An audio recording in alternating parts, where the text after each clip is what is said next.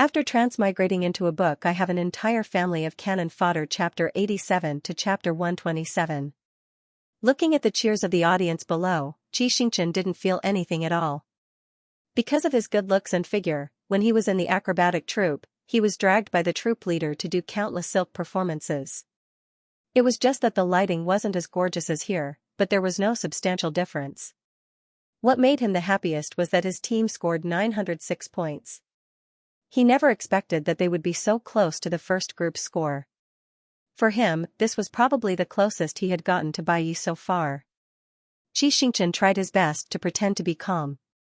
After accepting Yung Yuyang's interview and teasing, he led his team off the stage.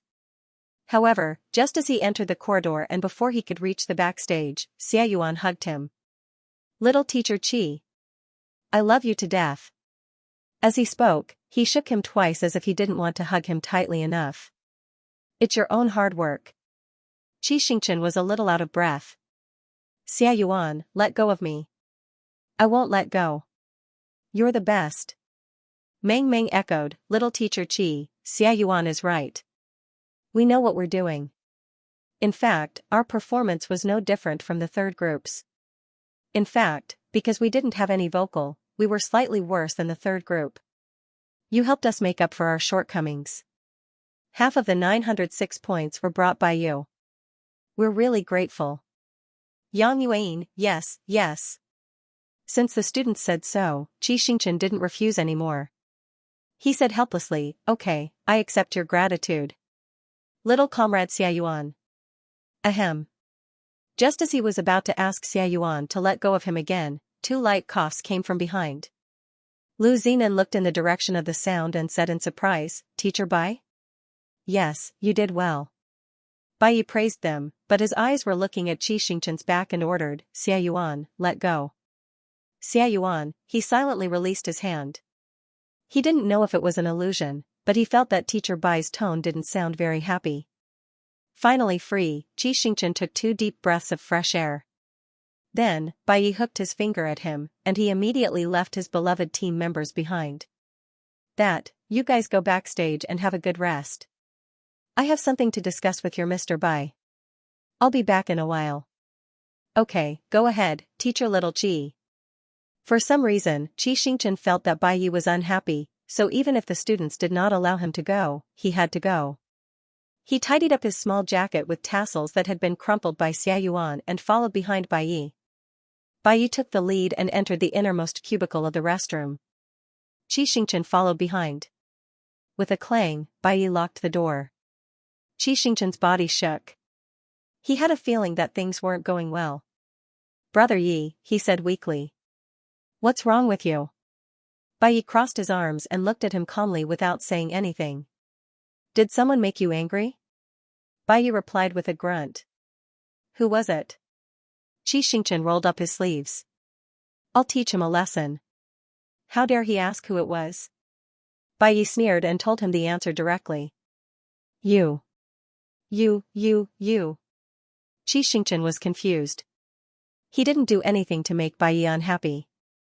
Was it Xiaoyuan? Xianxia guessed. The kid was quite happy to get a high score. He acted on impulse. "If you don't like it, I won't let anyone hug me next time." Why did this little fan think of this? Hearing his careful tone, Bai Yi couldn't bear to be cold to him anymore. He said patiently, "It's not because of that. It's because, why didn't you use a wire for such a dangerous performance?" Bai Yi said seriously. "Why didn't you tell me in advance?" Xianxia explained, "If I use a wire for the sling, it won't have the original exciting and elegant effect." As for why he didn't tell Bai Yi, he knew that if he told him, Bai Yi would definitely not let him perform. He deliberately hid it from Bai Yi. However, he also knew that Bai Yi was so angry. Because he cared about him. He was scared but happy. He was so happy that he could bubble when he opened his mouth. He thought for a while and reached out to grab Bai Yi's sleeve. He had already called him twice. The third time was quite smooth. "Brother, I was wrong. Bai Yi, I'll tell you in advance next time. Don't be angry, okay?" Who taught him to say that? Looking at his little fan's lips, Bai Yi's anger dissipated. Only heartache and helplessness were left, and impulse. He really wanted to kiss him. However, Bai would never let go of the one who made a mistake. He continued to maintain a cold expression. Do you think an apology will work? Xianxia asked back. Then what will work? Bai raised his left eyebrow. Oh. I get it. As if he could read Bai's mind, Xianxia kept holding Bai's sleeve with one hand and pressed Bai's chest with the other. He tiptoed slightly and leaned his head against Bai's lips. Bai, who had just finished his performance, pressed his warm little hand against his chest. He felt the warmth transmitted to him through the air. He could no longer hold back. He wrapped his arms around the boy's waist and lifted him up. Xianxia's feet could only touch the ground with the tips of his toes. He was so scared that he panicked and quickly hugged Bai's shoulders. In fact, the two of them were only half a head apart in height. The tragedy was that for the performance, Bai wore thicker marten boots, while Xianxia wore thin, soft-soled shoes. This caused him to have no choice but to stick closer to Bai to prevent himself from slipping off. In the end, he was almost hanging on Bai's body. With the intention of punishing his little fan, Bai's kiss was not gentle. Xianxia's lips soon turned red as their lips rubbed against each other. Ugh, perhaps it was because of the pain, Xianxia could not help but moan. Bai lowered his eyes and saw the little fan's misty eyes and the red corners of her eyes. His heart skipped a beat, and his breathing became chaotic. His hand could not help but reach under the fringe of his shirt. However, the moment he touched the boy's narrow waist, he regained his senses and quickly withdrew his hand. After the brief touch, Xianxia only reacted when he pulled away. His whole body was red from head to toe, as if he had been burned. I'm sorry. Bai put him down gently, his face apologetic. I couldn't control myself just now. Xianxia did not dare to look at Bai. He looked down at the tiles. His mind was filled with the feeling of being touched. Although he could not describe what it was, but it was very comfortable. He liked it. He took a step back and leaned against the door. He rubbed his toes on the ground and said in a voice as soft as a mosquito, actually, you don't need to control yourself. Bai. I'm your boyfriend, Xianxia said with difficulty. If you want to, touch me, touch me. Don't hold back. They were both men. It was normal for them to do something when they were aroused. Even if he did not know what to do or how to do it, he did not want Bai to hold back because of him. He was willing to cooperate. Hearing this, Bai did not have any more thoughts. He sighed softly. He knew that with the little fan's shy personality, he must have spent a lot of effort and courage to say those words. The little fan must like him very much. Bai's gaze softened. He leaned over and pinched the little fan's chin. He rubbed his thumb lovingly on his cheek and said softly, remember, you're my boyfriend. So your duty is to be liked by me, to be taken care of by me, to be protected by me, not to please me and become a tool for me to vent my desires. Xianxia was slightly stunned. Bai, got it? After a long while, Xianxia said softly, Bai looked at his red nose and eyes and pulled him into his arms. Also, I won't interfere with your normal interactions. Today, when Xiaoyuan hugged you, I was a little unhappy, but you don't have to take it to heart. I was too possessive. It has nothing to do with you. How can it have nothing to do with you? Xianxia said anxiously. It's my fault for making you unhappy. Where did this twisted logic come from? Bai was speechless for a moment. He pinched his nose as if punishing him. Because of his family background, Bai had known many rich young masters since he was young. All of them were very conceited. He did not understand why the little fan was always so unconfident and always put himself in a lower position. It was a pity that character could not be developed overnight, nor could it be changed once or twice. Bai planned to cultivate the confidence of his little fan in the future. It was Xianxia. How could he be covered up in dust? He looked at the young man opposite him and said word by word, you're good. Really good. Otherwise, I wouldn't have fallen in love with you. Really? Xianxia sniffed. He could not believe it. A week before the debut party, the mentor segment was officially broadcast. My time was coming to an end. both the topic and attention had risen to a new level. Looking at the momentum of the people online, it was definitely going to be this year's #1 variety show. And this year's newcomer king was almost going to come out of my time. The stage a week later had nothing to do with the mentors. There was no need to guide the trainees. Yong Yuyang and the others went to catch up on their jobs or went home to rest. Including Wei Qin. Since the mentor segment, he had lost a lot of weight. He had been walking around Xianxia and Bai Yi. He did not speak to them anymore. Xianxia admired him. He left when he realized that he could not compete with them. He had preserved his dignity as a man. Bai Yi and Xianxia both chose to stay in the show. They knew that after my time ended, Xianxia would be joining the cast of an online drama. Bai Yi also had a lot of work to do. When the time came, they would be separated. One in the south and the other in the north. They did not know when they would meet again. Now, they could spend more time together. At 8 o'clock in the evening, Xianxia ordered a cup of pearl milk tea. He opened the East Orange app in advance and curled up on the sofa, staring at the screen in case he was stuck for a long time like before. When he saw the first scene, he almost spat out the pearl milk tea. In the room for blind mentors, Xia Yuan held a name tag and muttered, "Which one is Teacher Bai?" Then Meng Meng came in with a name tag. "Which one is Teacher Bai's song?" Then Lu Zinan came in. "Teacher Bai will probably like the style of somebody. I choose the fourth group." Xianxia's face gradually darkened. Why do these brats like my boyfriend so much? After the blind selection, Xianxia saw the scene. When they found out that the mentor behind the fourth group was him, a hint of reluctance flashed across the brats' faces. The live comments frowny face 2333 Xia Yuan is too childish. He doesn't know how to hide his emotions at all. Meng Meng must be unhappy that he didn't choose Brother Yi. The scapegoat said that he thinks everyone is unhappy not because he didn't choose Brother Yi, but because he chose Xing Guang as the observer. "I'll escape." Fortunately, the scapegoat said that. Otherwise, a certain fan base would soar and become more and more arrogant.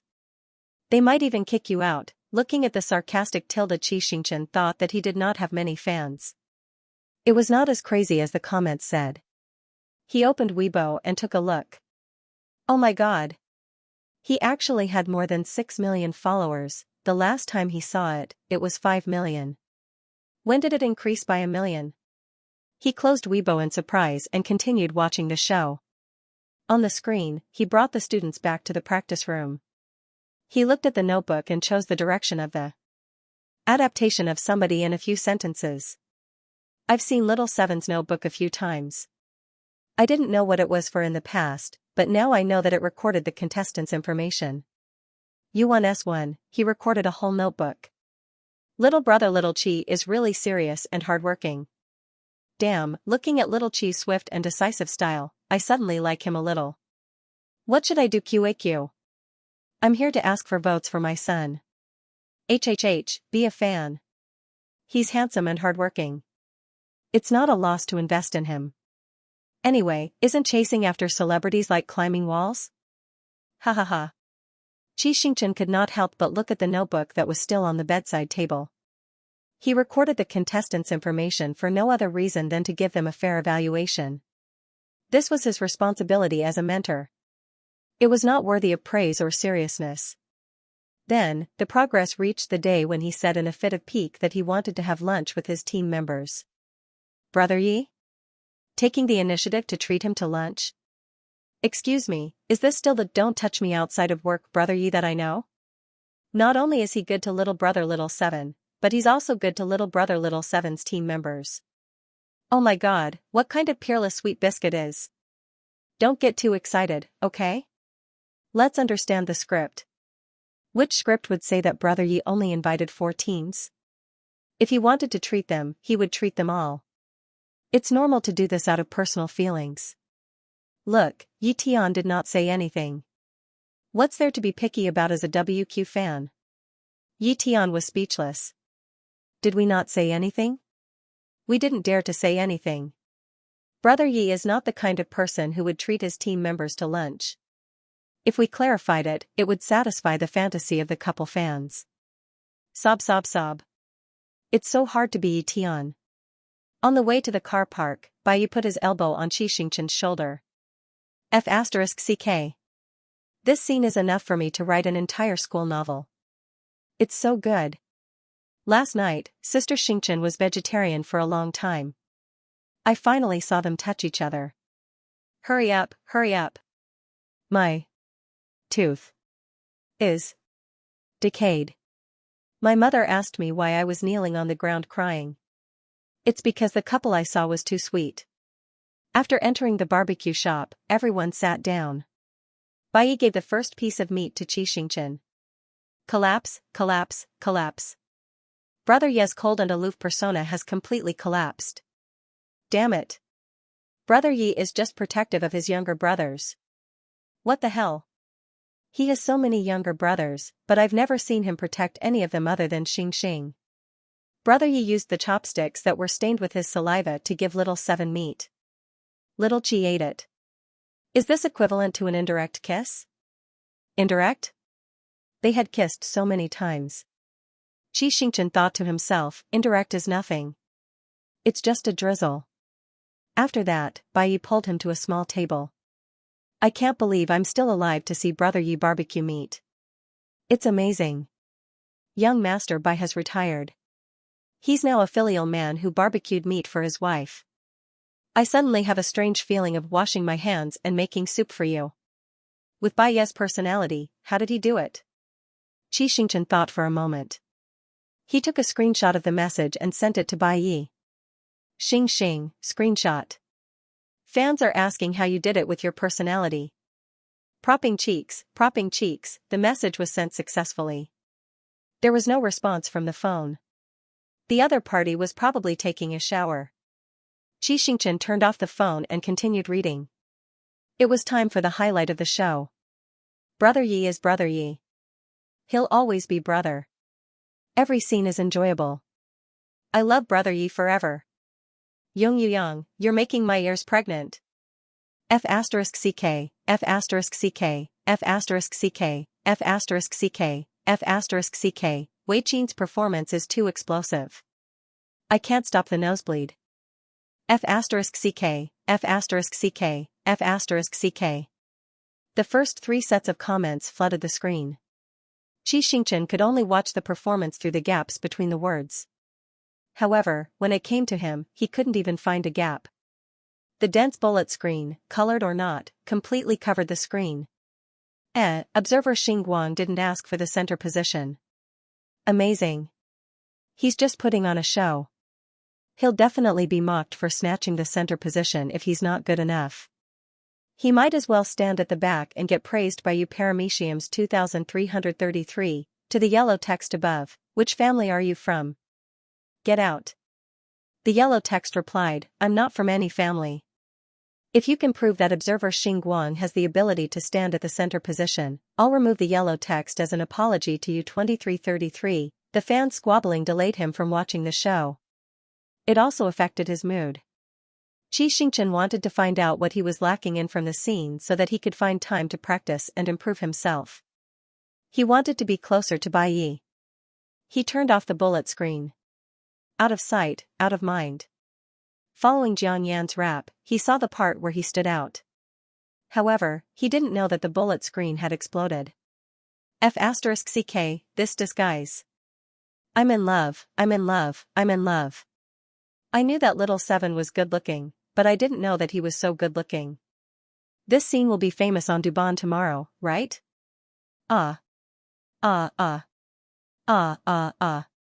He's flying. He's flying. I'm a groundhog. As if the moon was covered by light clouds, as if the wind was returning snow. When I saw this scene, this sentence flashed in my mind immediately. He is really an immortal who descended to the mortal world. Sister is talented. Admirable, admirable. Sister is talented. Admirable, admirable. Don't break the formation below. The audience played with the bullet screen for a while. Then, someone remembered. Hey, where's that Huangzi? He said that he would take off his colors and apologize. Did he run away after seeing that I, Xianxia, was a fairy? I'm Huangzi. I didn't run away. I took off my colors. DBQ Xingguang JJ, I apologize to all of you. I apologize to Teacher Qi. Teacher Qi is indeed capable. Alright, seeing that Huangzi was sincere, everyone let him go and continued chatting. After watching the performance of Heavenly Fairy, I've become a fan. Please accept me in Xingguang's organization. Me too. Accept me while you're at it. Ha ha ha, my sister also became a fan just now. She's only 8 years old this year. TSK, don't you feel that something's wrong? Everyone watches talent shows because they're fans of the contestants. We're actually F*King, fans of the mentor? She seemed to be right. Through the internet, the audience was dumbfounded. Why did people watch talent shows and pick their own brothers, but they did the opposite and picked their mentor? After thinking about it for a while, they still couldn't come to a conclusion. The new Xingguang waved their hands. Forget it, forget it. Little Qi is so handsome and has such a strong personality. He's just too charming. It's all his fault. Okay. Let's happily pick mentors together. One person wrote a blood letter begging Dongqing to open up a mentor voting channel. 2 people wrote a blood letter. 3 people wrote a blood letter. Unexpectedly, the development of the situation had deviated from the track. After the show was broadcast, the trainees were having a peaceful time.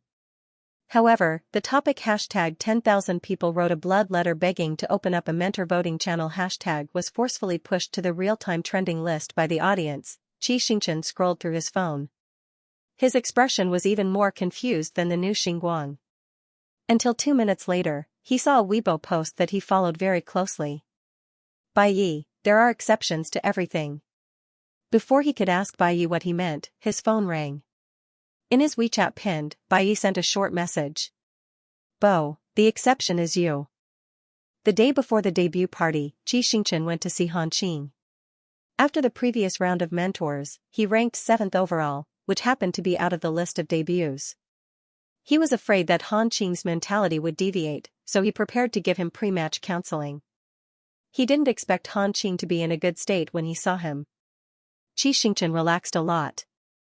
Aren't you nervous? No, I'm already very satisfied to be able to make it this far. Han Qing smiled. I'm lucky to be able to debut. If I fail, I'll go back and continue to practice. Xianxia was surprised. You're only 1 place away. Don't you feel regretful? No, if you didn't give me this opportunity to practice, I might have given up. Han Qing was about the same age as the original owner, just over 21 years old. At this age, if his family was average, his family probably wouldn't support him to continue pursuing his dream. Under the pressure of reality, he would put away his sportswear, change into leather shoes and a suit, go to the recruitment center, submit his resume to various websites, go to work step by step, buy a house, get married, and have children. Wasn't this kind of life happy? Maybe it was very happy. After all, everyone lived their lives like this. Then, would he regret it? It was like drinking water, and only he knew whether it was hot or cold. Those initial dreams might be gradually worn down and smoothed out in the daily life of a wife and children. But maybe when he retired, he would hold his granddaughter in his arms one day, take out a photo of him when he was young, and tell her with a distant gaze, Grandpa loved singing and dancing when he was young, the kind that couldn't stop once he started dancing. He was no longer young, but he would always remember his passion. Hearing this, Xianxia felt a lump in his throat. But he didn't want to affect Han Qing's state before the competition, so he took a deep breath and encouraged him. I saw the votes, the gap between you and the 6th place is very small. Your fans must have accumulated ammunition, and there's a high chance that you'll debut. Perform well tomorrow, and I'll be waiting to sign the contract with Dongqing. In the online talent show, fans would usually accumulate a certain amount of votes for the final push. He didn't know how many fans Han Qing had, nor did he know how many fans the 6th place had. But the gap between the two was indeed small, and there was a high chance that they would surpass each other. Got it. I'll do my best just like you. The rest is up to fate. Han Qing revealed her canine teeth. Go back quickly. It's not good to let others see. Xianxia nodded. Good luck. That night, no one could sleep well. The trainees were worried about their future, while Xianxia was worried about Han Qing's future. At 11:30 p.m., Xianxia hid under his blanket and tried to send a message to Bai Yi. Are you asleep? 5 minutes later, Bai Yi replied, open the door. Xianxia sat up like a carp and got off the bed. She opened the door and poked her head out to look around. Only when she found that there was no one in the corridor did she let Bai Yi in. Bai Yi didn't know whether to laugh or cry. We're both men. Even if I'm photographed entering your room, others won't be able to guess anything. You don't have to be afraid. The more he liked her, the more cautious he was. Xianxia didn't dare to use his identity as a gay to cause trouble for Bai Yi. He smiled foolishly and didn't say anything.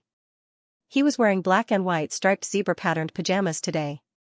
Bai Yi pinched the black ears on the pajamas cap and said with interest, why haven't I seen you wear this before? Some time ago, Xianxia basically pulled a t-shirt over and went to sleep after putting it on. Later, when he went to the trainees' dormitory, he found that the boys were wearing all kinds of pajamas. They were cute and lively and looked especially festive and happy. He guessed that Bai Yi would also like this kind of pajamas, so he specially asked and ran to buy a set. I just bought it. He was a little embarrassed. Does it look good? Bai Yi, did you wear it specially for me? Xianxia, how did he know everything? Seeing that his little fan didn't speak, Bai Yi knew that he guessed right. He sincerely praised, it looks good. Xianxia, hee hee. After being happy for a while, he realized that Bai Yi was still standing by the door. He quickly tidied up the sofa. Sit. Bai Yi sat down. Can't sleep? Yes.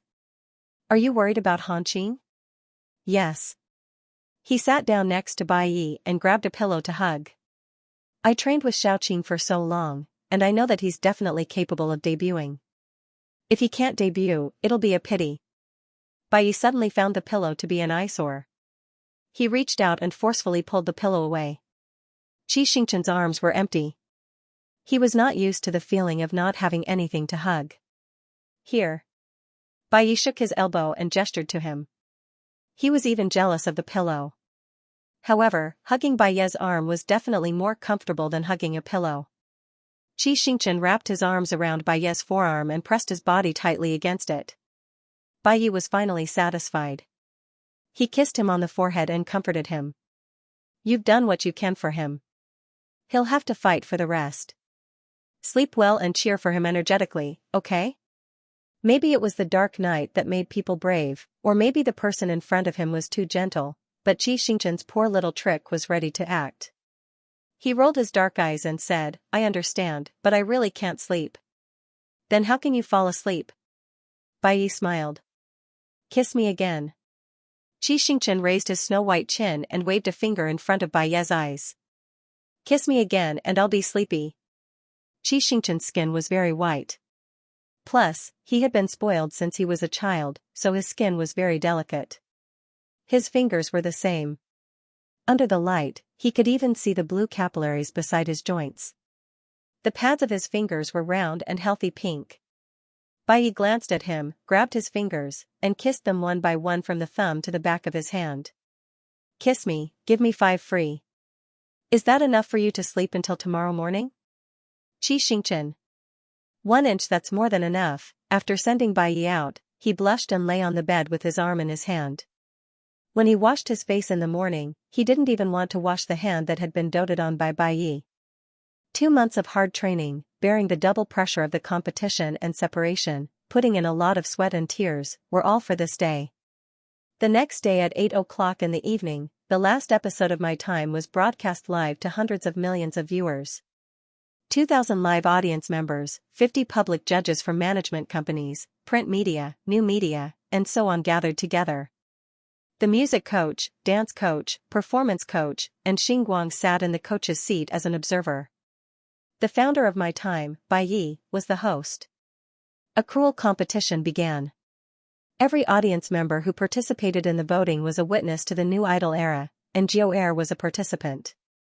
Fortunately, after 3 hours of voting, in the end, Han Qing beat the original 6th place by a small margin and rose to the top of the list of contestants. The moment the results were announced, his first reaction was to look at Xianxia, his eyes full of gratitude.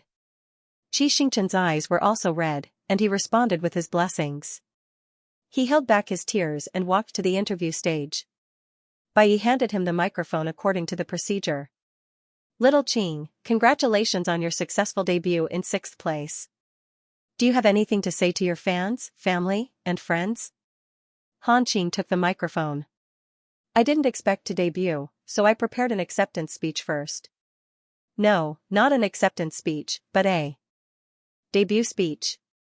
I was too excited, I'm sorry. First of all, I want to thank my fans. They worked hard and voted for me to be in this position. Without them, I wouldn't be here today. As he spoke, he bowed deeply in the direction of the camera. Thank you for your efforts. I will work harder in the future and face you with a better face. Thank you. Secondly, I want to thank my parents. Thank you for not stopping me when I decided to become a trainee. Thank you for not mocking me when I was mediocre. Thank you for indulging me to this day and stepping onto the stage of debut. Finally, I want to thank someone. At this point, his voice became more and more choked, and he couldn't help but burst into tears. Bai Yi stuffed a tissue into Han Qing's hand. Han Qing sniffed and paused for a while before saying, he was the one who gave me this opportunity and brought me to practice. He kept encouraging me. That's why I can stand here. That's right. He paused and turned to the coach's seat. He is my boss, my friend, and my teacher, Xianxia. Before coming to my time, he dragged me through a month of devilish training. How devilish? Let me show you. He took out his phone, opened the photo album, and zoomed in on the camera. It was a class schedule. Xianxia was very familiar with it, because he was the one who made it. Every day, we had to maintain 14 hours of high-intensity study, and 2 hours of self-study, which was equivalent to 16 hours of practice time. Other than sleeping and eating, we spent all our time in the practice room, and this went on for a month. Perhaps you think that as a trainee, it's normal to put your life on the line to practice, but... He took a deep breath. Xianxia is not a trainee, he is a coach. He could choose not to do this, but he didn't. So, no matter what you think of his strength, in my heart, he is my teacher. As soon as he finished speaking, Han Qing bowed deeply in the direction of the coach's seat. Little Qing, you. Xianxia did not know what to say, and quickly stood up to stop him. However, Han Qing said, don't stop me, we are too close. I can't say it normally, but I can only say it here. Thank you, I can only stand here because of you. This stage is mine, and it is also yours. As a cultivation talent show, the group interviews after the debut had nothing to do with the coaches. Today, all the eliminated trainees came, and the scene was half excited and half sad. East Orange was afraid that the situation would go out of control, so they did not prepare a celebration party. After the group interviews, they discussed the restrictions with the trainees and generously let them stay for one more night. The next day, they would be sent back to their respective companies, and after signing the contract, they would come up with a plan for the event. The hotel was also reserved for the coaches for one more day. With Bai Yi about to leave, Xianxia could not bear to sleep. He even ignored Han Qing, turned off his phone, and curled up on the sofa with Bai Yi, chatting the whole night. When they had to leave, Bai Yi sent him to the nanny van. Xianxia pretended to be calm and asked, does our agreement from last time still count? Bai Yi knew that the agreement he was talking about was a video call every day, so he naturally agreed. It still counts. Okay. Xianxia nodded. I'll go first. Tell me when you arrive at the airport, and be careful. After saying that, he was afraid that Bai Yi would not be willing to leave, and he was also afraid that he would not be willing to leave, so he closed the car door and left. And Ran was confused by their riddle-like words. After driving for 10 minutes, she carefully asked, Xing, what did you agree to with Brother Yi? Nothing. Xianxia covered himself with a small blanket and faced the car window. His voice was a little muffled. Sister and Ran, I'm going to sleep for a while. Wake me up when you get home. Xianxia had always been good at handling emotions. When Enran woke him up, he had almost recovered. Except for his eyes that were a little bloodshot, everything else was normal. This time, he left in a hurry, and there were no specialties or souvenirs to buy in CDS. He did not buy any gifts for his family, so he decided to take some time to go to the mall near his home to buy some seasonal clothes for his brothers and sisters to make them happy. He did not tell his family the exact time he would be back. When he dragged his luggage and unlocked his fingerprint, there was only Xianxia in the small study on the second floor, who was drawing designs. "Sister, I'm back." Xianxia was back? Hearing the sound, Xianxia immediately threw down the condenser pen and ran out without putting on her slippers. "Xianxia, you're back so early. I thought you would be back at night." Even at home, she was not sloppy at all. She was wearing a loose beige knitted sweater with a brown long gauze skirt. Her hair was loosely tied up behind her head, and she wore a pair of black-rimmed anti-blue glasses. She was beautiful without makeup. Seeing his sister, Xianxia's mood improved greatly. He was in the mood to joke. "So in your heart, I'm a person who doesn't care about his family." Xianxia wanted to nod, but then she controlled herself.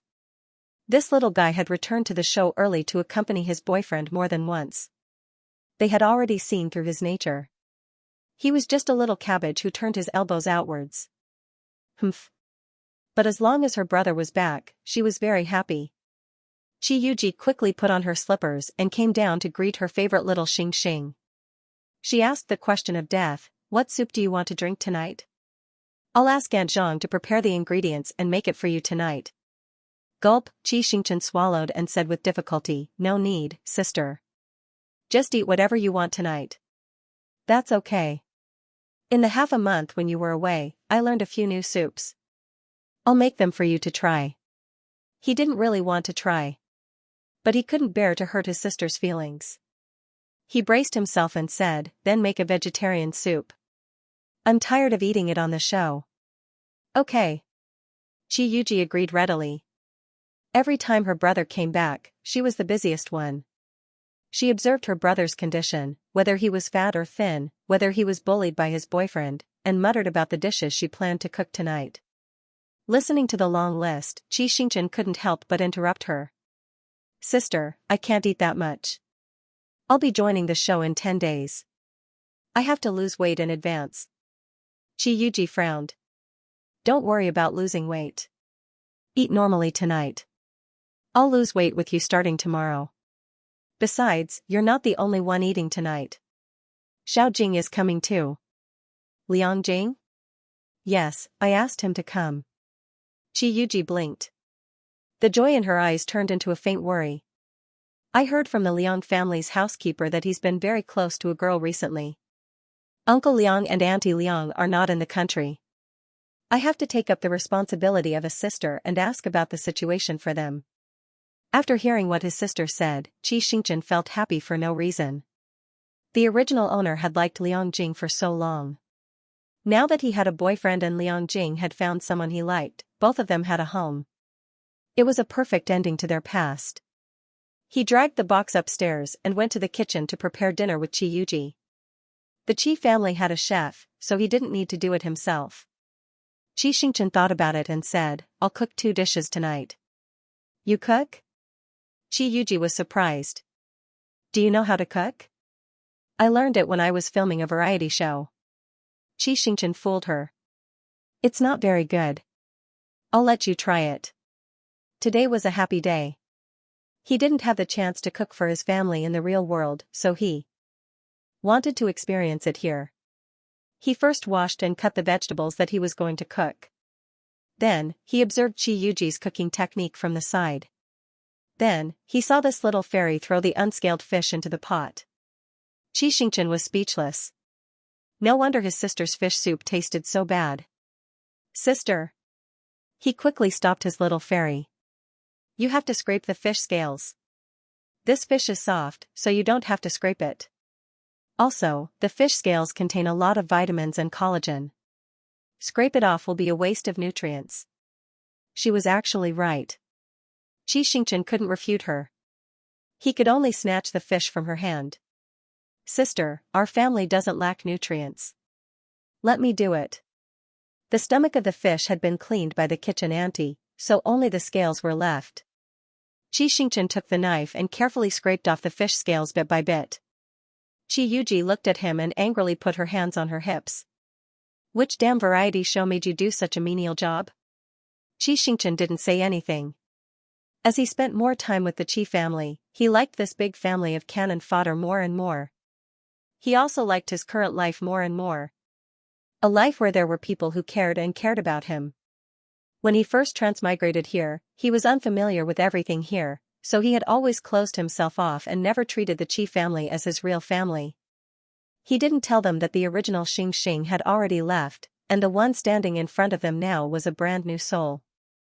Now that he had a deeper understanding of the Qi family and was getting along better with them, he did not want to continue hiding from them.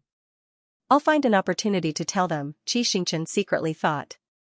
"If they can accept it, he will be filial to them on behalf of the original owner. If they didn't accept it, he would try his best to find clues and see if he could get the original owner back." After all, this was the book world. If the storyline ended, they might be able to return to the starting point. Fearing that Qiuji would be suffocated by the smoke, Xianxia coaxed her out. About half an hour later, the 3 dishes he had cooked were ready. The chef was only left with the last 2 dishes. He washed his hands and went out, ready to change into clean clothes and wait for dinner. Then, he saw Liangjing holding a bouquet of flowers in the living room. He was facing the vase and discussing with Qiuji how to match it better. "Liangjing," Xianxia greeted him with a smile. "How have you been? Is the clinical trial going well?" Liangjing's back stiffened and he turned around. The moment he saw his face, Xianxia almost thought that he had recognized the wrong person. Liangjing's body was well proportioned, and his face was handsome and gentle. But now, his face was pale with a hint of yellow. His cheeks were slightly sunken, and there were dark circles under his eyes. His lips were pale. It was obvious that he was not in a good state of mind. "You don't look well. Did you encounter some difficulties with the project?" Xianxia felt a little distressed. "No." Liangjing glanced at him and then looked away. "Maybe I didn't rest well during this season, so I'm not in good spirits." "It's okay." "Really? If there's anything, just tell me. I'll help you as much as I can." Liangjing nodded softly and continued to arrange flowers with Qiuji. Although he did not have much contact with Liangjing, Xianxia could clearly feel that Liangjing's attitude towards him was a little strange today. He vaguely remembered that on the day he picked up Liangjing at the airport, the other party wanted to touch his head. When Liangjing went to visit him in S-City, he also put his arm around his shoulder and acted very intimately. Baiyi was even jealous because of this. But not once was he as distant as he was today. With Qiuji around, it was not convenient for him to ask. He stood there and thought for a moment, then continued to walk to his room. After a simple shower and a change of clothes, Xianxia and Father Qi were already back. "Oh, look who this is. Isn't this our little Xianxia?"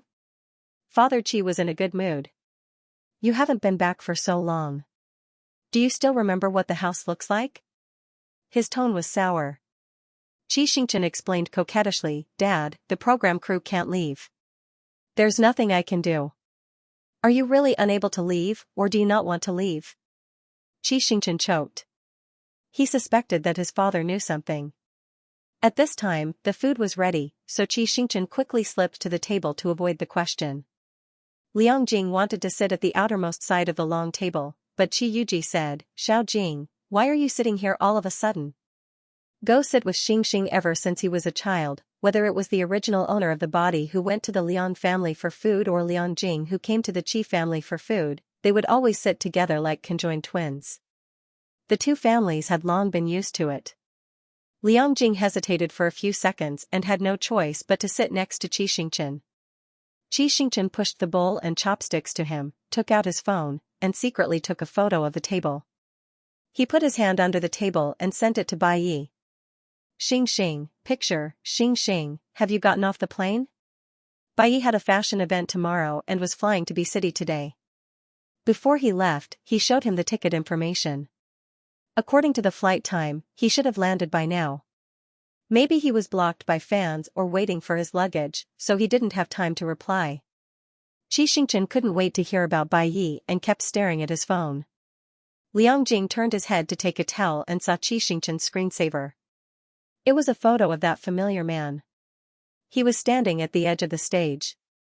Although only the side of his face was shown, it couldn't hide his strong aura. He was proud, noble, and dazzling. Liang Jing sneered. He didn't know if he was laughing at himself or at Xianxia, as a public figure, daring to use Bai Yi's photo as his screensaver. How much did he like it? Not long after, the Qi family all sat at the table. Everyone was very familiar with each other. Father Qi said simply, "Welcome, Xiao Jing. I won't say much. The Qi family is your home. Take whatever you want." "Okay," Liang Jing said politely. "Thank you, Uncle Qi." Because of his upbringing, the Qi family and Liang Jing ate very quietly. Most of the time, they ate by themselves and talked from time to time. Therefore, the vibration of the phone on the table was very obvious. After a short buzzing sound, Father Qi said, "Whose phone is it?" "Yun Xiao, didn't I say that you're not allowed to deal with unimportant business during dinner?" Xianxia was speechless. "Well, Dad." Xianxia raised his hand weakly. "This is my message." "Oh, hurry up and reply. After that, you can eat in peace."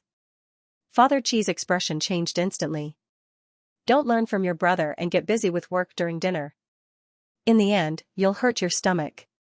Xianxia was speechless. Who did he offend? Fine, for the sake of his beloved Xianxia, he would endure it. However, the two brothers knew that their father only said that for the sake of their health. Xianxia obediently glanced at the message. "Bo, I just arrived at the hotel. The receptionist at the check-in desk happened to be my fan. I gave her an autograph, so I didn't reply to your message. Bo, is this dinner?" Looking at the long explanation, Xianxia couldn't help but smile. When the two of them first met, Bai Yi always spoke 2 or 3 words. He never said much, nor did he explain patiently. Bai Yi was changing for him. He was so happy. Xianxia instantly forgot about his father's instructions. He held his phone with both hands and typed seriously, "It's dinner. Is it sumptuous?" "Bo, sumptuous, Xianxia, there are 3 dishes that I made. Guess which 3? Bo, stewed beef brisket with tomatoes, sauced okra, and fried squid with soy sauce." "Xianxia, how did you guess?" "Bo, you cooked in Poor Traveler." "That's because I realized that you're better at simple home-cooked northern dishes." That was indeed the case. Xianxia sighed inwardly. God shouldn't be so biased when he created humans, okay?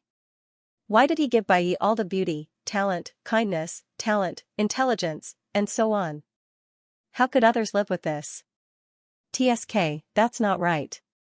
Xianxia thought about it again. The heaven-defying Bai Yi was his. That means, when God created him, he maxed out his luck attribute, ha ha ha ha. Xianxia tried his best to keep his mouth shut so that his family wouldn't notice his abnormality. He continued to type, "Okay, you're smart. When are you going to eat?"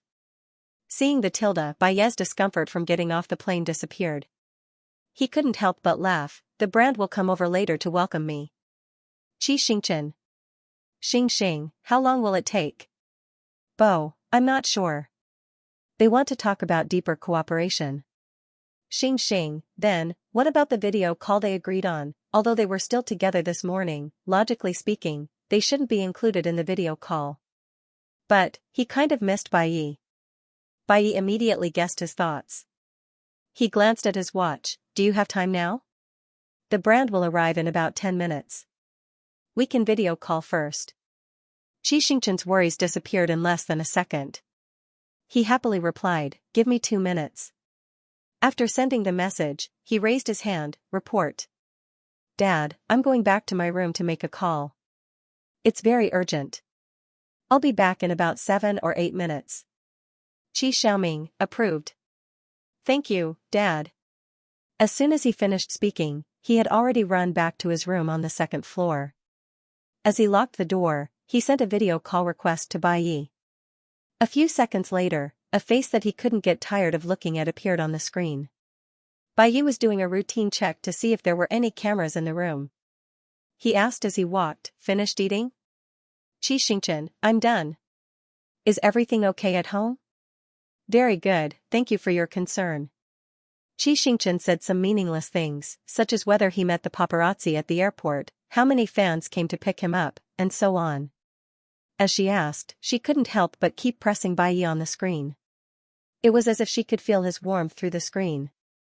Therefore, after Bai Yi confirmed that there were cameras, he looked down and saw the fan's eyes wide open and her fingers blindly swiping on the screen.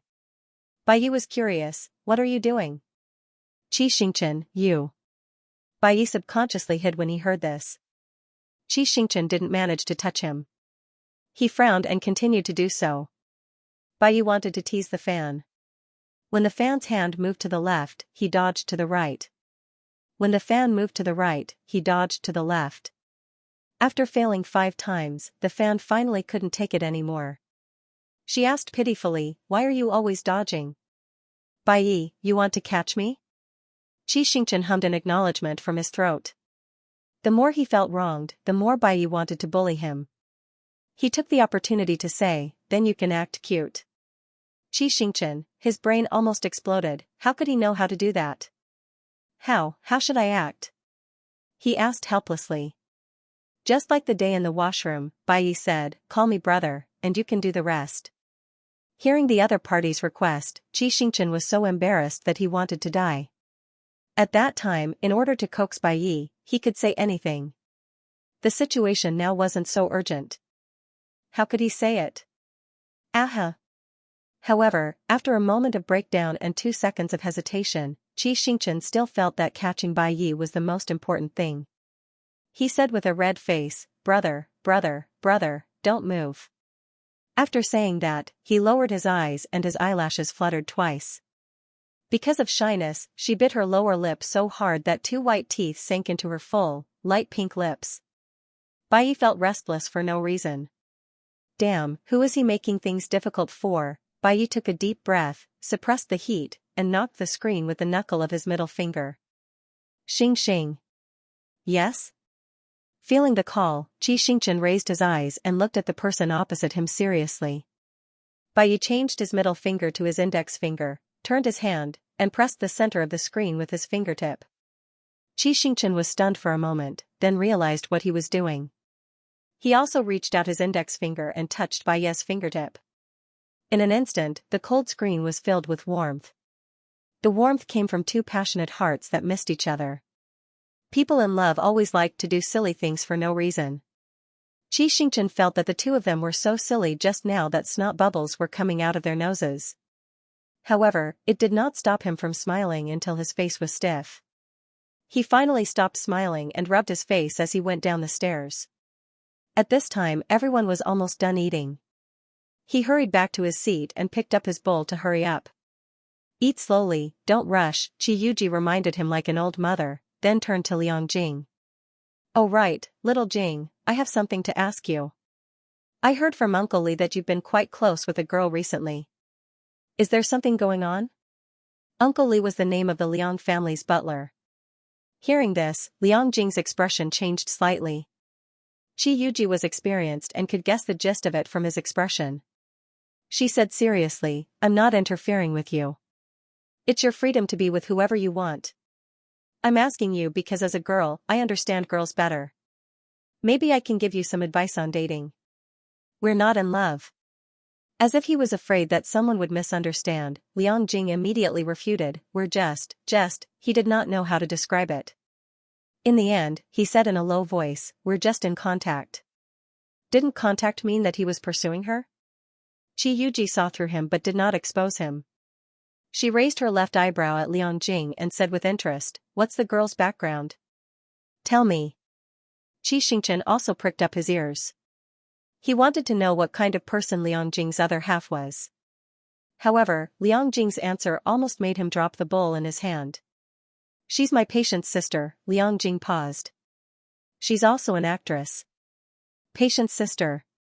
Actress?" Xianxia's mind was buzzing. He ignored Qi Yuji's half-finished question and said in disbelief, "You mean Sister Tao Tao?" After 15 seconds of silence, Liang Jing nodded. Qi Xianxia put down the bowl and chopsticks and hid his hands under the tablecloth. He was trembling badly. Even though his heart was full of Bai Yi, Qi Xianxia often sent messages to Qi Jiazi recently to ask about the two brats. As he expected, Tao Xin's physical condition was still the same, but his psychological condition had improved. It was said that his personality had become more cheerful. Sometimes, when he was happy, he could eat a big bowl of rice. This was a good sign. Therefore, he thought that Liang Jing would not go to the step of donating a kidney. Who would have thought that at some point in time, Liang Jing would actually walk so close to Tao Tao? In fact, if Tao Tao and Liang Jing could be together, it might not be a bad thing.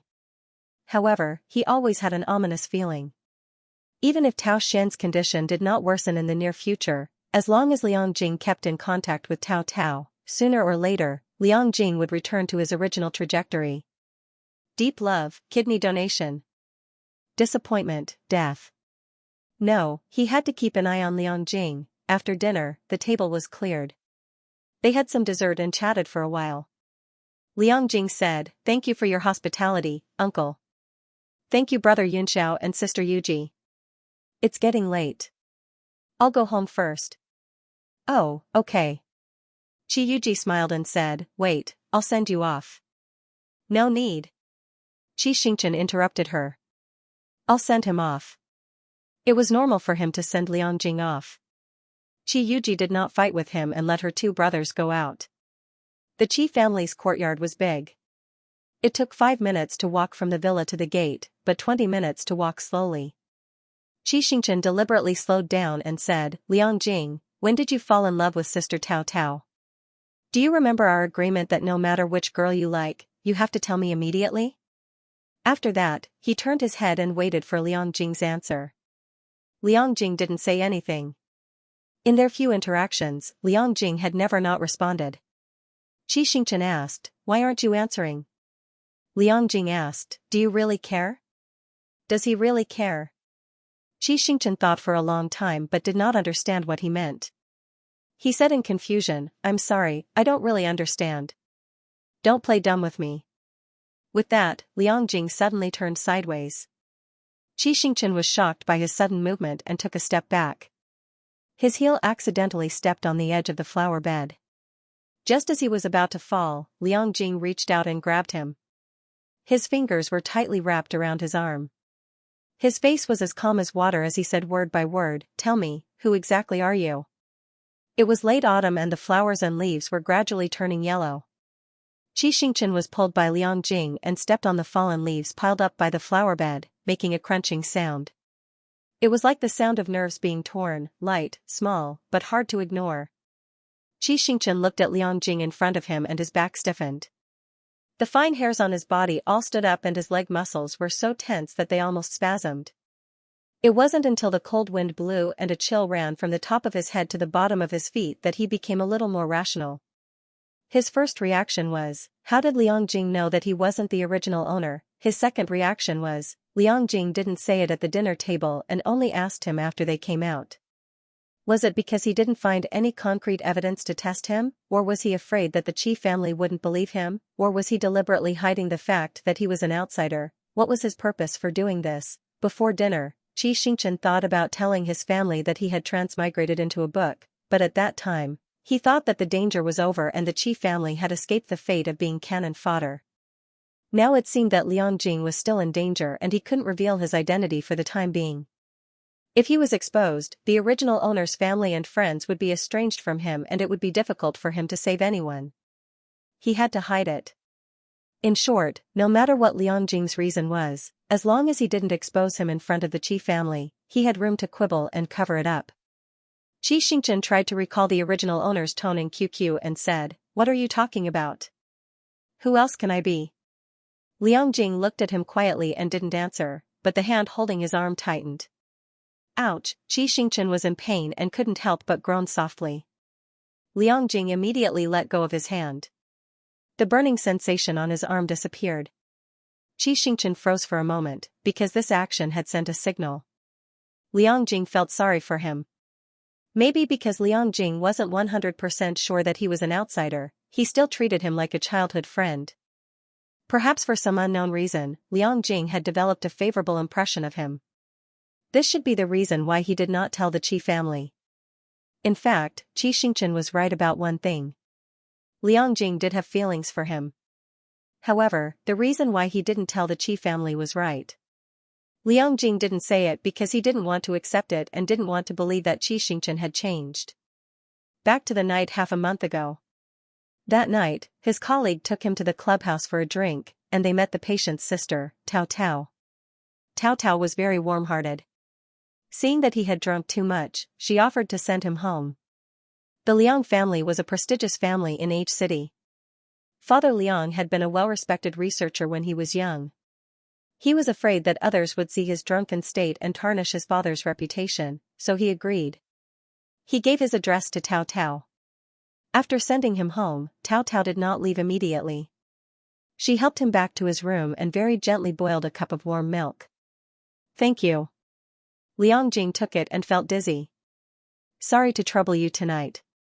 I'm very busy with work and don't have time to take care of Xiaoxian. You've been taking care of him for me. I should be the one thanking you," Tao Tao said as she sat by the bed. Liang Jing was drunk, but he knew that it was not appropriate to let a girl stay in his room. It was fine for a man like him, but if word got out, it would ruin the girl's reputation. So he quickly finished the milk and prepared to chat with her for a while before asking someone to send her to the car. Tao Tao's voice was gentle. "How are you? Are you feeling better?" "A little better. I heard from Xiaoxian's attending doctor that you're in the lab every day. Why did you think of drinking today?" Tao Tao slightly widened her eyes. Her eyes were sparkling and looked very beautiful. Did something sad happen? When the reason for drinking was mentioned, Liang Jing had a splitting headache. He was not the kind of person who liked to talk to others, but maybe the alcohol made his willpower weak, or maybe it was because Tao Tao's tone was too gentle, he couldn't help but confide. "Because this morning, the person I like told me that he has someone he likes." The words of a drunk person were illogical. Tao Tao did not seem to understand the meaning behind this sentence. It took her more than 10 seconds to react. "So that's how it is. To tell you the truth, I have a similar experience too. The person I like is now very close to another person. I can understand how you feel. You must be very sad and reluctant to part with him. Who is the person you like? Is it a friend or a colleague? Can you tell me?" Hearing that Tao Tao didn't hesitate to tell her own experience in order to comfort him, Liang Jing couldn't help but feel touched. However, Xianxia was a public figure. He was afraid that it would be disadvantageous to Xianxia, so he said vaguely, "The person I like is the neighbor's sister. Childhood sweethearts who grew up together." Liang Jing said, "The pavilion closest to the water enjoys the moonlight first. Also, girls easily develop feelings for the big brother next door." Tao Tao was puzzled. "Why didn't you pursue her earlier?" "Because," Liang Jing paused and smiled bitterly. "When he liked me, I didn't like him. When I found out about him and fell in love with him, he had already fallen in love with someone else?" Liang Jing nodded. Hearing this, Tao Tao seemed to have realized that something was wrong. She blinked. Her big blinking eyes coupled with her puzzled expression made her look unusually cute, serious, and trustworthy. She sighed. "The scariest thing in a relationship is being late. It would be great if you could find her shining point in advance." Earlier. Liang Jing recalled Xianxia when he was a student and shook his head. "He wasn't like this originally." "What do you mean he wasn't like this originally?" "How should I put it?" Liang Jing said. "After I left the country, it was as if he was a completely different person. The changes were huge. In the past, he liked it when I touched his hair. Now, he's especially resistant to my touch. In the past, he couldn't wait to send me messages all the time. Now, I can go a month without receiving any messages from him. Most importantly, I know how much he relies on me. How could he let go of me so quickly?" At this point, Liang Jing's voice lowered.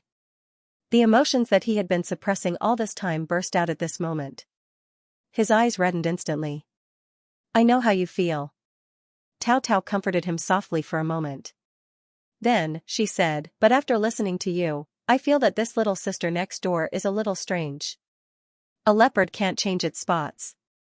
No matter what happened to her, it takes a certain process to change.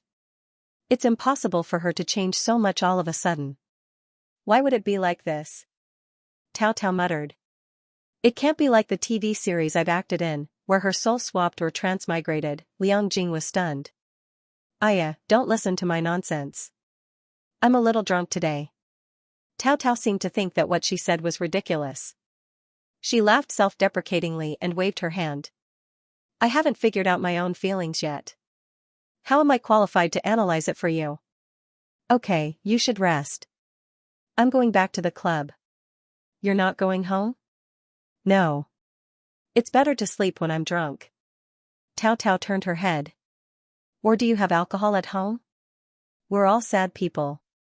We can drink under the moonlight and not go home until we're drunk. For some reason, Liang Jing agreed to her suggestion. As a result, after not going home until we're drunk, when he opened his eyes again, Tao Tao's clothes were messy on the bed. It could even be said that she was naked. For a moment, he didn't know how to react. Tao Tao was also very flustered. She hurriedly put on her clothes and ran away. After locking himself in the room without eating or drinking for 2 days, he finally accepted the fact that he had ruined the girl. Father Liang had always taught him to treat sexual relations with caution since he was young. If it happened accidentally, he had to be responsible like a man. This was also why he chose to leave after receiving Xianxia's confession. He didn't dare to make promises easily, and he didn't want to casually break the heart of the people close to him. He wanted to give himself time to understand his feelings, and also wanted to give the other party time to think carefully. However, all of this was annihilated in a drunken mess. He had to contact Tao Tao and tell her that if she felt wronged, he could give her the identity of the young mistress of the Liang family. Even if he didn't like her, even if he knew that Tao Tao didn't like him either. Tao Tao's response was vague. The general idea was that she wasn't familiar with him and didn't know how to choose. Her heart was in a mess. Therefore, he had been trying to contact Tao Tao recently and help Tao Tao choose. Sometimes, he would ask Tao Tao to come to the hospital, and he would chat with her and eat with her. Fortunately, the Liang family had a food and beverage business, so their frequent meetings weren't discovered by the media. Only the butler found out through the restaurant's manager that the young master was very close with a girl. He reported it to Mother Liang, and it passed through Qi Yuji's ears. That night, under Tao Tao's unintentional words, he increasingly felt that the person he knew now was not the Xianxia of the past. In addition, Tao Tao's existence made him mentally and physically exhausted. He hadn't had a good meal or a good night's sleep for a long time. He was dispirited, and his complexion couldn't be any worse. The saddest thing was that Liang Jing stared straight at Xianxia in front of him. Even if the person opposite him really changed souls, he still couldn't not like him. He was already hopelessly in love with him.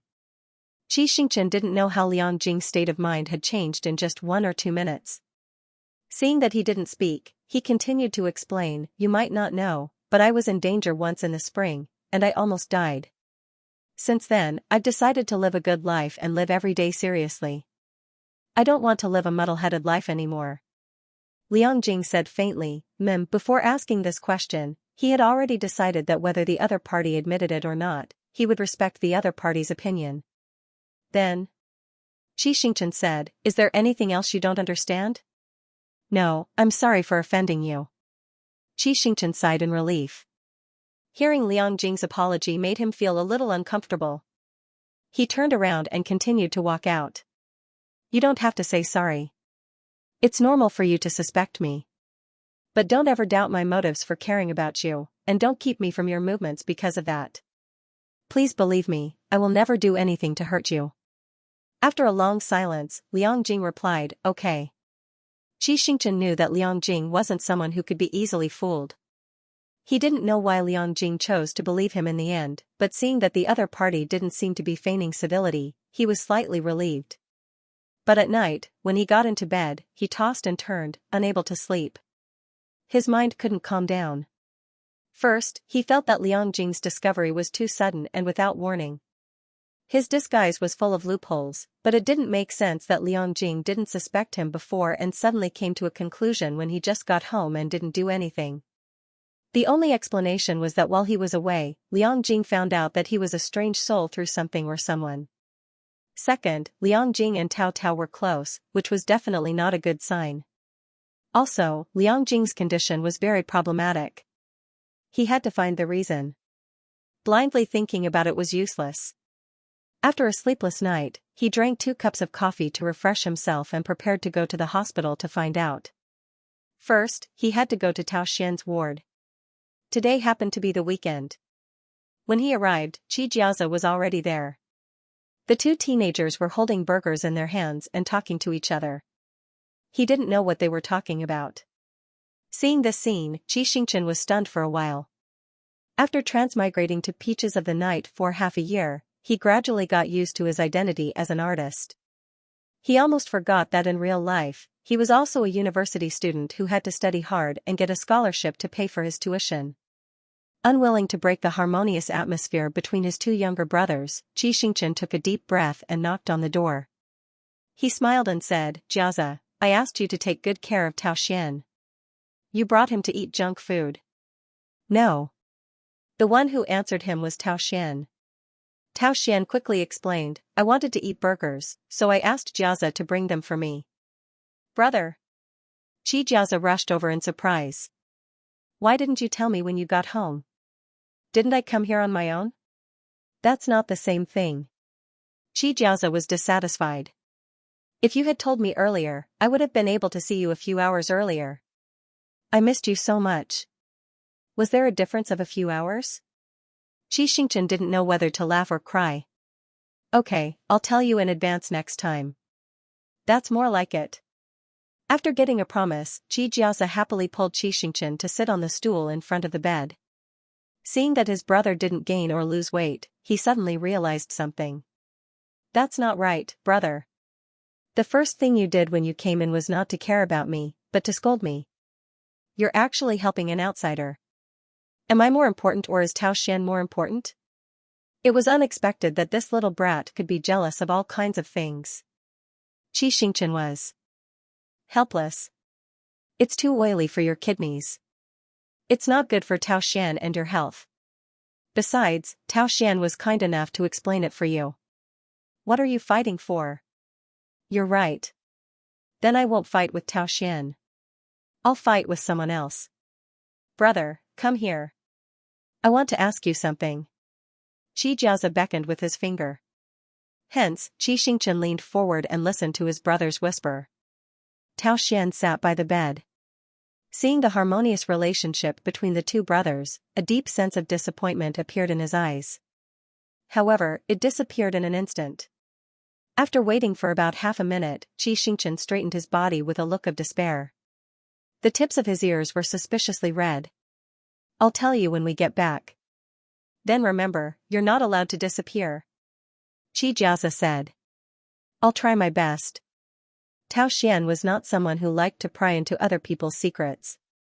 He looked down and pretended not to hear the 2 talking in riddles. After dealing with Jiaza, Xianxia spoke to him first. "Little Xian, you look good. Looks like you've been recuperating well." "I'm fine. Thank you for your concern." "Tao Xian." Jiaza could not take it anymore. He poked Tao Xian's shoulder. "He's my brother. You have to call him brother too." "Hurry up." Xianxia was speechless. "Oh my god, this little brat is still acting like a school bully? Did Tao Xian become autistic because of me?" He opened his mouth to reject, but before he could say anything, Tao Xian said softly, "Brother Xing." Xianxia was speechless. "Sigh. It's fine. You don't have to listen to Jiaza. We're about the same age. You can call me whatever you want." Jiaza snorted proudly. "That won't do." Xianxia did not want to talk to him. He picked up an apple from the bedside table and chatted as he peeled it. "By the way, little Xian, you're in such a good mood. Is it because your sister comes to visit you often?" Liang Jing and Tao Tao were close friends. This meant that Tao Tao was in H City recently. It was normal for her to visit her brother often. My sister? Tao Xian did not know why he asked this question. She hasn't come to visit me recently. Xianxia, not even once? Nope, Tao Xian was confused. What's wrong, brother Xing? Did my sister go back to H City?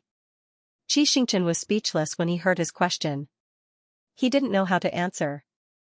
If he told Tao Xian that his sister came back but didn't come to see him, he would be very upset. I'm just asking, Xianxia handed him a peeled apple and said vaguely, I've been busy recording the catalog and haven't been in contact with Sister Tao Tao. Oh.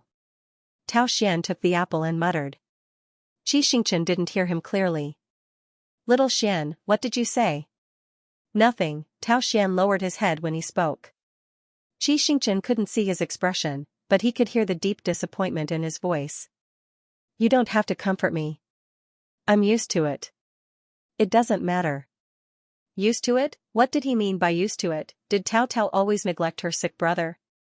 Little Xian, Xianxia felt more and more upset as he thought about it. Sister Tao Tao, is she always like this? Tao Xian shook his head and didn't say anything. Xianxia wanted to ask more, but at this time, Tao Xian's expression was getting worse and worse. He was afraid of triggering Tao Xian's negative emotions, so he didn't dare to continue asking. Otherwise, Xiaoxia's efforts during this period would all go to waste, and the gains wouldn't make up for the losses. But thinking about it carefully, if Tao Tao was busy with work and didn't visit Tao Xian the last time he came to the hospital, it was understandable. But now that Tao Tao and Liang Jing were so close, and Liang Jing's range of activities was limited to the hospital, Tao Tao didn't visit Tao Xian anymore. Wasn't it a little strange? It was completely different from what was described in the original text of The Peaches of the Night, where the female lead and her younger brother depended on each other for survival and had a deep relationship. Is it possible? Xianxia's mind raced as a terrifying thought suddenly popped into his head. Is it possible that Tao Tao also has her own consciousness? Therefore, he no longer strictly adhered to the settings of the characters and the plot. Instead, he began to follow the plot according to his own ideas. Therefore, he no longer cared about his younger brother like he did in the original work. He even threw his younger brother aside after using him to complete a small plot.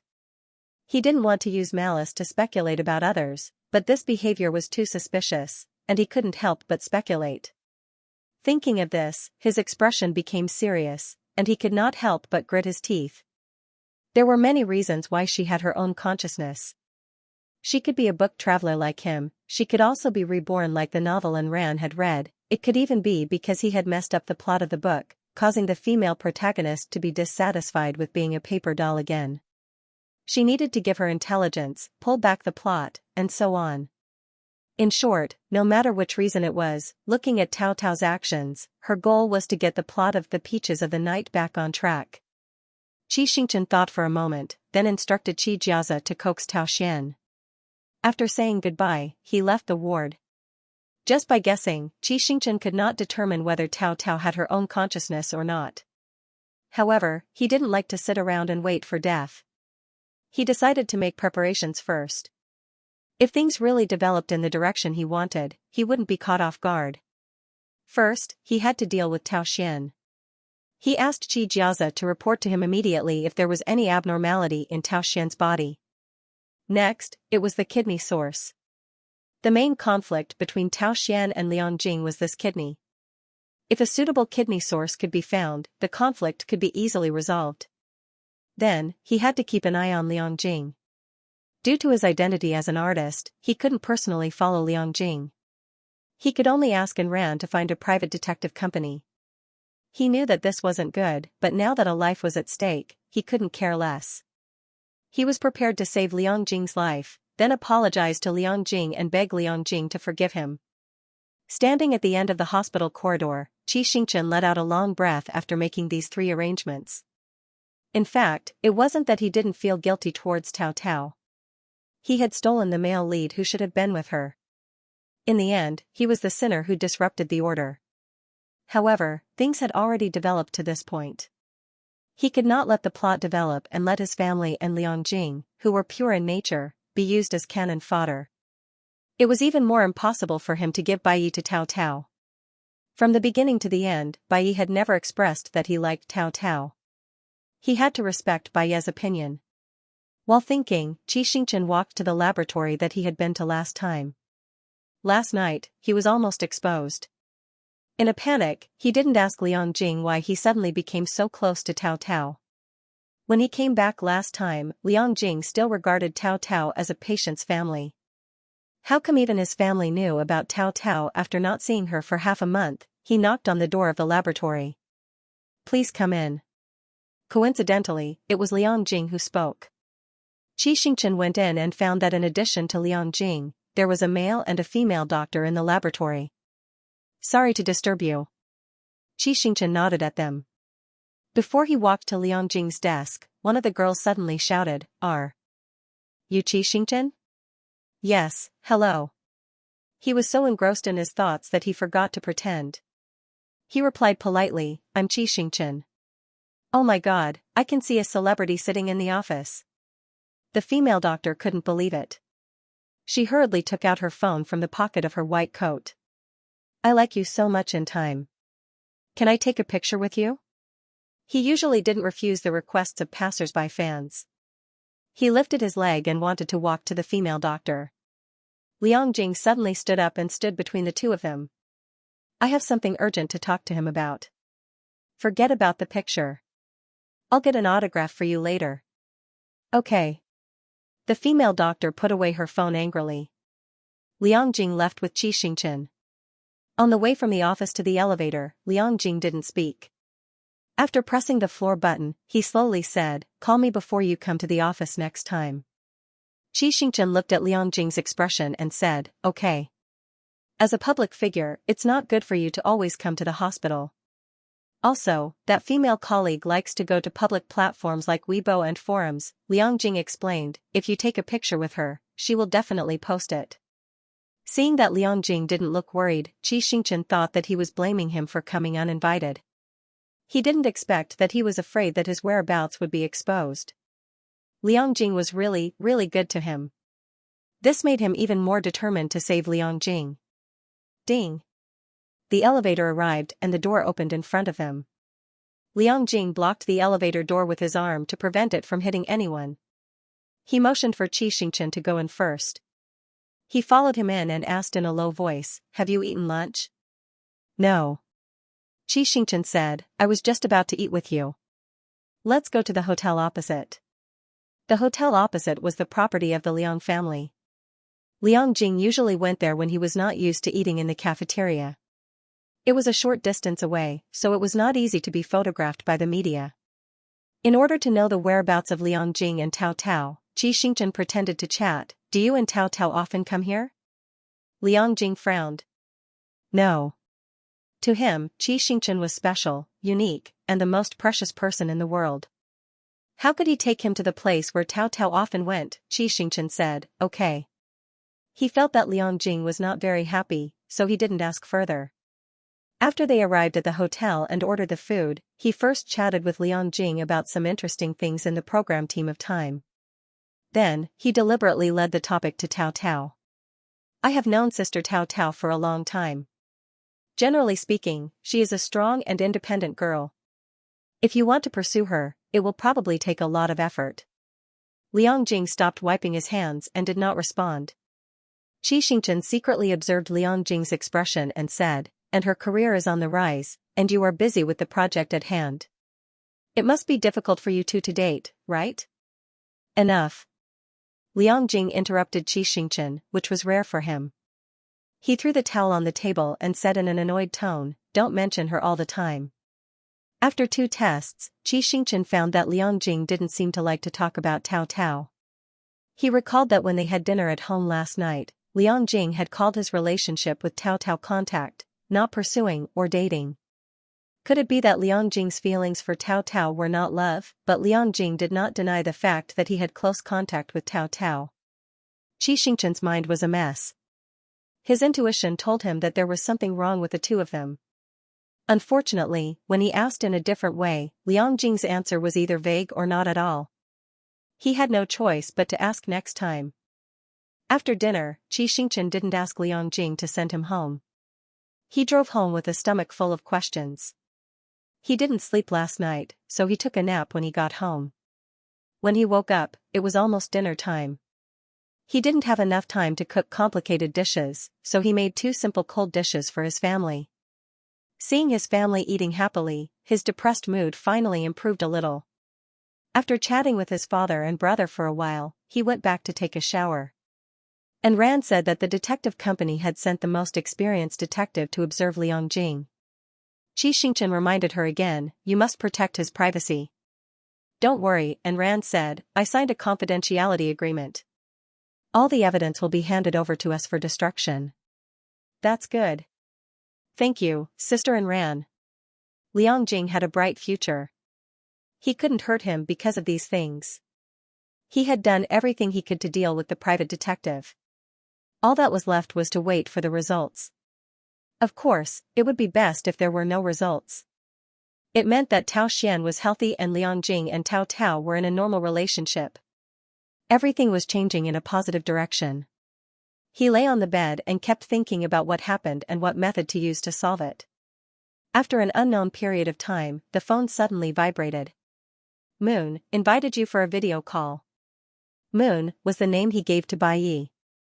Xianxia just remembered that he was so focused on Liangjing and Tao Tao that he forgot about the video call agreement with Bai Yi. With lightning speed, he slid to the front of the mirror. Seeing that his hair was a little messy, he rushed back to the bedside and clicked, "Agree." 2 or 3 seconds later, the screen lit up. The first thing that appeared in front of him was a naked upper body. His body was well proportioned, his skin was smooth, and there was a deep V-line in the center of his well-defined abs that extended down to the waist of his pants. His collarbone and Adam's apple were more prominent than the average person's. Perhaps he had just finished a strenuous exercise, as there was a thin layer of sweat on it. It looked wet. Xianxia remembered that on the day he bit his opponent's Adam's apple, there was also a small water stain like this. His throat was inexplicably dry, and he only felt better after swallowing. Then he saw Bai Ye's hands on the side of his pants. It looked like he was going to continue taking it off. "Don't. Wait." Xianxia covered his eyes and hurriedly stopped him. "Stop. Don't take it off." "Bai Yi?" He was also surprised by the sudden voice. He picked up his phone. Did you get through?" Xianxia was still covering his eyes. It's connected." Not only did he get through, he even chatted with him. "I saw that you didn't pick up, so I thought you didn't have your phone with you," Bai Yi explained when he saw the little fan's blushing face. "So I was going to change first, and then send you a video call." Xianxia was still covering his eyes. Oh. It looked like the little fan wasn't going to open his eyes until he put on his clothes. Bai Yi didn't know whether to laugh or cry, and he quickly grabbed his nightgown. However, halfway through, he clearly saw that the little fan made a swallowing action. So, the little fan liked to watch. Because he was shy, he didn't dare to look. Bai Yi suddenly had the idea of teasing him. He took off his nightgown and said to Xianxia, "Okay, open your eyes." Xianxia innocently put down his hands that were covering his eyes. Not only did his upper body not change, but it was also closer to the camera than before. You. Xianxia was anxious. "Put on your clothes."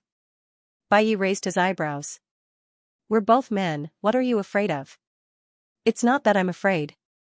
It's that I can't take advantage of you." "Bai Yi, little fan? Take advantage of him? Shouldn't he be the one taking advantage of the little fan?" Where did all these strange thoughts come from? Thinking of the little fan's character of feeling inferior in relationships, Bai Yi sighed. His heart ached and his heart softened. He couldn't bear to tease him anymore, so he put on his pajamas and leaned against the headboard. Xianxia finally came back to his senses. He stared at Bai Ye's face for a while and asked curiously, "Is it hot over there?" "It's just so." "Xianxia, then why are you sweating on your forehead and neck?" "It's getting late, so I rushed back to video call you," Bai Yi said. I walked a few steps. Xianxia glanced at the clock. It was already 11:50 p.m., he was so focused on thinking that he didn't notice it at all. It's okay, there's no rush for the video call. Xianxia felt sweet in his heart, but he didn't want him to tire himself out for him, so he said, if you're late next time, let me know. I'll wait for you. No. Baiyi rejected his suggestion. It'll be midnight soon, so it doesn't count today. I promised to video call you every day, so I have to keep my promise. Xianxia was a little surprised when he heard what he said. Baiyi was a man of his word, but the agreed time between couples wasn't a big deal. It didn't matter if he changed it according to the situation, so there wouldn't be any negative impact. Baiyi, on the other hand, had to do such a small thing. Xianxia had always felt that he liked Baiyi with all his heart, so he was working hard to maintain this relationship. At this moment, he realized that Baiyi's efforts were definitely no less than his. He was also working hard to maintain this relationship, trying to give him a sense of security and happiness. God, why was the person he liked so good? Xianxia was so happy that he didn't know how to respond. He slid under the blanket and looked at the screen in a daze. Baiyi thought he was sleepy, so he asked, "Want to sleep?" Xianxia knew that Baiyi had work in the morning, so he didn't want to disturb his rest, so he said, "Yes, I want to sleep." "Then you sleep first, I'll take a shower." "Okay." Although he agreed, Xianxia didn't want to hang up. He charged his phone and put it beside his pillow, carefully observing the environment of Baiyi's hotel. Golden wallpaper, a large projection TV, a round bed, and it should be comfortable to sink in. As he watched, he fell asleep unknowingly. The next morning, he was woken up by the neighing of horses outside. He was in a daze for a while, then he suddenly realized. If Baiyi looked at his phone before sleeping, he would definitely find out that he didn't turn off the video call. Then he would see through his intention of not turning off the video call, and then he would see his pig-like sleeping posture. He picked up his phone in a panic, wanting to turn off this troublesome thing immediately, but the moment he saw the image, he couldn't press the button to turn it off. Baiyi was probably woken up by the noise he made, and his eyes were half closed. The moment he saw him, he smiled reflexively and said in a hoarse voice unique to waking up in the morning, "Good morning, boyfriend." Xianxia's heart ached when he heard that. He couldn't say anything. Baiyi was still not very awake and was still sleepy. His chin was buried in the blanket, and a few strands of hair fell between his eyebrows. However, he insisted on not sleeping. He kept looking at Xianxia with curved eyes. He was completely different from usual. Whether in life or on the stage, he was always strong, arrogant, and needed to be obeyed.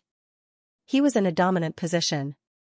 However, at this moment, he was like a big dog waiting for its owner to feed it. His eyes were so gentle. Xianxia couldn't help but blush. "Why do you keep looking at me?" "Nothing." Baiyi leaned closer to the camera. "You drooled last night." Xianxia? Drooled? I'm going to die." He quickly raised his hand to wipe the corner of his mouth, but he didn't feel any suspicious liquid. He turned to look at the pillow. It was as dry as before. Then, he suddenly realized that Baiyi was lying to him, just like last night, when he was dressed. "This is too much." Xianxia put down his hand and looked at Baiyi. "You lied to me again." "Yes." Baiyi couldn't help but laugh. "I was wrong." Xianxia was instantly discouraged when he admitted his mistake so quickly. Baiyi added, "You were very obedient when you slept. You didn't move for an hour or two." Xianxia, "Really?" "Baiyi, this time, it's true. I didn't lie to you." "That's good." Xianxia heaved a sigh of relief. Then, he suddenly realized, how did Baiyi know that he slept for an hour or two without moving? Could it be? Xianxia frowned. "What time did you sleep last night?" "I can't remember." Thinking of Baiyi's sleepy state, Xianxia guessed, "Don't tell me, you haven't slept at all?" "At first, I didn't. Later, I fell asleep." "You still have work to do today," Xianxia complained in a low voice. "Why aren't you sleeping?" "Why aren't you sleeping properly? Of course it's because you're too cute." Baiyi's mind kept replaying the scene of his little fan's quiet and obedient sleeping face as well as her moving little nose. Since he didn't know how to say sweet nothings, he decided to change the topic. Tapping on the screen, he teased, "You're such an incompetent boyfriend. You only cared about asking and didn't even give me a good morning kiss." As soon as he finished speaking, the person on the other side of the screen paused and finally stopped talking. She was shy for the second time today. Bai was very satisfied with his little fan's reaction. He knew too well that his little fan was very shy. It was good enough that she didn't accidentally hang up the video call. She wouldn't ask about whether she slept or not. However, right after that, the person on the other side of the screen gently and quickly pouted and made a kissing gesture, so fast that if Bai hadn't stared at him, he wouldn't have been able to tell that he moved at all. The other side could reluctantly accept such an excessive request. Bai couldn't help but want to bully him. He wanted to bully him even harder. In order to fit the image of the main character of the web drama that would be filming in 10 days, Xianxia was ordered by Ran to lose weight. He put down the bowl of rice in his hand and began a tough life of strictly controlling carbohydrates and fats every day. In the beginning, he couldn't use too much strength to lose weight. The nutritionist's plan was to lose 8 pounds in 10 days. However, Xianxia's base weight was small, so it was far more difficult than expected. Therefore, Ran found a fitness coach for him. Not only could he not eat, but he also had to practice equipment in the gym all day long. Fortunately, the company had a gym. As Nuya's little president Nuya separated him into a dedicated fitness room. He changed his clothes, walked to the elliptical, and did something that anyone who entered the gym for the first time would do, took a selfie and posted it on Weibo and WeChat. Surprisingly, his WeChat reacted faster than his Weibo. In less than 3 seconds after it was posted, it received 13 likes and 4 or 5 comments. "Sunny after the rain, Xing, do you have a certificate for your private trainer? Have you won a prize? Is it a man or a woman? Are you gay? Not even a woman. Don't let them touch any part of your body. Wu Qian, yo, little teacher Qi is going to be a macho man. Little Qing, isn't this the fitness room at the end of the corridor? Did I guess it right? I guessed it right. King, brother, you're already handsome enough. Please stop showing off your charm." Xianxia didn't expect these people to reply so quickly. He answered his sister's question first and reassured her that his trainer looked like a straight man and wouldn't harass him. Then, he chatted with Wu Qian for a while. Although Wu Qian was eliminated early, his carefree and cheerful personality was very attractive, and he gained a group of fans with his personality. His company also took advantage of the popularity of Time and formed a group of trainees who were eliminated from Time. Recently, he took on some small commercial performances and was preparing for the production of his first digital single. Then, he opened his chat with Han Qing. "You guessed right. It's that room. Little Qing, I knew it. Do you remember that we went to practice together? Speaking of which, you're working out now. Are you going to have a job?" Xing, yes, I have a web drama to shoot at the beginning of next month. Little Qing, so it's a web drama. I thought that since so many people picked you online, you would strike while the iron is hot. Ha ha ha. Xianxia was amused by his thoughts. After all, I'm an actor. I can't focus on variety shows. I'll definitely take the path of drama in the future. Little Qing, then I misunderstood. When you came back from vacation at the beginning of the year, you suddenly started to practice singing and dancing. I thought you were going to change your career path. Han Qing couldn't help but be curious. Since you decided to be an actor, why did you practice singing and dancing so hard at the beginning of the year? He still remembered how difficult the training was at that time. It was no less difficult than the hellish training before joining Time. At that time, he didn't understand why Xianxia wanted to practice singing and dancing. If he didn't want to be a singer, why did he have to work so hard? Seeing Han Qing's question, Xianxia was suddenly stunned. When he first transmigrated, his mind was in a mess. He came to Nuya to find out more about the original owner of this body and to meet the scumbag Zhou Yu who lied to his sister and caused the original owner's death. Then, he went to the practice room to practice. At that time, he wanted to improve his skills and get closer to the male and female leads. Ignoring the female lead who specialized in acting, his main idea was to get closer to the male lead, Bai Yi. Then, he practiced hard that night until all the trainees left and he was the only one left. Miraculously, Baiyi walked into his practice room and taught him how to use dance to exert strength. He taught him a lot.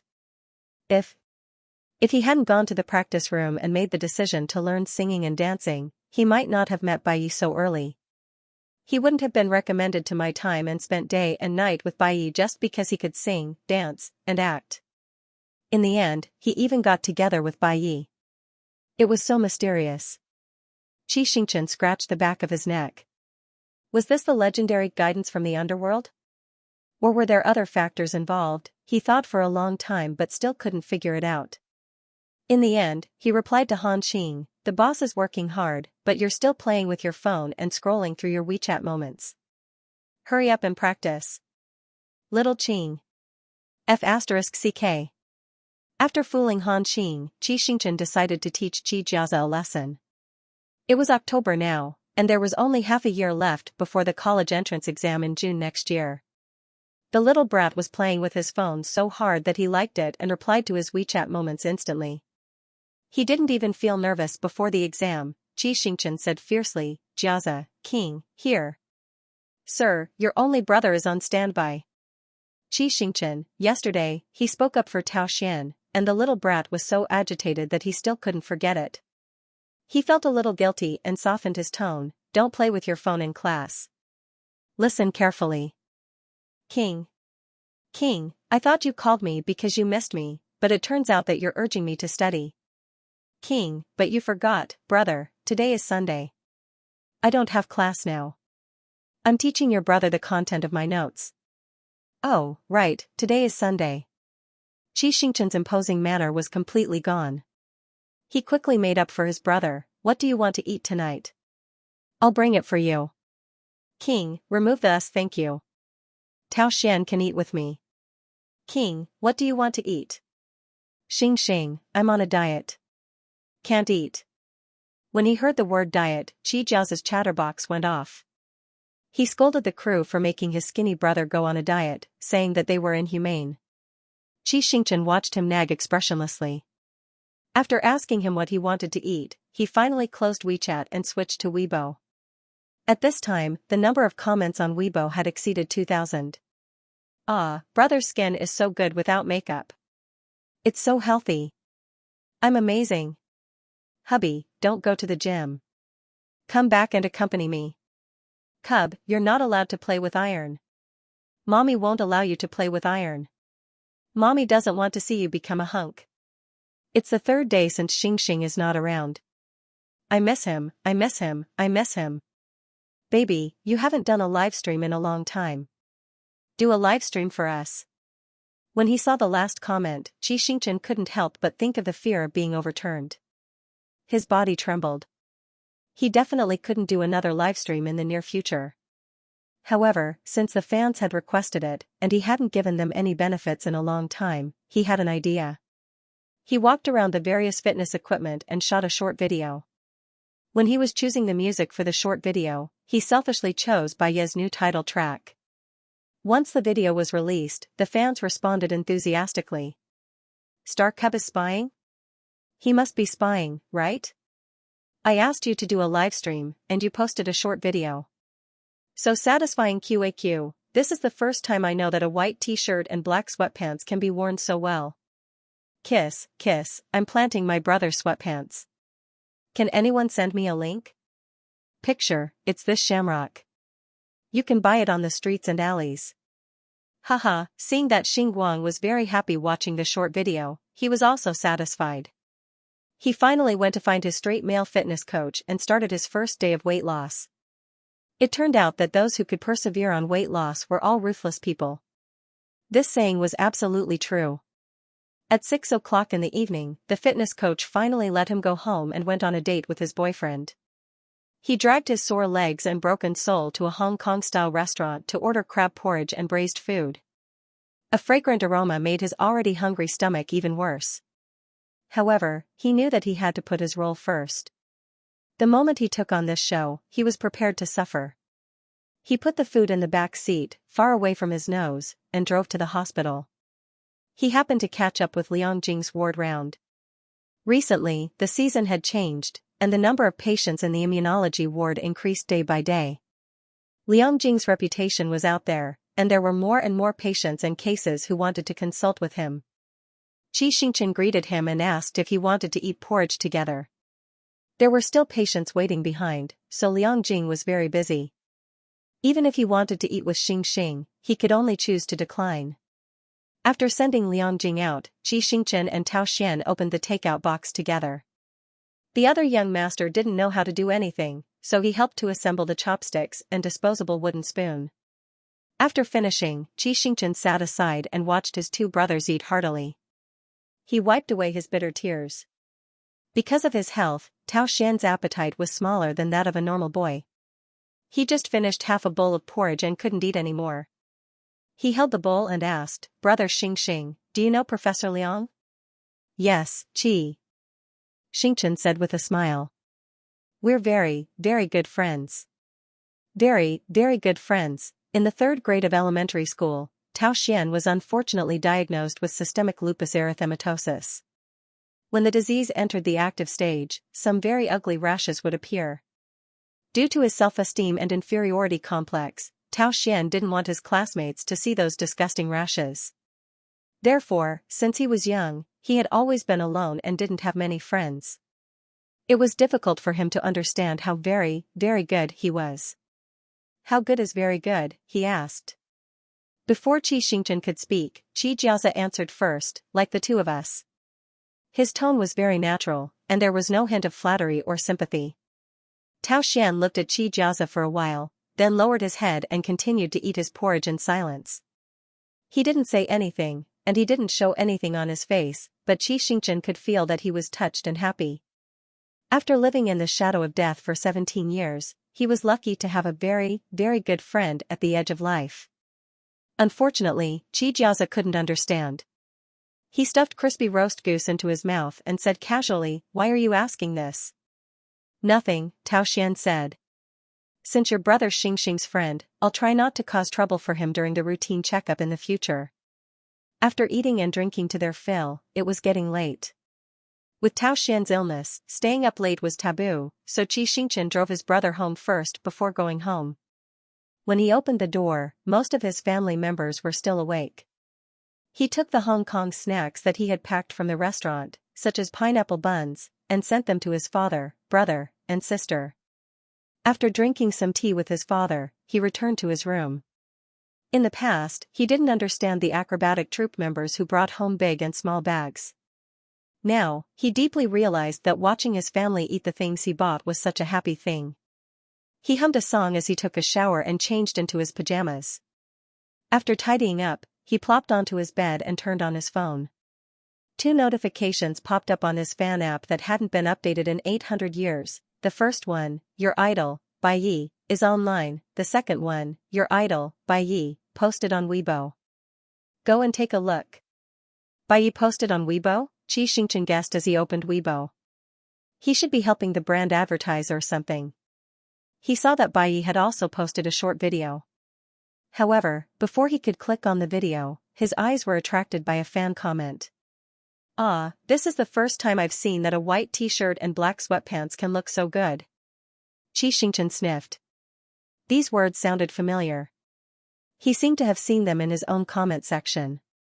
Could it be that Xinguang, who was a little confused, accidentally switched channels and posted to Bai Yi? 5 seconds later, when he opened the video and saw Bai Yi, he realized that he had misunderstood the fan. Xinguang hadn't switched channels or gone the wrong way. Bai Yi was really wearing the same white t-shirt and black sweatpants as him, even the brand was the same. He had casually pulled a clover from the closet. He quickly opened the comment section. Since Bai Yi's video was about him waiting for his makeup to be done backstage, it wasn't the more interesting kind. Therefore, there weren't many discussions about the video in the comment section. Instead, it was filled with the screams of the groundhogs. "Ah, so handsome, ah. Because of you, the world has become so beautiful, ah. Finally, there's something that a girl from the slums can afford. I placed an order. Wait for me to wear matching outfits to find you. Ha ha ha, sister, you're not losing out. Little Seven next door is also wearing the same outfit. you've got two super handsome guys as a couple. Damn it, I want to buy it too. After this netizen commented, the screaming fans of Night Sky seemed to have discovered something incredible. They all crawled to Xianxia's page. Not long after, Baiye's comment section changed. Holy sh*t, little 7 is actually wearing the same outfit as brother Yi. Did the two of them discuss this beforehand? Maybe they're wearing the same outfit. It's not scary to wear the same outfit. It's awkward to see who's the ugliest. However, they don't have such worries because little 7 is wearing a fresh outfit while brother Yi is wearing a simple and cool outfit. They both look good. 23333, maybe it's a gift from Xianxia to brother Yi or a gift from brother Yi to Xianxia, he. It was easy to distinguish the tone of Night Sky, Xinguang, and last Night Star's CP fans. Night Sky called her idol brother Yi and liked to call Xianxia little 7. Xinguang usually called Xianxia Xingxing and didn't like to refer to Bai Yi. Their recent focus was to get rid of the bloodsucking leech nickname. Last Night Star CP fans, on the other hand, called Xianxia baby Xingxing, baby, little 7, and so on. They still called Bai Yi brother Yi. After all, with Bai Yi's personality, it was difficult for him to give birth to other nicknames. Therefore, when the last comment was posted, it was immediately attacked by Night Sky and Xinguang. They used the tactic of the two of them are just friends and brother Yi is taking care of Xingxing. Xianxia wasn't in the mood to watch their battle and opened the pinned WeChat. Xingxing, we wore the same outfit for the video. What a coincidence. He wanted to say telepathy but felt a little sick of it and didn't send it out. Baiye's reply was unexpected, it's not a coincidence. Xianxia was confused, what do you mean? Did you do it on purpose? Moon, yes. Moon, I want to wear matching outfits with you. The north was dry and cold at the beginning of winter, and the cold wind was blowing on his body. Xianxia, who had successfully lost weight, wrapped himself in his coat and took one last look at his family members who were sending him off. Then he walked into the security checkpoint. He still remembered the day when he went to film Traveling Destitute, his family had also sent him off like this. But at that time, he had just transmigrated. No matter how good his family was to him, he always felt that they were the original owner's family, not his family. But now, it was different. After getting along with them day after day, he had fallen in love with his family members, who were kind, sincere, and passionate. When he left home, he could no longer leave as decisively as before. What was that saying again? Once you have an armor, you will also have a weakness. But fortunately, he could still come back after filming. When he couldn't see his family members, he calmed himself down and told Bai Yi that he was safe. Xingxing, enter the security checkpoint. Moon, are there many fans sending you off? Xingxing, I went through the VIP gate, so I didn't see any fans. But Sister and Ran didn't tell the fan club in advance, so they probably didn't send me off. Moon, okay, remember to tell me when you get on and off the plane. Xingxing, got it, I will report to you. Moon, I asked you to tell me not because I want to know your whereabouts, but because I am worried about your safety. Xingxing, got it, I will report to you. Moon, through the screen, Xianxia could imagine Baiye's helpless expression and was in a good mood.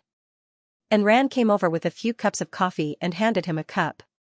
Jiang and old Qin will be here soon. Let's wait for them in the front. Sister and Ran, why is my coffee American? I want to drink hazelnut latte. Hazelnut latte is too high in sugar, and Ran said cruelly. You don't deserve to drink it now. Xingxing felt like crying. But before he cried, he sent a few cute emoticons to his boyfriend to coax him. After he received a helpless reply from Bai Yi, he suddenly realized that he seemed to be getting more and more naughty in his communication with Bai Yi recently. In the past, he would never have dared to joke with Bai Yi like this. It must be that Bai Yi had been too gentle and indulgent during this period of time, giving him the illusion that he could be unbridled. Xianxia lowered his eyes and began to think about how to restore his image in Baiye's heart. And Ran took him to the departure lounge and sat down. Suddenly, she remembered something. By the way, Xingxing, how do you plan to celebrate your birthday? Do you want to hold a fan meeting? Birthday. Xianxia was stunned for a moment before he suddenly remembered that the original owner's birthday was on December 28th. Today was the 3rd of December. There were only 25 days left until the original owner's birthday. It was neither too long nor too short. If he planned to hold a fan meeting, he would have to start preparing now. Coincidentally, Xianxia was thrown at the gate of the orphanage not long after he was born. When the director of the orphanage picked him up, there was a note in his swaddling clothes with his birthday written on it. Just like the original owner, it was also December 28th, the day the year was about to end. However, there were too many children in the orphanage. Some knew their real birthdays, while others didn't. In the end, the director decided to celebrate the children according to their admission date. So for Xianxia, he didn't have a clear idea of whether he was born or not. It was okay if he was born or not. If Enran hadn't asked, he would have almost forgotten about this date. I should have a scene on the 28th, Xianxia thought for a moment. I can't delay filming for a birthday party. Let's not do it this year. Okay. Enran had already guessed his answer. Tell the fan club and website not to organize any fundraising or support activities. Don't accept gifts either, Xianxia added. If they insist on giving me something, write them a letter and give them the company's mailing address. Okay, I'll remember it. After talking to Enran for a while, Xianxia and Old Qin arrived late. Xianxia carried 3 big makeup boxes, and that was when more than 100 milliliters of skincare products had been checked in. Xianxia hurriedly helped her carry 2, in case his personal stylist's arm got injured and couldn't do makeup. 3 hours later, the plane landed and the 4 of them moved from the north to J City. Enran called the crew who had arranged for them to pick them up at the airport. Before long, she saw the director's assistant outside the VIP exit holding the Grey Track sign. Grey Track was the name of the web drama Xianxia was about to act in. The director's assistant was about 30 years old. When he saw them, he immediately ran up to greet them. He shook hands with them one by one and introduced himself. Hello, Mr. Qi. My name is Li Zhuang. If you don't mind, you can call me De Zhuang. The car is in the parking lot. Please follow me for a while. I'll take you to the hotel. Lead the way. Xianxia followed him to the parking lot and asked, Brother De Zhuang, where is Director Zhou now? Director Zhou is on set watching the set and shooting a few sets of empty scenes. Then let's not go to the hotel first. Xianxia thought for a moment. Please take me to the set directly. Generally, the male and female leads would go to the hotel first to meet the director and producer in the evening. The next day, the director would take them to the set to introduce them. To put it bluntly, it was a matter of identity and status. The lead had to have the style of the lead. That was why when Xianxia was filming Heart of the Ocean, he went to the set to look for the director on his own. However, De Zhuang did not know why he was doing this, so he did not stop him. He took them to the car with the M1 logo. The M stood for male, 1 was the number 1, and M1 meant the male lead. This car was specially used to pick up and drop off Xianxia. No one could get in, and no one was qualified to get in. Xianxia was enjoying special treatment for the first time. He was a little excited. Before De Zhuang opened the door for him, he jumped in himself. De Zhuang was speechless. Enran looked at him as if he was the silly son of a landlord and sighed faintly. After everyone was seated, De Zhuang drove straight to the set. He was familiar with the roads, so he would drive today. Tomorrow, Lao Qin would take over the car. When they got out of the underground parking lot, Xianxia inadvertently looked outside. He realized that unlike H City, J City's sky was already covered with sporadic snowflakes. Brother De Zhuang, when did it start snowing here? Xianxia asked as he blew out a breath of air. The temperature dropped a few days ago, De Zhuang replied. That's why I texted you yesterday to ask you to bring more warm clothes. It's -9 degrees outside now. After this snow, I'm afraid it will drop to -10 degrees. Hearing De Zhuang's words, Xianxia immediately thought of Bai Yi. It was close to the end of the year. New Year's Eve concerts and various award ceremonies were happening one after another. There were recordings and live broadcasts. There were also some platforms that had their own year-end inventory. They had all sent invitations to Bai Yi, so he had been flying around in the sky for the past few days. Sometimes, it was inevitable that he would fly from the cold zone to the tropics. It was easy to catch a cold when the weather was hot and cold. Xianxia stopped chatting and opened Aluan's WeChat message. Aluan, give me the address of your hotel. Aluan probably had nothing to do, so he replied quickly, XX Street, XX. Xianxia, why do you want the address? Xianxia, I'm buying something for your boss. Most takeout apps now had a help buy, help deliver function. After Xianxia sent the message, he opened Google Maps and searched for the local supermarket. He picked a series of products and medicines such as hand warmers, heat sticks, thermos flasks, cold medicine, and antipyretics. Before he placed the order, he suddenly remembered that Bai had said that he wanted to wear matching outfits with him. At that time, he had thought of buying clothes for Bai. However, Bai was picky about what he wore, and he didn't know the exact size, so he didn't buy anything. Now, there was a good opportunity. His gaze fell on a large chain of shopping malls. In the end, he couldn't resist the temptation and ordered a woolen pajama. Coincidentally, there was a similar chain of shopping malls in J-City, so he bought one for himself with the same style and different patterns.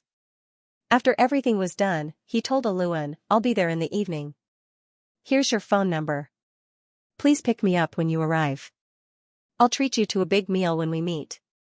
Xianxia, also, don't tell your boss yet. Treat it as a small surprise. Hee. Aluan replied with an OK emoji and turned around to betray the person who was going to treat him. He said to Bai, Xianxia contacted me just now. Huh? Bai, who was waiting in the lounge, raised his left eyebrow. Why did he call you? He bought something for you and asked me to pick it up. What is it? I really don't know. It's probably takeout or delivery in the same city. Although he had been in a relationship with his little fan for a while, due to the nature of their jobs and their families, the two people who were so rich that they didn't lack anything basically never gave each other anything. Bai was really curious. Let me know when it's here. I'll go pick it up myself. Aluan was anxious. Boss, the paparazzi, it's okay, Bai interrupted. Don't worry about them. After a pause, Bai said, when you go back tonight, send this month's notice to my email. Notice? Boss, do you have special arrangements? Bai gave him a look that said, don't talk too much, and ignored him. A narrow alley, a few dilapidated old buildings, piles of garbage, and a faintly smelling sewage pit formed the main scene of Grey Track. This was an urban village in J-City. It was 2:00 in the afternoon in early winter, and there were not many residents on the dirty streets. Occasionally, a woman came out to take out the garbage. She was wearing a poor quality fur coat and cotton slippers. She cursed as she walked past them. On the second floor on the left, a young couple quarreled, and the sound of a dog barking kept scratching everyone's eardrums. De Zhuang said embarrassedly, the environment here is not very good. Sorry to trouble you, Teacher Qi. Brother De Zhuang, just call me Xianxia. It's too awkward to call me teacher. Xianxia did not care. He looked around and praised, Director Zhou chose a really good scene. The protagonist of Grey Track, Liang Xiaolong, was separated from his family when he was young. He was kidnapped by human traffickers to the countryside and sold to a farmer with the surname Liang.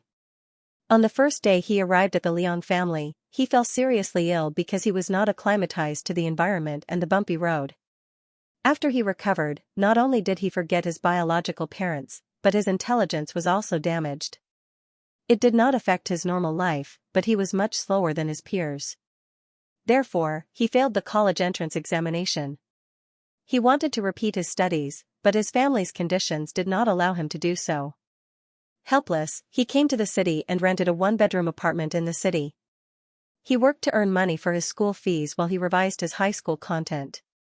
Because he was young and thin, the female protagonist, who was a police officer, brought him back to the police station as a child laborer during a spot check at a business venue.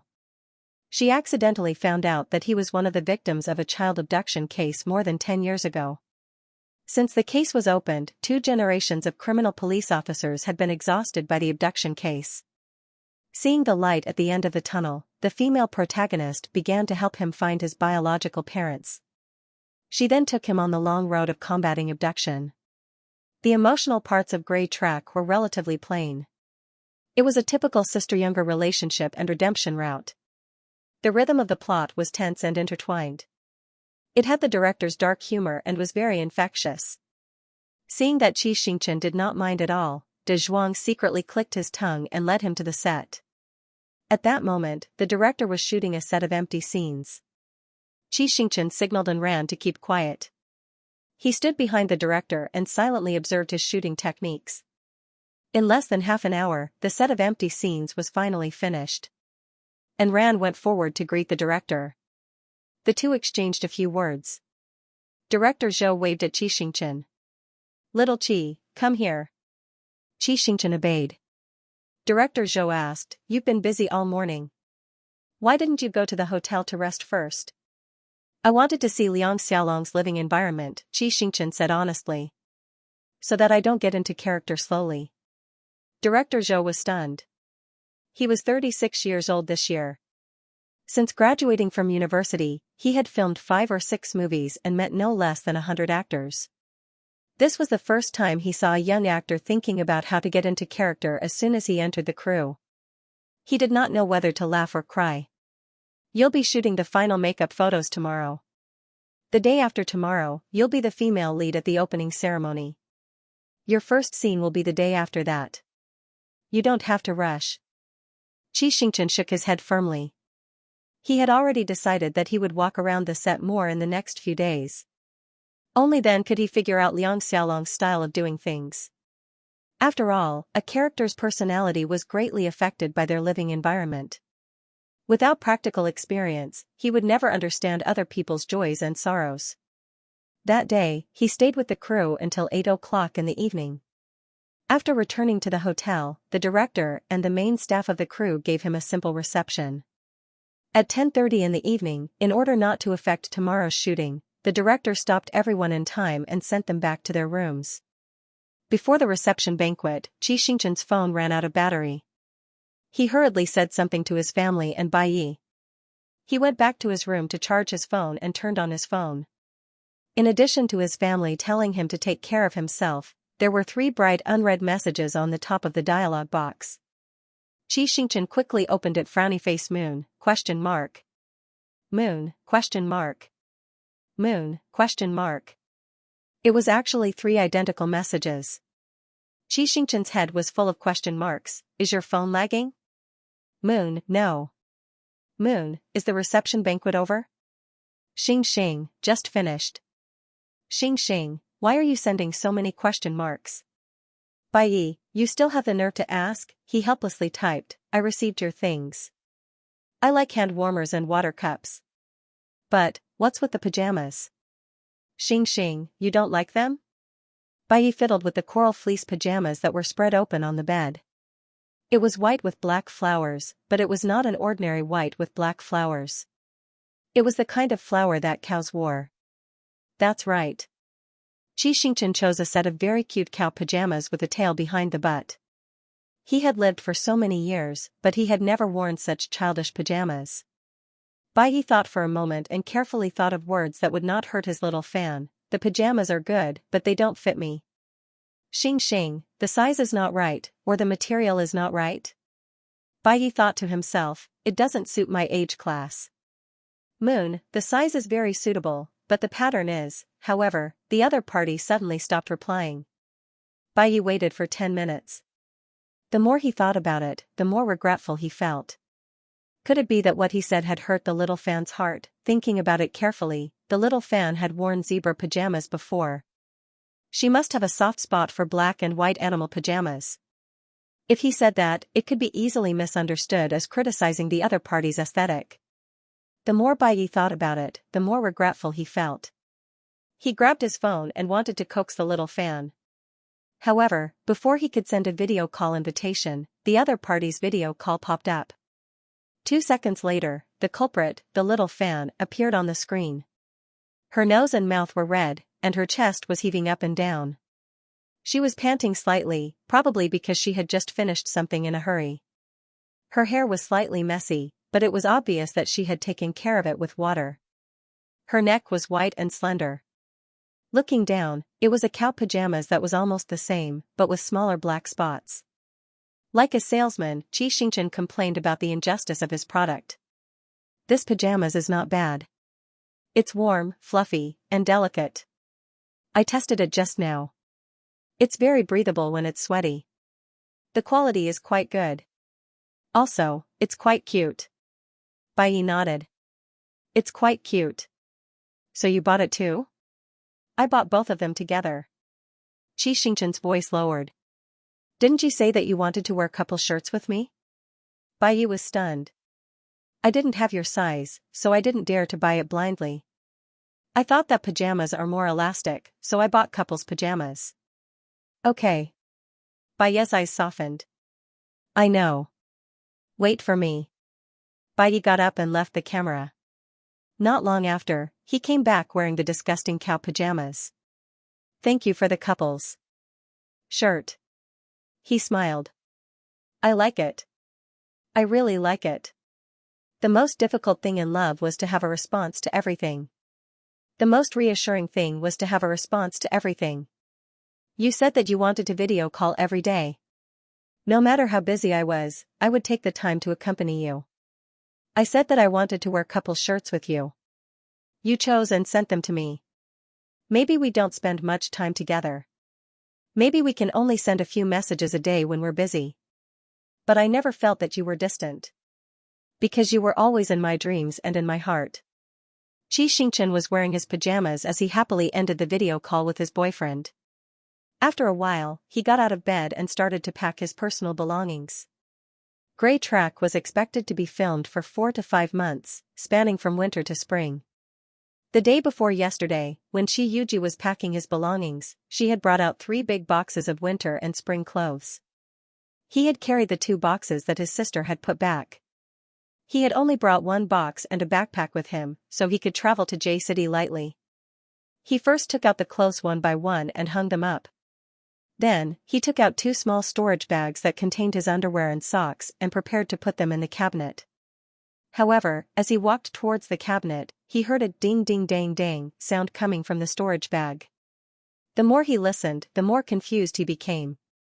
He couldn't help but open the storage bag. He saw 4 small square boxes and 2 small round glass bottles lying inside. These 2 bags of underwear and socks were all packed by himself. He clearly remembered that he definitely did not put these unfamiliar things in them. They could only have been stuffed in by Xianxia when she was packing. Although Xianxia liked to help her brother pack his luggage, she had never touched his personal belongings and underwear. The reason why she had broken her principles and stuffed these 2 things in here meant that they were too ashamed to be seen by others. Xianxia took out a small box and carefully read the words on it. 0, 2 mm super thin and icy mint, convex heat sensitivity 0 distance, hyaluronic acid lubrication, give him unobstructed love. Xianxia looked at these strange words, and his strange knowledge increased. JPG. Then, he could almost guess what the transparent and viscous liquid in the 2 round bottles next to it was. As if he had been scalded by boiling water, he threw these things to the ground with a whoosh. Why did his sister bring him these toys? I'm here to film, not to flirt. However, after a few minutes of blushing, he picked them up with difficulty. A strange thought came to his mind. Although Bai was very busy and it was unlikely that he would come to visit him, but what if Bai came? Would they need something to use? However, would Bai be interested in him? Forget it, it was better to be prepared. Xianxia wrapped the items in a towel and stuffed them into the bottom of the wardrobe. When taking the final makeup photos, Xianxia saw the female lead, Xianxia. Just like her name, she was very swift and decisive in her actions. Her fighting scenes were top-notch. Over the years, he had been known for his professionalism and ability to endure hardships. However, perhaps because her personality was too strong, she missed out on some opportunities to exchange her gender for resources. Now that she was 32 years old, she had never become popular and had always been a B-list actor in the TV industry. Before coming here, Xianxia had done his homework. He admired and respected Xianxia very much. When facing her, he acted like a junior. He held his right arm with his left hand and bowed to shake her hand. Sister Runan, I'm Xianxia. You can call me Xing hello. Yan Runan looked serious. I'm Yan Runan. Please take care of me in the next few months. Yan Runan let go of his hand and said, She didn't say anything else. It seemed that she didn't care much about Xianxia. After greeting Xianxia, she turned to report to the director. The man next to her, who was probably her manager, reminded her softly, Runan, Xianxia is the male lead. You'll be working together for a long time. Your reaction just now was too cold. Build a good relationship with him and the crew. Don't cause any conflicts. Harmony is the most important, understand? Yan Runan didn't say anything. The manager asked, Runan. I'll try my best, Yan Runan said. As long as this little fresh meat doesn't make trouble for me, I won't make trouble for the crew. You should know me. Their conversation wasn't loud. Xianxia only heard a small part of it. He didn't feel angry or anything. He didn't have any representative works. Most of his popularity came from variety shows and his looks. Yan Runan was right to call him a little fresh meat. He was now a popular little fresh meat who relied on his looks. However, this web series really lacked traffic that could carry the click-through rate. The investors probably found him because they saw the popularity he brought from time. Xianxia didn't care. He went to the lounge to do his makeup. When filming Heart of the Ocean, he rested in the nanny van. Now that he was the male lead, he finally had a lounge with his own name tag, like Baiyi. He didn't have to rely on the cruise stylist like before.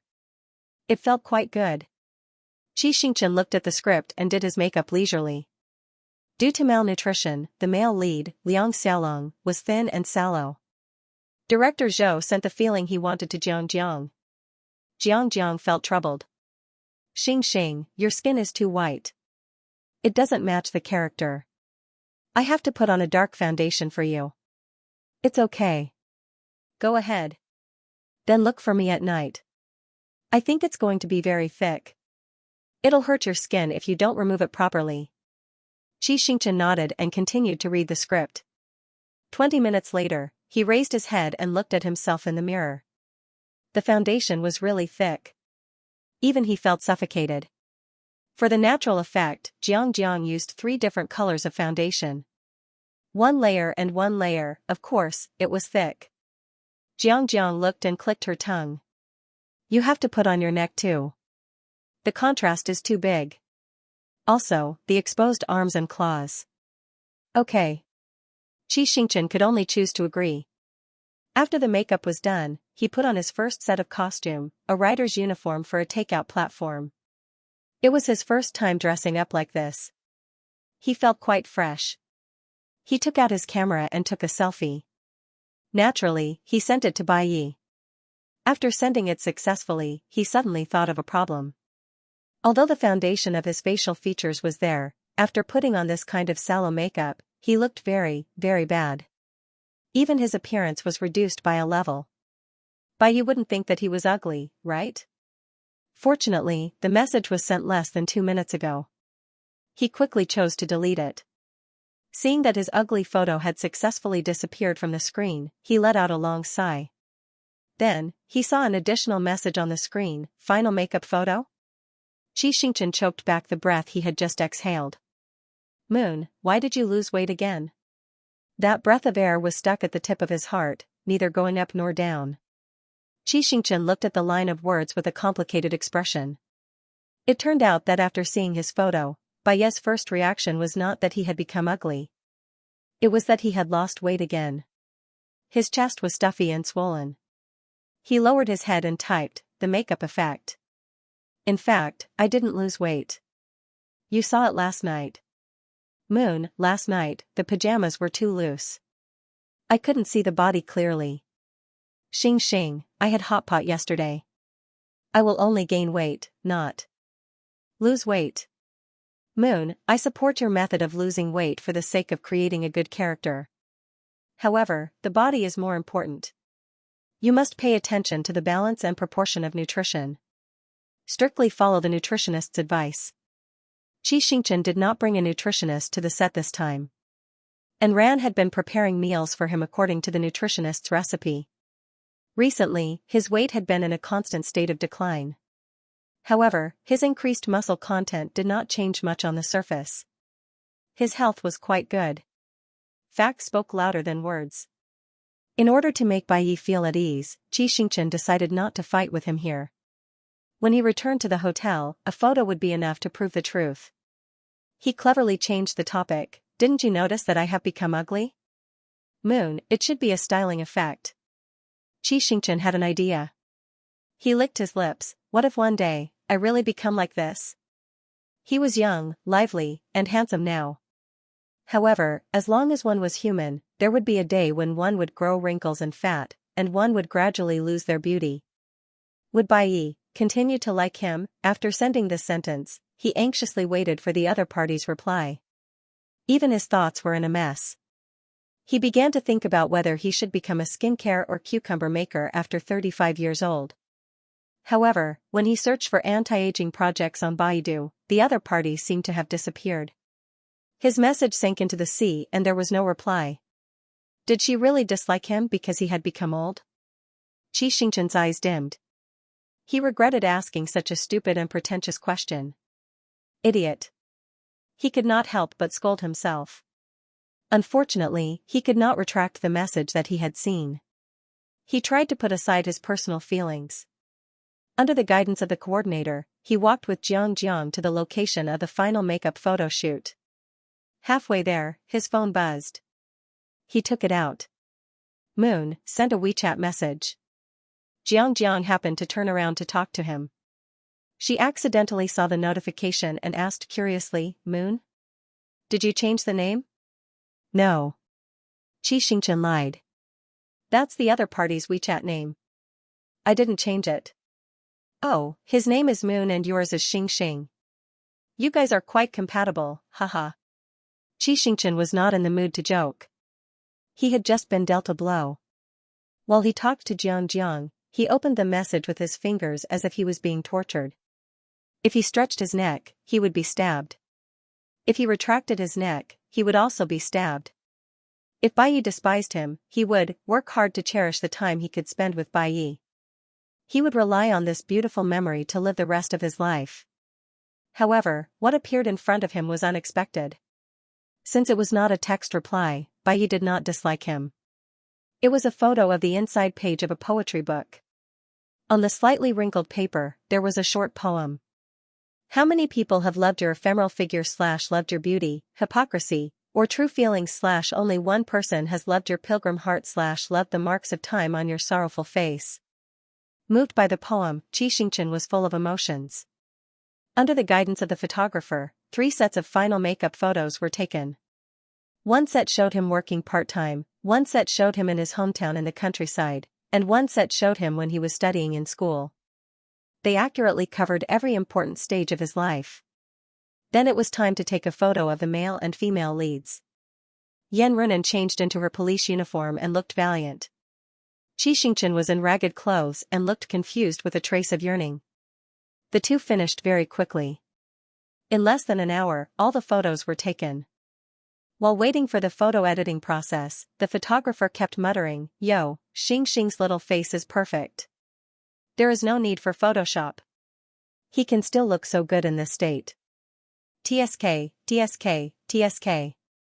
Young people nowadays, what do they eat when they grow up? The dark eyes are too bright. I'll darken them a little. Liang Xiaolong's brain doesn't allow him to be smart. Teacher Yan Runan is so good, so suitable for a policewoman disguise. Women are not inferior to men, sonorous roses. Xianxia did not expect the photographer to be better at flattering than the fans. He was embarrassed by the compliments and looked at Yan Runan from time to time. Yan Runan was still expressionless, but there was a trace of impatience in his eyes. Xianxia thought that in her heart, he had evolved from a little fresh meat to a vase. After the opening ceremony tomorrow, the official scenes would be shot. After the photo shoot was done, director Zhou signaled that they could leave. Yan Runan's agent probably wanted to help his artist maintain the relationship, so he said, Xing, is your driver here yet? Can I give you a ride? The M1 car, which symbolized the male lead, was parked outside. The agent's words were purely polite. Xianxia smiled and refused. "No, I'm going to stay on set until the evening." "Stay on set until the evening?" The agent was surprised. "This is a village in the city. The heating is very bad. Don't catch a cold." "It's okay," Xianxia pointed at the down jacket on his body. "I'm wearing fit clothes." Seeing Xianxia's insistence, the agent stopped persuading him and took Yan Runan to the car. After watching them leave the set, Xianxia walked slowly around the village. He measured the path Liang Xiaolong walked with his feet, looked at the scenery Liang Xiaolong saw with his eyes, and listened to the sounds Liang Xiaolong heard with his ears. After walking 2 big circles, 3 hours had passed. He didn't know when his toes were frozen stiff. He hid under the roof and jumped around. At this time, Ran called and said, "Xianxia, there's an official announcement tonight. Go and check the Weibo account of the crew now." Xianxia went on Weibo. Because he had been wandering around for too long, the official Weibo account of Grey Track, the director, and the cast had all followed him more than 2 hours ago. There were even some unknown supporting characters who had paid attention to him 2 days ago in order to get close to him. Xianxia felt a bit ashamed and hurried to follow them one by one. However, when it was Yan Runan's turn, he found that she was not following him. He did not think too much about it. Instead, he followed Yan Runan first. When he returned to the hotel at 8 in the evening, he opened Weibo and found that Yan Runan was still not following him. According to Yan Runan's manager's character, she must have already reminded her artist. Yan Runan must have been looking for an excuse and was unwilling to do anything. Xianxia curiously clicked on Yan Runan's latest Weibo post. It was a picture of the script that she had posted an hour ago. There was no caption, mainly to tell her fans that she had a job. The comments under the post were very interesting. "HHHH, Sister Yan is real. She is not a die-hard hunk at all. They are all actors in the same cast. No wonder she is not popular. Her EQ is so low. The one above is real, but she doesn't have a low EQ. She just doesn't want to do things against her will. Look at the people in the industry she follows. They are all capable people. If you want her to follow you, please make your master a capable person first, okay?" "That's right. Besides, if my family is not popular, I will admit it. If you don't like it, just go back." "Io, what a boastful tone. Your sister has chosen to be a public figure, so she has to accept the public's opinion. I have the right to comment. What can you do about it? Damn, what can you do about it? Come on, I will accompany you, you be *tch who crawls everywhere." The composition of these fans was complicated. Some were true fans, some were anti-fans, and there was also a water army that took the opportunity to stir up trouble. Xianxia couldn't be bothered to look at those dirty words and closed Weibo. He knew that without any works, he wouldn't be convincing. Therefore, he was in a good mood. He could say whatever the netizens wanted. If he couldn't develop in the entertainment industry, he could still go home and do some small business. He calmly opened WeChat and chatted with Bai. "What did you eat tonight?" Bai asked, "What did you eat?" Xianxia, "He didn't eat." Xianxia, "Vegetables." Moon, "Really? Oh my god, lying is so difficult." Xianxia braced himself and replied, "It's true."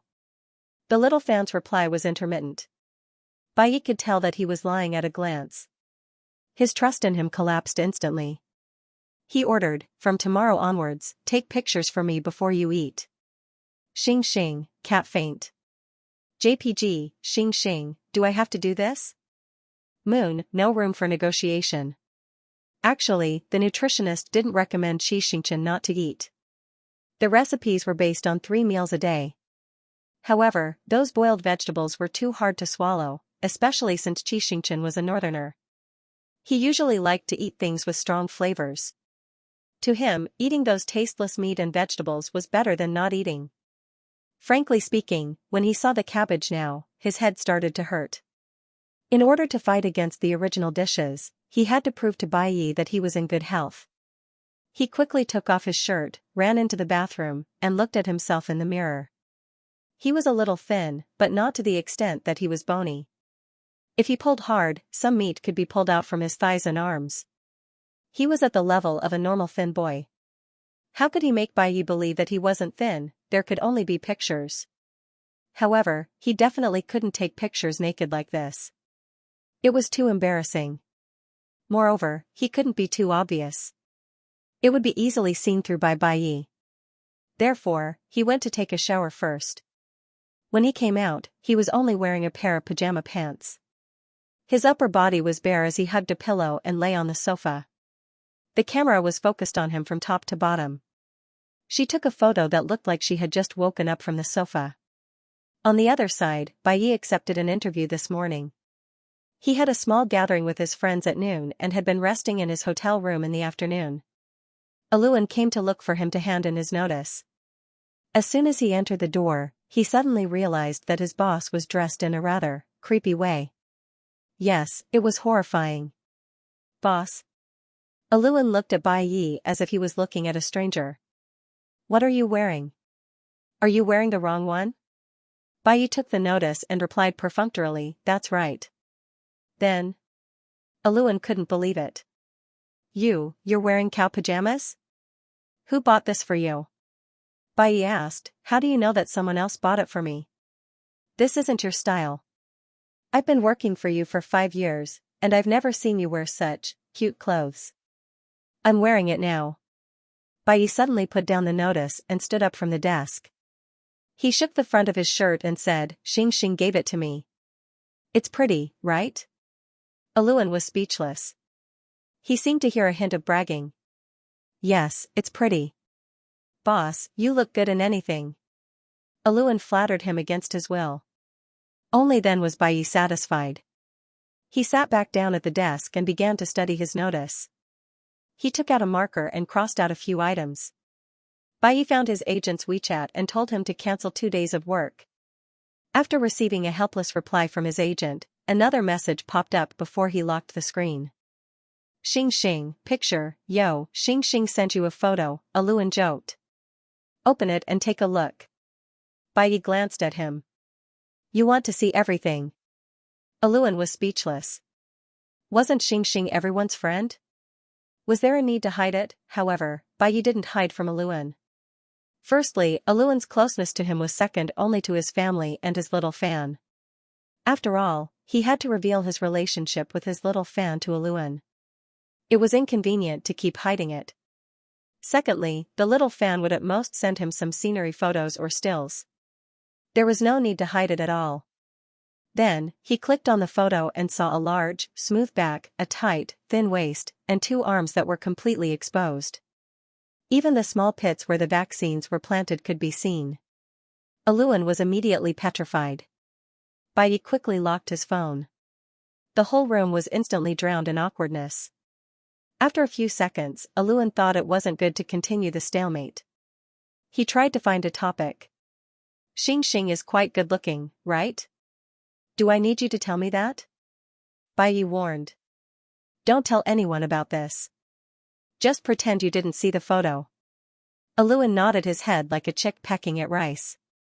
Then, Bai Yi waved his hand and let him go. When the room finally quieted down, Bai Yi rubbed his eyebrows and opened the photo again. Aluan was next to him just now, so he didn't look carefully. Now, he realized that the vaccine pits on the little fan's arms were deeper and the shape was irregular. It looked like a small heart. There was a small pink birthmark on the waist. It was very obvious on the almost transparent skin. The pajama pants were too loose and the waist was too thin. The pants were pushed up by the butt and accidentally revealed a gap. Through the small gap, he could clearly see the butt cleavage inside. Bai Yi didn't dare to look at it too much. After a few glances, he typed a line with a serious face, how can you send this kind of photo to people? Seeing the reply, Xianxia excitedly clicked on it. Then, his excitement faded and turned into nervousness. Did Bai Yi think he was slutty? But it wasn't a big deal to only show his upper body, right? When they took baths in the bathhouses in the north, they were all naked. Also, when he was filming Heart of the Ocean, he went into the water topless. The staff and Bai Yi saw it. At that time, Bai Yi didn't think he was slutty. Xianxia quickly explained, I sent this mainly to report to you what I was doing. Moon, next time, just say it. Delete the photo first. Moon, I'll delete it too. It would be a pity to delete the photo that took so much effort. But for Xianxia, Baiye's words were an imperial edict. Even if he felt wronged, he had to make up his mind and delete it. After that, Xianxia reported, deleted. Moon, just delete it. Xing, so you're not angry? Baiye was speechless for a moment. What was this little fan thinking? How was he angry? Maybe his tone was too serious just now and scared the other party. Baiye sighed and sent a video call. Seeing the interface change, Xianxia tidied up his clothes, sat up straight, and slowly picked up the call, ready to be scolded. Seeing his obedient attitude, Baiye wanted to scare him, but now he couldn't say anything. He asked gently, "Are you scared?" Do you know why I didn't let you send this kind of photo?" "I know," Xianxia said shyly, "because I'm slutty." What the hell was this?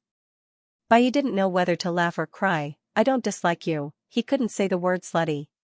He paused and said, "I told you to delete it because you're a public figure. If the photo is accidentally leaked, it will have a big impact on you."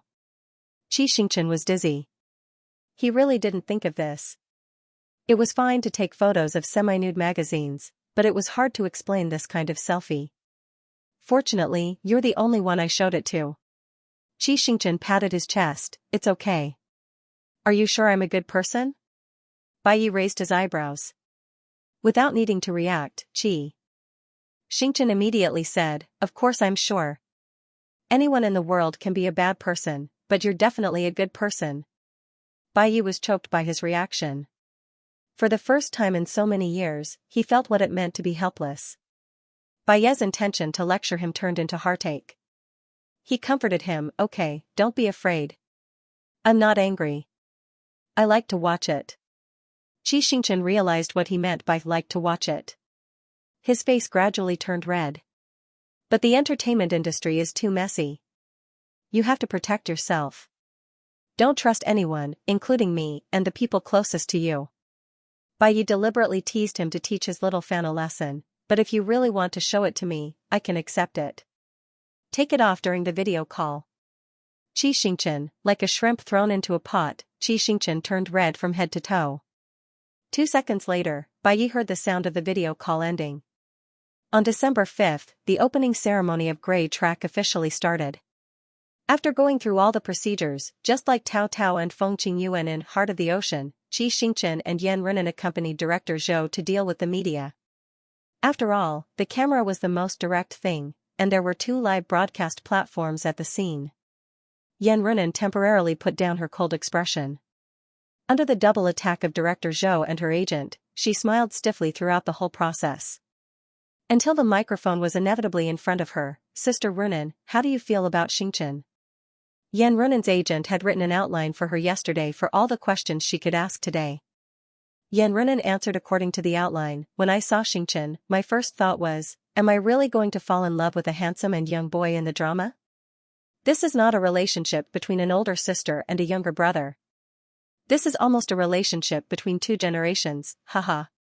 After hearing her answer, the reporter laughed for a while, but unfortunately, he did not let her go.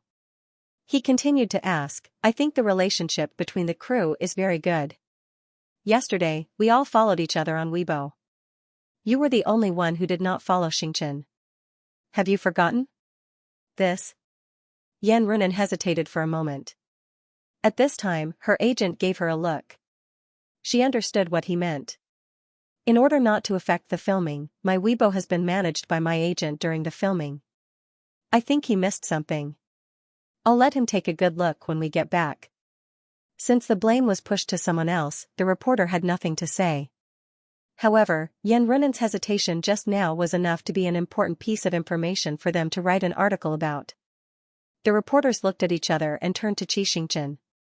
"Xianxia, Sister Renan did not follow you yesterday. Do you feel sad?" "It doesn't matter if Sister Renan does not follow me on Weibo," Xianxia joked. "But if Feng Nuo does not follow Liang Xiaolong will really cry." Feng Nuo was the name of Yan Renan's character in the film, and Liang Xiaolong was the name of the character Xianxia was about to play. Seeing that Xianxia changed the topic back to gray track with just a few words, the reporters could not help but roll their eyes in their hearts. However, at this point, they could only continue to ask questions. The master calculated that the auspicious time to start filming was 1:30 in the afternoon. After all the reporters were sent away, it was already 4 o'clock in the afternoon. It got dark early in the winter in the north, and now there was a bit of twilight in the sky. Director Zhou did not arrange any night scenes today, so the official filming would start tomorrow morning. Before the actors returned to the hotel, Director Zhou gathered them together for a small mobilization meeting. I know that filming in the winter is the most difficult, and the conditions in our village are difficult, so starting tomorrow, it will be a fierce battle, Director Zhou said honestly.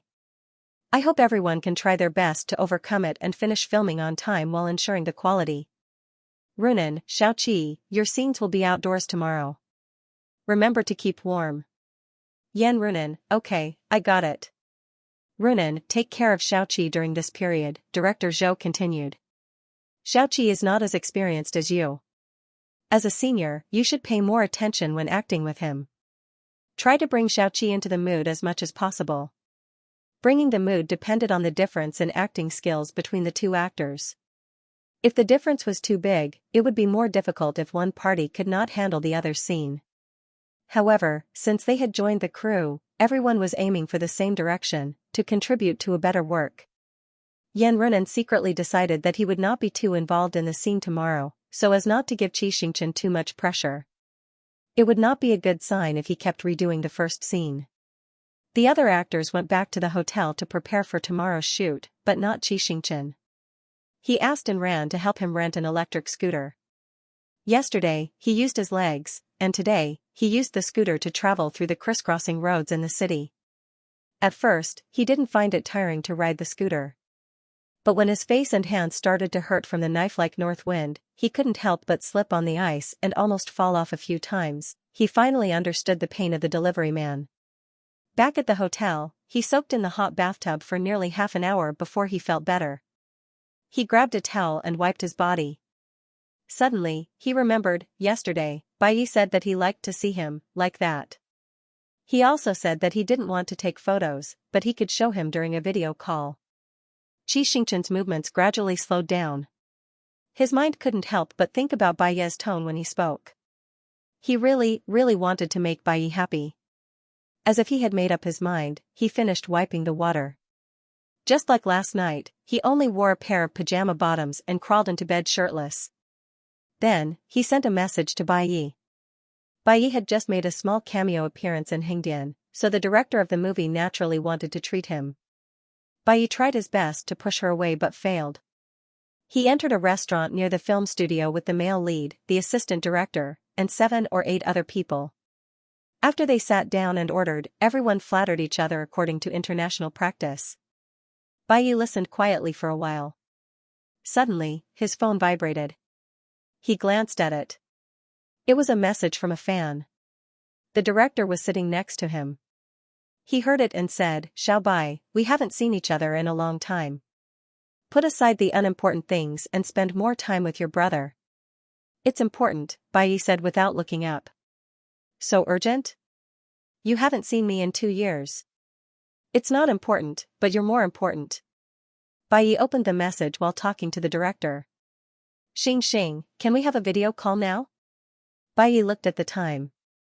It was past 9 at night. The director was a drunkard. Who knew what time the dinner would end? He thought for a while and got up to go to the bathroom. He didn't reply to her on WeChat but sent her a video call request.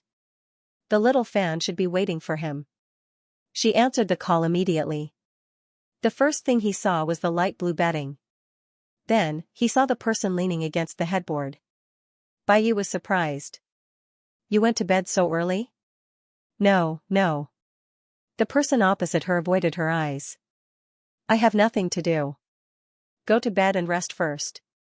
We'll start filming tomorrow, right? Go to bed early today and keep yourself in good shape." "Alright, I got it."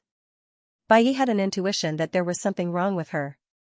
She was stuttering when she spoke, and her eyes were darting around. Even though her sitting posture was rather casual, the muscles in her arms were tense, as if she was a little nervous. Most importantly, she had pulled the blanket all the way up to her neck and covered herself tightly. Only two small hands stretched out from both sides of her body to hold her phone.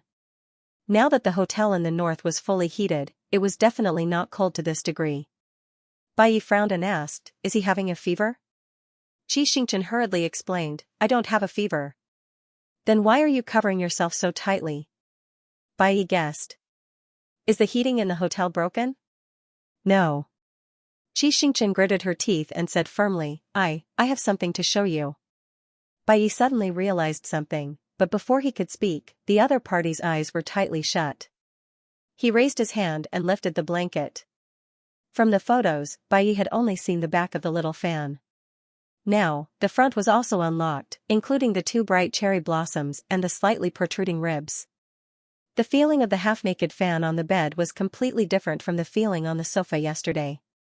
Bai's eyelids twitched, and his voice was a little hoarse. "Baby, don't mess with me. I'm outside." Xianxia was stunned and opened her eyes. When she turned on the video, she didn't dare to look at Bai because she was shy. Naturally, she didn't notice Bai's surroundings.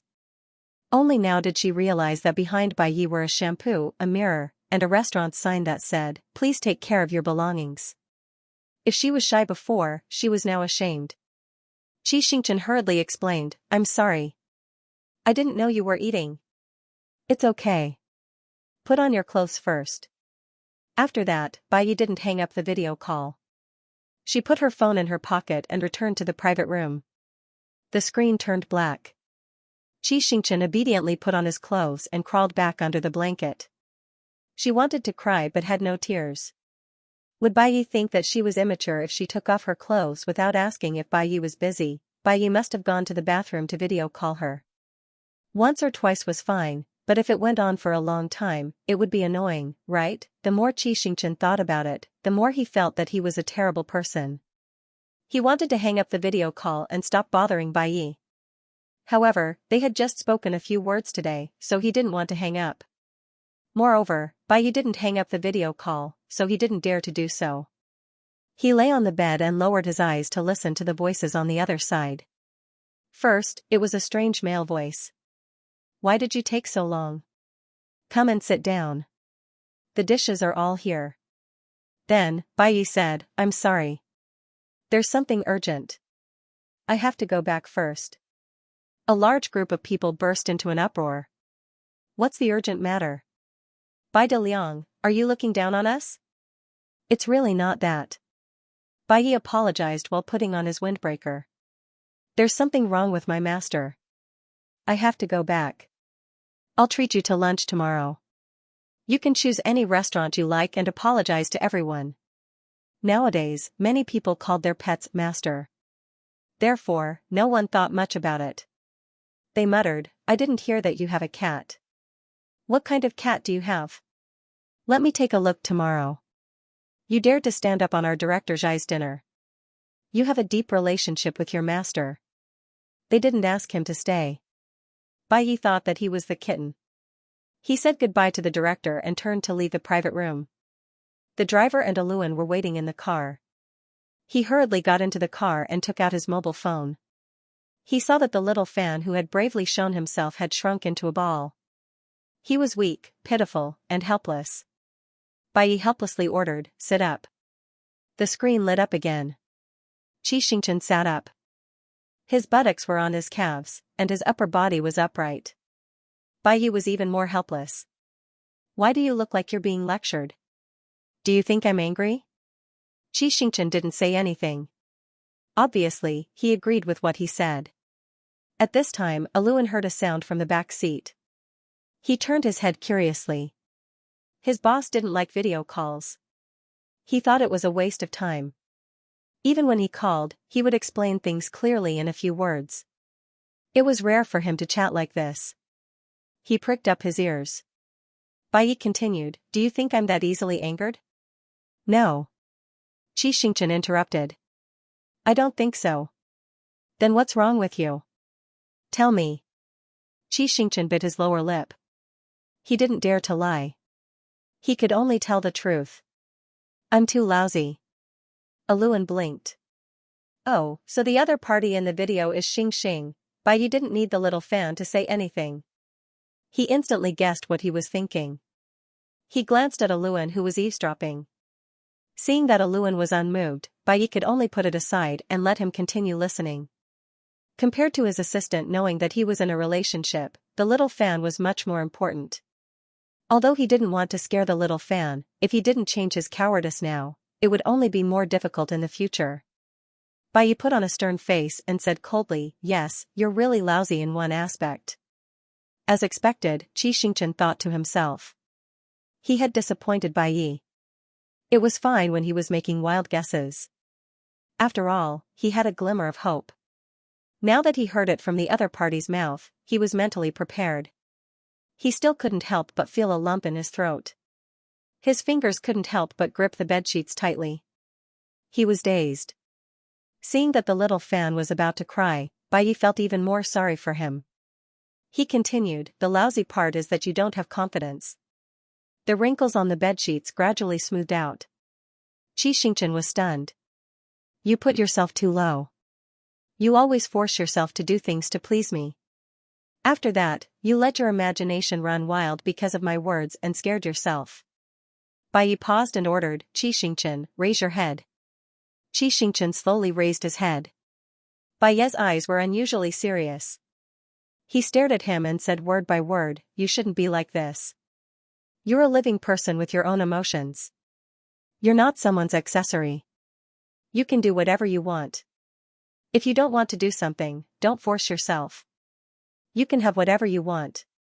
As long as I can satisfy you, I'll satisfy you. You might ask, which part of you is worthy of me doing my best to satisfy? Then I want to say, you're brave, kind, and unwilling to admit defeat.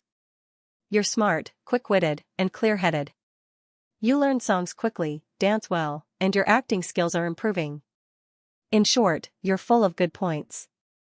Of course, the most important thing is that you're cute and likable. The more he said, the gentler Bai's tone became. In the end, it was almost coaxing. Otherwise, I wouldn't have fallen in love with you.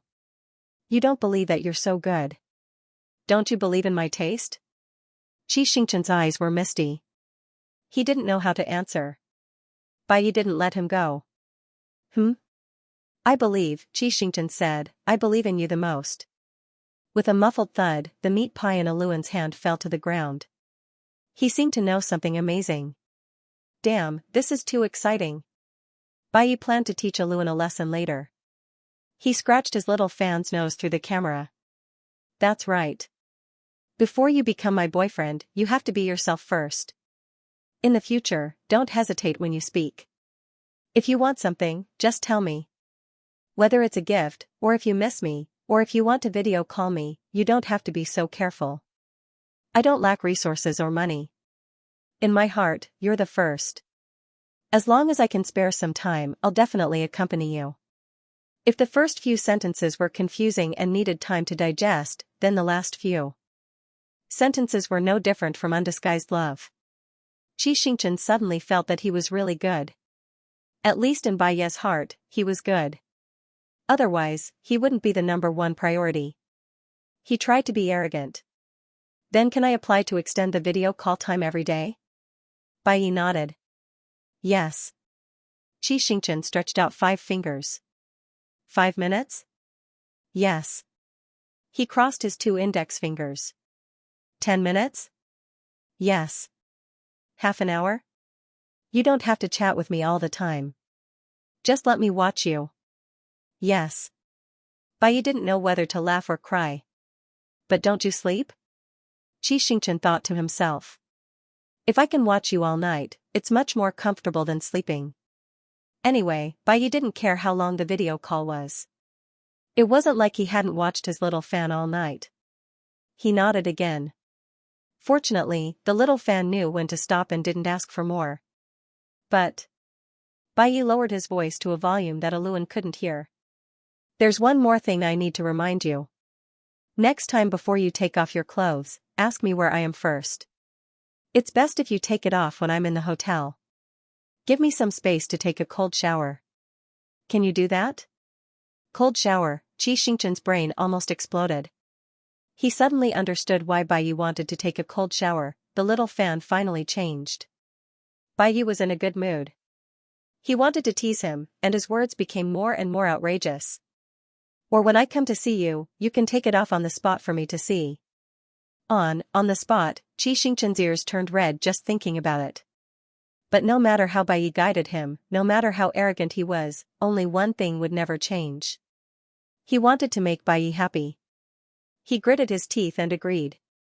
Okay, when you come, I'll take it off on the spot for you to see. But you don't have to take a cold shower. It's not good for your health. I have condoms and lubricant here. I'll serve you. Bai Yi, no one would be able to stand hearing such words from their lover. Fortunately, he was wearing a long trench coat today. Bai Yi pulled up the trench coat and covered his waist and legs. Crash, Aluan's pearl milk tea fell to the ground with the meat patty. His expression was colorful. 5 minutes later, Aluan died at the age of 27. On December 6, Grey Track officially started filming. The first scene was Xianxia delivering takeout. He was treated as a child laborer by the female lead, Feng Nua, and was forcibly taken to the police station. In fact, the first scene was originally planned to be Xianxia's personal scene. However, in order to let Yan Runan guide Xianxia, director Zhou deliberately changed it to this scene. This also showed that director Zhou did not have much confidence in Xianxia. At 6 o'clock in the morning, Xianxia went to the lounge to put on makeup. In order to make his skin a shade darker, he applied foundation longer than the actresses. When he came out after changing into his costume, Guang Ti was in position. He took the opportunity to pat Guang Ti on the shoulder. Thank you for your hard work. I'll go next. The outdoor scene required the right lighting and angle, and some shots needed to be shot from a high altitude with a camera on an elevator. Adjusting the camera position was very time-consuming. No actor was willing to walk around to cooperate with the camera, and no actor was willing to stand still and wait for the light to illuminate the scene. Therefore, most of the crew would ask Guang Ti to replace the actor to give the actor more time to prepare. Guang Ti was stunned. He had met cameramen who said hard work to him, but he had never met a male lead who said hard work to him. It's not hard work. He rubbed his frozen hands. Then I'll go to the side and wait for the next scene. After saying that, he was about to leave. Xianxia quickly stopped him. Wait. Take this. Xianxia gave him a hand warmer and 2 packs of heat pads. The pads can be stuck in your shoes. Your feet must be numb after standing for so long, right? It's okay. After all, he made a living as Guang Ti, so it was natural for him to be cold. He could not remember how long it had been since someone cared about him. He was a little moved and sniffed. Thank you, Teacher Qi. You're welcome. Go warm yourself. Xianxia sent Guang Ti away and turned to stand in the middle of the 6 cameras. The elevator arm was moving up with the camera. When director Zhou saw him, he raised the walkie-talkie in surprise. Little Qi, why are you up here alone? It's so cold. Go back to the lounge to read the script, or look for Sister Runan. I want to feel the camera, Xianxia confessed. I haven't filmed for 4 or 5 months. I'm afraid that I'll be rusty. Director Zhou, okay, now the camera is halfway through and we need to fix a few points. Listen to my instructions and don't catch a cold. Xianxia nodded to show that he understood. Yan Runan, who was reading the script at the side, heard what he said and became even more anxious about the next scene. About 20 minutes later, a noisy voice came from the walkie-talkie. Unit 3 in position. Computer 5 in position. Machine 6. Director Zhou asked. Where are the props? In position. Alright, Runan, come over. Director Zhou smiled. Lead actors, from now on, Grey Track will officially start filming. This is our first time working together. I don't know if you've heard of me outside. My personality is very easy to talk to outside of work, but when it comes to work, I like to be stubborn and like to do things perfectly. Maybe you think that web dramas don't need to work so hard, but I want to say that I've never treated it as an ordinary entertainment web drama. In my mind, it's an excellent work that has a chance to pass the review and get stars in the future. It's a child that I poured my heart and soul into. I hope that you can cherish it with me. I also hope that you can forgive me when I'm anxious and angry. Is that okay? Not many directors had a good temper when it came to high-intensity mental work accompanied by long nights. When Shang Yuliang got angry, he would even kick a chair. Therefore, Xianxia understood very well and said to Director Zhou, "Grey Track is my first work. It's also very important to me. I'll cherish it with you." Director Zhou said, "That's good. Come, get to your positions." Grey Track 6th scene, 1 take, action. The cold wind was bone-chilling. Strings of icicles hung from the eaves of the second floor of a small house in the city. Liang Xiaolong had just finished getting his food from a spicy hot pot shop on the street when a shaky icicle fell right in front of him, barely an inch away. He was so scared that he shrunk his shoulders and stood there in a daze, staring at the icicle for a long time. At this time, he didn't know which couple was quarreling, but a sharp female voice called him back to reality. He jumped over the broken icicle and quickly ran to the front of the scooter. He put the spicy hot pot into the insulated box and crossed his right leg over the scooter. Then he turned the key a few times, but the scooter didn't move. He turned the key a few more times, but the scooter still didn't move. He got off the scooter and began to look for the source of the malfunction. He looked around but couldn't find it. His expression became more and more anxious, and a thin layer of sweat appeared on his forehead. Finally, he found that there was a problem with the battery. After a while of fiddling, the scooter finally moved. He took off his helmet and a white steam immediately came out of his head. The weather was cold, and the hot steam from his sweat became his breath. After the scooter was fixed, he wiped his face with his sleeve. His face was instantly dirty like a kitten. He started the scooter and hummed a folk song from his hometown. He followed the location on his phone and ran all the way to the food delivery place. "Attention scooters in front, attention scooters in front, please slow down and stop by the side." Hearing this, Liang Xiaolong's whole body trembled. It was said that scooters were very strict now, and he didn't want to lose the company's scooter. That was equivalent to losing his job, so he immediately sped up. Unfortunately, how could a two-wheeled scooter outrun a four-wheeled scooter? 3 minutes later, a jeep with police lights suddenly passed him and stopped him on the side of the road. Feng Nua had just left the scene and got off the scooter in casual clothes. She put her hands in her pockets and wore black police boots. She slowly walked forward and looked at Liang Xiaolong. "How old are you?" 10, 19. Feng Nua looked fierce. Liang Xiaolong didn't dare to look at her and stuttered. Feng Nua said angrily, "Tell the truth." Liang Xiaolong was even more scared. 19. "Fine, you don't want to tell the truth." Feng Nua walked to the scooter and put the incubator in the jeep. "I'll help you deliver the food, and then you'll come back to the police station with me." Cut. Director Zhou gave a thumbs up. "You two did very well. This scene is over. Little Chi, you're pretty good at scooting. I almost thought you could deliver food. Take a 10-minute break." Hearing the director's approval, Xianxia, who hadn't acted in a long time, breathed a sigh of relief. And Ran immediately came over with a blanket. He put it on, nodded at Yan Runan, and took the lead to touch up his makeup. Yan Runan looked at his back with a complicated expression. She didn't expect that the first scene, which was a difficult one, would be passed in one take. As Director Zhou said, he was very strict with his work and actors. It could even be called harsh. What did passing in one take mean? It meant that Xianxia's performance couldn't be faulted at all. In fact, she really couldn't find any fault with it. From the initial micro-expression when he was shocked by the icicles, to the sweat on his forehead when he checked the scooter, to the change from panic to helplessness when he saw Feng Nua, and then to the feeling of being wronged.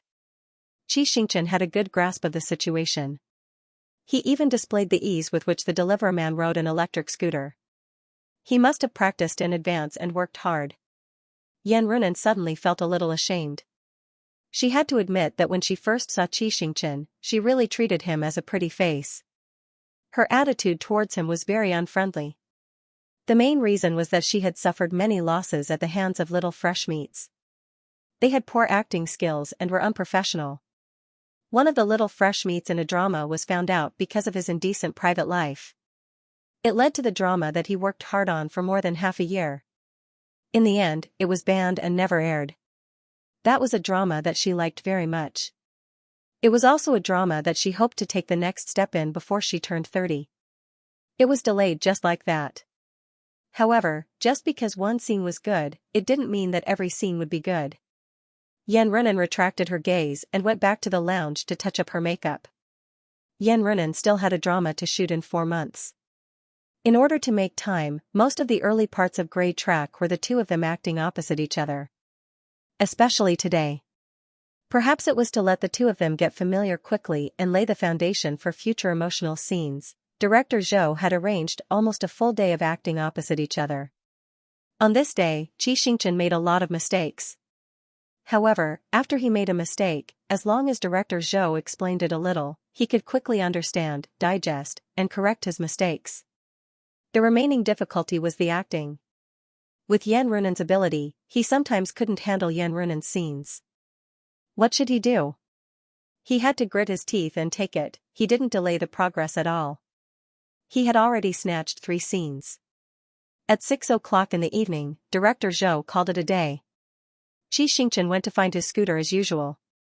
Director Zhou stopped him. "Hey, Xing, are you going back to the hotel?" "Not for now." "Then forget it." Director Zhou turned to Yan Runan. "Runan, why don't you go back to the hotel?" "My car broke down." "Give me a ride." Yan Runan agreed.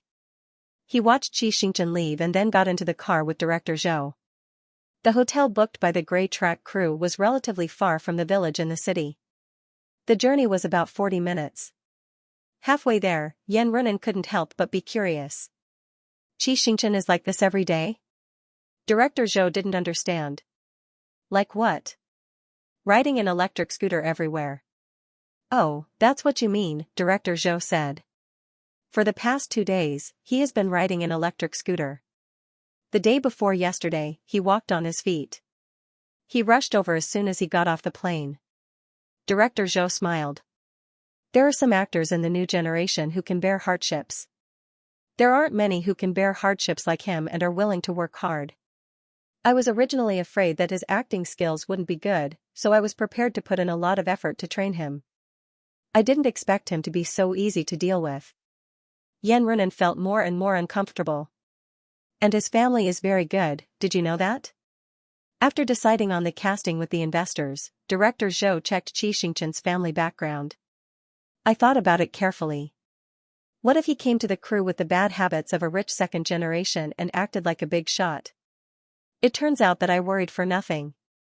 Not only does he not look like a rich second generation, but he also looks like a small-time actor from a civilian background. Today, he even gave Guangti a hand warmer. I'm so satisfied with his positioning." "Hey, Runan, why aren't you saying anything?" "It's nothing," Yan Runan said. "I originally thought that he was like other little fresh meat. It's my fault." Director Zhou said, "Oh, you know you're wrong. Why don't you follow him on Weibo?" Yan Runan shook his head. "I've never regarded Weibo as a platform for business. For me, Weibo is more like a place to communicate with fans and people in the industry. The people I follow are basically all talented actors. I just worked with Xiaoqi for a day. I'm not sure if I can add him to my circle." You really, hearing this, Director Zhou was speechless. However, it was his choice. If he didn't want to socialize on Weibo, he couldn't say anything. "But I'll apologize to Xiaoqi," Yan Runan said. "I've really wronged him this time." That night, Xianxia received a WeChat friend request from Yan Runan from the Grey Track group chat. He didn't know why Yan Runan chose to accept it. Soon, Yan Runan sent him an apology message. "Xiaoqi, I want to apologize to you. I didn't treat you well a few days ago. After working with you for a whole day today, I realized that you're not who I thought you were. Please accept my apology." Xianxia didn't care about it at all, but he wanted to clear the name of the little fresh meat. He thought about it and replied, "Of course I accept your apology, but I also hope that you won't judge a book by its cover next time. Runan, after you, I've realized that I'm too biased. I'll quickly adjust." Seeing that Yan Runan apologized sincerely and didn't get angry because of his words, Xianxia was very satisfied. He changed his attitude and discussed the upcoming plot with her as a junior. Then, he looked for Bai Yi for an hour-long video call and went to sleep happily. Perhaps because the grudge with Yan Runan was resolved, they had no obstacles in communicating during the next shoot and their scenes went smoother. Sometimes, when Xianxia's performance deviated, Yan Runan would take the initiative to help him sort out the character's emotions and guide him into the role. There was pressure to act with this kind of acting, but more of it was growth after enduring it. Gradually, he realized that there were fewer situations where he couldn't handle Yan Runan's scenes. He could also control the speed of his speech and the subtle changes in his pupils. On this day, he was holding the script and sitting in front of the electric heater to warm his hands when his phone suddenly rang. The caller ID showed that it was baby Xianxia. It was now the winter break, and the seniors had to make up for it during the day. Therefore, the little brat often sent messages to harass him and never called. There must be something urgent if he suddenly called. Xianxia quickly picked up. "Hello, Xianxia, what's wrong?" "Brother," Xianxia's voice trembled. "Tao Xian's condition has worsened." "Worsened?" Tao Xian's condition worsened? Although kidney disease itself was unreasonable, Tao Xian looked fine the last time he went home. How could it suddenly deteriorate? The most important thing now was not to find the reason. Xianxia shook his head and asked Xianxia, "When did this happen? How is Tao Xian now? Is his life in danger? Did the doctor come for a consultation? Does your brother Liangjing know about this?" After all, he was young and it was the first time that someone around him was seriously ill. Xiaoxia's lips were pale and his hands were trembling. After being asked by his brother, he panicked even more. It took him a while to react. "You asked me to tell you as soon as possible. Tao Xian has just entered the emergency room. Brother Liangjing, the attending physician of the hospital, and the specialists from other hospitals are having a meeting. It happened 10 minutes ago. We don't know the details yet. You asked me to tell you immediately, so I called you first." He spoke incoherently. Xianxia thought about it for half a minute. After he understood, he comforted Xianxia. "I'll go back now. Don't panic. Now, I have a very, very important task for you." Hearing that his brother was coming back, Xianxia suddenly had a pillar of support. His hand stopped trembling so badly. "Go ahead, brother. From now on, you must keep an eye on Liangjing. If he tries to hurt his body, you must stop him no matter what, even if you knock him out. Can you do it?" Xianxia was confused, but he always listened to his brother's requests. He replied, "Got it, brother." Tao Xian and Liangjing's lives were more important than acting. After hanging up, Xianxia asked the director for a leave of absence. At the same time, he asked and ran to buy him the earliest flight back to H City. Fortunately, the time was right. There was a flight in 40 minutes. He rushed to the airport and boarded the plane at the last moment. There was no Wi-Fi on the plane, so he couldn't receive any messages or phone calls. He was so anxious that he couldn't sit still and couldn't eat or drink. As soon as he got off the plane and turned on his phone, he called Xianxia immediately. For the first time, Xianxia did not pick up. The second time, Xianxia still did not pick up. He gave up on the path of the little brat and directly called Liangjing. Unfortunately, Liangjing's side was also like a stone sinking into the sea. Only the busy tone could be heard. His heart suddenly tightened. With Xianxia's character, he would definitely do what he promised. If she didn't pick up the phone, it could only mean one thing: perhaps Liangjing was really stupid. He was trying to persuade Liangjing and had no time to look at his phone, and with the relationship between Liangjing and the original owner, not picking up the phone confirmed his guess. Before leaving J City, he had informed the Chi family's driver to pick him up at the airport. When he got down to the parking lot, the driver was already waiting. He told him the hospital's address and urged, "Please drive faster, I'm very, very anxious." Since the Chi family's darling had spoken, the driver was immediately on guard. "Okay, as long as there's no traffic jam, we'll be there in 20 minutes. With that, he stepped on the accelerator and the car had already sped a few meters. Xianxia grabbed the armrest and continued to call Xianxia and Liangjing. Unfortunately, they didn't pick up. Xianxia was burning with anxiety. He gritted his teeth and urged the driver again. The driver almost drove the car like a tank and arrived at Jing'an Hospital in 13 minutes. These 13 to 14 minutes were the most stressful 13 to 14 minutes of his life. When the car finally stopped, he didn't even have time to thank him. He slammed the door and rushed into the hospital. The emergency room was on the 4th floor. Xianxia couldn't wait for the elevator and went up the stairs along the safety passage. The closer he got to the 4th floor, the more anxious he felt. It wasn't until he stepped onto the last step, on the platform of the safety passage, Xiaoxia's hair was disheveled. His jacket was covered in dust. He didn't know if it was thrown on the ground or accidentally dropped. His eyes were red and swollen. With bloodshot eyes, he pressed Liang Jing against the wall and said in a surprised and confused tone, "No wonder my brother asked me to watch you. You're not related to Tao Xian. Why are you helping him? You're a medical student. You should know how important a kidney is, right?" Hearing this, Xianxia's eyes darkened. Maybe it was because of the plot or some other reason, Liang Jing still wanted to donate his kidney. However, it seemed that Xianxia stopped him. This was the only thing that comforted Xianxia. He called out to his brother, "Jiaza." As soon as he opened his mouth, his voice was so hoarse that it almost scared himself. Hearing the voice, Jiaza turned his head. His tense little face relaxed a little. His eyes were instantly wet. "Brother, you're finally here." "Yes, I'm back." Xianxia picked up the jacket on the ground and cleared his throat. "Go accompany Tao Xian. Leave this to me." The original owner and Liang Jing were very close. Jiaza, who often stayed with his two brothers, was also not bad. He was also worried about Liang Jing and didn't want to leave. However, he trusted his brother unconditionally. Plus, he was worried about Tao Xian's situation. In the end, he left the safety passage. The door closed with a bang and the corridor returned to silence. Seeing that Liang Jing didn't speak, Xianxia could only speak first. "How's Tao Xian?" Liang Jing still maintained his posture of leaning against the wall. After a moment of silence, he answered, "He's been rescued. He's now in the intensive care unit. If you want to cure Tao Xian, you can only do a kidney transplant?"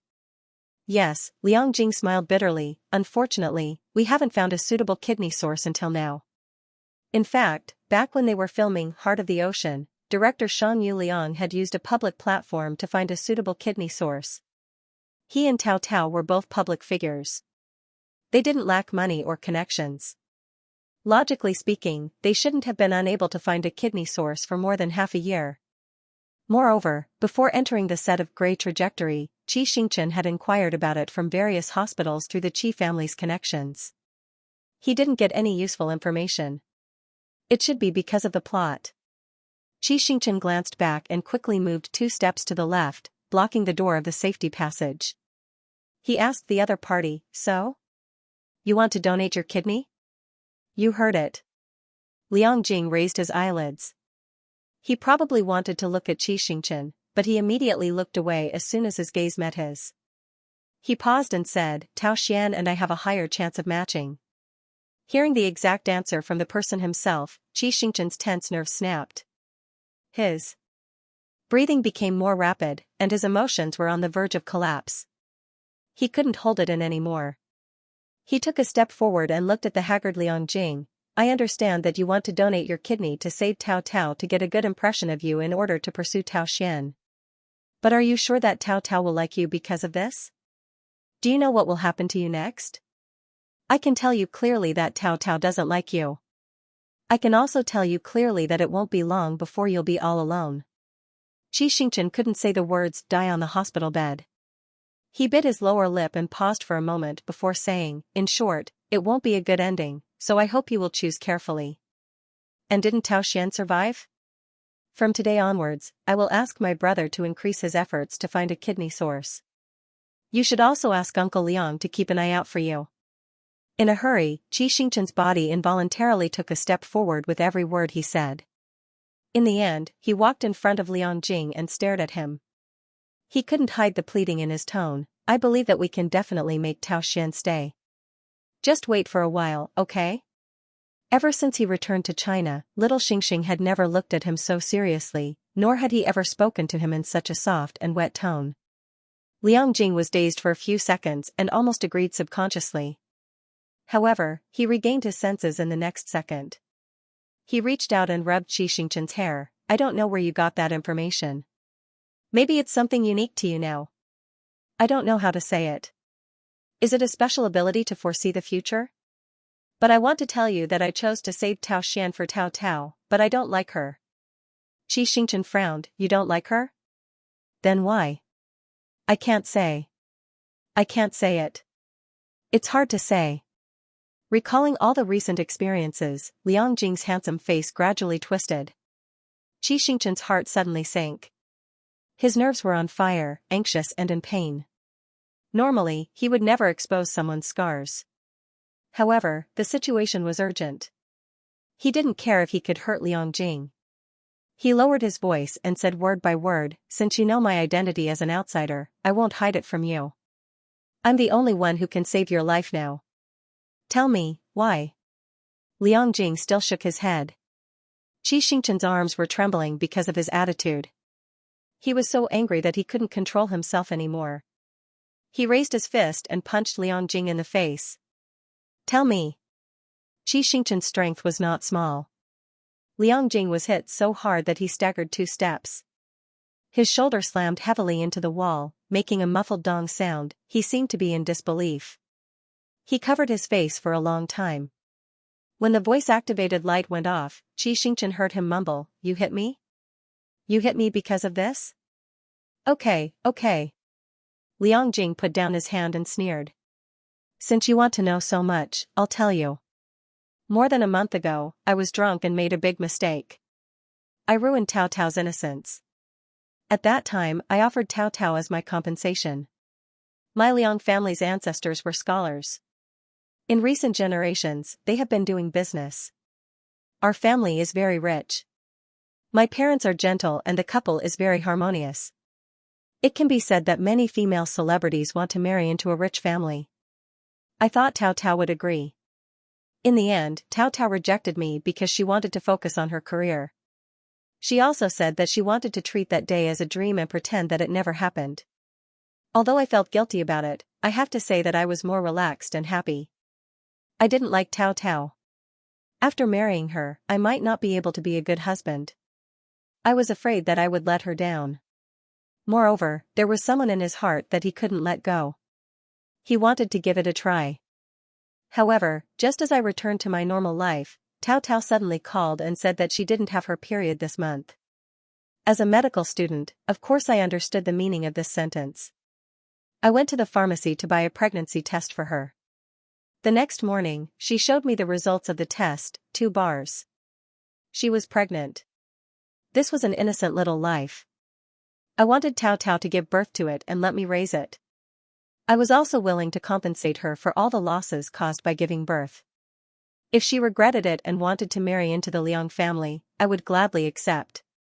Fortunately, she thought the same as me. We discussed and decided to give birth to the child. Unfortunately. At this point, Liang Jing paused, and his voice became weaker. Unfortunately, she was busy with work. I couldn't stay by her side to take care of her. Not long after, the child was gone. Losing the child was a huge blow to her. I couldn't sit by and let her bear all the pain alone. I thought of many ways to make up for it, but in the end, I realized that none of them could afford to lose a life. Until today, little Xian's condition worsened. She couldn't bear the double blow and fainted. So. Liang Jing's voice was low. It was unknown whether he was mocking himself or mocking Xianxia. Now you know? I couldn't control my lower body and made a mistake.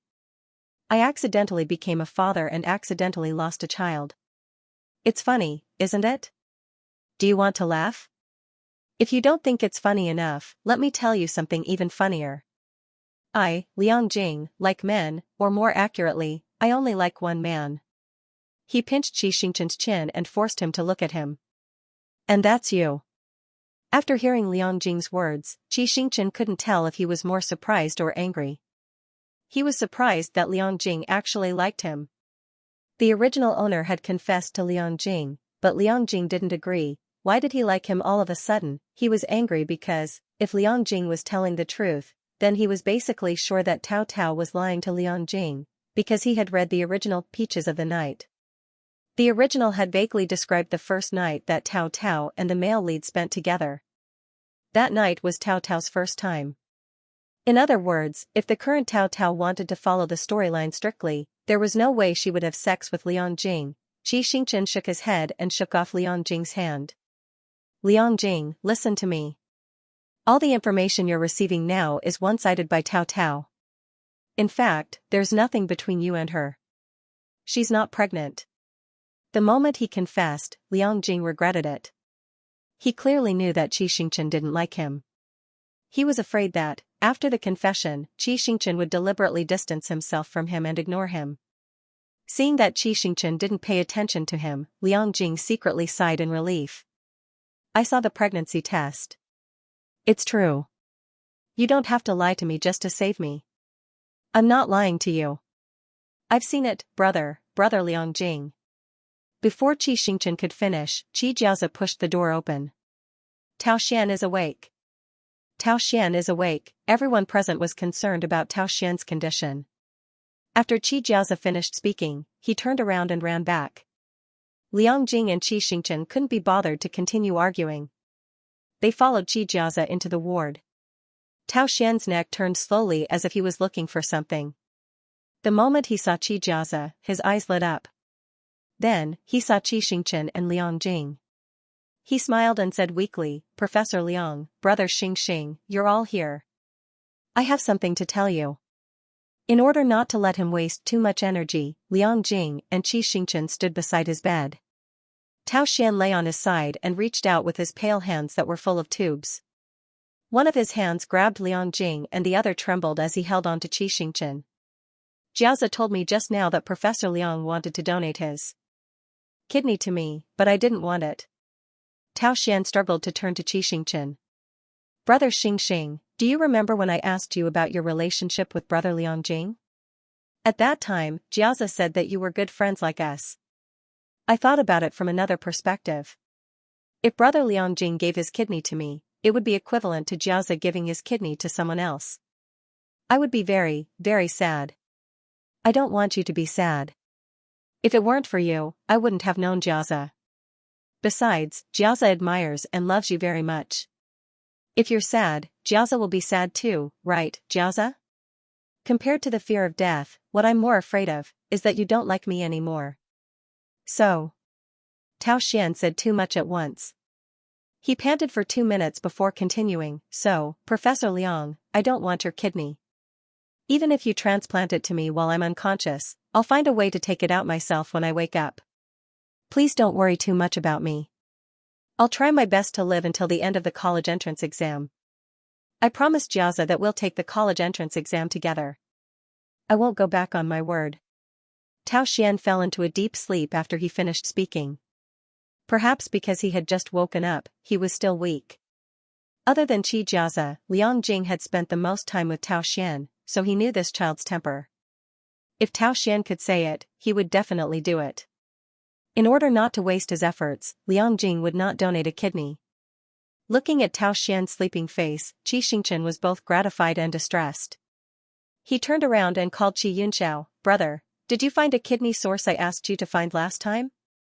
There are a few, Xianxia said, but the match was not successful. Can you hurry up? The patient's condition is deteriorating. We can't wait any longer. Okay, wait a moment. Hearing his brother's urgent tone, Xianxia directly got up and walked to the general assistant's office. Start making calls now. Contact all the medical institutions at home and abroad and ask who has a kidney source. If there is, you don't have to wait for the matching results. Go there and verify it yourself. If there is one missing, submit your resignation letter next month. Usually, Xianxia called his assistant directly through the internal line. This time, he came to the general assistant's office in person. Everyone in the room was shocked into silence. After a moment of silence, the sound of people scrambling to press their phones rang out. Xianxia was satisfied and left the general assistant's office. Listening to the voice on the other end of the phone, Xianxia was relieved. The next step was to wait for news from his brother.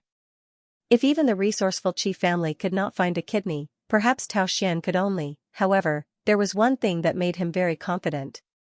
In the plot line of Peaches of the Night, other than the interference caused by him, everything else was proceeding according to the original trajectory. In the original work, Tao Xian survived. Logically speaking, without Liang Jing's donation, Tao Xian had a high probability of surviving. After hanging up the call with Xianxia, Xianxia heaved a sigh of relief. He wanted to go back to the ward and ask Tao Xian how serious it was. She turned around and saw Liang Jing's back at the end of the corridor. Liang Jing was a gentleman. He had always been. When the original owner confessed to Liang Jing, in order to give both parties time to think carefully, and to give the original owner time to forget him, Liang Jing left alone. Now, Liang Jing clearly knew that she had a boyfriend and would definitely reject her, and he chose to leave while she was on the phone. It was because she was afraid that he wouldn't have the heart to reject her harshly and was afraid that she would feel awkward. Liang Jing had always been considerate of others. Even if he had a one-night stand with Tao Tao, his first reaction was to marry Tao Tao instead of shirking his responsibility. In the modern society, it was common for men and women to have sex after drinking. Usually, the man would just leave and no one would be willing to consider the woman. Looking at it this way, Liang Jing was the fluophore. He was the illuminator. Xianxia sighed. Avoiding contact with Liang Jing at this stage was his best choice. He found another nurse to take care of Tao Xian. Plus, Xianxia would come to take care of him from time to time. There shouldn't be any problems here. After leaving the hospital, he didn't go straight home. Instead, he asked the driver to park the car in a very remote corner. Half an hour later, a man knocked on the car door. Xianxia signaled the driver to let him in. It was the private detective that Anran helped him hire. "Hello, sir." "Hello," Xianxia took off his sunglasses. "Tell me about the recent situation." While asking, Xianxia observed the man's expression. When he saw Xianxia's real face, he didn't show any emotion similar to surprise. People in this line of work must be particularly sensitive to the entertainment industry, especially stars like him who just made a big splash on variety shows. It was impossible for the man not to know him. But at this moment, he was so calm that it was enough to see his professionalism. Xianxia was originally afraid that it would be unsafe to find him in person, but now it seemed that he was worried for nothing. After this period of observation, I found that Mr. Liang's life is very simple. Most of the time, he is at home and in the hospital. Occasionally, he will go to the convenience store to buy some daily necessities. On December 3rd, he went to 711 to buy. The detective began to report Liang Jing's movements. Xianxia listened carefully and filtered out the useful information. As the detective said, Liang Jing's life was indeed monotonous. It could even be described as boring. When the report was almost finished, Xianxia heard the word pharmacy. "Wait," he quickly stopped. "Repeat that one." At 6 o'clock in the evening, Mr. Liang entered the pharmacy and came out about 7 or 8 minutes later. When he came out, he was empty-handed and didn't take anything. After that, he didn't find the relevant receipt in the trash thrown out of his house. At 8 o'clock in the evening, Mr. Liang and the female star Tao Tao met in a tea house. After spending 12 minutes and 31 seconds alone, Tao Tao left in her private car and Mr. Liang drove home. Going to the pharmacy. Xianxia suddenly remembered that in the corridor of the fire escape, Liang Jing once said that he bought Tao Tao a pregnancy test. It was probably this time. Xianxia had a hunch that this would be the starting point to solve the problem. After listening to the detective report the rest of the information, he thought for a moment and said, "Stop following Liang Jing.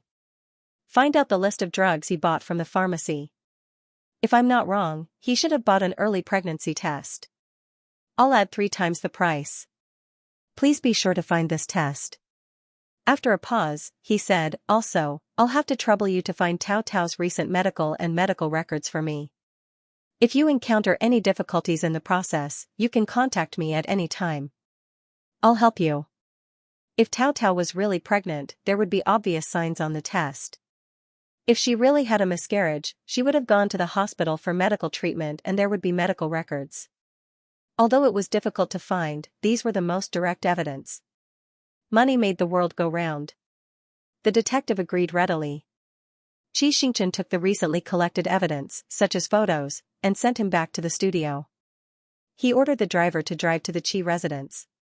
When he got home, his family had already finished dinner. He had some porridge and chatted with his family for a while. When he returned to his room, he threw himself on the big bed with a bang. His muscles, which had been tense for the entire day, finally relaxed. He finally had a chance to catch his breath. He took out his phone and checked his unread messages. Among them, Yan Runan asked if he got off the plane safely. Director Zhou asked if he needed help. Naturally, there was also Bai Yi. 8:30. Moon, good morning, 13:00. Moon, today's schedule is over. I'm going to have dinner with the producers now. 15:40. Moon, I saw that J City's temperature dropped again. I bought you a few down jackets and sent them over. You can choose what you like to wear. 20:00. Moon, did you have a good meal tonight? Xianxia looked at these 4 messages and was surprised for a moment. It turned out that even the arrogant Bai Yi would continue to send WeChat messages when others did not reply. He thought that Bai Yi would ignore him if he did not reply once. It was either because there were too many things to do today, or he did not want to keep ignoring Bai Yi. He quickly got up and looked at himself in the mirror. Because he had been anxious for a long time, his complexion was quite bad now. He definitely could not be videotaped like this. He was afraid that he would look ugly to Bai Yi. He cleared his throat and called Bai Yi. Bai Yi picked up quickly. Finished filming? No, Xianxia said. There was an emergency at home this morning. I asked for leave to go home. I just finished dealing with it now. Do you need my help? I'll buy a ticket back to accompany you. No. Xianxia hurriedly refused. It's already been solved. Thank you for your kindness. Really? Absolutely. Xianxia did not want to be entangled in this issue. He licked his lips and changed the topic. How did you know that the temperature dropped here? I couldn't see the road because of the heavy snow this morning. All I could see was a vast expanse of white. It was especially beautiful. Bai Yi said lightly, because I changed the location to J City. Why did you change the location? Xianxia smacked his lips. You're flying here today and there tomorrow. The most important thing is to pay attention to the local weather. Otherwise, you'll catch a cold easily if you don't wear enough clothes. It's okay, Bai Yi said in a low voice. Compared to myself, I'm more interested in knowing if you're cold. Bai Yi rarely said such straightforward words of love. Every time he said it, Xianxia's heart would tremble. He whispered, no need. I have sister and ran to arrange clothes for me. After that, he came up with a good idea. Then I'll change the location to where you are too. If there's a big fluctuation in the temperature, I'll tell you. Xianxia laid on the pillow and changed the location to Bai Yi's current location. Hearing the sound of him typing on the phone, Bai Yi could not help but chuckle. Xianxia's ear felt hot and itchy as if it was right next to his ear. He reached out and rubbed his ear. Suddenly, he remembered that it had been almost a month since Bai Yi last spoke to him like this. They had not seen each other for too long. He missed Bai Yi. Unlike video calls, Bai Yi could not see his expression and could only listen to his silence. He asked, why aren't you saying anything? Xianxia buried his face in the soft pillow and said in a muffled voice, nothing. This sentence could not be more fake. Bai Yi pretended to be angry and said, don't forget that you promised me that you'll tell me if there's anything. Xianxia, Bai Yi, It's really nothing. Xianxia pinched the corner of the pillow and found it hard to say. However, under Bai Yi's tyrannical abuse, he had to say it. I just miss you a little. Bai Yi's hand that was flipping through the book paused. His heart ached. How could he not miss Xianxia? Bai Yi said softly, wait a little longer. Okay, I'll wait a little longer. Xianxia thought that Bai Yi was talking about waiting for Grey Trajectory to finish filming, so he did not think too much about it. The two of them chatted for a while. Xianxia yawned, and Baiyi told him to go to bed early. After hanging up the phone, Xianxia was too lazy to take a shower. He took a few showers and crawled into bed. However, perhaps because he had thought too much during the day, he was not sleepy even though he was tired. After closing his eyes, his mind was filled with the scene of Liang Jing donating a kidney. Frankly speaking, he still had lingering fears. Fortunately, the danger had been resolved by Tao Xian. What he needed to do now was to find evidence and prove Liang Jing's innocence. At the same time, he was eager to know if he had been too paranoid and blamed Tao Tao wrongly, or if Tao Tao really had her own consciousness. After what Tao Xian had said last time, he suspected that Tao Tao had her own consciousness, but he could not find any concrete evidence. If he could confirm that Tao Tao was lying to Liang Jing this time, it would mean that Tao Tao was no longer a simple paper person. Xianxia lay on his side and thought carefully about the solution behind every possibility. His gaze wandered aimlessly and suddenly landed on a corner of the bookshelf. There was the album that Baiyi had given him. When he had received the album, he had still been wondering if he should participate in my time. In the blink of an eye, a few months had passed, and he was already with Baiyi. However, he had not opened the album yet. He felt a pain in his temples and wanted to listen to music to relieve it. Baiyi was now his mobile storage machine. He could have whatever album he wanted. He could even ask Baiyi to sing it for him. He did not lack this album. So he got out of bed, opened the album, turned on the multifunction record player, and put the record in. Baiyi's songs were indeed the best relaxation medicine. He enjoyed it very much. The more he listened, the more confused he became, until he was about to fall asleep. He heard that the physical record seemed to have one more song than the electronic record.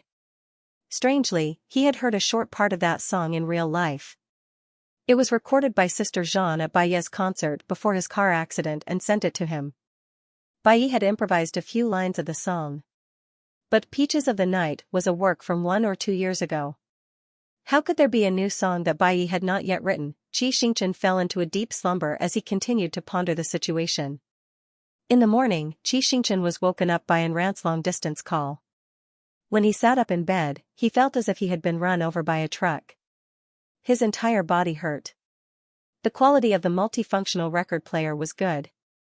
It was still playing music after a night. At that moment, it was playing the new song. He hugged the blanket and listened lazily for a while. The more he listened, the more confused he became. Acrobatic performances were usually accompanied by background music. Because he had been practicing acrobatics since he was a child, he was more sensitive to music. He listened to the melody several times. It was really similar to the one sent by Sister Jean. It was also possible that his memory had deviated after the car accident, or that it had been too long. There was also the in-ear feedback on Baiyi's profile picture. After adding him on WeChat, he had been curious for a long time. Was the world structured in the book so real that even the fan Xianxia who sent in-ear feedback existed? Xianxia looked at the time and thought to himself, forget it. I'll ask Baiyi when I see him. Rubbing his eyes and stretching, Xianxia reluctantly went to wash up. When he went downstairs, he deliberately walked softly, not wanting to wake his family up. When he reached the first floor, he found that other than Xianxia, who was still in the hospital, everyone else was neatly dressed and sitting on the sofa, looking at him in unison. Dad, you guys. Xianxia was surprised. Why are you up so early? It's not even 6 o'clock yet. I'll send you off, Grandpa Qi said. Let's go. It wasn't the first time Xianxia had seen this, but he felt that something was wrong today. His father and brother's expressions were normal, but his sister seemed a little nervous. The driver drove a 7-seater business car. Xianxia got into the car in confusion. Just like before, Xianxiao sat in the passenger seat, Grandpa Qi sat in the first row of the back seat, and he and Yuji sat in the last row. Not long after the car drove out, Yuji organized her words. Xing, I saw that your skin was a little dry last night, so I bought some skincare products and masks for you and sent them to the set. They will probably arrive tomorrow. As for the snacks, they'll be arriving tomorrow. If you can't finish them, you can share them with your colleagues. When Xianxia heard the words "I can't eat or use them," he felt his head go numb. His sister has always been very extravagant when it comes to buying things. It seems that she must have sent a lot of things this time. However, this was the thought of a family member. He happily said, "Thank you, big sister.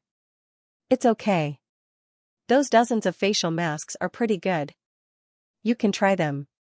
Xianxia paused. "And I heard that there are but masks overseas. Do you want one? If you want, I can ask my classmate to bring some for you." Anal membrane, as the name implied, the buttocks were attached to the buttocks. Then why did they have to stick the buttocks? It must be to beautify her buttocks. Then why beautify the buttocks? It was such a private place. Normally, he would not be able to see it with his pants on. Only when he was doing something could the other party see it. The topic suddenly changed in an unexpected direction. Xianxia was really shocked. He subconsciously looked at his father and brother, wanting to know if they heard it. Unfortunately, one of them leaned to the left and the other leaned to the right. Their ears were exposed, and they were almost pressed against his mouth to listen. Xianxia, how much did his family know? "Sis, big sister," he said in a panic. "I don't need it. I really don't need it." "Oh, then let me know when you need it. I'll send it to you." Xianxia and Xianxia exchanged glances. "By the way, how much of the things I brought for you last time have you used?" Xianxia, it was really her. If body temperature could be visualized, he would have started smoking by now. He wanted to jump out of the car immediately. With every word he said, his face seemed to be dripping blood. "No, it's useless." "It's really useless? We're all adults. You don't have to lie to me." Xianxia was on the verge of breaking down. "It's useless. It's really useless." Seeing that he didn't seem to be faking it, the other two Qi family members heaved a sigh of relief. They were happy that the golden cabbage in their family hadn't been taken away. At the same time, they were angry that their Xianxia was so cute, but why wasn't the pig interested? However, in order not to let her beloved brother die of embarrassment on the spot, Xianxia didn't ask any more. When Xianxia got out of the car, she whispered to him, "Use all the birth control products. The family left you 30,000 pieces. It's definitely enough." Xianxia slammed the car door and fled. Back in the snowy J City, after getting off the plane, Ran and the male lead were waiting in the car park. It was approaching the end of the year, and the weather was getting colder.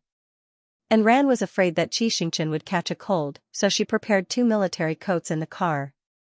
Seeing him get into the car, Ran quickly took off the coat and wrapped it around him, complaining, "Why didn't you wear a scarf?" Actually, it wasn't that he didn't wear one, but that he was in a hurry when he left the set and didn't have time to take it. Xianxia said vaguely, "I forgot." "It's okay, I'm not cold." "Your face is so red." Ran looked at him for a moment. "Are you having a fever?" Xianxia touched his cheek, but because his hand was cold, everything he touched was warm, so he couldn't be sure. "No." He shook his head. "Don't worry about me. Let's go back to the set." Ran knew his character, so she didn't say anything else. When they arrived at the set, Xianxia went to greet the director first. Ran went out to buy a piece of ginger and made a pot of ginger soup for him. Xianxia said that he would drink it later. Then, when Ran went out, he secretly took it to the bathroom and poured it all out. Since he had just returned to the set, the director didn't arrange too many scenes for him that day. He was asked to go back to the hotel before 6 o'clock. Ran pressed the hotel elevator and said, "I didn't have time to ask you this morning, but the first batch of letters written by the fan club for you has been sent to the company yesterday. Do you want to take a look?" "What's the date today?" Xianxia was a little confused. "The 23rd. It's Christmas Eve and Christmas tomorrow, followed by your birthday on the 28th. There are only a few days left. The letters from other websites and unofficial fan clubs are also being sent to the company one after another." At this point, Ran stopped and furrowed her brows. "Xianxia, you don't look too good. The last batch of medicine is about to expire.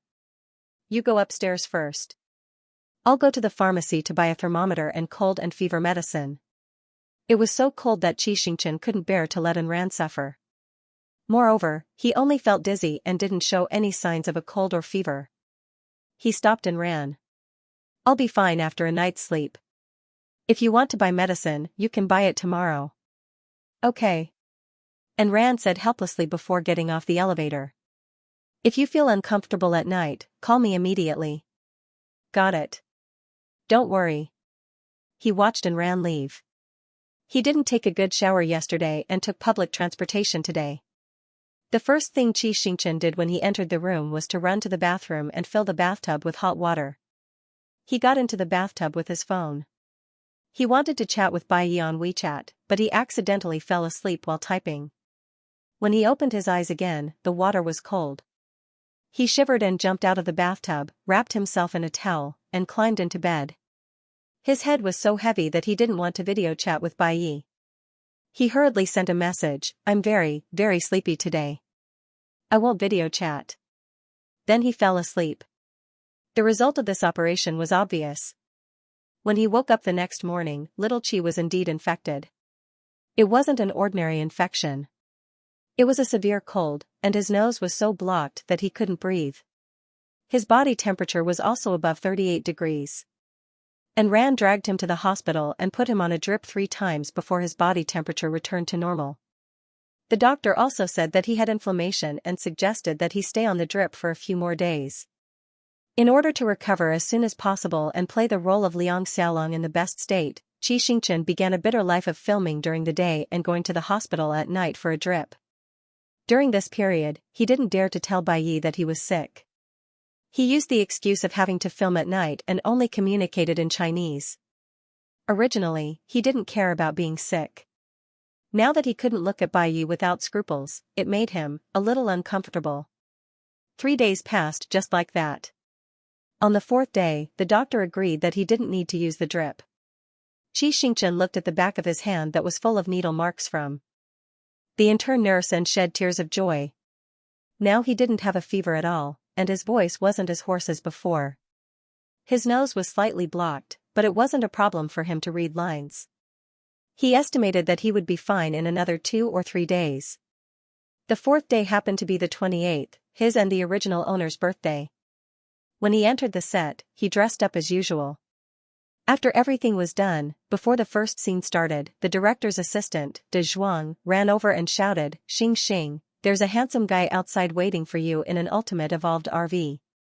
Go and have a look." Ultimate evolved RV? Handsome guy, could it be that Xianxia wanted to flatter him and gave him an RV? Xianxia was very curious about these 2 adjectives. He followed De Zhuang's instructions and walked out. On the largest street in the urban village, there was a military green RV that was comparable to a tank. When he looked closer, the length of the RV was about the same as 2 large trucks combined. Its height was about 3 meters, which was comparable to the height of a small building. At this time, more than a dozen passers-by were gathered together and pointing at the RV in amazement. Xianxia was also shocked and squeezed through the crowd. "Hey, young man." A woman was probably scratched by him and said with her hands on her waist, "Why are you squeezing? Is it a waist to be tall? If you want to see it, just look from outside." "Sorry, I didn't notice." Xianxia hurriedly apologized. "You said you didn't notice? My shoulder is hurting because of you, so I should ask you to pay for it. But I don't think you can afford it." The woman spat, "Bah, I'm unlucky." Xianxia was wearing a delivery uniform, so the onlookers thought he was a delivery man. Another man chimed in, "Of course. Besides, what's the point of looking at the RV? It's for the rich and costs a few million each. How many deliveries do you have to make to afford it?" Xianxia couldn't be bothered to pay attention to them and pretended not to hear them. Then a man jumped out of the RV. He was actually quite handsome. The man put his left hand on his abdomen and bowed slightly. "Second young master, I'm President Xi's assistant. President Xi asked me to drive this RV to you." "Oh, it's Big Brother." Xianxia suddenly understood and shook hands with him. The woman's face changed dramatically when she heard this. She lowered her head and quietly ran away with the man. The rest of the people had something to talk about and chatted with each other excitedly. Xianxia was not in the mood to listen to what they were saying. He was still shocked by Big Brother's generosity. What model is this? I've never seen it on TV. Mercedes-Benz RV Zetros 6x6. There are only 9 of them in the world. Xianxia questioned inwardly. It must be very expensive, right? It's all right. The unit price is more than 10 million, but, the assistant made a 9 gesture. President Xi bought all 9 of them so that you can have a one-of-a-kind RV. So, its value has increased accordingly. Xianxia was stunned. More than 100 million. That was more than 100 million. Wouldn't Big Brother's heart ache? Seeing that he was silent, the assistant opened the back door and continued, this car is very well equipped. There's a bedroom, a kitchen, a small living room, a small study, a bathroom, and a washroom. President Xi has sent people to change the kitchenware, bedding, and sanitary ware. They are all first-class brands, so you can use them without worry. Okay. Xianxia did not know how to answer. Then my task is done. I'll leave first. Happy birthday, second young master. Wait. Xianxia stopped him. Can you drive it back first? I don't need it for filming. President Xi is afraid that it will affect your filming. He has already informed the director in advance. The car will be parked here. You can take a nap in it when you're free. You can also invite your colleagues to go out and have fun. With that, the assistant got into another car and drove away. Xianxia was stunned for a few minutes. He called Xianxia to thank him, then arranged for old Qin to come over and take care of the car before returning to the set.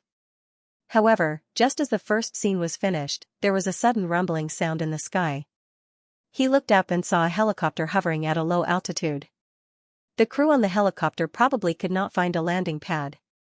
They could only shout through a loudspeaker, "Second young master, we're here to deliver the plane for President Xi. There's no landing pad here. We'll park the plane on the roof of Xin building first. Happy birthday. Xianxia. Hey, I didn't get a pilot's license. It's okay. We're the pilot of J-City. We'll wait for your instructions 24/7. Boom boom, there was a gust of wind, and the plane took off again. All the cast members, F*CK, a plane and an RV. Xing, your family is too rich, right? Are you going to deliver something from the sea later? Xianxia thought to himself, probably not, he already has a yacht. Go, don't watch the show. Continue adjusting the position of the plane. Director Zhou shooed them away and said to Xianxia, it just so happens that we have a search scene in the mountains later. Little Qi, lend me your plane when the time comes. I'll reimburse you for the fuel. No problem. Xianxia said numbly. After that, the Qi family was quiet for a while. The whole morning passed.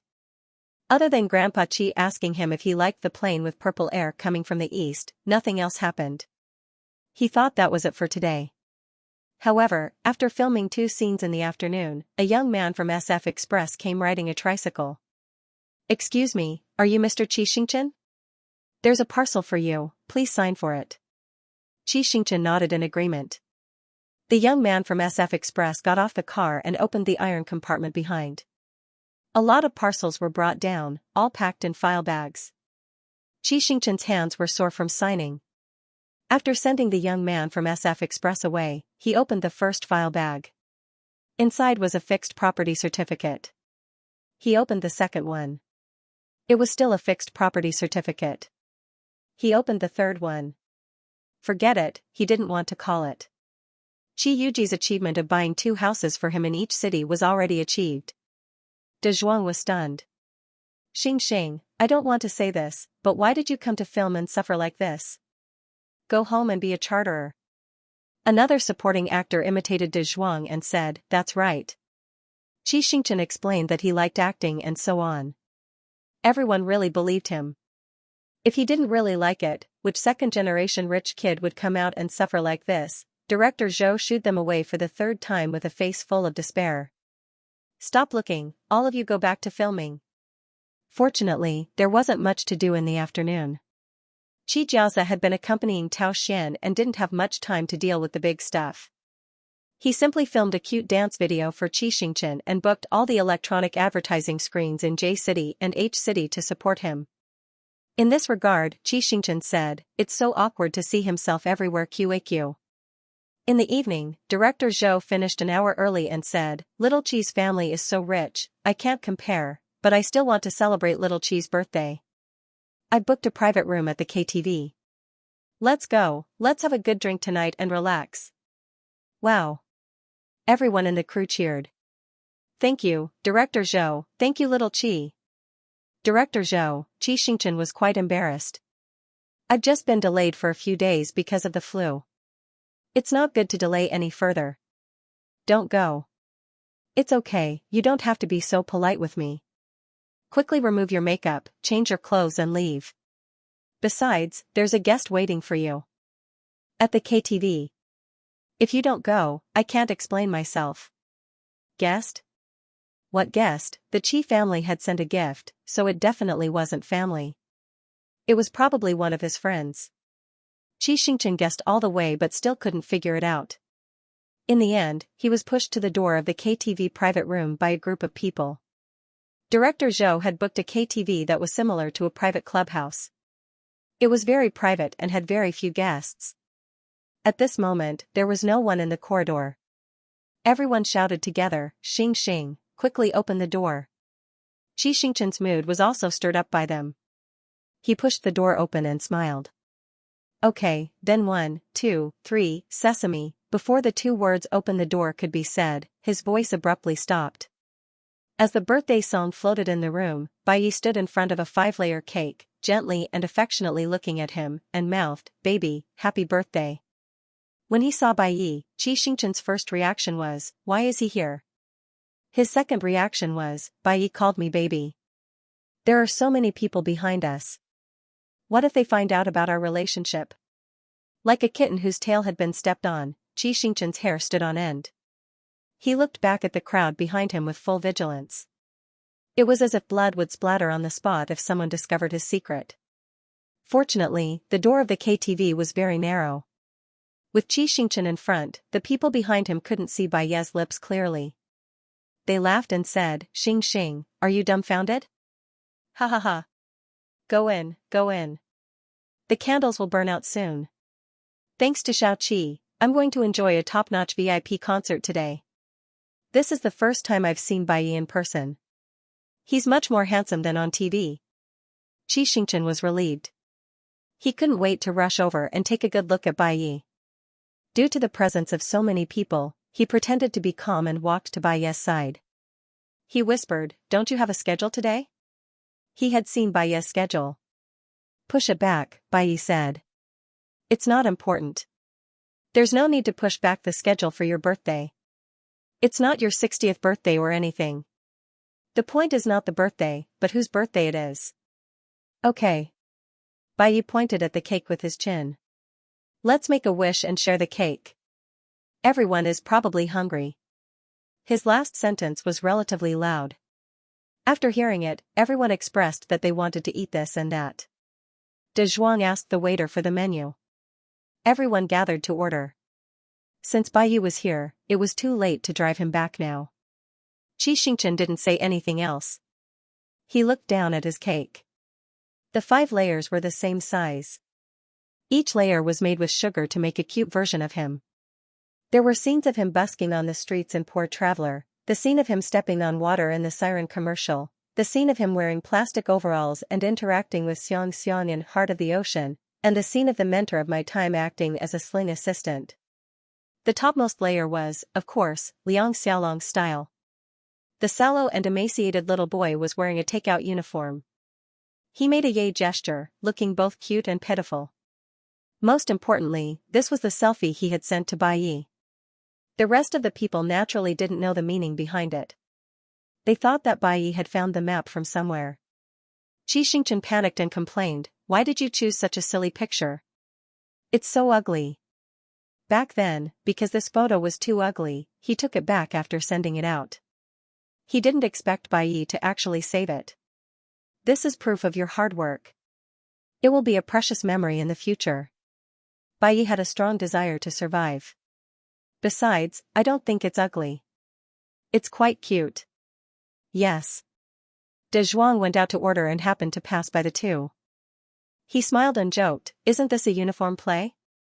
Haha. Xianxia was speechless.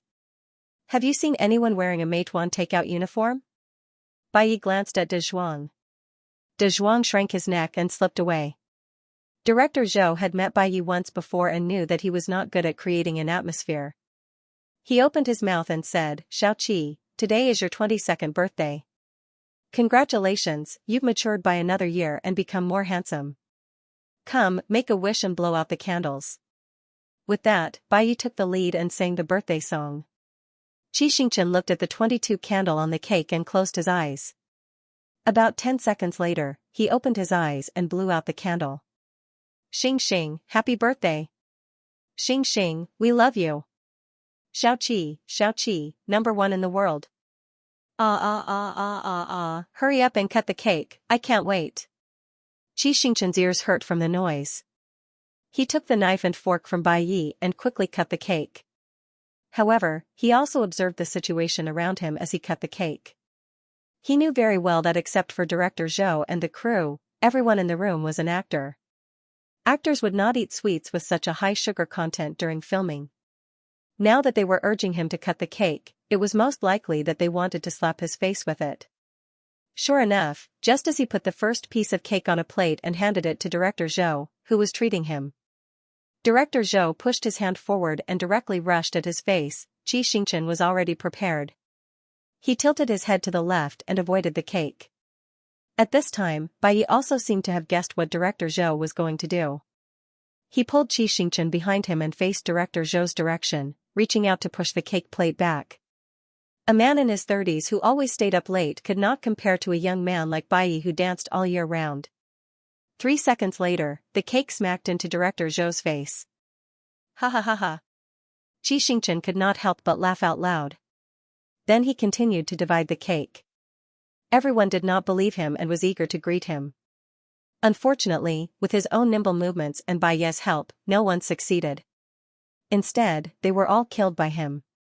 Sob, Xing, Baide, you are not human. Everyone began to cry and complain. After complaining, they wiped their faces and found that the battle line between the two was firm and difficult to break, so they rolled their eyes and went to eat. Seeing that the battle was over, Xianxia carefully took out the biggest piece of cake left and handed it to Bai Yi. You didn't eat tonight, right? Eat some cake first. Before he could finish, he felt his vision go dark. Bai Yi directly slapped the cake in his face. This cake was bigger than the others and covered a wider area. Xianxia's face was pale and his nose and mouth were full of the sweet smell of cream. Xianxia could not believe his own people suddenly betrayed him. He wiped the cream from his eyes and looked at Bai Yi. Just as he was about to open his mouth to question, Bai Yi's lips were tightly pursed as he tried hard to hold back his laughter. But his eyes were full of smiles. The corners of his eyes were curved, so beautiful that it was indescribable. Xianxia silently lowered his head. Forget it, so be it. As long as Bai Yi is happy, I'll bury him with the cake. At this time, the rest of the people also saw the whole process of their internal conflict. They clapped their hands and laughed. Ha ha ha ha, Bai Yi did well. Xianxia did not care. He bent over and took out another piece of cake, warning Bai Yi, don't paste me this time. Eat first, I'll go wash my face. As he spoke, he stuffed the cake into Bai Yi's hands. Bai Yi obediently did not paste him again. He put the cake on the small table next to him.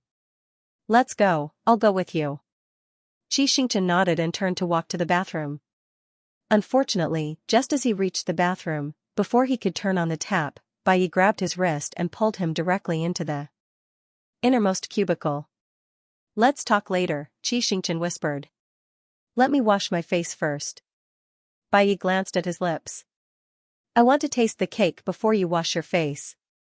Bai Yi had said the same thing when they kissed seriously for the first time. Xianxia naturally understood what he meant. He couldn't help but feel shy. Who told you not to eat the cake? You had to tease me. Don't blame me if you can't eat it. Yes, it's not your fault, it's mine. Bai Yi pecked him on the forehead. But it's the same here. Before he finished speaking, Bai kissed his forehead all the way down, eyelashes, cheeks, the tip of nose, and finally stopped at his lips. They hadn't seen each other for a long time. Before Bai kissed him, Xianxia's legs were already a little weak. He closed his eyes and looked as if he was at his mercy. Bai couldn't stand his expression. He held his waist, sucked the cream off his lips, and kissed him hard. The taste of sugar and animal cream swirled between their lips and teeth. It was so sweet that it made their hearts tremble. Xianxia never knew that cake could be so delicious. He tried his best to absorb the sweetness on the tip of the other's tongue.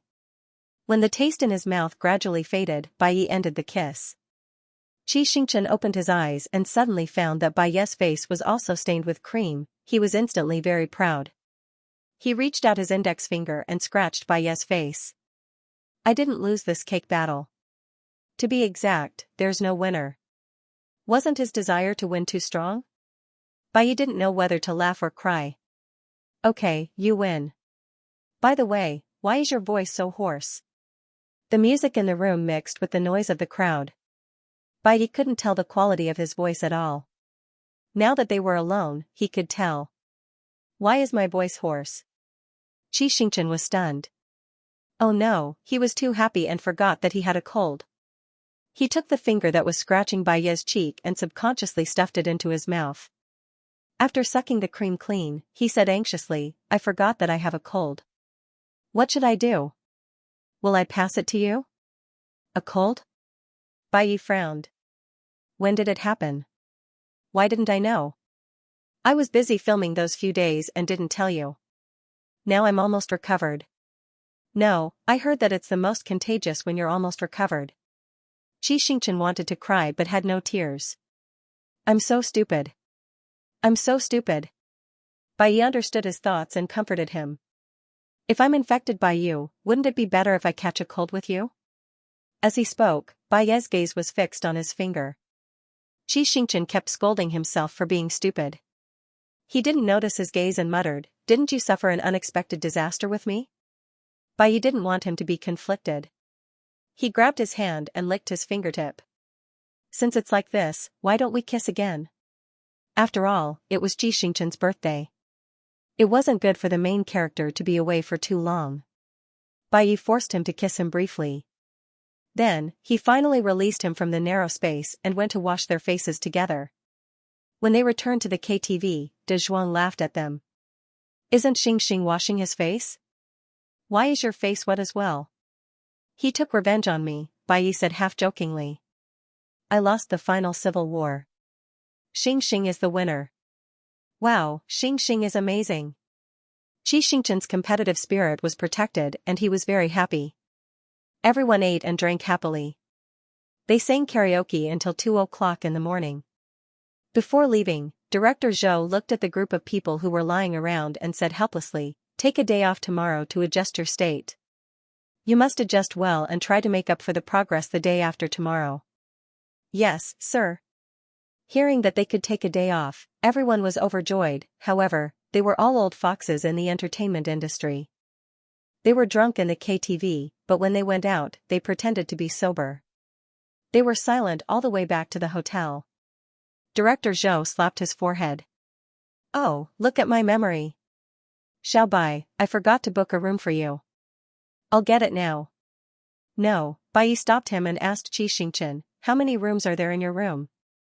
Xianxia drank a lot and was dizzy. 2. Then you don't have to book one, Brother Zhou, Bai said. I'll stay with Xianxia. Xianxia didn't realize what was wrong until he swiped the card and entered the room. He pointed at Bai and then at himself. Are you sleeping with me tonight? Bai corrected him, I'm not sleeping with you. I'm just borrowing your room. Don't be afraid. The most important thing was that the little fan was drunk. He was afraid that the little fan couldn't take care of himself.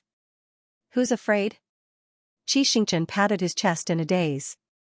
After the lights are off, I'll protect you. Bai didn't know if his brain had been eaten by zombies. He sighed and went to the bathroom to turn on the water. He stirred the water and felt that the temperature was just right. Come in and take a shower first. Xianxia went in and stood by the bathtub, but he didn't move. Bai looked at him and asked curiously, "Can't you take off your clothes?" "No." "Do you want to add something to the bathwater?" "No." "Then tell me what you want." Bai got up. "I'll help you." Xianxia shook his head. "I don't want anything. I want to pee." Tonight, everyone was drinking very happily. There was no red wine, and there was no beer. After drinking so much, Xianxia didn't feel anything at the KTV. After the bumpy ride, Xianxia's stomach became more and more bloated. Bai didn't care at all. "Okay, you go. After you're done, come and take a shower." "No, no." Xianxia frowned. "You're here. How can I pee?" Bai didn't expect that the drunk little fan would still be shy. He resigned himself to fate and got up. When he walked to the door, he suddenly remembered that the bathroom was paved with tiles. It was slippery. The little fan couldn't walk in a straight line. Would she accidentally fall? He stopped at the door. "I'll stand here. I won't look at you." "No, you get out." Bai said helplessly, "I'm afraid you'll fall." "I won't fall." Xianxia couldn't allow others to look down on him, especially when the person who looked down on him was his boyfriend. He angrily strode to the toilet and said, "Look, I'm here." He turned to the toilet. "Look, I can even take off my pants." As he spoke, he fumbled with the buttons on his trousers. Bai thought that he didn't need to take off his pants to use a side account. Just as he was about to remind him, with a pop sound, the buttons on his trousers were undone. The little fan quickly took off all the clothes on the lower half of her body. 2 straight long legs and white and tender buttocks were instantly exposed to Bai's vision. Bai was speechless.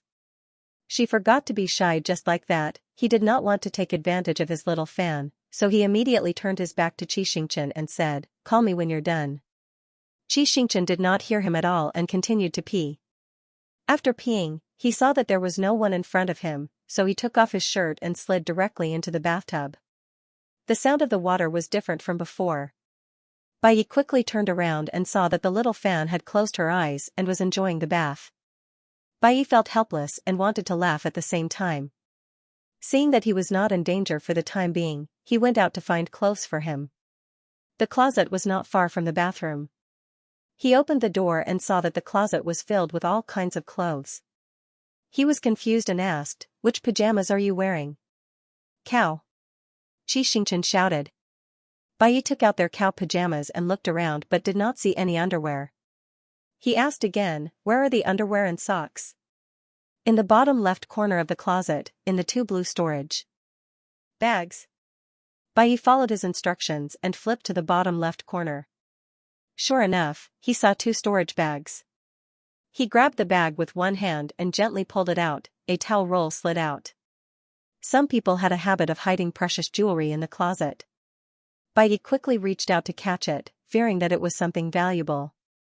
Unfortunately, not only did he not catch it, but he also accidentally broke the towel roll, and the things inside scattered all over the floor. Then he saw different kinds of boxes at his feet that were written with 0.2 mm ultra-thin ice scents, convex thermal scents, hyaluronic acid lubrication and so on. There was also a round bottle labeled with the words lubricating oil. Remembering that the little fan said that she wanted to serve him, Bai now understood what kind of service she was referring to.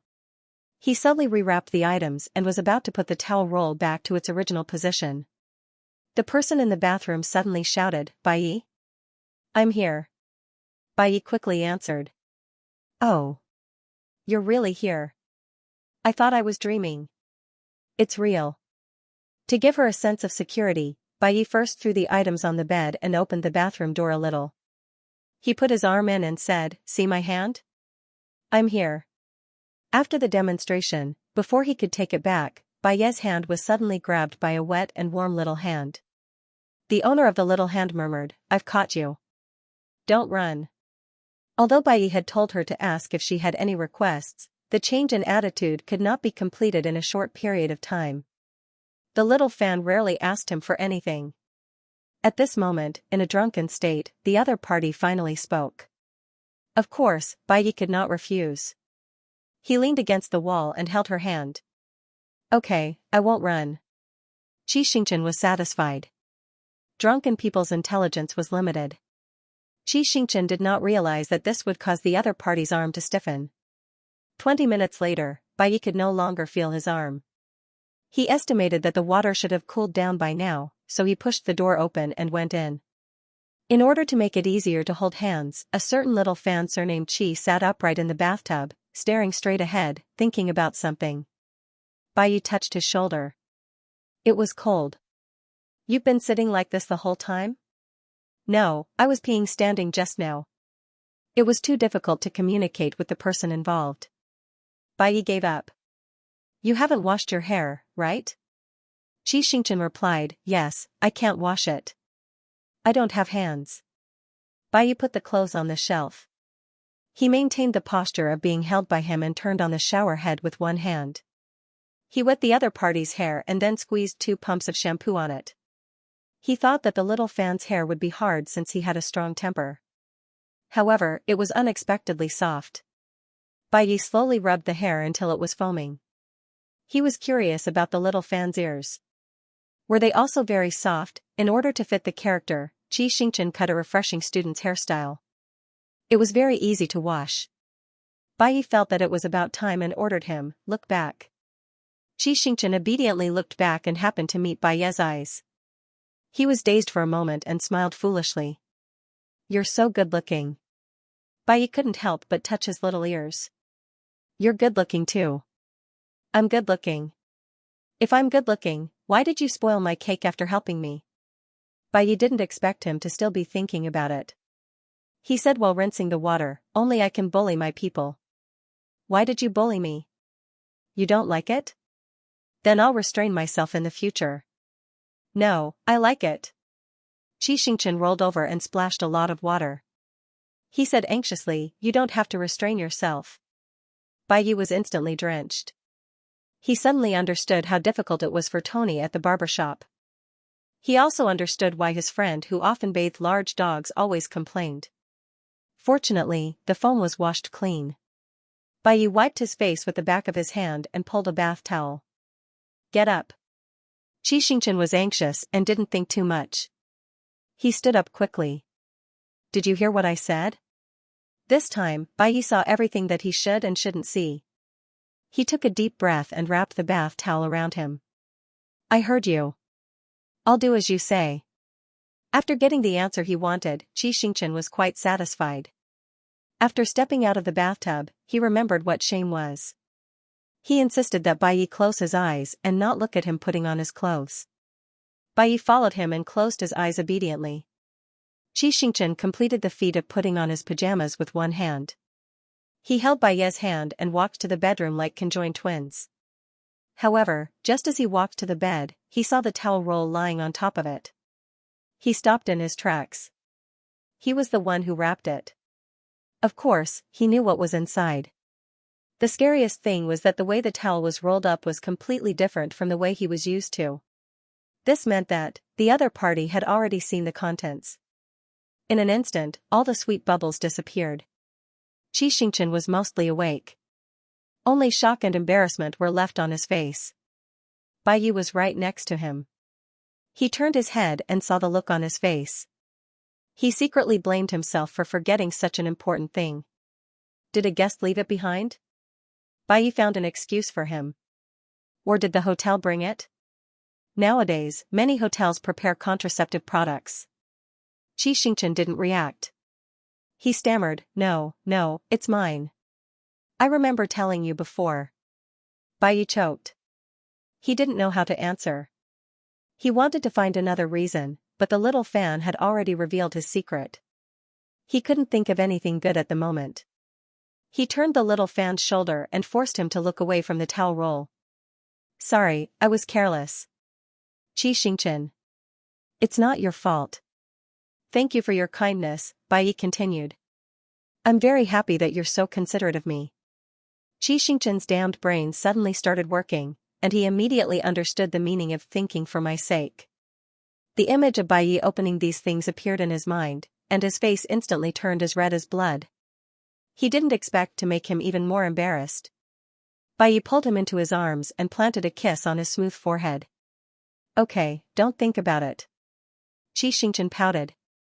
How could he not think about it? Bai Yi pecked him on the lips again. Put it back later. I'll pretend that I didn't see it. Wasn't he obviously deceiving himself? Just now, he was only blushing. Now, Xianxia's entire neck and exposed chest were all red. Bai Yi realized that whatever he said was wrong. There was nothing he could do, so he simply turned his head and kissed him. Xianxia's vision turned black. Then, he felt a strange touch on his lips. He instinctively closed his eyes and opened his mouth. The two of them had been apart for too long. Their originally immature kissing skills had obviously deteriorated. Xianxia wanted to recover quickly, so he tried to use the tip of his tongue to lick Bai Yi's lips. He had just taken a shower, so his lips were hot. Bai Yi's lips were cool, making him feel unusually comfortable. He leaned closer and rubbed against her even harder. His original intention was to make the little fan forget about the towel roll, but the little fan's initiative instantly ignited a cluster of flames. Bai Yi's eyes darkened, and he tightened his grip on the other person's waist. Xianxia was brought forward by him and subconsciously wrapped his arms around his neck. The two bodies were tightly pressed together. They had not seen each other for too long. Although they had kissed in the KTV, both of them were afraid of being discovered by outsiders, so they did not kiss to their heart's content. Now that it was late at night and there were only the two of them in the room, they could finally be more intimate. They were so brazen that they could even hear the sound of water. The sound was too seductive. Bai Yi's body inevitably had a certain reaction. The two of them were so close that Xianxia naturally felt it. He was surprised at first. Compared to Bai Yi, there seemed to be a big difference. Then he gritted his teeth. Since the thing had already been discovered, he might as well go all the way. He said with difficulty, well, why don't we use the thing in the towel? He was also a man, so he completely understood what it felt like when a man was aroused. He thought that Bai Yi would agree. However, he heard Bai Yi say, there's no hurry. Don't you feel uncomfortable? Xianxia was surprised. I can do it. Bai Yi shook his head and did not answer. Frankly speaking, did he not feel uncomfortable? Did he not want to improve his relationship with the little fan? Very much. However, the little fan was drunk today and was still not sober. He was not sure if the little fan's idea was impulsive. In short, the more he liked it, the more he cherished it. He was not in a hurry. He did not want to see the little fan regret it when he woke up the next day. I'll be fine after I calm down for a while. Bai Yi pinched his ear. It's okay. I can really do it. Xianxia was anxious. How could he bear to let Bai Yi endure it? He pushed Bai Yi and prepared to get the thing himself. As he struggled, he accidentally rubbed against his leg. Bai Yi realized that the little fan was not feeling good either. Be good, don't move. Bai Yi reached out and put the hood of the cow pajamas on his head. Close your eyes. I'll help you. When he heard the words I'll help you, Xianxia did not understand what it meant at first. A few seconds later, the chills caused by the cold air on his skin told him that the cow's belly had been lifted. Not only that, the hand that lifted the cow's belly moved down and stopped at a certain point. Xianxia's legs went soft and he almost fell to the ground. No, don't touch it. It's dirty. Bai Yi's hand was used to play the piano and hold the microphone. How could he touch him? Bai Yi did not listen to him. Instead, he tightened his grip. It's not dirty. You're cute everywhere. Covered by the pajamas, Xianxia's vision was pitch black and his five senses were magnified to the extreme. When the other party squeezed, he could not help but cry out. Be good, lower your voice. Bai Yi whispered in his ear. It's too quiet outside. It's easy to be heard. Bai Yi kissed Xianxia's forehead and nose, helped him get dressed, and went to the bathroom to wash his hands. Xianxia sat on the edge of the bed, his eyes lifeless, as if he had lost all desire for life. Before Bai Yi helped him, he happened to look at the time. Less than 20 minutes had passed since then. That included all the chatter and the aftermath. So to be exact, his endurance time was only about 10 minutes. Oh my God. Would Bai Yi really not laugh at him for this? The more Xianxia thought about it, the more frustrated he felt. When he turned around and saw the towel roll, he angrily punched the culprit twice. But the result was that not only did he not vent his anger, but his hands were also red. He angrily picked up the towel roll and got up, intending to throw it away. But when he walked to the trash can, he paused and hesitated. His sister had specially brought it for him. If he threw it away now, it would be a waste of her kindness. And maybe, he could use it in the future. He retracted his hand, turned around, and hid it back in the cupboard like a thief. At this time, Bai Yi came out after washing his hands. Seeing him sneaking around, he asked curiously, "What are you doing?" "Nothing." Xianxia hurriedly closed the cupboard. "I'm just looking for something." Bai Yi glanced at the bed and saw that it was empty. He instantly understood and changed the topic. "There's a quilt in the other room, right?" "Yes." "Wait, I'll go make it for you." Xianxia ran to the guest bedroom and felt from the pillows to the sheets. He felt that all the bedding was clean and fresh. Satisfied, he spread the quilt. The guest bedroom was not as warm as the master bedroom. He took out a hot water bottle and put it under the quilt. Satisfied, he called Bai Yi. "You can come and sleep now." Bai Yi had already changed into pajamas, the same model as Xianxia's. He knew that Xianxia must be feeling very awkward at this moment, so he didn't say anything. After saying goodnight to him, he went to sleep in the guest bedroom. Seeing him close the door, Xianxia breathed a sigh of relief and returned to his room. She crawled into the bed and kicked the blanket for a long time before she felt a little less embarrassed. However, even after tossing and turning and changing several positions, he still didn't feel sleepy. His mind was filled with thoughts. Bai Yi was in the room next door, only a wall away from him. With such a close distance, how could he sleep soundly? And the more he thought about it, the more he felt that he was in the wrong. Just now, Bai Yi had helped him solve the problem. Not only did he hurt Bai Yi, but he also hurriedly chased Bai Yi to the guest bedroom. Too much, this was too much. His heart was filled with guilt. He quickly got up and pressed his ear against the wall to hear the sounds from the other side. Unfortunately, the soundproofing in the hotel was so good that he couldn't hear anything. He rolled his eyes and knocked on the wall twice. Knock knock knock. Not long after, the sound of someone knocking on the wall came from the other side. Great, Bai Yi wasn't asleep. Xianxia jumped off the ground and groped his way in the dark. Just then, the door opposite opened. Bai Yi stood at the door and asked, "Can't sleep?" "Yeah." Bai Yi came to pick him up. "I'll coax you to sleep." "I'm not a kid," Xianxia whispered, but he couldn't help but smile. The two met halfway, and Bai Yi held his hand. The bed in the guest bedroom was not as big as the master bedroom. Bai Yi let him sleep against the wall while he slept on the outside. "Why aren't you asleep?" Xianxia asked. "I heard some movement on your side.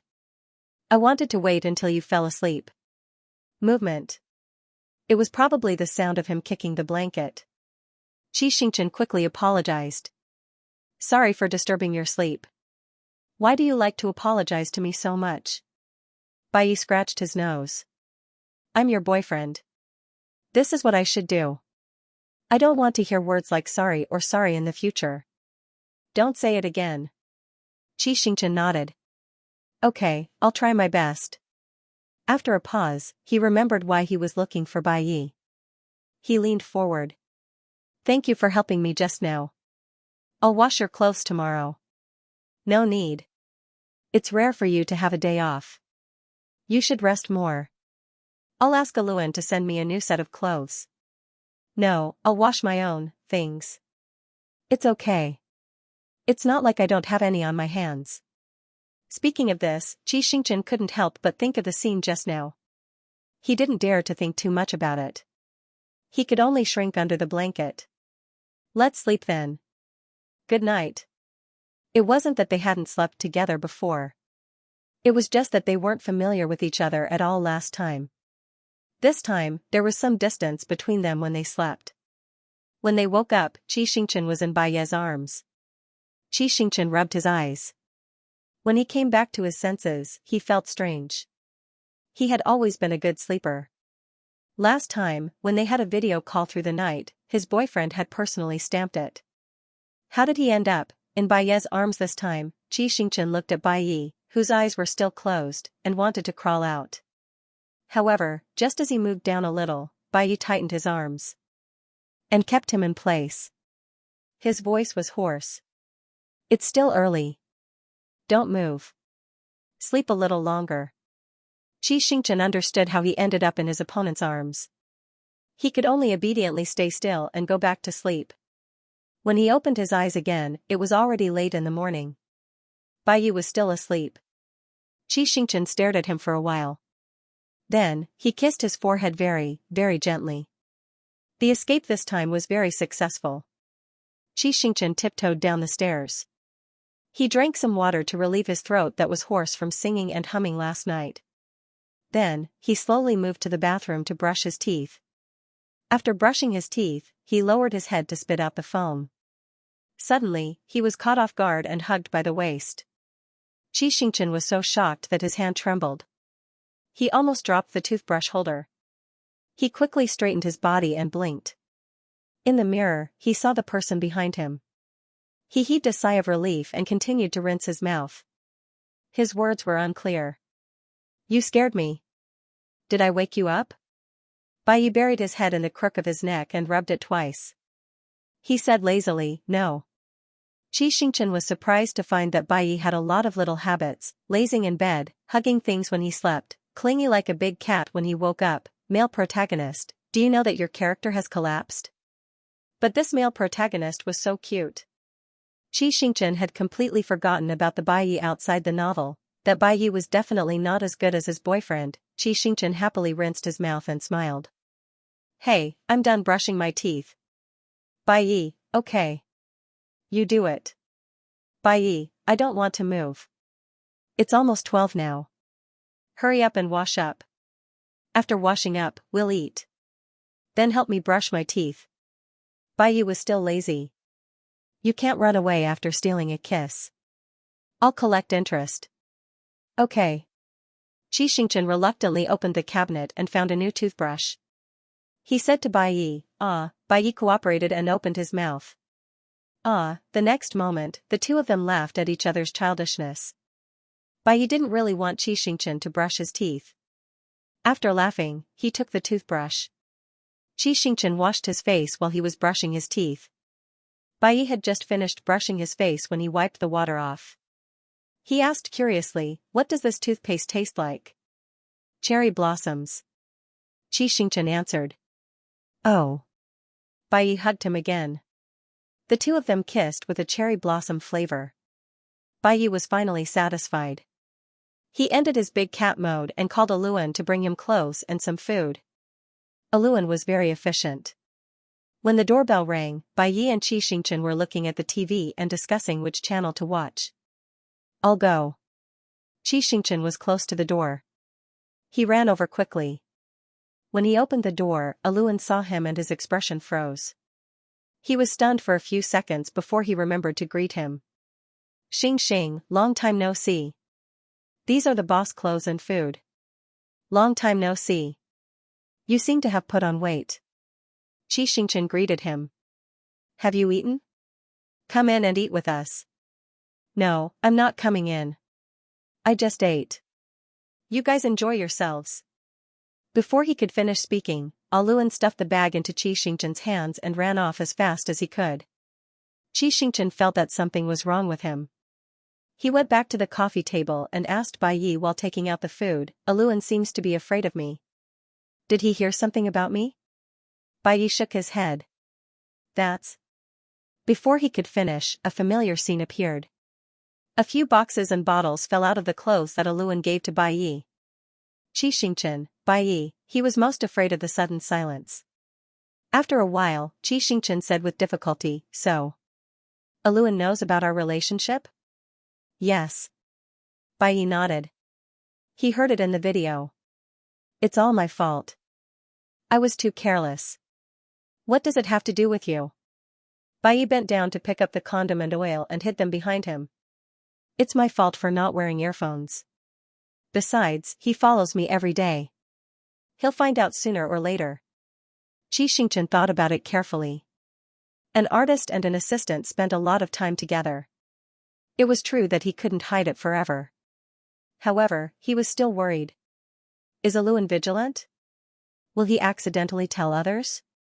Fine, I didn't want to hide it. Bai Yi didn't care. If it weren't for your unstable foundation, we wouldn't have to hide.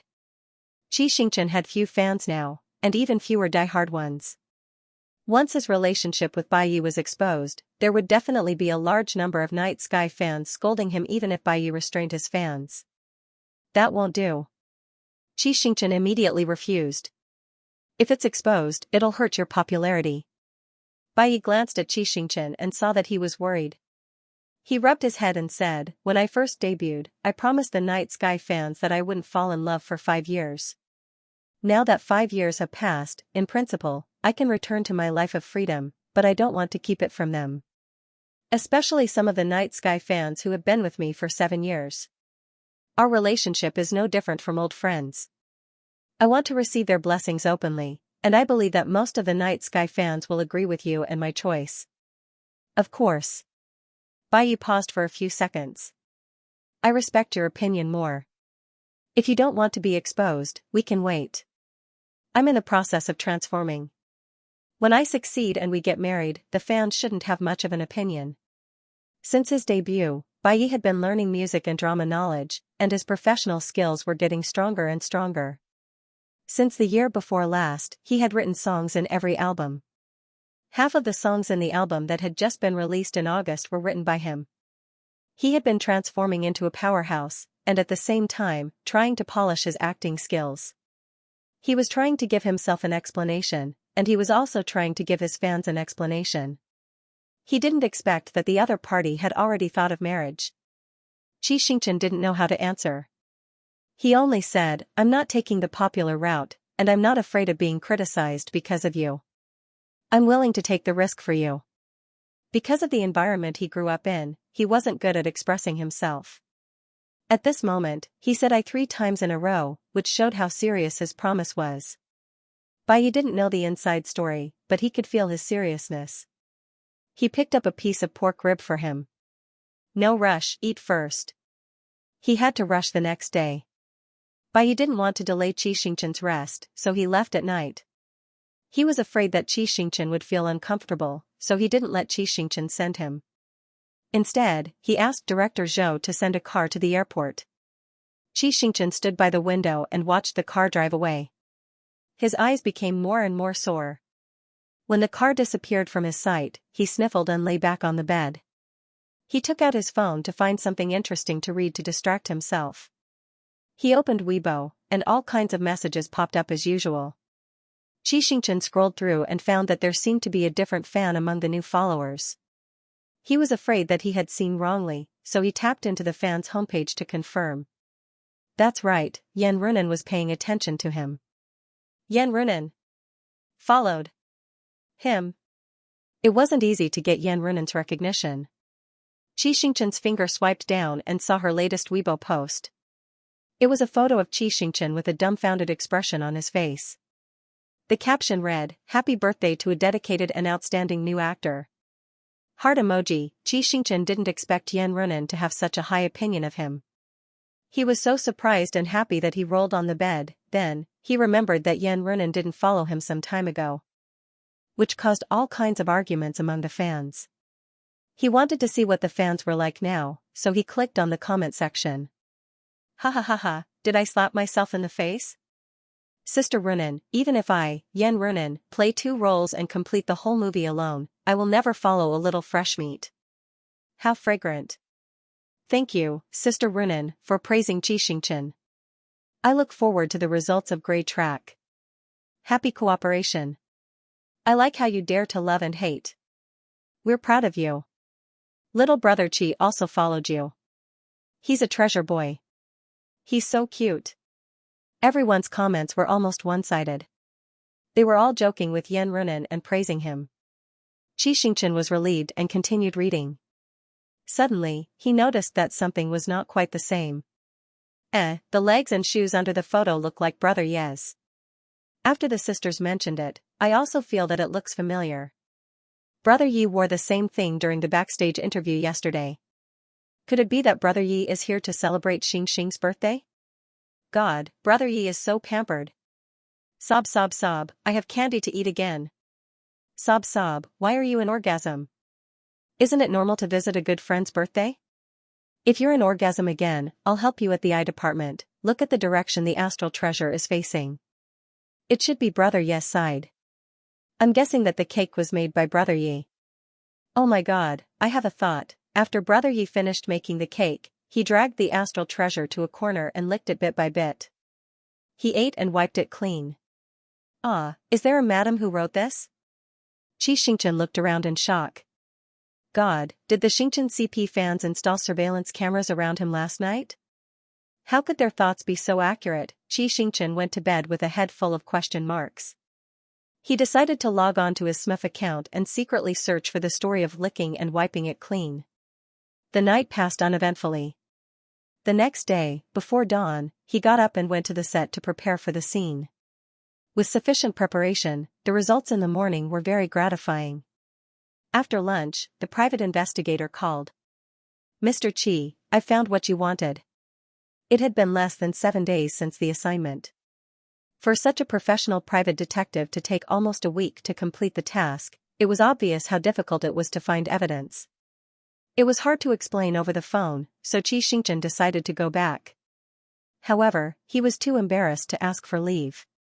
After filming that day's scenes, he asked for a day off from director Zhou and rushed to H-City overnight. When the plane landed, it was already late at night. The Chi family's driver was leaning against the driver's seat drowsily. When he saw him, he quickly got out of the car and opened the door. Second young master. I'm sorry for troubling you so late at night. Xianxia was apologetic. You've worked hard. It's nothing. It's what I should do. Where are you going? The same hospital as last time. Got it. The driver responded and immediately drove to the hospital. Time was tight. Xianxia wanted to see Tao Xian and find Liang Jing as soon as he got the results, so he decided to meet the detective at Jing'an Hospital. When he arrived at the ward, Tao Xian was already asleep. He looked at Tao Xian through the glass for a while and felt that Tao Xian's condition was much better than last time. Then, he took the detective to the lounge next door. The lounge was a VIP ward. There were no surveillance cameras or outsiders inside, so it was more private. Xianxia asked for the key from the nurse on night duty and locked the door after entering. The detective immediately handed him 2 folders. Mr. Chi, the folder on the left contains the pregnancy test paper you wanted. The folder on the right contains Ms. Tao's medical report and medical records from the provincial medical system. The records show that Ms. Tao's ID card has only been registered at one hospital in the past 3 months. Please take a look. Xianxia wanted to see the test paper the most. He opened the folder on the left and a foul smell immediately wafted out. Why is it so smelly? Xianxia frowned. I hired more than 100 people and found it at the garbage disposal site. Speaking of which, you were lucky that the bag of garbage was in the sorting area and not in the landfill area. If it was in the landfill, there was only a 1% chance that it could be dug up. The detective paused and picked up a plastic bag. This is the garbage bag for the test paper. Do you want it? I still have the surveillance footage of Miss Tao's assistant throwing away the trash. I don't want the trash, Xianxia said. Give me the video. The video could prove where the test paper came from, so the detective sent the video to him. While waiting for the download, he took out something from the folder on his left and froze. The opening of the box containing the test paper was pasted with the anti-counterfeit logo of the pharmaceutical factory. She took off the anti-counterfeit label and opened the box. Not only did the pregnancy test kit not show whether she was pregnant, it was even in an unused state. What did this mean? This meant that Tao didn't use the pregnancy test kit at all. Xianxia's hands trembled as he opened the other folder in front of him. As expected, Tao did go to the hospital after the miscarriage. However, she had only done a routine full-body physical examination. She didn't even have any obstetrics medical records or registration forms. She was purely lying to Liang Jing. If she had put in the effort to fake it, Xianxia might not have been so angry. However, it was obvious that she had taken advantage of Liang Jing's trusting and kind personality. She had found some pictures online or photoshopped a few pictures and easily fooled Liang Jing. Xianxia was so angry that his vision turned black. He couldn't wait to confront Tao Tao, however, it was certain that Tao Tao definitely had self-awareness. And for some reason, she had a clear grasp of the personality of every character in the Night Peach. The only thing that could be seen was that everything she was doing, including tricking Liang Jing into donating his kidney, was to correct the plot and achieve the result that the plot should have. Then, after Liang Jing donated his kidney, the next plot would be: the Qi family's financial empire would collapse instantly, the Qi family would be ruined, and they would officially be buried in the cemetery. Thinking of this, Xianxia's face fell, and his expression became more and more unpleasant. When he first read The Night Peach, it was mainly because there was a canon Fodder character with the same name as him.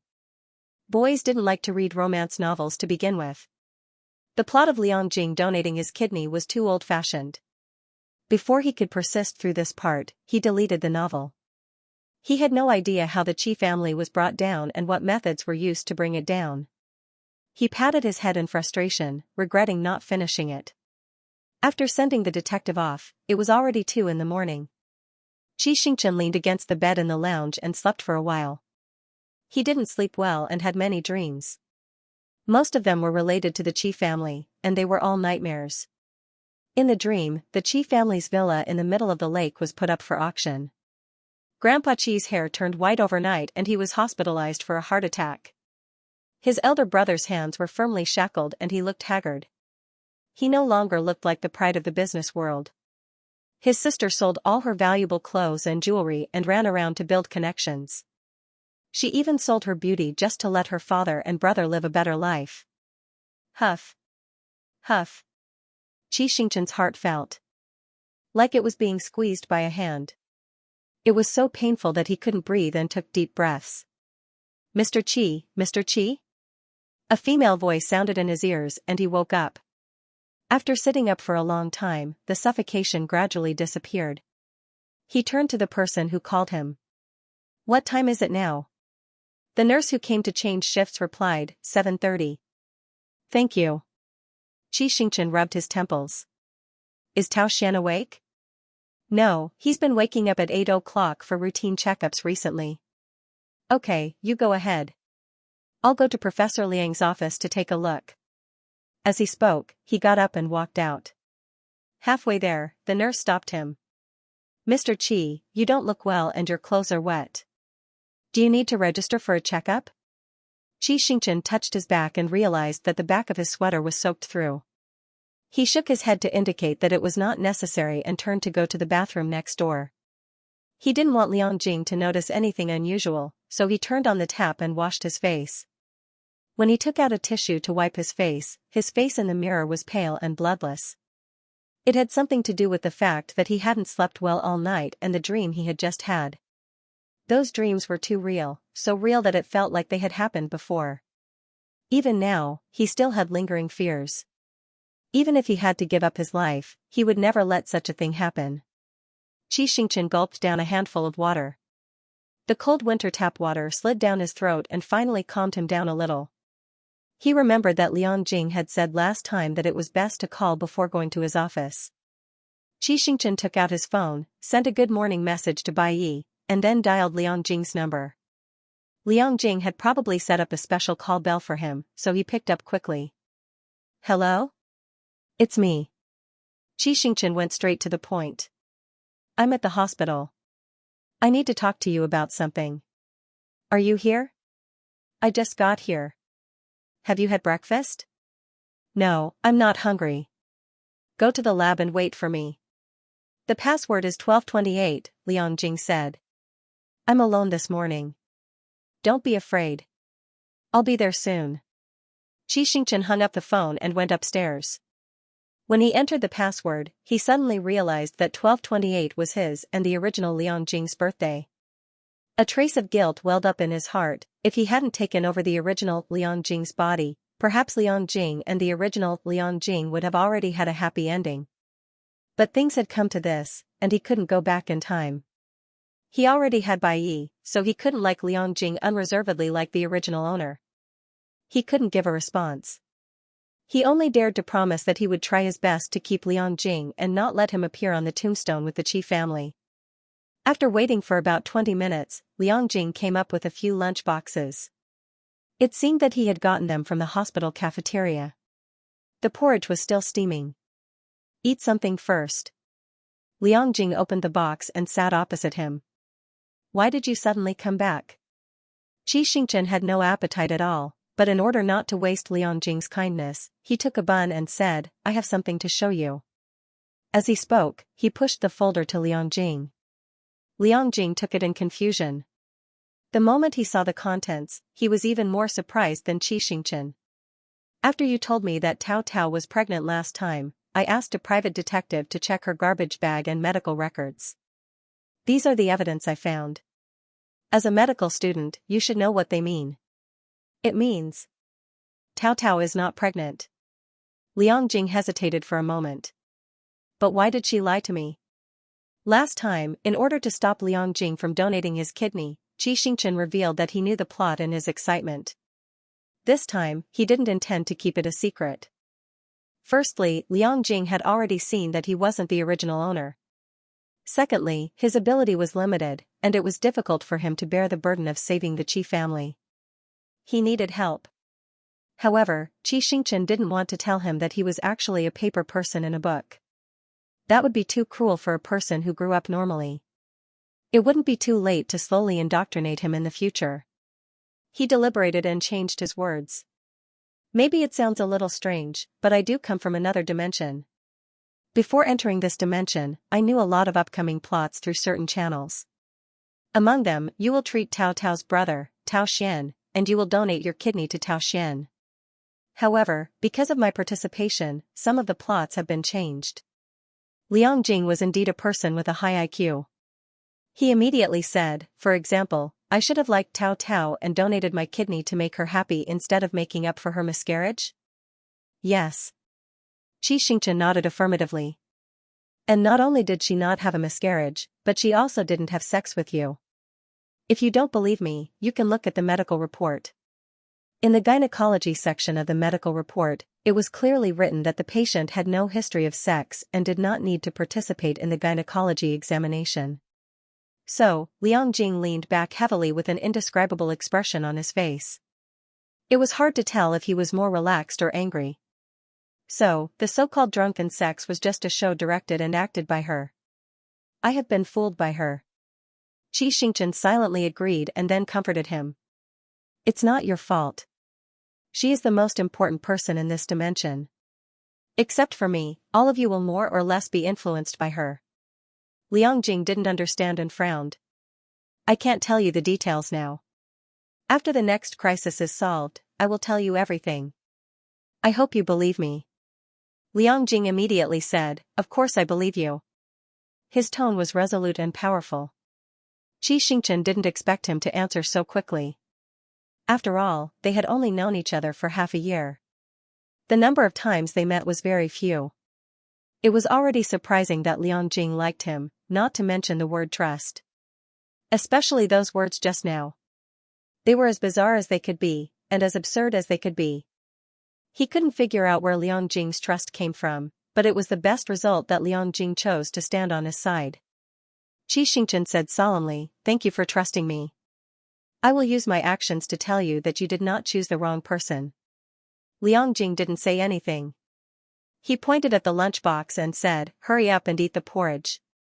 It will get cold soon. Xianxia's mood was much better now that his childhood friend could get rid of the shadow.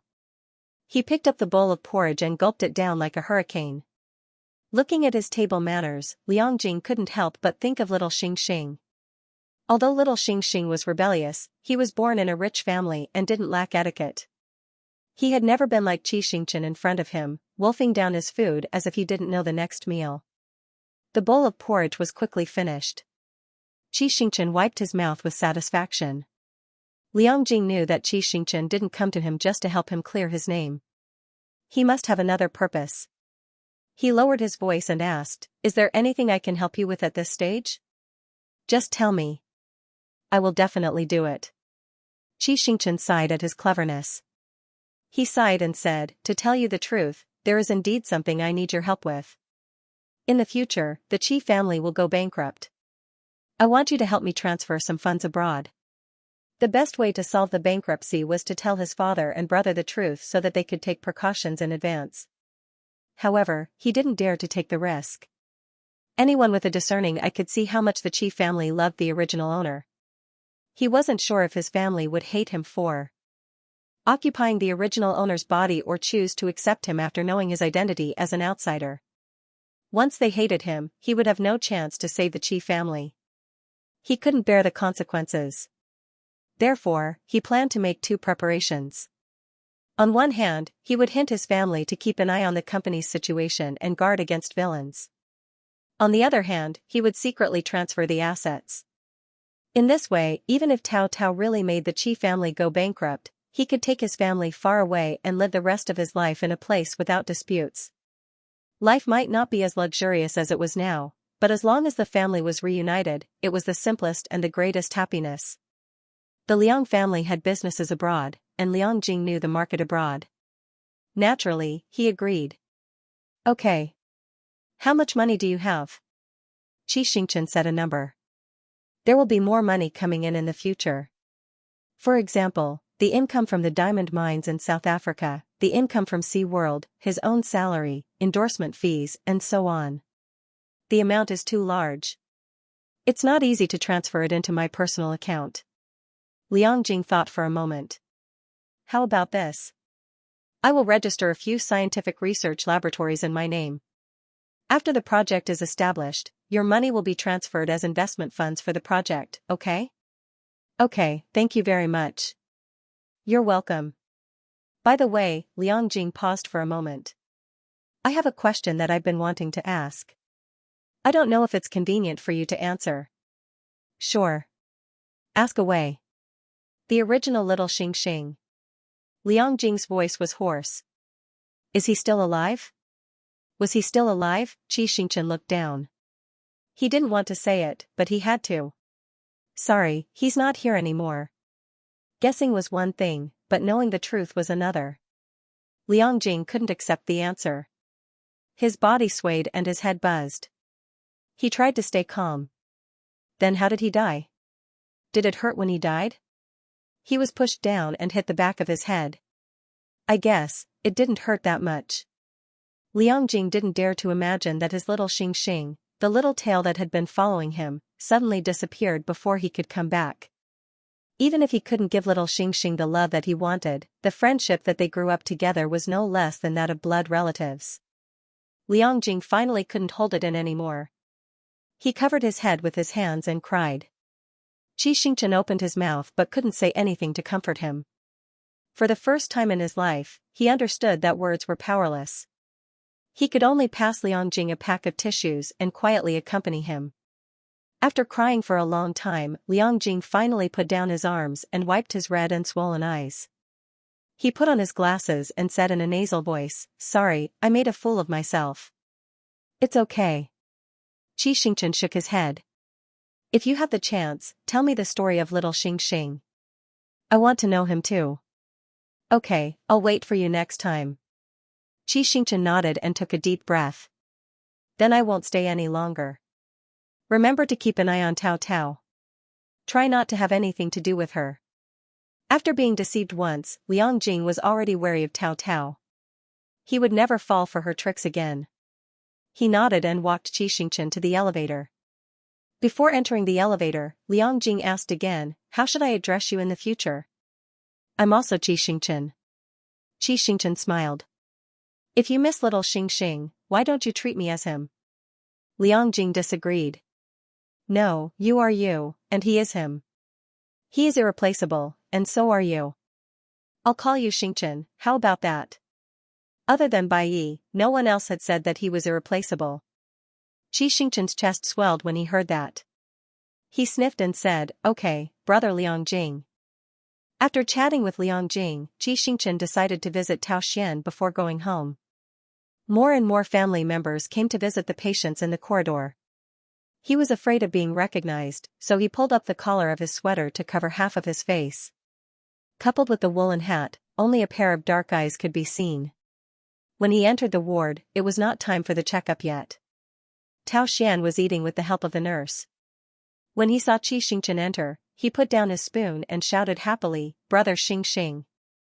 Huh? Xianxia pulled down his collar. You can still recognize me when I'm covered up like this? Your eyes are different from others. They're darker and brighter. Tao Xian was probably tired. He rested his elbows on the table and rested his chin on his hands. Besides, other than you and Xiaxia, no one else can visit me. Every time Xianxia heard this, he felt terrible. At such a young age, he had to bear with the death of both his parents, serious illness, discrimination, and suspension of school. He had to stay in the ward all day long as if he was in prison. His hands were constantly pierced with 4 needles. To be honest, Tao Xian was much braver than other children to be able to persevere until now. Xianxia reached out and rubbed his little head. We're enough. Xiaxia is so noisy. Can you handle it if there's another one? Tao Xian's face immediately showed an indescribable expression. He seemed to be deeply hurt. Just as he was about to complain, his gaze suddenly swept over a slender figure. The words that were about to come out of his mouth were swallowed back into his stomach. Tao Xian put down his hands and sat up straight. Sister. Sister, Tao Tao was here. Xianxia's back stiffened reflexively, but it was only for a moment. He then returned to his natural and relaxed state and turned around. Sure enough, Tao Tao was wearing a simple coat and jeans.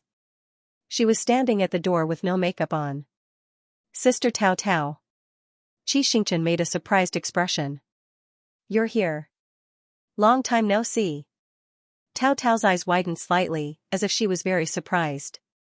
Xing, long time no see. I heard from Professor Liang that you've been filming in J City recently. I was planning to visit you when I had the chance. When she mentioned Liang Jing, her tone was quite normal, as if they were just ordinary doctor-patient relationships or friends. Xianxia did not expect her to be so shrewd. He raised his guard and replied with a smile, the snowy scenery in J City is very beautiful. If you come, I'll take you to enjoy it. Tao Tao exchanged a few more pleasantries with him before calling the nurse over to ask about Tao Xian's condition. Her words were full of concern. If Xianxia did not know the inside story, he would have been touched by her spirit of taking time out of her busy schedule to visit her brother. Tao Xian was expressionless. It was hard to tell if he was happy or unhappy. Or to put it another way, he was numb. Perhaps he had experienced it too many times and was already numb. Xianxia squeezed Tao Xian's hand under the table. Tao Xian forced a smile at him. He wanted to leave, but when he saw Tao Xian's smile, he could not bring himself to leave. Sister Tao Tao. Xianxia changed his mind. Recently, Xiaoxian has been tutoring my brother. I want to know more about him. Do you mind? Tao Tao was stunned for a moment. I don't mind. I'm not here for anything else. I'm just here to see Xiaoxian. Hearing that he was going to stay, Tao Xian's mood improved a lot. Xianxia racked his brains to find a topic to talk about. Finally, after half an hour, Tao Tao could not keep up with him. She picked up her bag and said, I have an event later. I'll leave first. Okay. Xianxia said, be careful. It's okay. Tao Tao got up. By the way, Xing, there's something I want to remind you of. I heard that you've been hanging out with Brother Yi recently. Be careful not to get caught by the paparazzi. It was not a big deal for 2 men to be close. There were many good buddies in the entertainment industry who hung out every day. However, Tao Tao's tone was ambiguous. She even added the words, don't get caught by the paparazzi. Xianxia even suspected that there were surveillance cameras in the hotel room and that the fact that he was staying with Bai Yi was exposed. He was not sure how much truth Tao Tao knew, so he said vaguely, thank you for the reminder. I'll be more careful in the future. Otherwise, the media will always say that I'm using Brother Yi's popularity, haha. Okay. Tao Tao responded ambiguously. She looked at Xianxia and said helplessly, I can't help it. The paparazzi nowadays are too scary. Recently, I've been feeling that someone is following me. It's so annoying. Recently, she's been feeling that someone is following her. Xianxia's heart skipped a beat. Did Tao Tao find out that I hired a detective to follow her? On the way back to J City, Xianxia kept thinking about this matter. With the detective's professionalism, it should not be so easy to find out. Moreover, Tao Tao was an actress and a popular starlet recently. It was normal for her to have a few paparazzi around her. There was no reason to suspect him. After thinking about it, the only possibility was that Tao Tao was testing him. Fortunately, he managed to fool her at that time. If he had panicked, he would have been easily caught by Tao Tao. When he arrived at the set, in order to catch up with the progress of his leave, director Zhou arranged for him to shoot a few night scenes. When he returned to the hotel after filming, it was already past 10 o'clock. He looked around carefully again and did not find anything that looked like a camera. Finally, he was relieved and called Xianxia. It seemed that the person who called was his younger brother. Xianxia, who was about to go to bed, turned on the table lamp. Xing, you're calling me so late. Are you in trouble? No, big brother, Xianxia said. It's just that I've been having a lot of dreams lately. I've dreamt that there's a problem with our family's business. I feel uneasy and wanted to talk to you. The nightmare should be caused by a nervous breakdown. I'll talk to the director tomorrow. You can come back and rest before you go back to filming. No, it's really not. Xianxia said anxiously. I have a bad feeling. Brother, why don't you check the company? Otherwise, I'll feel uneasy. Xianxia knew the seriousness of the matter. His tone could not help but have a hint of pleading. Xianxia's heart was about to break when he heard this. He immediately replied, okay, I'll start from the head office tomorrow. Also be careful of the villains who tamper with the company. Xianxia continued to remind him. Okay. Xianxia's tone was helpless and doting. I'll be careful. Don't worry. Xianxia had always believed in the principle of keeping one's word. As long as he made a promise, he would do it. Xianxia's tense shoulders finally relaxed. Then he continued to make requests. Oh right, brother, there's also Nuya. I remember that you set up a fund to buy Nuya. Can you give it to me? I want to learn about investing. If I don't want to act in the future, I can switch to venture capital. You. Xianxia did not know what to say. He sighed. I can support you even if you don't work for the rest of your life.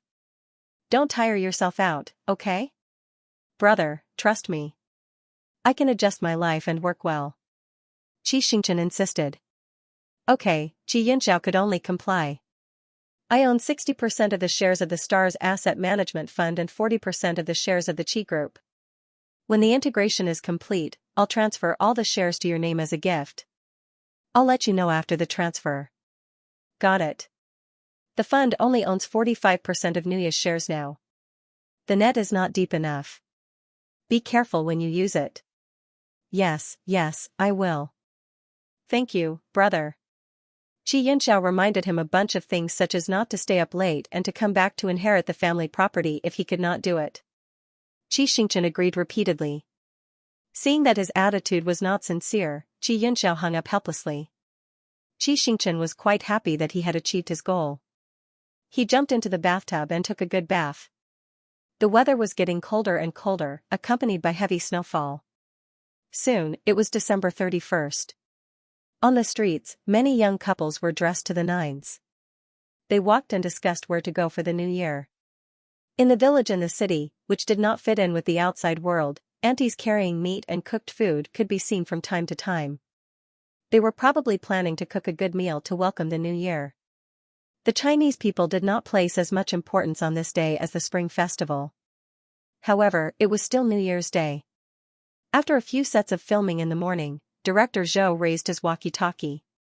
Everyone, take a break. When Dazhuang comes back with the groceries, we'll have hot pot. That's good. Yan Runan, who was in his police uniform, quickly put on a blanket. Hot pot will warm us up for the afternoon shoot. I'm afraid my face will be frozen and I won't be able to make any expressions. We won't be shooting in the afternoon, Director Zhou said. It's New Year's Day. The country has legal holidays. I'll give you guys a day off. Of course, the main reason is that my girlfriend wants to spend the new year with me, hee hee. Tisk. When they heard about the holiday, everyone wanted to praise him. However, when they heard the reason, the set was suddenly filled with boos. Only Xianxia did not follow them. Because Director Zhou's words reminded him. He hugged the hand warmer and moved to Director Zhou's side. Director, can I not eat hot pot? Director Zhou was a smart person. He instantly guessed what he meant. Why? Are you going out? Yes, I want to spend the new year with a friend. Friend or girlfriend? Director Zhou smiled ambiguously. Okay, go ahead. Come back early tomorrow.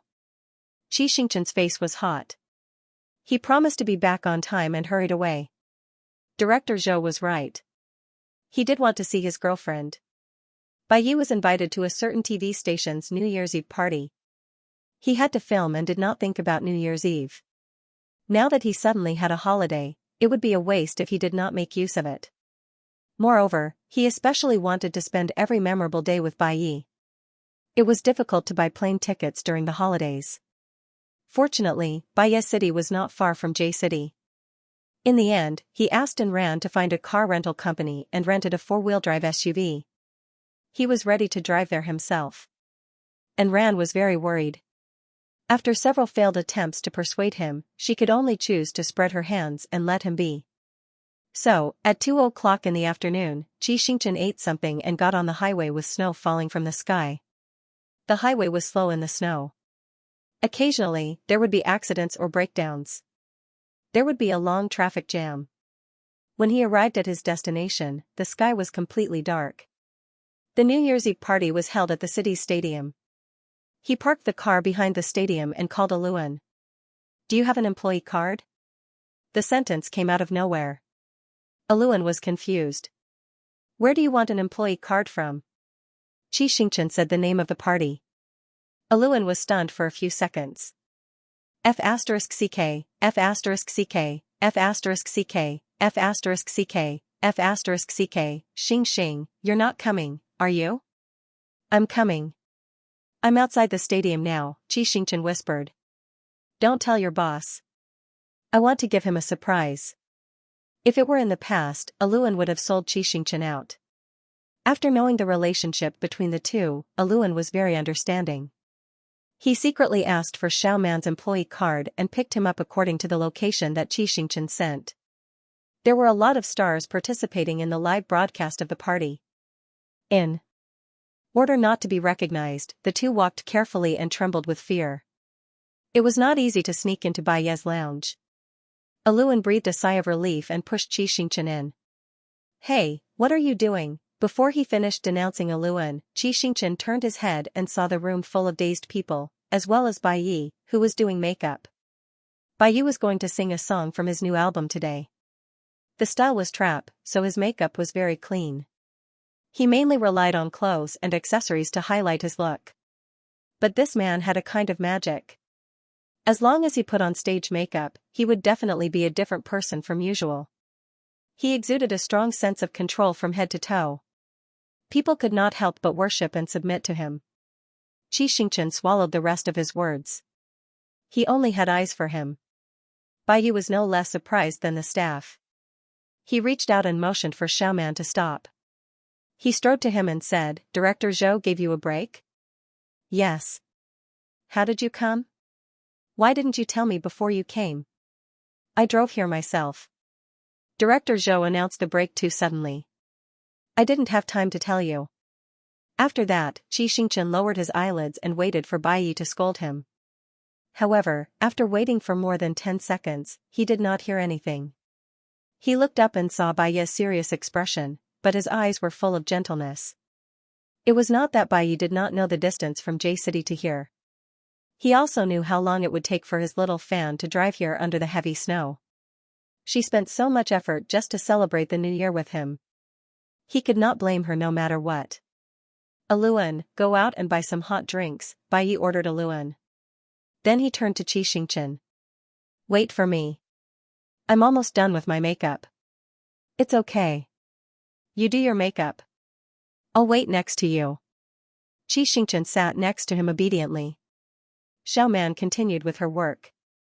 Xianxia was particularly interested in everything about Bai Yi. He looked around while watching Xiaoman put on her makeup. Suddenly, he found a box of cold medicine in the junk pile. He asked curiously, "Who has a cold?" "Boss," Xiaoman immediately answered. Bai Yi growled, "Xiaoman. Ah? Can't I say it?" Xiaoman immediately apologized. "Cut out the part just now. Thank you." Unfortunately, they were not filming a show. Xianxia heard every word. His eyebrows instantly knitted together. "When did you catch a cold?" Bai Yi did not say anything. The weather is alternating between hot and cold. "Did you catch a cold?" Xianxia asked. Seeing that he was determined to get to the bottom of this, Bai Yi could only lower his voice. "You infected me 3 days ago." Recently, because of Tao Tao, Xianxia had long forgotten about this matter. Now that he was mentioned, he was ashamed, and his ears turned red.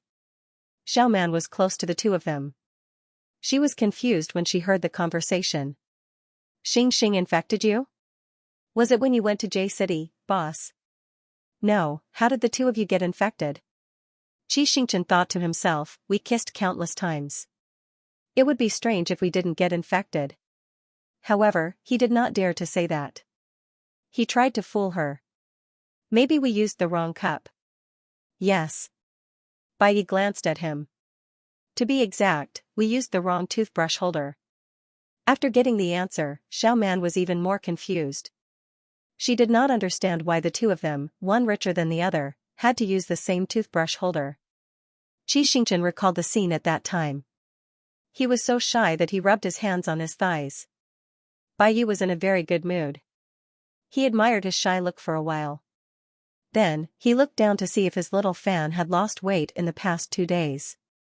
He accidentally saw that his little fan's legs were shaking slightly. Bai Yi had seen this symptom before. When a newbie drove for too long, his feet would be in a tense state of stepping on the accelerator and brake. When he relaxed, he might start to tremble nervously. His feet were probably swollen too. Bai Yi sighed and bent down to touch Xianxia's ankle. It was indeed swollen. His action was too sudden. Before Xianxia could react, he had already stood up. Xianxia's right foot rubbed the ground and warned him with his mouth, "Don't touch my feet in front of everyone." Bai Yi was speechless. Bai Yi ignored him. At this moment, Xiaoman was done with her makeup. She put down the brush and put her hands on her hips. "Brother Yi, go change into your costume." Bai Yi nodded and pointed at Xianxia. "I need a helper. Come with me." In order not to ruin his look, he usually did his hair after changing. Xianxia quickly followed him to the changing room. He knew very well that Bai Yi did not need a helper. He probably wanted to take the opportunity to be intimate with him. Xianxia scratched his neck. He was itching to do it. As expected, after entering the changing room, Bai Yi locked the door and ordered, "Sit." Xianxia sat on the chair obediently. Bai Yi then ordered, "Take off your shoes." Xianxia was shocked. No, there are too many people here." "People? Too many?" Bai Yi looked around. "There are too many people here. There are only the two of us. We really can't." Xianxia was anxious. "If someone hears us, we're done for." Bai Yi took a few seconds to realize what the little fan meant. He thought that he was going to do that to him in the changing room. Bai Yi was so angry that he laughed. He really wanted to explore the little fan's brain. The changing room was a public place. He could not do anything to Xianxia in a public place. He could not bear to. Besides, it only took a short time to change clothes. There was not enough time. There was no time to explain. Bai Yi squatted down and took off Xianxia's shoes. In order to keep warm during the shoot, Xianxia wore a pair of short military boots. The boots were very loose. Bai Yi pulled them off easily. Xianxia was even more anxious. "I really can't. Either, or I'll take them off with my hands." "Who do you think I am?" Bai took off his socks expressionlessly. I just want to see your feet. See, my feet. It turned out that Bai had such a fetish? Xianxia was shocked for a moment. Then he said embarrassedly, okay, then I'll give you full sex. Bai was completely speechless. He quickly took off his socks. When he came into contact with the air, his feet felt cold. Xianxia lowered his head and tried to think of the steps to full sex. When he was in the acrobatic troupe, a group of hot-blooded young men often gathered together to watch the videos that various teachers had selflessly contributed. He was busy with his studies and rarely participated. Occasionally, he would take a look. He had actually seen such content before. Just thinking about it made his face burn. At this moment, his socks were gone. He was just waiting for Bai to take off his pants. He told himself in his heart, calm down, calm down. The next moment, what was placed on his feet was not what he expected. It was two warm hands. Xianxia looked up and saw Bai holding his feet. He quickly retracted his legs in fear. I didn't wash my feet. It's so dirty. Let go of me. Unfortunately, he was no match for the other party's strength. Bai grabbed his snow-white ankles with one hand and slowly rubbed the arch of his feet with the other. Don't move. Your feet are swollen. I'll rub them for you. Xianxia sat on the stool cautiously. His fingers gripped the armrests tightly, and his toes curled up. Instead of relaxing, he looked even more tense. Bai glanced at him. What are you nervous about? Are you not satisfied with my skills?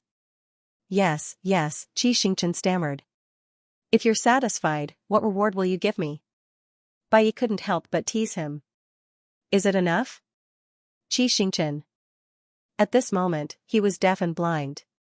Okay. Bai saw that it was about time, so he put down his feet and stood up. Relax first. You'll feel better when you go back and take a hot bath. Don't do such stupid things in the future. Xianxia, I'm asking you.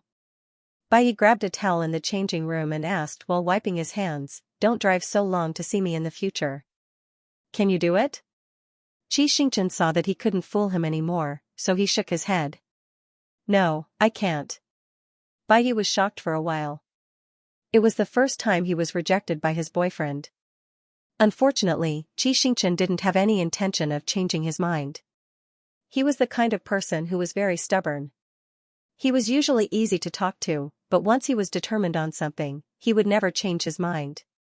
Through his expression, Bai could see that his face was full of "don't try to persuade me." He could only change his way of communication. Let's each take a step back. I'll allow you to see me, but you're not allowed to drive in the rain or snow. You're not allowed to drive more than 4 hours. Can you accept that? Xianxia thought about it. If it weren't for the festival and he couldn't buy a plane ticket, he would have flown over long ago. There were very few situations where he needed to drive, so he reluctantly agreed. Bai sighed softly and kissed him on the top of his head. It's my fault this time. I didn't fully immerse myself in the role of a boyfriend. In the future, I'll try my best to postpone work and spend important holidays with you. Forgive me this time. What's there to forgive? Xianxia muttered. You didn't do anything wrong. Everyone has to work to earn money. Listening to his weathered tone, Bai felt inexplicably amused. She pinched his face and said, it's okay. I have money. I can support you. Boss? Boss. At this moment, perhaps because Bai had been in the changing room for too long, Xiao Man shouted from outside, are you done changing? Soon. Bai said in a low voice, I have to change my clothes. Help me. As he spoke, he began to take off his shirt. Xianxia stepped forward with the intention of helping him and unbuckled his belt. Bai was speechless. If it weren't for the cold and lack of time, he really wanted to do something. Xianxia's popularity was not what it used to be. He could no longer blatantly watch the gala like he did at the Dongqing Music Festival. Waiting backstage was boring and dangerous. Bai asked Aluan to take him back to the hotel first. Aluan sent Xianxia to Bai's room and ordered some food for him at the restaurant. After chatting for a while, Aluan introduced the layout of the room and left. Suddenly, he was the only one left in the room. Xianxia felt inexplicably guilty. He felt like he had broken into someone else's house. After standing in the living room for a while, he didn't know if he should go to the bedroom and which bedroom to go to. In the end, he decided to take a shower first. When he was a child, there were many children in the acrobatic troupe. Once he took a shower, he would never be able to go back. Therefore, he had developed the habit of washing his clothes after taking a shower. It was the same now. He dried his body, turned around, and threw his t-shirt and jeans into the basin. After putting the clothes on the drying rack, he realized that he had left the set in a hurry and didn't bring pajamas or a change of clothes. The naked Xianxia looked at his wet clothes and fell into deep thought. However, it wasn't that he didn't have anything to wear. The bathrobe provided by the hotel was of good quality. However, he was a little bit of a clean freak and never liked to wear outside clothes. He gritted his teeth and tried to put it on. However, as soon as he put his arm in, he couldn't stand it anymore. After many failed attempts, he chose to give up on the bathrobe and grabbed his phone to ask Baiyi for help. Xing, is it your turn? Xing, crying cat.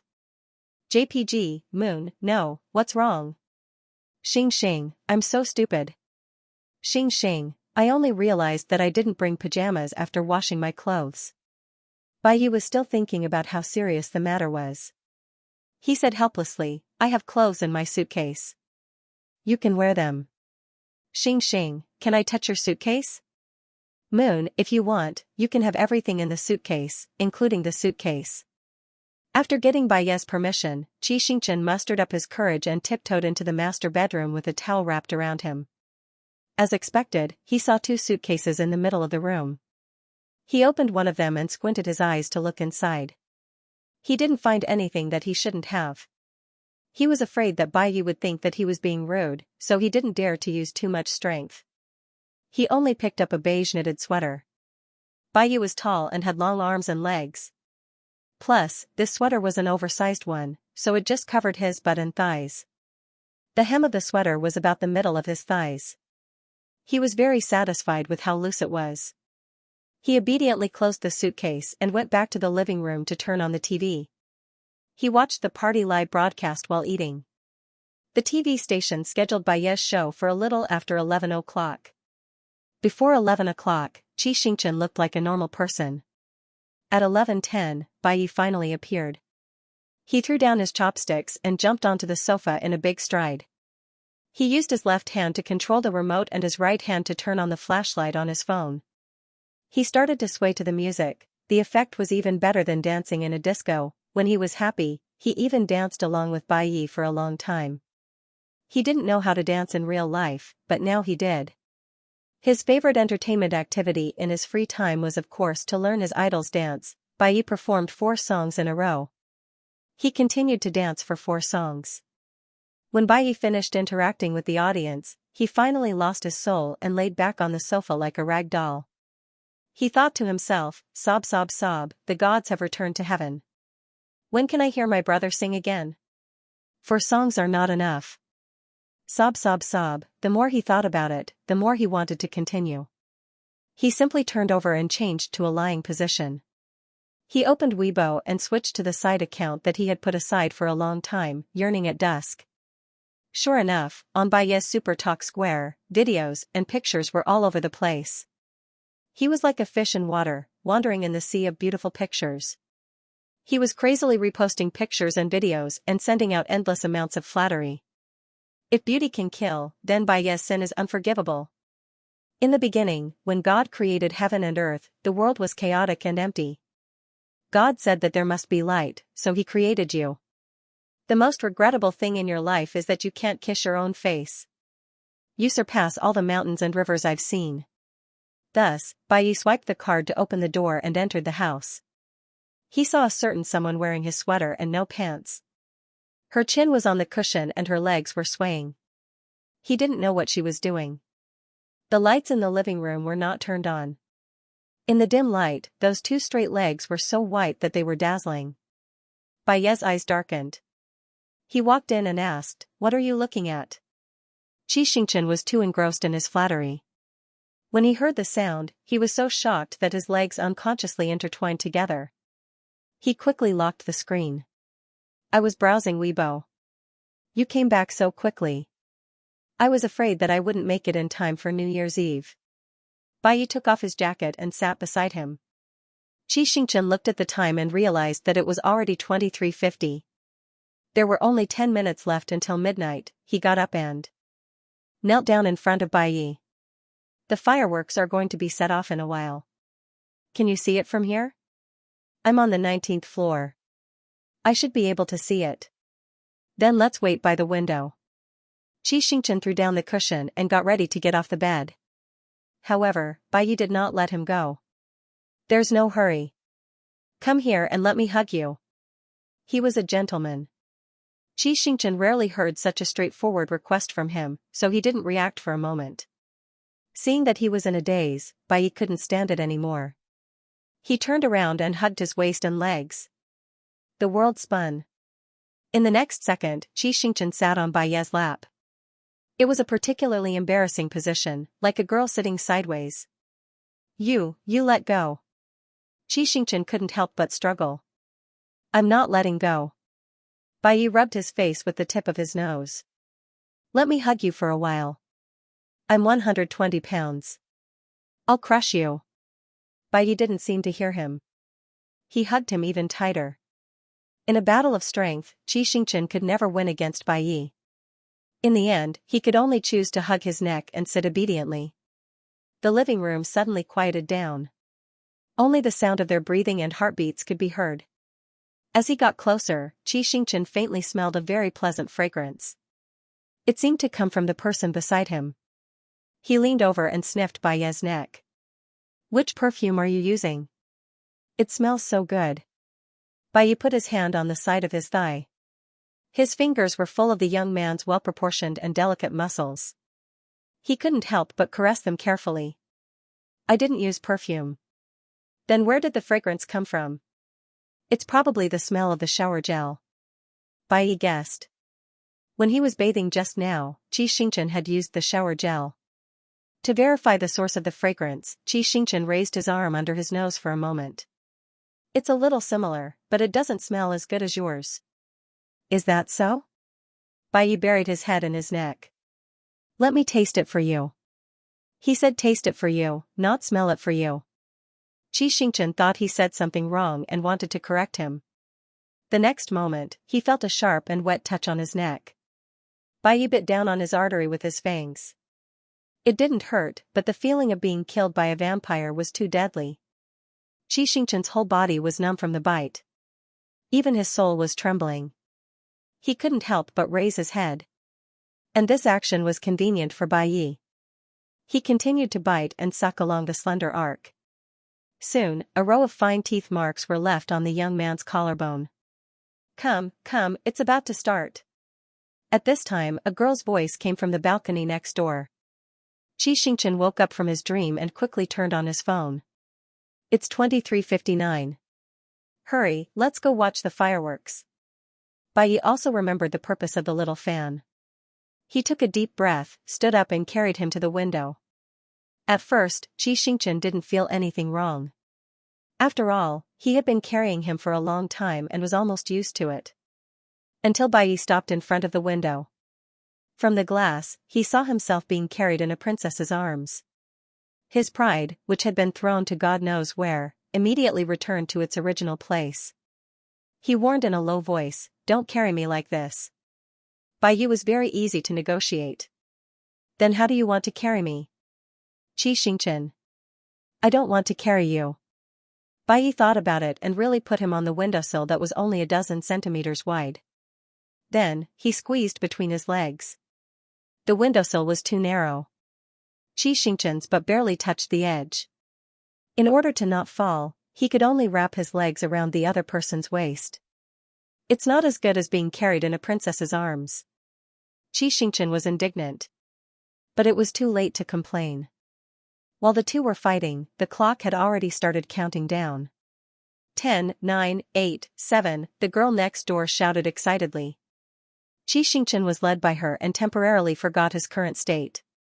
He looked out the window and shouted with her, 6, 5, 4, 3, when he counted to 3, he suddenly turned back. Then, 2, 1, bang. Bang. Bang. Dazzling rays of light blossomed in midair, and fireworks lit up the pitch-black night. Xianxia, who had been clamoring to see the fireworks, did not look at it. He looked straight at the man opposite him. Bai Yi, Happy New Year. Happy New Year. Bai Yi kissed him on the forehead. His eyes and heart were full of tenderness. I wish you happiness every year in the future. The clock stopped, but the fireworks went on for a full 5 minutes. After all, the little fan was not wearing pants. Bai Yi was afraid that he would catch a cold. After bullying him in front of the window until he blushed, he mercifully put him back in bed and went to the bathroom to take a shower. After he came out of the shower, the eyes of the person on the bed opened and closed. Obviously, he was tired from driving during the day and could not take it anymore. He was on the verge of sleeping. Bai Yi was afraid that he would disturb his sleep, so he turned his phone to silent mode and put it on the bedside. He quietly got into bed and turned off the light, leaving only a small night light on. Xianxia was wearing a sweater, so it was hot. Bai Yi, who had just taken a shower, was cold. He subconsciously leaned against him. After hugging him, he murmured something in satisfaction. Bai Yi did not hear him clearly.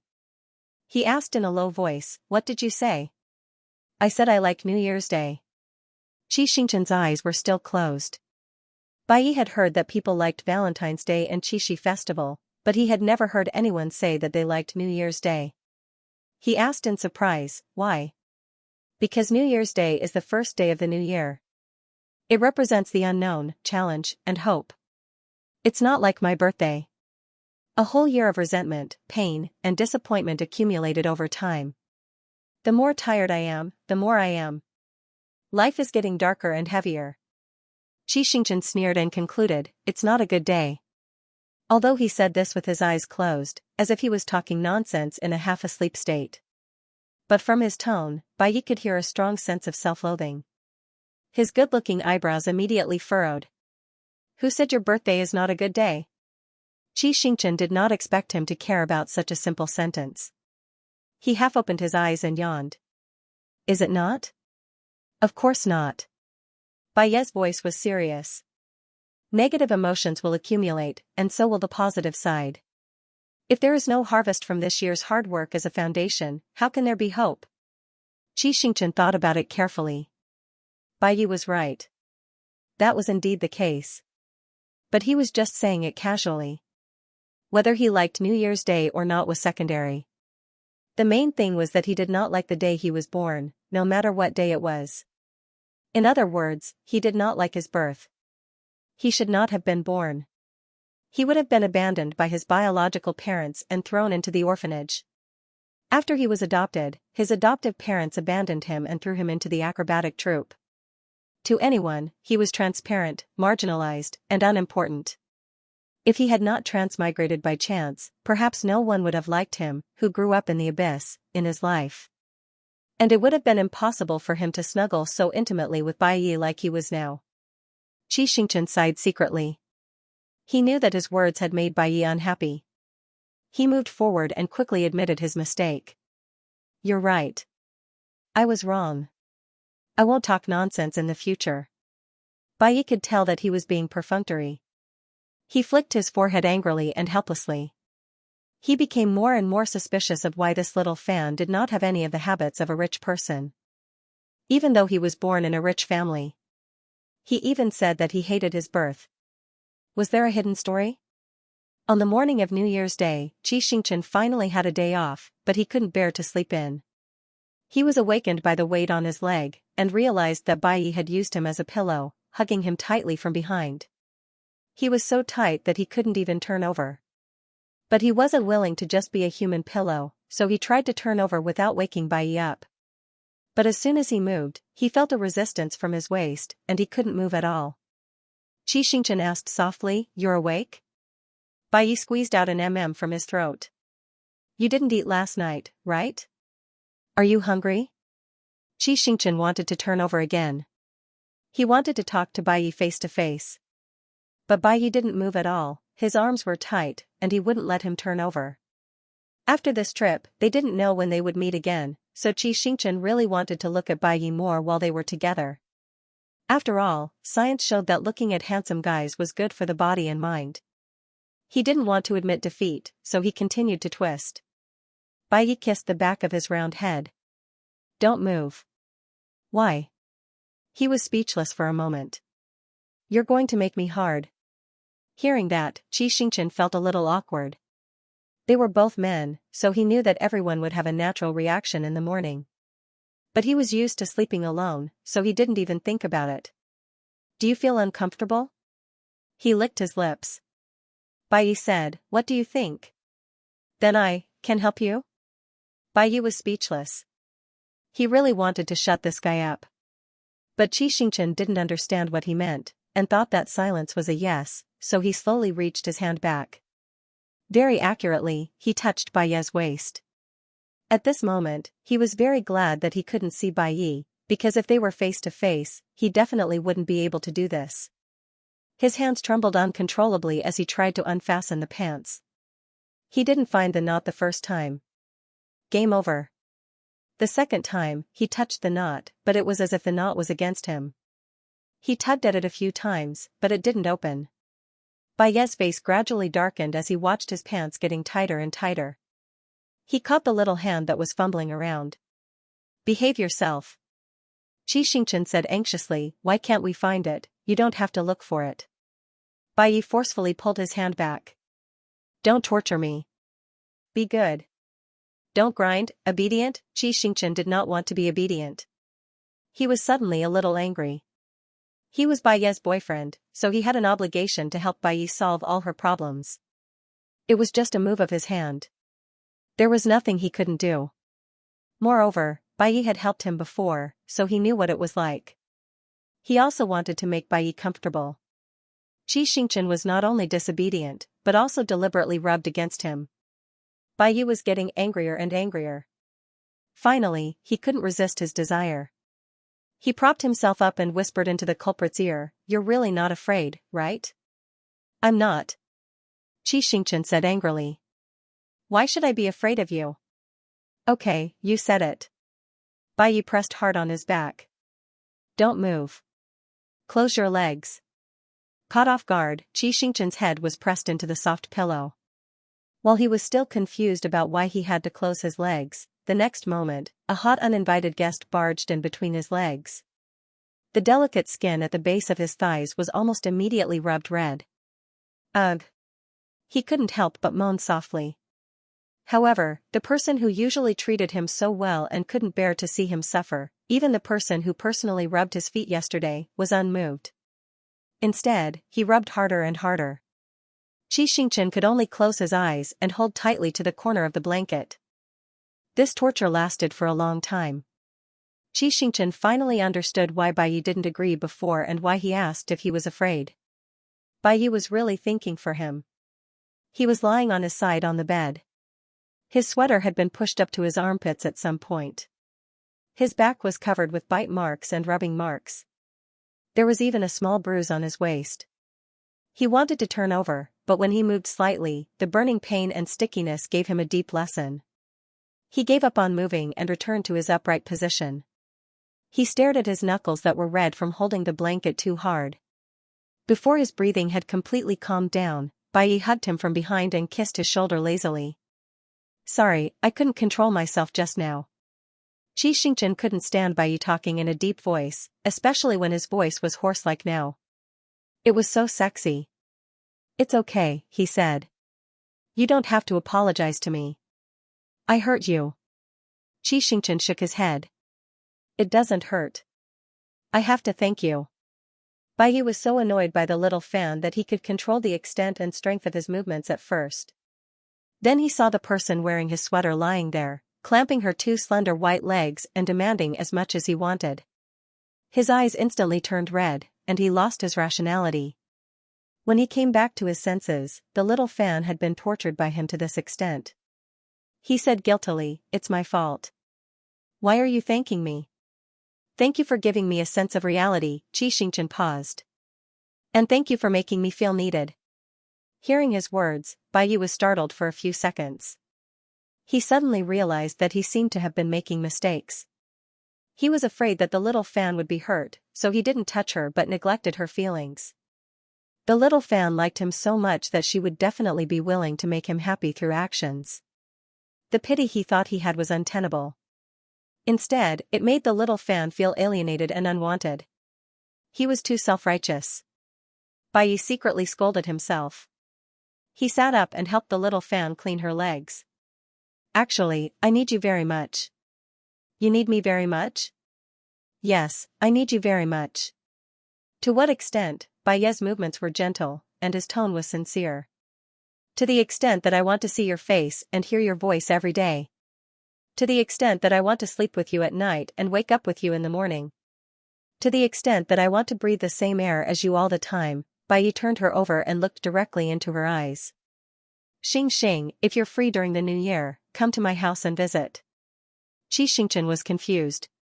Visit his house, does that mean, meet his parents? But we've only been together for 2 months, Xianxia stuttered. Isn't it a little early to go to your house? Why, you don't want to? No. Of course I want to. Xianxia quickly denied.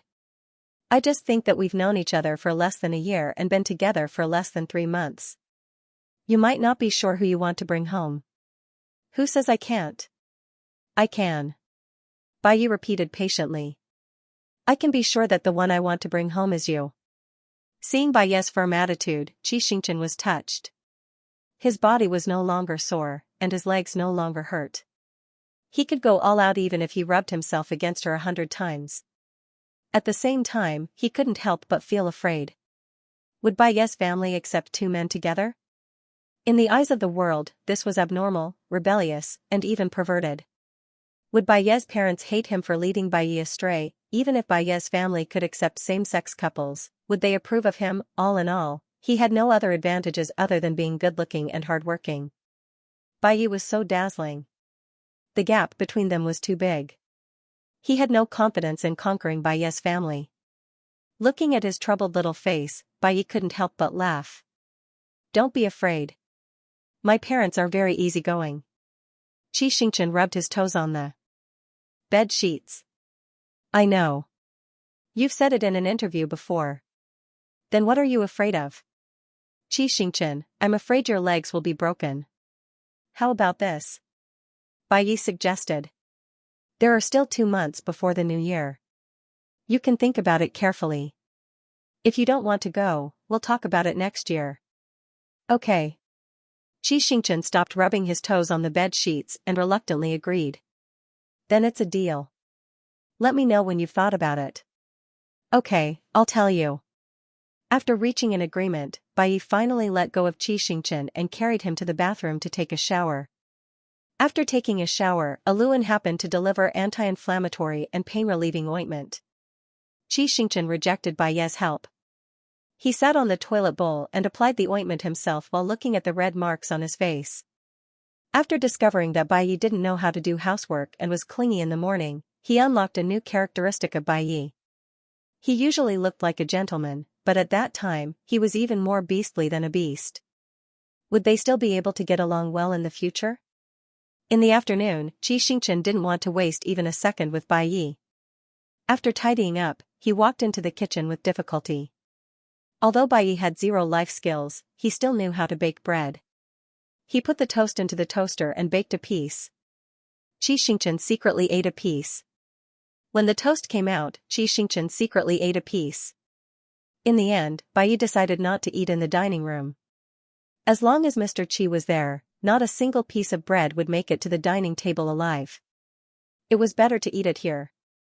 He heated up all the bread and squeezed out the butter, jam, and hazelnut jam.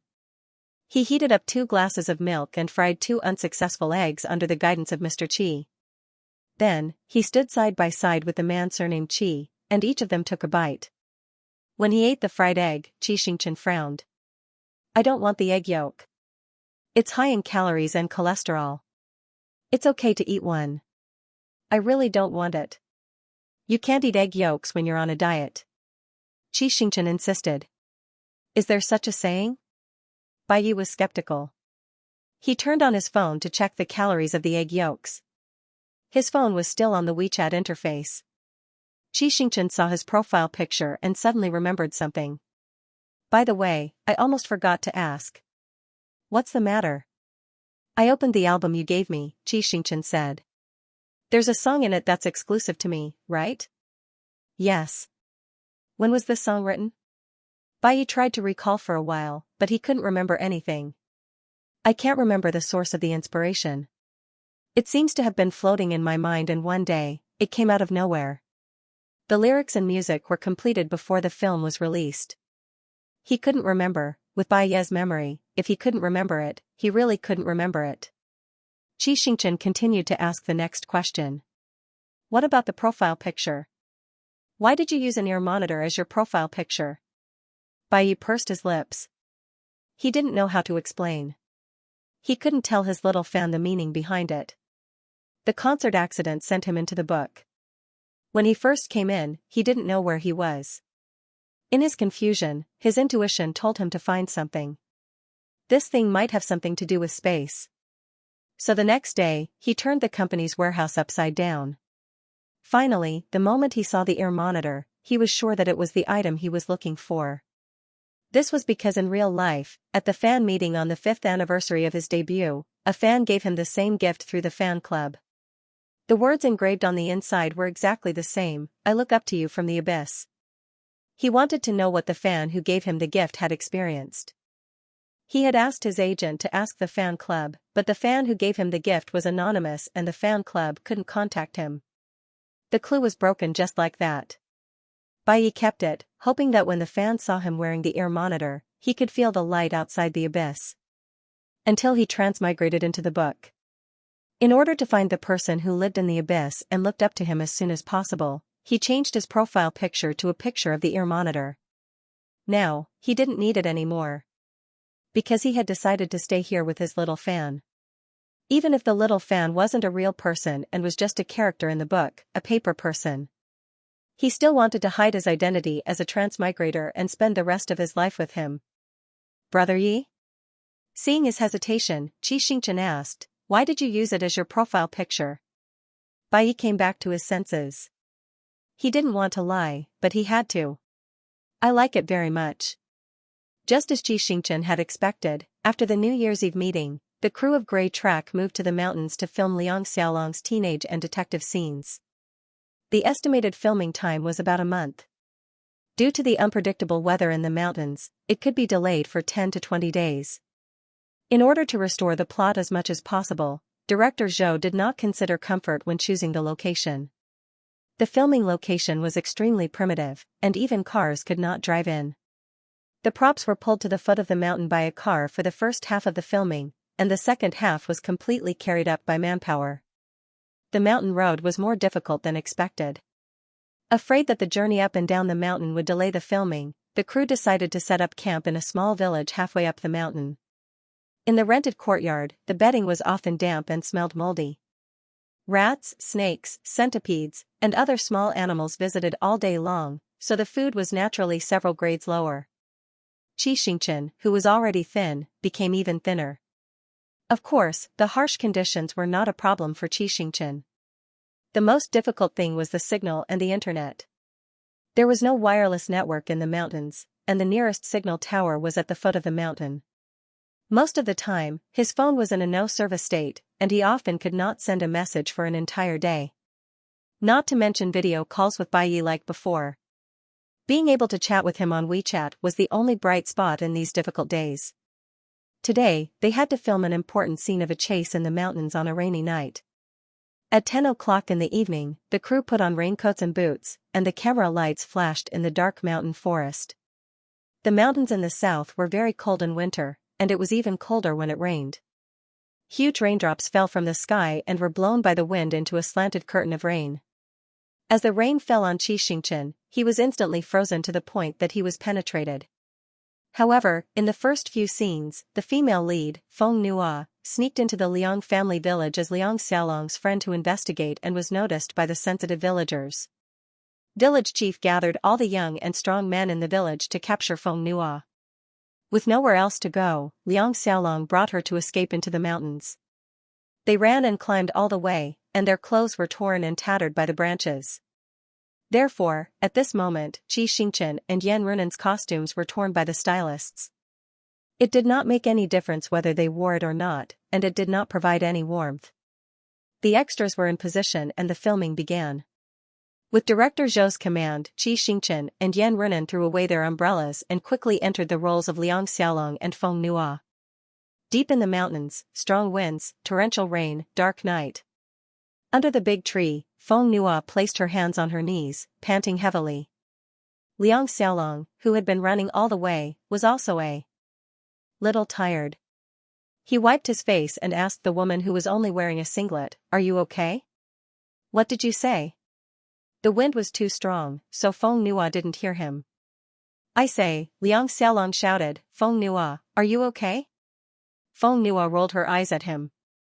"How many times have I told you not to call me by my full name? Call me big sister." However, Liang Xiaolong did not listen to her and still insisted on calling her by her full name. Feng Nua was so angry that she laughed. Her red lips and white teeth were more gentle than the military uniform. Liang Xiaolong stared at her for a few seconds, then took off his shirt and jacket and put it on her. "Little brat," Feng Nua threw the jacket back. "Big sister graduated from military school. My physical fitness is better than yours. Wear it." "No," Liang Xiaolong's tone was firm. "I'm a man. I have to take care of you." He had just celebrated his 19th birthday and was between a teenager and a young man. It was ridiculous for him to say the word man. Feng Nua laughed even more happily. Liang Xiaolong did not know why she was laughing, but seeing her laugh, he could not help but laugh as well. Just as the two of them were laughing together, over there. "There's someone over there." "Where?" "Under the thickest tree in the east." "I see it." "Everyone, follow me." Shouts accompanied by the howling of a big wolf dog tore through the night. Feng Nua frowned. "Xiaolong, you go first." "I'll lead them away." "No, you'll be caught." "So what if I'm caught?" "This is a society ruled by law." "Can they kill me?" "No," Liang Xiaolong shook his head. "They'll lock you up and make you give birth to children." Liang Xiaolong's IQ was slightly lower than his peers. Recently, he had improved a lot under the treatment of experts, but he was still very straightforward. Feng Nua's heart trembled when she heard this. In order to continue the tradition, in some poor mountainous areas where there were few people, the villagers not only bought children, but also women. These abducted women were fine if they were obedient. If they were not obedient, they would first be beaten until they were obedient. If they were still not obedient, they would be imprisoned in the house. They were not allowed to go out except to go to the toilet. Every day, except for eating, they were forced to have sex. Among them, there were pampered rich girls, well-educated girls, and ordinary girls. But in the end, they were all reduced from living people to tools for giving birth. The reason why Feng Nua chose to be a police officer was that she had seen the rescued girls with her own eyes. Their eyes were dim and they had lost all enthusiasm for life.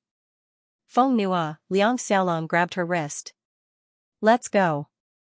"Okay." Feng Nua straightened up. Without waiting for them to catch their breath, the two continued to run forward. The wet and muddy mountain road was covered with dead leaves and stones. Coupled with the rain blocking their vision, they kept falling, falling, and climbing.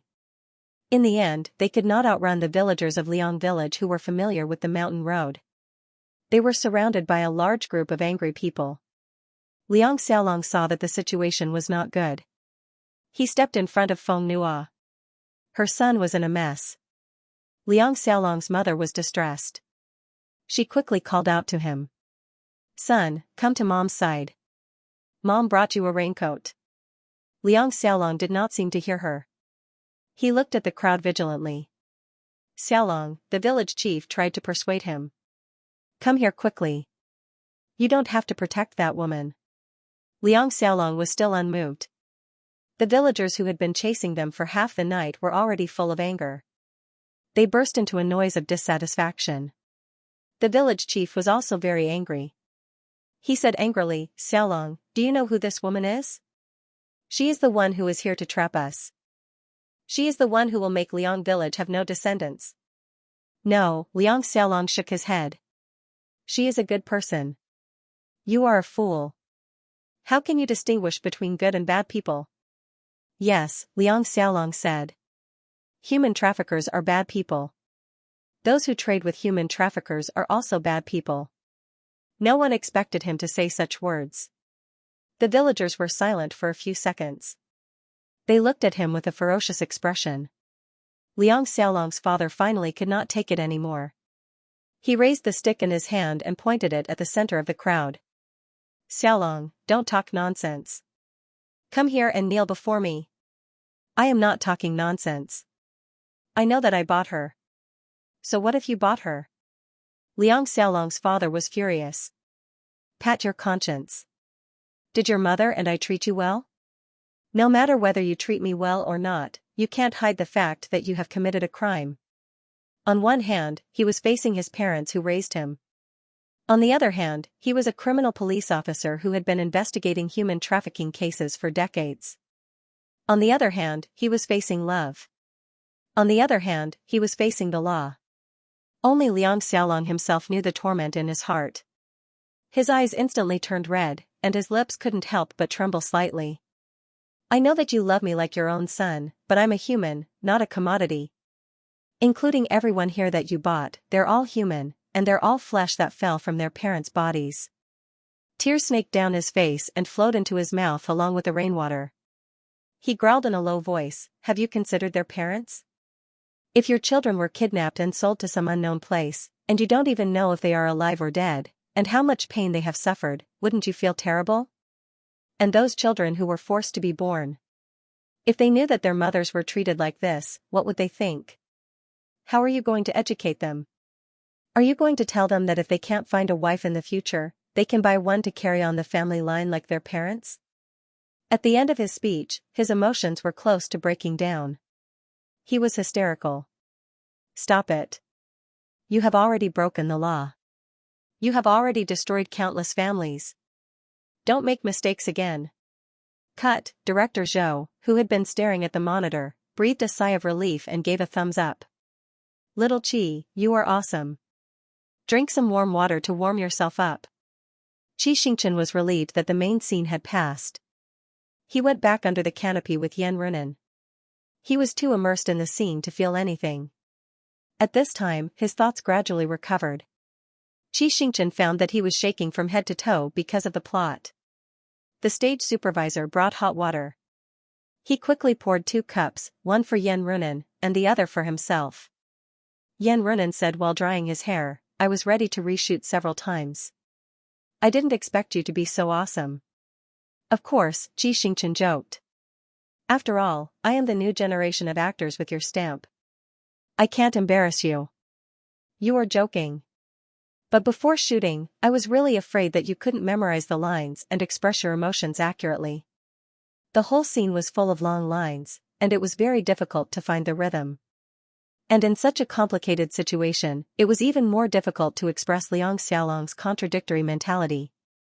Xianxia, on the other hand, had managed to pass the scene in one take. It was simply too fast, too fast. Being able to reach this level without a professional background was enough to show how talented he was. Of course, it also showed how much hard work he had put in. The more Yan Runan thought about it, the more emotional he felt. He took out his phone and secretly took a picture of Xianxia drinking water. He edited his Weibo, Yan Runan, the new generation drives on the old, and the old is about to catch up. Picture. The sad thing was that even though he drank the Shuanghuanglian immediately after filming, Xianxia still couldn't escape the clutches of the cold. In the morning, he was awakened by the dry itch in his throat. He crawled to the well to drink water. And Ran grabbed him and measured his temperature. It was almost 39 degrees. In order to prevent the male lead from becoming stupid, Director Zhou quickly sent him to the town hospital. In fact, in real life, Xianxia's body was very resistant. If it wasn't for the original owner's delicate body and the fact that he didn't sleep well last night, he wouldn't have a fever. Secretly blaming himself for delaying the progress of the crew, Xianxia lay in the infusion room and slept in a daze for the whole day. It wasn't until the evening that he gradually changed from a high fever to a low fever. He got up to eat something and suddenly found a big good thing. There was a signal in the town. There was also 4G. It wasn't easy. He got up with a whoosh, wrapped himself in a military coat, and ran out. Xing, and Ran quickly called him, "Where are you going?" "I'm going to make a phone call." And Ran was helpless. "Your fever hasn't subsided yet, don't catch a cold." Xianxia said don't worry and walked around the hospital until he finally found a deserted corner. He dialed Baiyi's number and listened to the busy tone. His heart was pounding and he was actually a little nervous.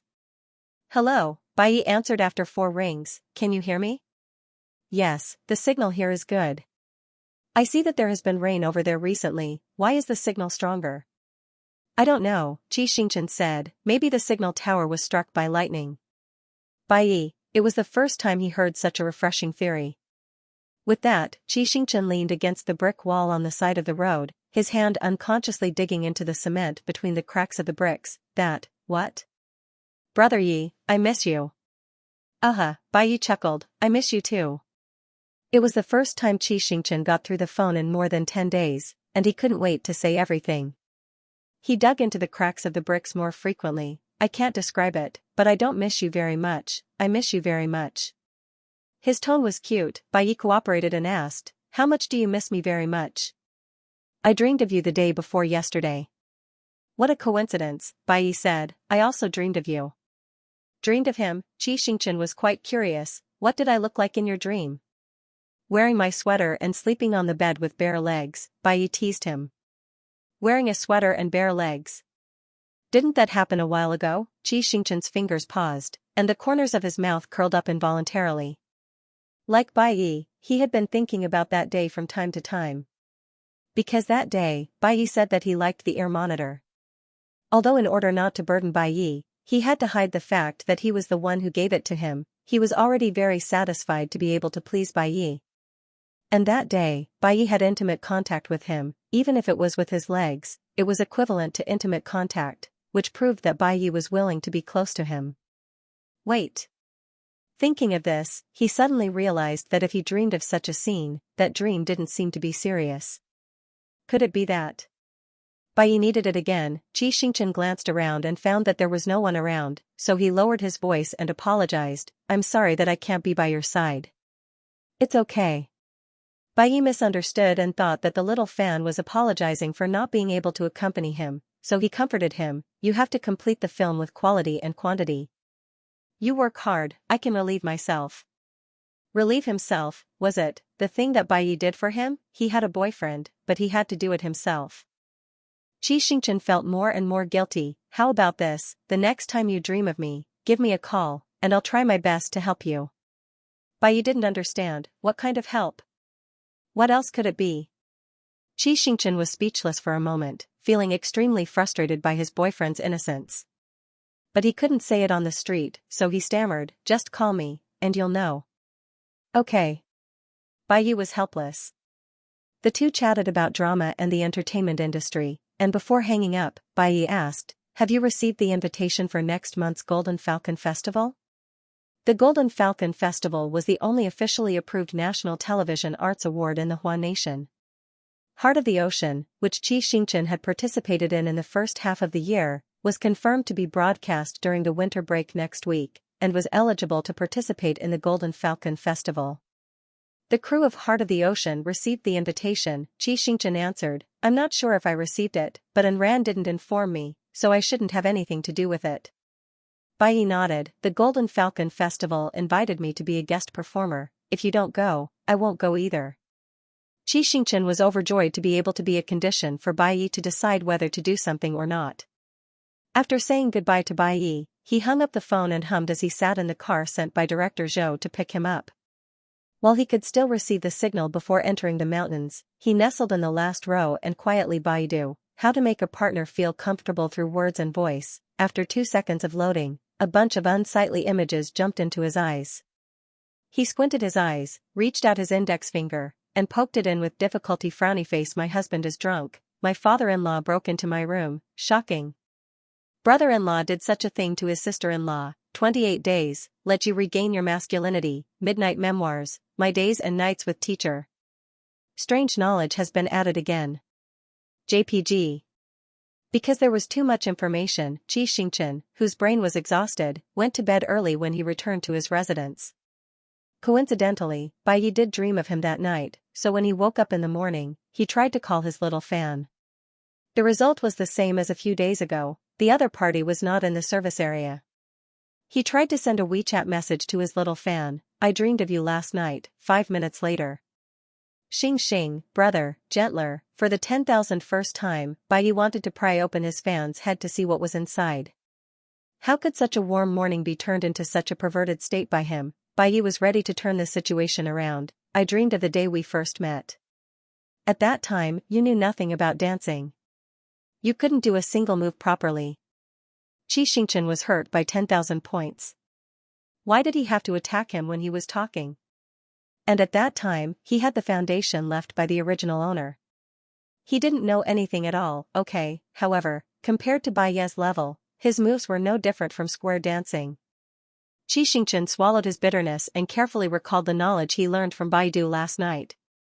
He typed with difficulty, okay, now I'm changing into a t-shirt, sweatpants, and white sneakers. Bai, what was he doing? He continued to try to salvage the situation, but I didn't expect you to improve so quickly and so much. Xianxia, it's all because brother taught me well. Moon, Bai was helpless, speak properly. Xianxia, okay, I'll listen to whatever brother says. Moon, don't call me brother. Xianxia, then what do you like to call me? Xianxia, daddy? Bai was completely petrified. He didn't have any thoughts at first, but now he felt inexplicably uncomfortable. Bai felt that he couldn't go on like this. He took a deep breath and switched from text input to voice input.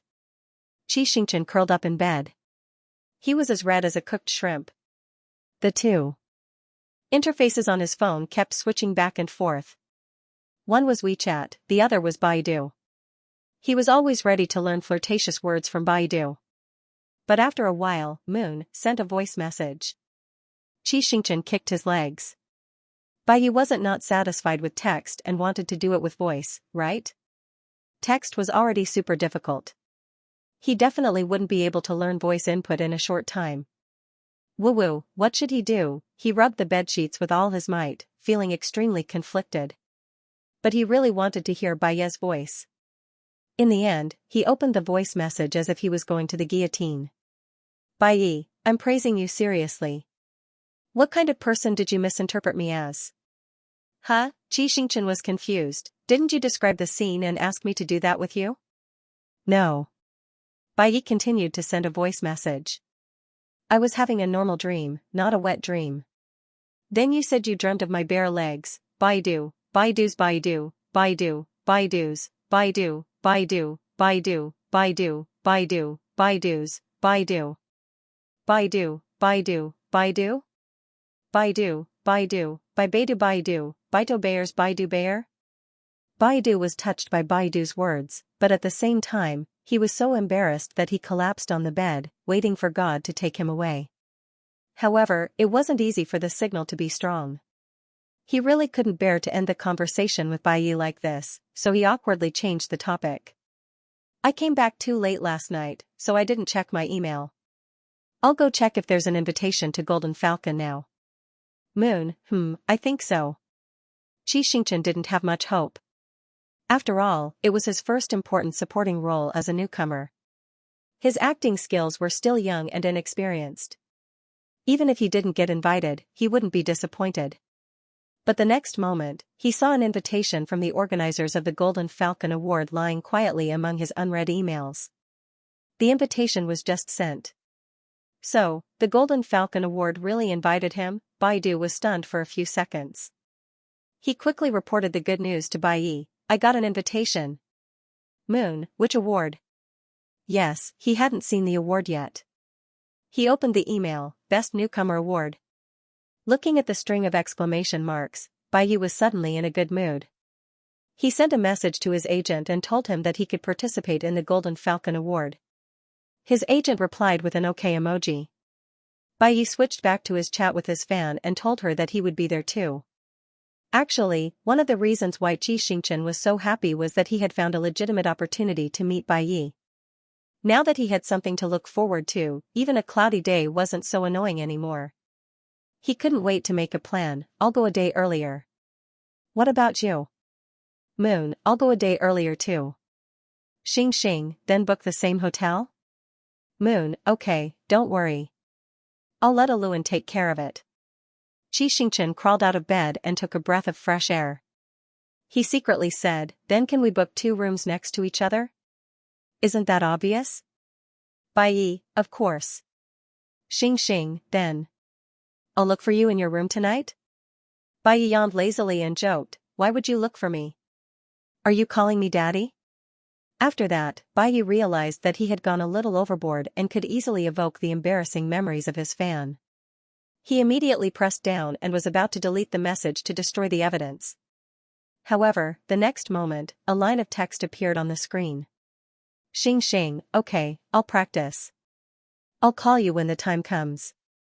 Bai Yi, you want my life, don't you? A week passed quickly as he was busy filming day and night. On Friday, at 9 o'clock in the morning, Heart of the Ocean premiered as promised. Today's filming was not easy. Xingqian didn't have time to watch the show on his phone. He only opened Weibo during lunch and searched for topics related to Heart of the Ocean. The audience during the daytime was not as large as the evening primetime. However, the students stayed at home during the winter break and were more active than he expected. The feedback was also better than he expected. Protect the best Tao in the world. Go Tao Z, we love you forever. Brother Qing Yuan's acting is as good as always. Praise. I like such a deep theme. Protecting marine animals starts with you and me. What's the name of the actor playing Lin Xiao? This little wolf is King me. The last comment received a lot of likes. It could be seen that everyone liked Lin Xiao's appearance in the show. He was a little disappointed and clicked on the building within building to read the comments one by one. The actor playing Lin Xiao is here. Xingqian, an all-round cutie who can sing, dance, do acrobatics, and act is waiting for you to discover her. Isn't Xingqian a singer? She's actually acting. The dimension wall is miraculously broken. Ha sisters, don't joke around. Xiao 7 is a real actor. The debut of a mentor in time is just a joke. I've followed Xingqian before and always thought he was a variety star. I didn't expect his acting to be so good. I want to stand on the wall.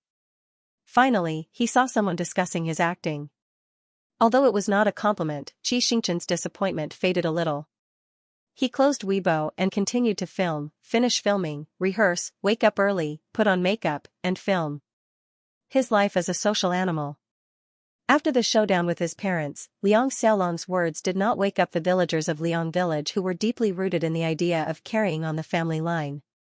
Just as the two of them were about to be caught by the villagers, the police of the County Public Security Bureau arrived and dispersed the villagers for the crime of gang fighting. They rescued Liang Xiaolong and Feng Nua. Their identities had been exposed. The two of them could not return to Liang village in a short period of time.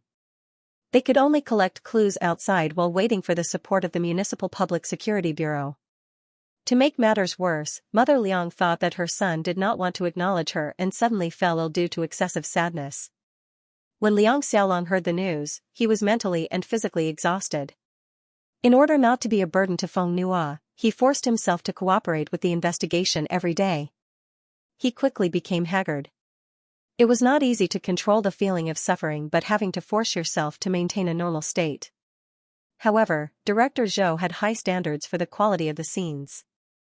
Sometimes, a slight look or a slight movement would cause the scene to be replayed. It was common for a scene to have a few NGs.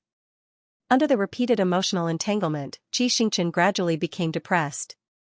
However, as the plot unfolded, the response from Heart of the Ocean became more and more intense. Especially after the appearance of the cute Xianxia, Weibo often went viral with Lin Xiao and Xianxia's interactions. Girls screamed crazily when they saw it. They all ran to Xingqian's homepage and shouted, "I'll marry Lin Xiao." When the plot progressed to Xianxia's death, Lin Zhao's monologue earned a lot of tears. #Xianxia's crying scene rose to the real-time trending list and received unanimous praise from passers-by. Then, when Lin Zhao's confession failed, the topic of #Lin Xiao, she doesn't want you, I love you was refreshed. Countless girls photoshopped wedding photos and posted them on the forums. When passers-by clicked on it, they almost thought that they had entered a large blind date venue. They went around asking which celebrity was publicly choosing a wife. Inexplicably, #Xianxia publicly choosing a wife and #Xianxia being criticized became trending searches. Xianxia did not know what to say. He could only lower his head and pray that his boyfriend did not go on Weibo today. At the same time, in order to sublimate the theme of protecting marine life, the drama released several pieces of information that reflected the current situation of marine life. In the film, beluga whales and dolphins were hunted, turtle shells were deformed by plastic ropes, shark carcasses floated in chemical raw materials that were randomly dumped. The shocking scenes tugged at the audience's heartstrings. The reputation of Heart of the Ocean gradually grew. It was highly discussed and the rate of abandonment was low. All kinds of data showed that it already had the standard of a small hit. Naturally, the attention of the main creators of the crew also increased. Tao Tao became an A-list starlet and Feng Qingyuan's position as the top TV actor became more stable. The inherent impression of Xianxia as a variety star and singer finally faded. His Weibo verification changed from Nuya Entertainment signed artist to young actor. God knew how difficult it was to change these few words. When he saw the change with his own eyes, Xianxia's nose twitched for a long time. As the scenes in the mountains came to an end, the day of the Golden Falcon Television Arts Festival was just around the corner. Participating in the festival was a big deal. At the same time, he could also promote his new drama Grey Trajectory. Director Zhou was quite happy to give him a break. Xianxia did not arrive at the venue a day earlier as planned. Instead, he returned to the city 2 days earlier. After practicing in the mountains for so long, he had to tidy himself up. After taking a shower, Xianxia stood in front of the mirror in a bathrobe. He was not pleasing to the eye. Sister Jiang, have I become much uglier? It's not that you're ugly. You haven't taken care of your skin and hair for too long. You don't look as good as before. Then what should I do? Xianxia said anxiously, help me. Why are you in such a hurry? Jiang did not know whether to laugh or cry. It's not too late to take care of yourself before you meet the media the day after tomorrow. Xianxia did not care about the media. What he cared about was meeting Bai Yi. He coaxed and pestered Jiang until she gave him a big makeover from head to toe. After a whole afternoon, he saw that his face had returned to its previous state. Only then did he go to bed. The Golden Falcon Awards Festival was far away from here. During the 7 hours on the plane, Xianxia did not eat or read. The most he did was look at his watch. When he was filming, he always felt that time passed too fast. Now, he wished that he could use the time-elapse technique to make it go faster. When he finally got off the plane, he sighed as he rushed to the hotel. Baiye's flight was 2 hours later than his, which meant that even if he arrived at the hotel, he would have to wait for another 2 hours. However, compared to the more than a month that they had not seen each other, 2 hours was still bearable. After he checked in with Enran and Jiang, he was very eager to know where he and Bai Yi would sleep at night. He dragged his suitcase and ran upstairs, fumbling for the key card. When he pushed the door open, his vision turned black and he suddenly fell into a broad embrace. The person who was hugging him had the familiar siren perfume. Xianxia sniffed and his eyes turned red. He leaned on the other person's shoulder and greedily sniffed his own scent. Isn't the flight landing at 7? Why are you here so early? 2 hours is 120 minutes, which is 7,200 seconds.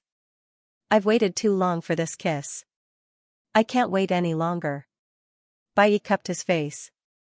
I want to kiss you now. When Bai Yi said not to wait, Xianxia really did not let him wait. He hugged Bai Yi's neck, stood on his tiptoes, and kissed Bai Yi. When their lips touched, their longing for each other was ignited like Mars crashing into Earth. Bai Yi forgot to be a gentleman.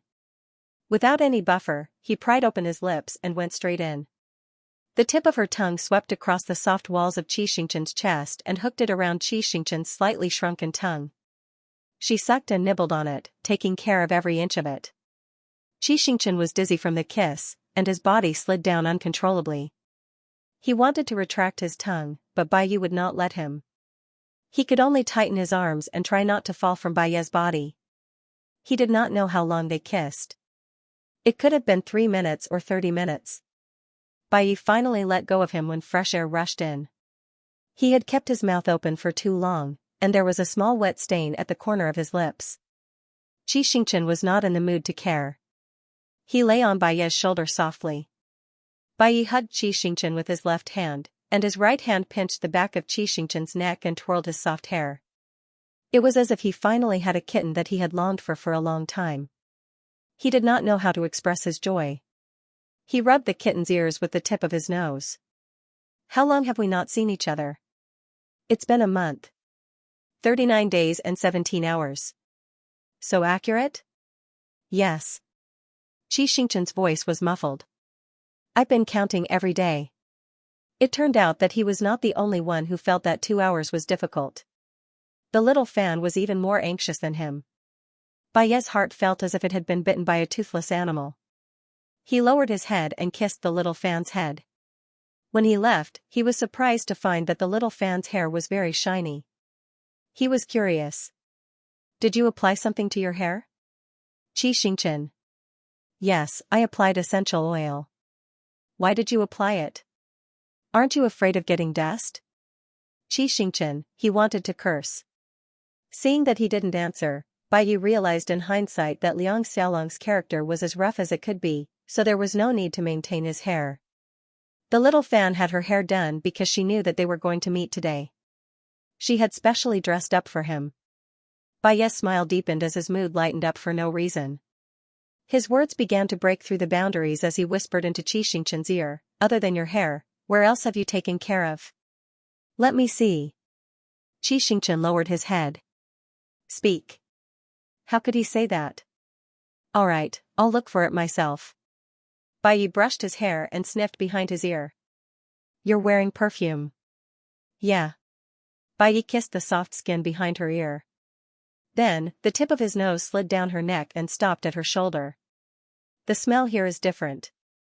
"What is it?" Body lotion." The little fan was wearing a washed blue denim shirt today. This color would make people with fair skin look fairer, and people with dark skin would look dirty. Xianxia was the former. Looking at his exposed neck, Baiyi's breath suddenly quickened. "I want to smell the body lotion. Can I unbutton your shirt?" However, although his tone sounded like a question, he didn't wait for the other person to answer. He directly unbuttoned the top 2 buttons of the shirt. Then, he grabbed the collar and pulled it out. His thin shoulders were exposed to the air. A faint fragrance filled the air between the two. The shirt hung on Xianxia's elbow. Baiyi pretended to smell it, and then, as if he didn't recognize it, he kissed the protruding bone of the other person's shoulder. "What smell?" "Our basil citrus." "Shouldn't it be sour?" "Why is it so sweet on you?" Xianxia was about to cry. I don't know. Maybe it's different here. Let me try somewhere else." The wet touch moved all the way down to his chest. Xianxia sucked in a cold breath. Baiyi's thigh was suddenly pressed against something. Baiyi was stunned for a moment. It was hard to imagine that the little fan was so sensitive. He was just joking and didn't do anything. How could, but he was the one.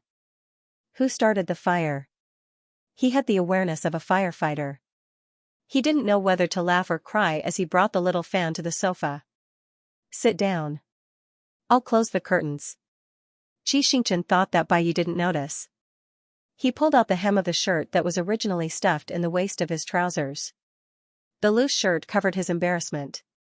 He didn't know whether to sit or not. Therefore, when Baiyi came back after a round of inspection, he saw the little fan standing there awkwardly with her black eyes darting around.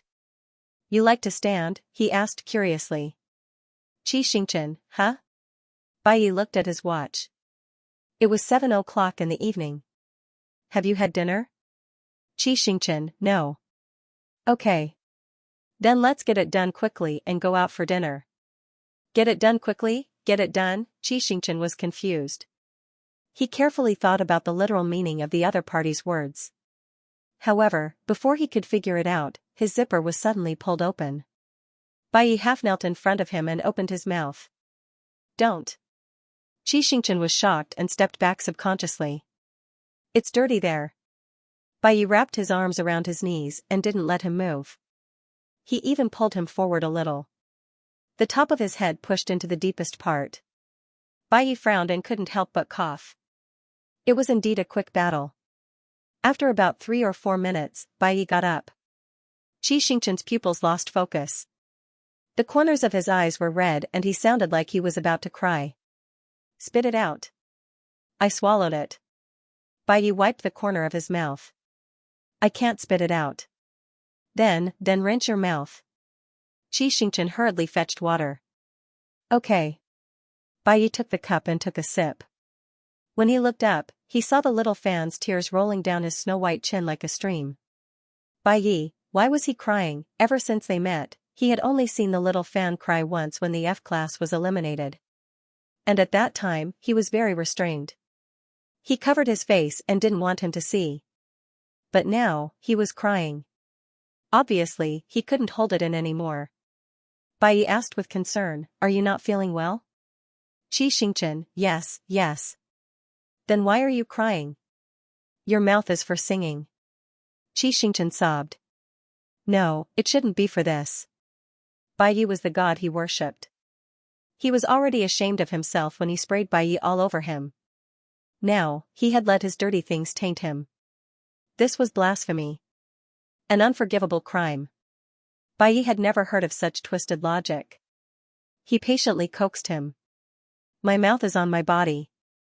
I can do whatever I want. Xianxia didn't say anything. Besides, I like music and I like you. There's no need to choose. Xianxia still didn't say anything. From a fan to a lover, he might have some old habits. This wasn't something that could be adjusted overnight. He could only get used to it slowly in the future. Bai wanted to change the topic. He reached out his index finger and hooked Xianxia's chin. Do you want to taste yourself? After being intimate for a while, it was already dark. The two of them put on their jackets and prepared to go out to eat. Both Xianxia and Bai had a public itinerary, so when they saw a row of vans and fans outside the hotel, they weren't surprised. After squatting for a long time, they saw their idols appear at the hotel's glass door. A large group of fans rushed out from all directions. Then, Yikong suddenly realized that there was Xinguang holding a sign for little brother Qi over there. Xinguang also realized that there was Yikong holding a sign for brother Yi over there. What the hell is this fatty see? The two forces looked at each other fiercely for a moment. When Bai Yi and Xianxia walked out of the hotel side by side, Yikong and Xinguang said in unison, oh. Damn, these two weren't here to participate in the TV festival. They were here to provide material for the couple fans. It was so uncomfortable, they surrounded the two of them. Being of the same gender was the best combination. Bai Yi and Xianxia chatted with their fans and media for a while. When asked why they were together, Bai Yi directly admitted that it was for the convenience of catching up and that they had deliberately booked the same hotel. The media didn't get anything out of him, and neither did Xinguang. Only Yikong silently swallowed her tears and began to guess how much blood her brother would be sucked out of him when he became a trending topic. After persuading the fans and media to go eat, the two of them finally got in the car and set off. Bai Yi had already booked a private room in advance and chose the best restaurant in the area. He wanted to bring his little fan to try the specialties. But when they arrived, the little fan only ordered vegetarian dishes. Moreover, they were all stir-fried vegetables. Looking at the photos, they were very bland. Bai Yi wasn't satisfied. He took the menu and ordered some meat dishes. When all the dishes were served, Xianxia looked at the spicy chicken and stuffed vegetables into his mouth. He was a northerner in real life and liked salty, spicy, and heavy food the most. Bai Yi couldn't bear to see his pitiful appearance. He picked up a piece of chicken and put it to his mouth. Xianxia couldn't bear to reject Bai Yi's feeding. He quickly put it into his mouth and chewed. It was so delicious that he almost cried. Seeing him eat obediently, Bai raised his chopsticks and wanted to feed him more. Xianxia quickly stopped him. I'm not eating anymore. I'm on a diet. Bai frowned. You're already skinny enough. I know you're worried about me, but I have to hold on for the remaining scenes. In about a month, I'll be completely free and can eat whatever I want. Okay. Bai could only choose to agree. After a full meal, Bai paid the bill and left with Xianxia. Just as he opened the door of the private room, Brother Yi? Xing? Suddenly, a familiar female voice came from the end of the corridor. Xianxia's expression changed and he whispered, Tao Tao. Bai also heard it and gave him a reassuring wink. Sure enough, the person came closer. It was really Tao Tao. Her eyes widened in surprise. What a coincidence. It's really a coincidence. There were many people in the corridor and Bai turned to the side. Come in and talk. Tao Tao very naturally entered the room and sat down. I wanted to find you guys at the television festival tomorrow, but I didn't expect to see you here. Have you guys finished eating? Yes. Xianxia asked, what about you? I just arrived and saw you guys. After a pause, she sighed and said, Xing, back then, when we recorded a budget tour together, Brother Yi basically didn't contact us after the show ended. He only got close to you. You two have a really good relationship. Xianxia thought for a moment. I'm also very grateful to Brother Yi for taking care of me for the sake of the company. Is it because of the company? Tao Tao smiled sweetly. I won't hide it from you guys. I recently watched the CP video. It's really a good match. I'm about to become a fan of the last night's CP. Really? Haha. I've seen it too. It's just too ridiculous. As he spoke, Xianxia observed Tao Tao's expression. Tao Tao was smiling as if she was joking, but at the same time, she seemed to be genuinely interested in the video.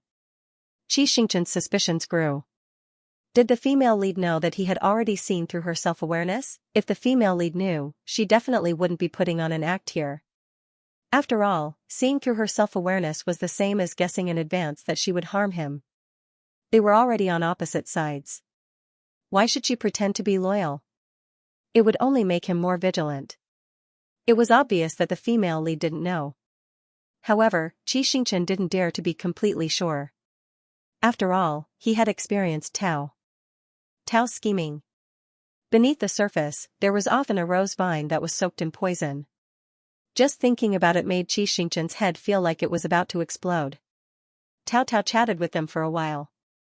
Bai's answers were watertight and couldn't be more cautious. Not long after, she said goodbye and left. Xianxia could finally breathe normally. Tao Tao was too powerful. It took a lot of energy to figure out what she was thinking.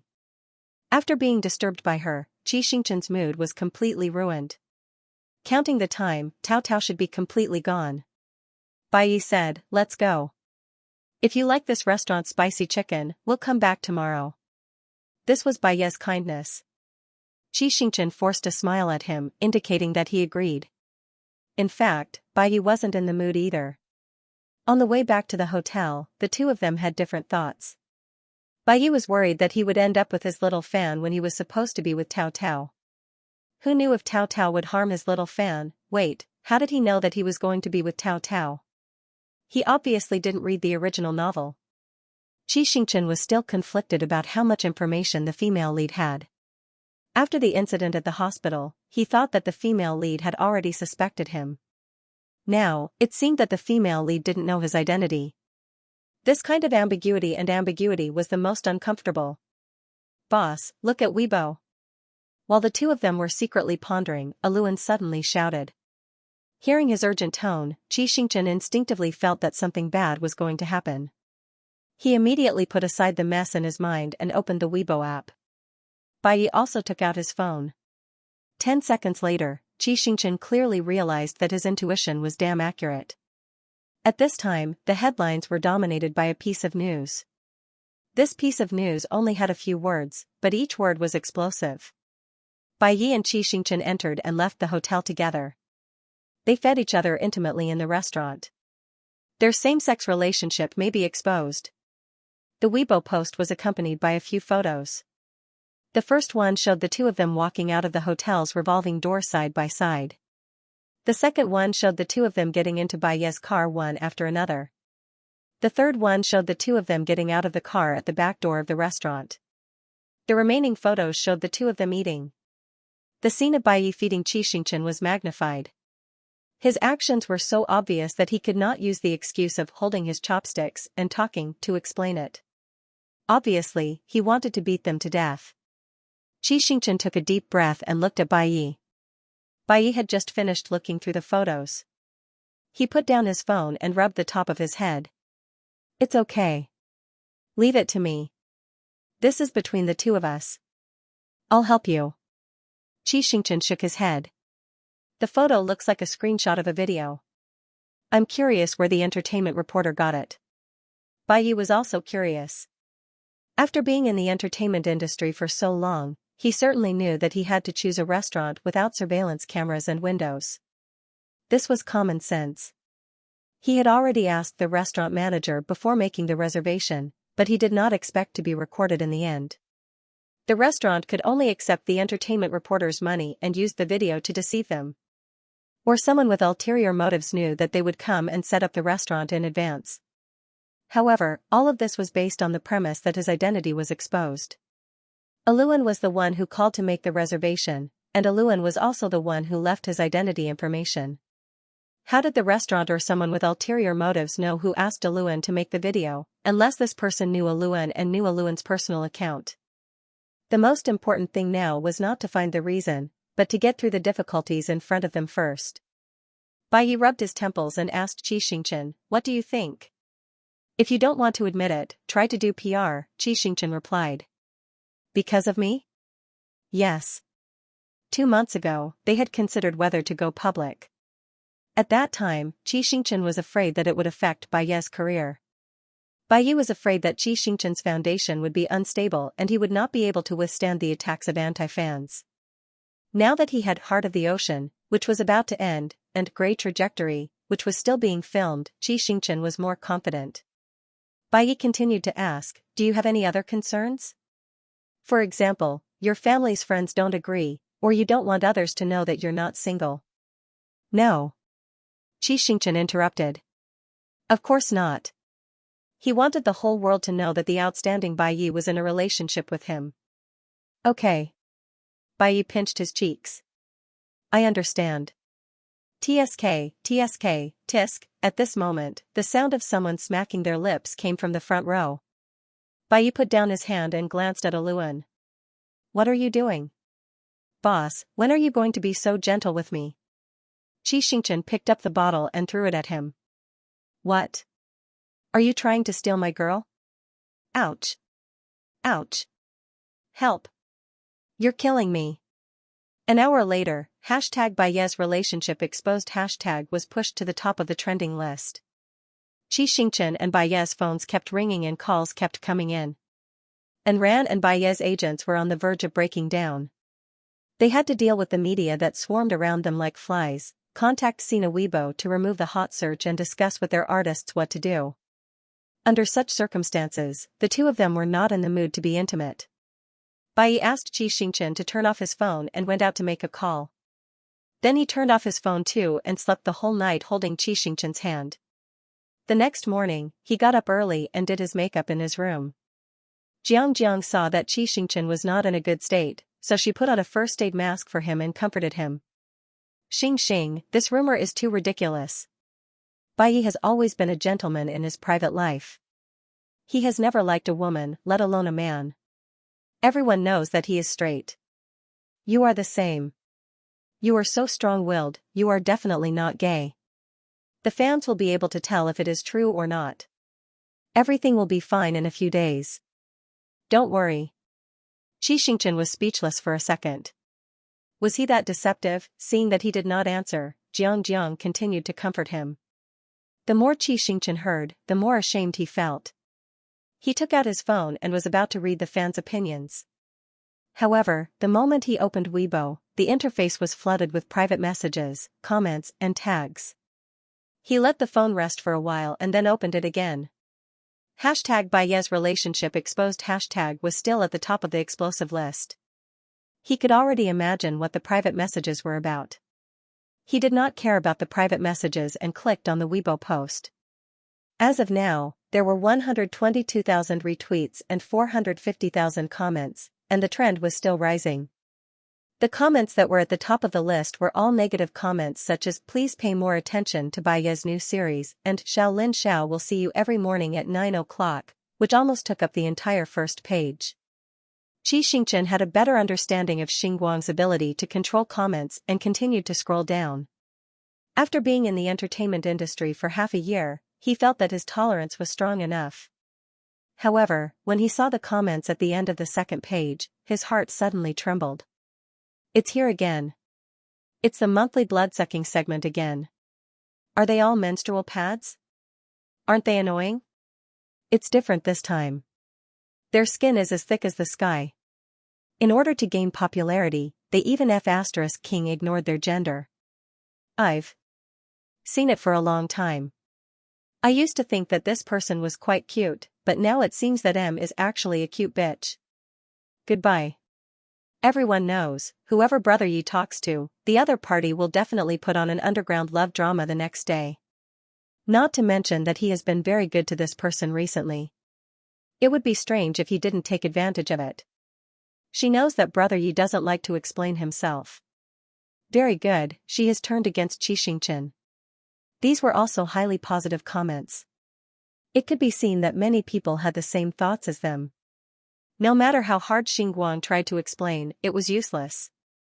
Bayi was very popular and often had people throwing themselves at him. In addition, he did not like to clarify scandals. After causing trouble again and again, it made the fans more and more annoyed and angry.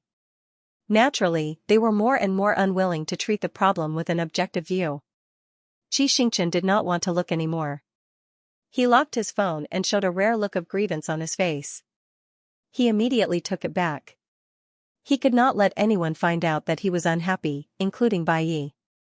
Everyone was worried about this matter, so he had to be less worried. It was his first time on the red carpet. Jiang had originally chosen a wine red velvet suit for him.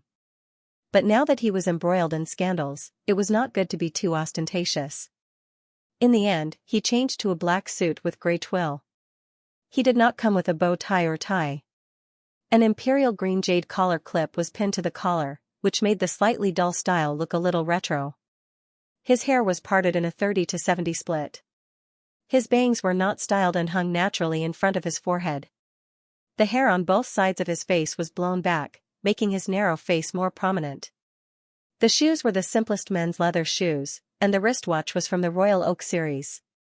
Jiang put her hands on her hips. This outfit is as low-key as possible, but your face can't be low-key. I tried my best. It's pretty good. Xianxia brushed his bangs. Is Brother Yi done? I don't know, but he should be done soon. I'll go take a look. After that, Xianxia pushed the door open and went out. Just as he took 2 steps to the side, he saw Bayi and Aluan coming out one after another. Xianxia was stunned. Bayi's suit was grey with black stripes, which complemented his black with grey stripes. Bayi stopped in his tracks. Are you done? Come to my room for dinner when you're done. No. Xianxia said, I'll go back and change. This outfit looks good. You don't have to change. No. Xianxia shook his head. We're wearing too much couple outfits. He was the one who took the initiative to buy couples cow pajamas last time. He was also the one who did not want to wear couple outfits now. Bayi sighed, walked to his side and whispered, We're a couple. It's normal to wear couple outfits. But, no buts. Don't bother. Come and eat. Before he could struggle, Xianxia was dragged to the dining table by Bayi. The red carpet segment of the Golden Falcon Festival officially started at 2 o'clock in the afternoon. After breakfast, Xianxia did not change and was directly dragged into the nanny van by Bayi. On the way, Xianxia received a call from director Zhou. Xiaoqi, I only let you go for 3 days. How did you cause such a big mess? I'm sorry, Director Zhou. Xianxia's face was apologetic. It's my negligence. I'll deal with it and try not to affect the filming. I don't care about the impact. If you really date Bai Yi, I'll be happier. Ha ha ha, I'm in need of traffic. By the way, you should promote Gray later. Hearing that Director Zhou was not angry, Xianxia was slightly relieved. He had a contract with the investors. The contract stipulated that the actor's image could not be damaged during the filming and broadcast. In fact, this scandal had already damaged his image, but the effect was positive. As a web drama, Grey Track needed traffic the most. Otherwise, he would not have been chosen as the lead actor. Although it was not his original intention, after riding on Bai Yi's popularity, Grey Track would inevitably receive more attention, whether it was scolding or praising. As long as there was attention, it was better than nothing. After chatting with Director Zhou for a while, he hung up the phone. The venue was already in front of him. Bai Yi was a guest actor. Xianxia had to attend with the crew of Heart of the Ocean, so the two could not walk the red carpet together. Bai Yi asked the driver to stop the car in the waiting area. Is old Shang and the others here? Bai Yi asked. Yes, they're over there. Both of them were wearing makeup, so they could not kiss. Bai Yi kissed the little fan's palm. I wish you an award. Xianxia nodded. It's the first time I've seen you live in public. I'll appreciate it. Speaking of this, Xianxia could not help but feel sad. In the past, he could watch Bai Yi's concerts as long as he had the money. Now, he had to hide and hide. Even the last New Year's Eve performance was watched live in the hotel. It was extremely sullen. Bai Yi looked at him and smiled. If you want to listen to it in the future, I'll sing it for you anytime and anywhere. Old Shang and the others are calling you. Go ahead. Okay. Xianxia reluctantly got out of the car. As a TV drama nominated for Best Actor and Actress, Best Director, and Best Newcomer this year, Heart of the Ocean's entry was relatively late. After not seeing each other for half a year, the crew caught up with each other and talked about their recent situation. Time passed quickly. About 40 minutes later, the coordinator came to find them. Everyone hurriedly touched up their makeup. Tao Tao carried Feng Qingyuan and another female supporting character carried Shang Yuliang into the venue. When it was his first time on the red carpet, Xianxia thought that he would be nervous. Unexpectedly, he did not feel nervous at all. He signed the signature board naturally and turned around to pose for the media to take photos. Then, he walked to the interview area for the interview. The host smiled. Wow, the cast of Heart of the Ocean today is so strong. Let's start with Tao Tao. Tao Tao, you must have suffered a lot to lose 75 pounds to play Ji Yan well, right? It was quite tough. Tao Tao stuck out her tongue. Unfortunately, I couldn't keep it in. I ate it all back after filming. The host covered her mouth and laughed. Then, she asked Feng Qingyuan a question. After Feng Qingyuan answered, he went to Xianxia. Xianxia. She continued to smile. I heard that during the filming of Heart of the Ocean, Bai Yi visited the set. Is that true? Xianxia's eyelashes trembled slightly. He did not want to answer. He and Bai Yi were in the center of the storm. It was best not to talk before the public relations. He took the microphone from the host and thought for a moment. Brother Yi did visit the set, but he didn't visit me. He went to see director Shang. Yes, Shang Yuliang said. And Tao Tao. The host said, if I remember correctly, Xianxia and Tao Tao participated in Budget Traveler together. To be able to meet again in Ocean, you two are fated. Yes. Tao Tao smiled playfully. Xing and I are fated to meet Brother Yi. I even bumped into them at dinner last night. Dinner last night was where the scandal between Bai Yi and Xianxia broke out. Hearing this, the host's expression changed slightly. She did not expect to try so hard to lead the topic to the scandal. In the end, it was Tao Tao who helped her. Xianxia's hand that was holding the microphone froze for a moment. He dodged left and right, but in the end, he could not avoid it. However, Tao Tao was telling the truth, so he could not blame her. Fortunately, there were guests waiting behind. There was limited time for each crew, so the host did not dig deeper and let the crew of Ocean's Heart go. Bai was two groups behind him on the red carpet. Their matching suits attracted the attention of the reporters. At that time, Xianxia had already entered the main hall and was seated, so he did not see the crazy scene. After all the guests finished walking the red carpet, it was time for the awards ceremony. The order of the awards ceremony at the TV festival and the film festival was usually based on the amount of awards they received. It was the same for the Golden Falcon Awards. In the beginning, there were awards for art, screenwriting, soundtrack, and other miscellaneous awards. Later on, there was the selection of actors and directors. In between, there were some singing and dancing performances. Some were prepared by the crew, and some were for the guests. Bai's performance was the finale, after the Best Actor and Actress awards. The awards ceremony was broadcasted live. In order not to be picked on by the media and the audience, Xianxia sat upright the entire time. He did not chat, look at his phone, or doze off. He played the role of a perfect statue. Bai was seated behind him. He rarely looked at his little fan from this angle. He took out his phone and secretly took a picture of his little round head. Finally, after more than an hour, it was time for the Best Newcomer Award. The guest read out the list of nominees. Xianxia and the other two actors' faces appeared on the big screen. So, the guest said, who will be the best newcomer at the Golden Falcon Awards this year? Xianxia suddenly could not pretend to be a statue for a long time. The Best Newcomer Award was only given to those who had debuted for nearly 2 years and played an important supporting role or lead role for the first time. After this, he would not be considered a newcomer. He would not even have a chance to be nominated. The scene of him staying up night after night to study acting was still vivid in his mind. Frankly speaking, he really wanted to win this award. He is. The guest said. Lube-dub, lube-dub, lube-dub. Xianxia's heart was beating wildly. He is Xianxia, the actor who played the role of Lin Xiao in Heart of the Ocean, the guest shouted. Let us congratulate Xianxia. It's really him. The auditorium was filled with enthusiastic applause. Xianxia was stunned for a few seconds before he stood up.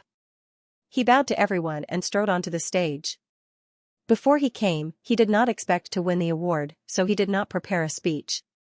According to international practice, he thanked the director, the company, his family, and his fans.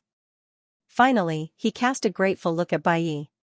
If he had not fallen in love with Bai, he would never have understood how to act in an emotional drama. He was grateful to Bai for allowing him to become a complete person with 7 emotions and 6 desires. He bowed solemnly again and returned to his seat. He could not calm down for a long time. He could not believe that he was really the winner. Although it was only the Best Newcomer Award for a TV series, it was not as valuable as the Best Supporting Actor or Best Supporting Actor or Best Actress. It was still a recognition of him. It was not until the host announced that Bai was on the stage that he finally returned to normal. He put the trophy at his feet and moved his body with the music. From time to time, he would hum a few words. He did not dare to make too much noise. Firstly, he was afraid of the media. Secondly, he was afraid that it would affect Tao Tao. In the battle for the Best Actor and Best Actress, Feng Qingyuan killed the Best Actor twice, but Tao Tao missed the Best Actress award. At this moment, she still looked indifferent, but she was probably not feeling good. Otherwise, she would not have clenched her fists so tightly. Bai was going to perform 2 songs today. The first was the new theme song, which had already been performed at the New Year's Eve party. The second song was more unexpected. It was the original song of My Time, which was composed by the 5 mentors together. But listening carefully, it was different from the first version. Bai seemed to have rewritten the lyrics, keeping the part he and Xianxia wrote, and the rest were all unfamiliar lyrics.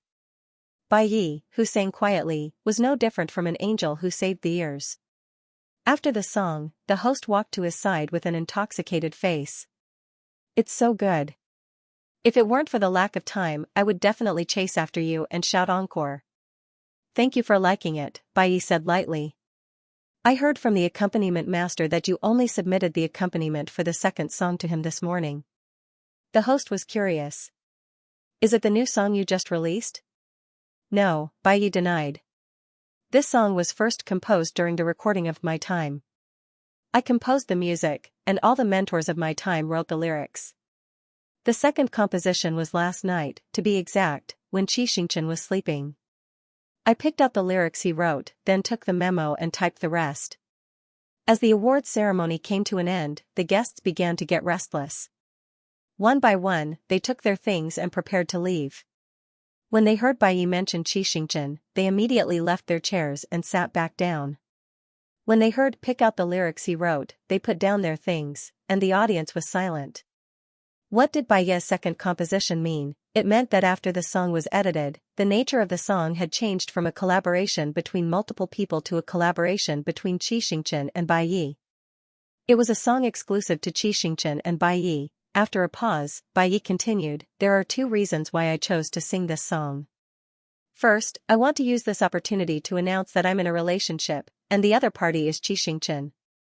Second, congratulations to my boyfriend for winning the Best Newcomer award. You're very dazzling, and I like it very much. I'd like to announce that I'm in a relationship, and the other party is Xianxia. Congratulations to my boyfriend for winning the Best Newcomer award. You're very dazzling, and I like you very much." These two simple sentences were like a huge rock thrown into a lake, setting off huge waves. For a moment, all eyes and cameras turned to Bai and Xianxia. They turned to look at this unusual couple. There were many celebrities who confessed in public, but so far, only male and female celebrities had done so, and they had been in scandals for a long time. Their fans and even passers-by were well aware of their relationship. A public announcement basically meant that something good was about to happen. It was the first time they had seen a gay couple who had just been exposed last night, and today, the main character had come out personally to announce it. Not only were the participating celebrities stunned, but the audience and fans who were watching the live broadcast on their TVs and phones were also stunned. What the hell? Last night's news wasn't a scandal, but real? No way, was there a mistake? Was Brother Yi joking? But Brother Yi wasn't the kind of person who liked to joke. Almost instantly, Weibo and the bullet screen were flooded with all kinds of comments from marketing accounts, fans, passers-by, anti-fans, and so on. Then, due to the large number of searches, the Sina server couldn't take it anymore and went down, showing a pitiful unable to connect status. The more it couldn't connect, the more anxious the fans became. They rushed to all the video platforms that were broadcasting the awards ceremony, and in less than 5 minutes, the live broadcast was also blocked by the sudden large number of searches. Of course, the people involved didn't know how much of a stir these two sentences had caused. After the confession, Bai only looked at Xianxia's expression, afraid that he would make a decision on his own and upset the little fan. The little fan himself was already in a daze. His mind was blank, and his heart was beating like a drum. Thump, thump, thump, thump, thump, thump. She didn't dare to open her mouth, afraid that if she did, her heart would fly to the stage with her love. The host was more experienced, so he acted naturally and said, "I didn't expect to hear such happy news when I came to host Golden Falcon today. Xianxia, Bai said that you're dazzling. Do you have anything to say to him now?" Xianxia pretended not to hear him. It was easier for people in the entertainment industry to come into contact with avant-garde culture, and they were more accepting of same-sex relationships.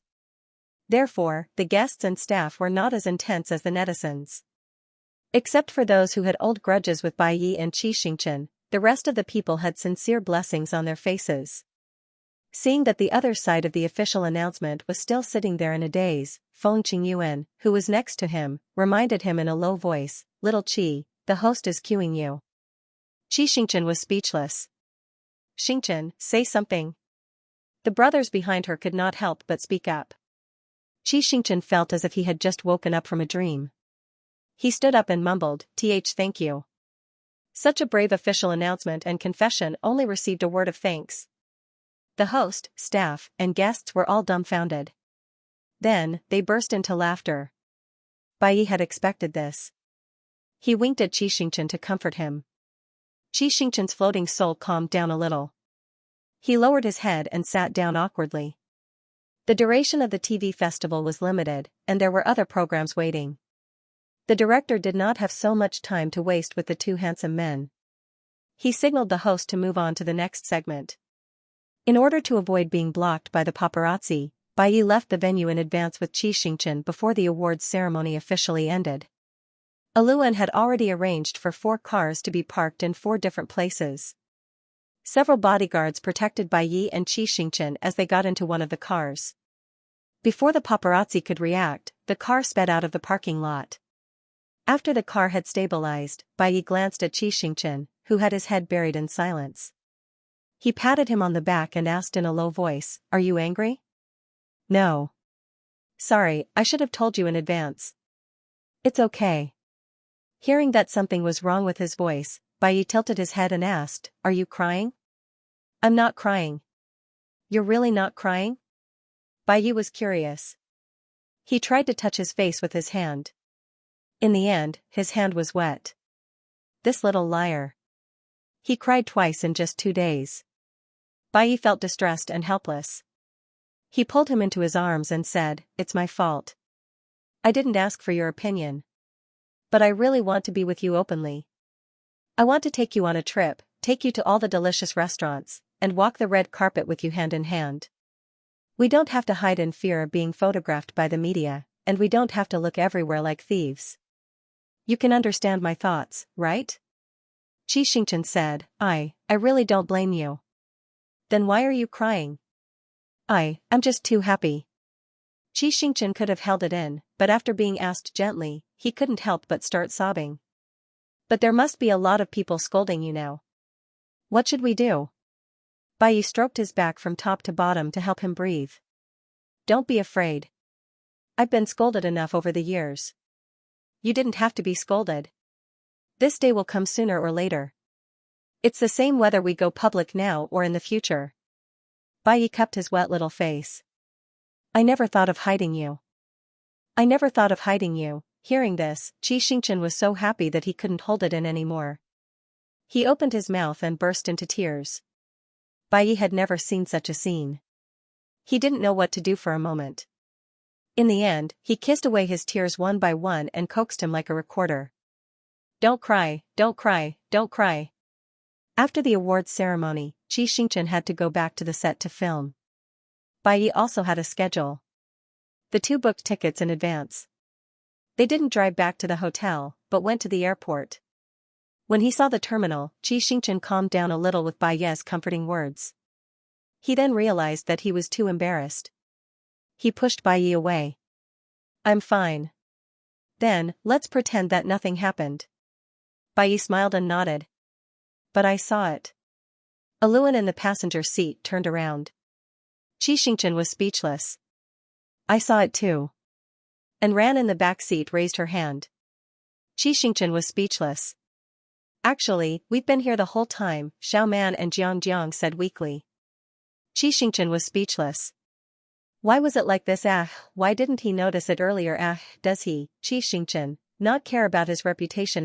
Does everyone think that he's a crybaby? Burp. In his excitement, he accidentally burped.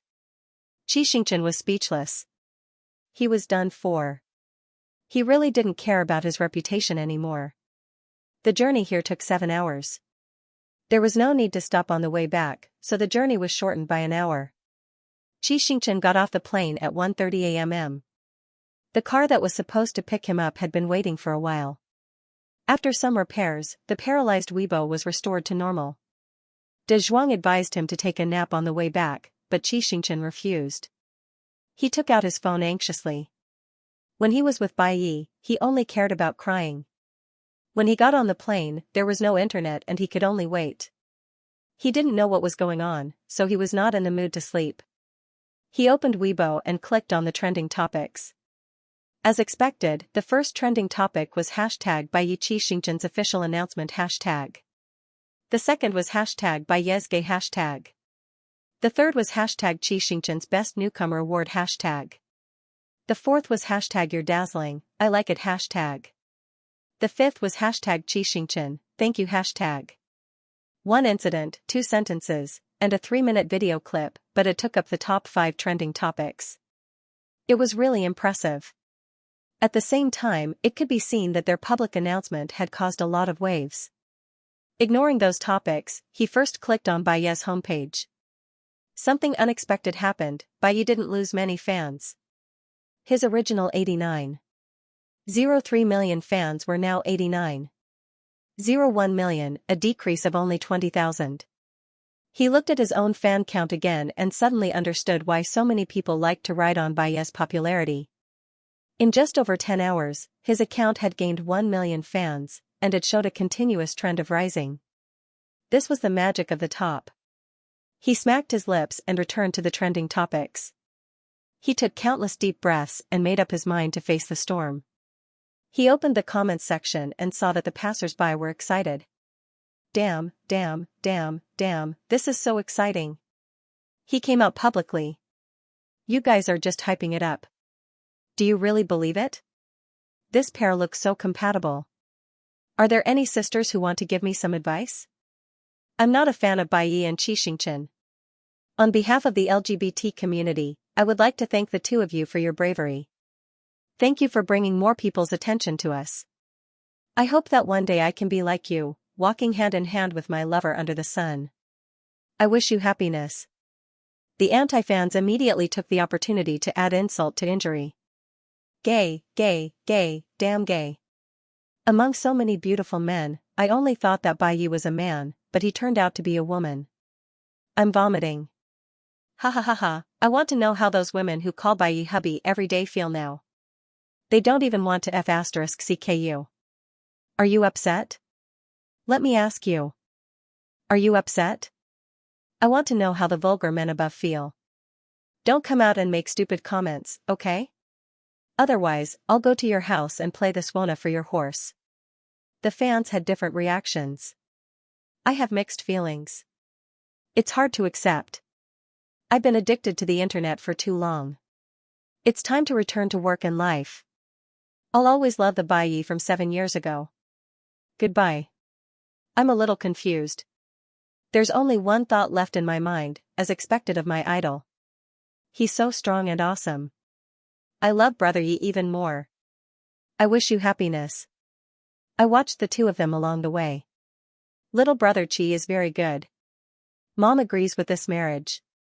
We promised not to date for 5 years. It's been almost 8 years now, and you've finally found someone you like.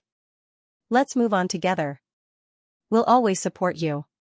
Rose, of course, these types of people could still find their rationality. Some of them looked like humans, but they were actually screaming chickens and groundhog spirits. They craned their necks and sat in front of their computers and phones, typing like crazy. Their nickname was CP fans. It was still possible to get a real BGCP, but getting a real BGCP was even rarer than getting 10 SSRs in 10 consecutive draws. How could the lucky emperor of the lucky emperors fall asleep at the thought of that? I'm not human anymore. I'm an emotionless screaming chicken today. You're very dazzling. I like it very much. Woo-woo, what kind of peerless words are these? I can't, I'm going crazy from the sweetness. I'm going for a winter swim. Don't stop me. Bring me along for a winter swim. I need to wake up. I'm seriously wondering if I'm dreaming. It's not a dream, sister. You're not dreaming. You really did it. Woo-woo.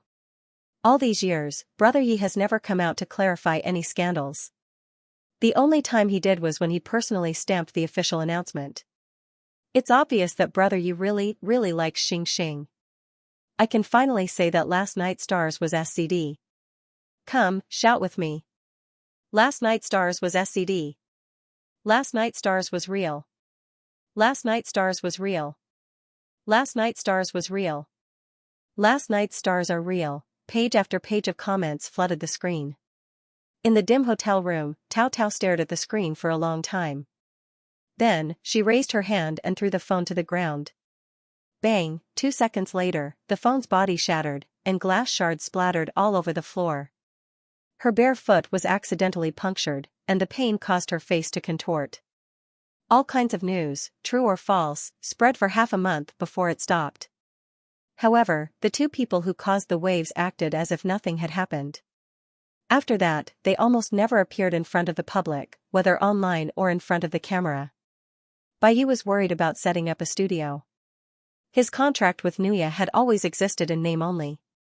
Now that it was about to expire, he was not going to renew it. Nuya's president Qi agreed very much. In real life, he had always hoped that his idol could be more free and not be tied down by anything. Unfortunately, before he could see his idol's studio, he had a car accident and transmigrated into the book. Now, his dream had come true. He was busy with the filming of Grey Track. As the plot progressed to the later stages, the truth of the human trafficking case was gradually revealed. The tone of the filming was, as the name of the drama said, full of depressing gray. Then, Liang Xiaolon's brain disease was cured, the criminal was executed, and his biological parents and adoptive parents reached a settlement. His emotions were often involved between two extremes. Every day, except for filming, he was basically in a state of self-adjustment and had no mood to go online. After half a month, the shops on both sides of the street hung red lanterns one after another. Housewives carrying New Year's goods could be seen everywhere in shopping malls and supermarkets. The end of the year was gradually approaching. Although the actors and directors of the group were not big shots, they were still sons and husbands. Director Zhou saw that the progress was good and gave everyone a total of 7 days of annual leave from New Year's Eve to the 6th. On the 29th night of the new year, Xianxia dragged his suitcase off the plane. It was not easy to deal with the fans and media who came to pick him up at the airport. When he saw the big family who came to pick him up, his nose twitched.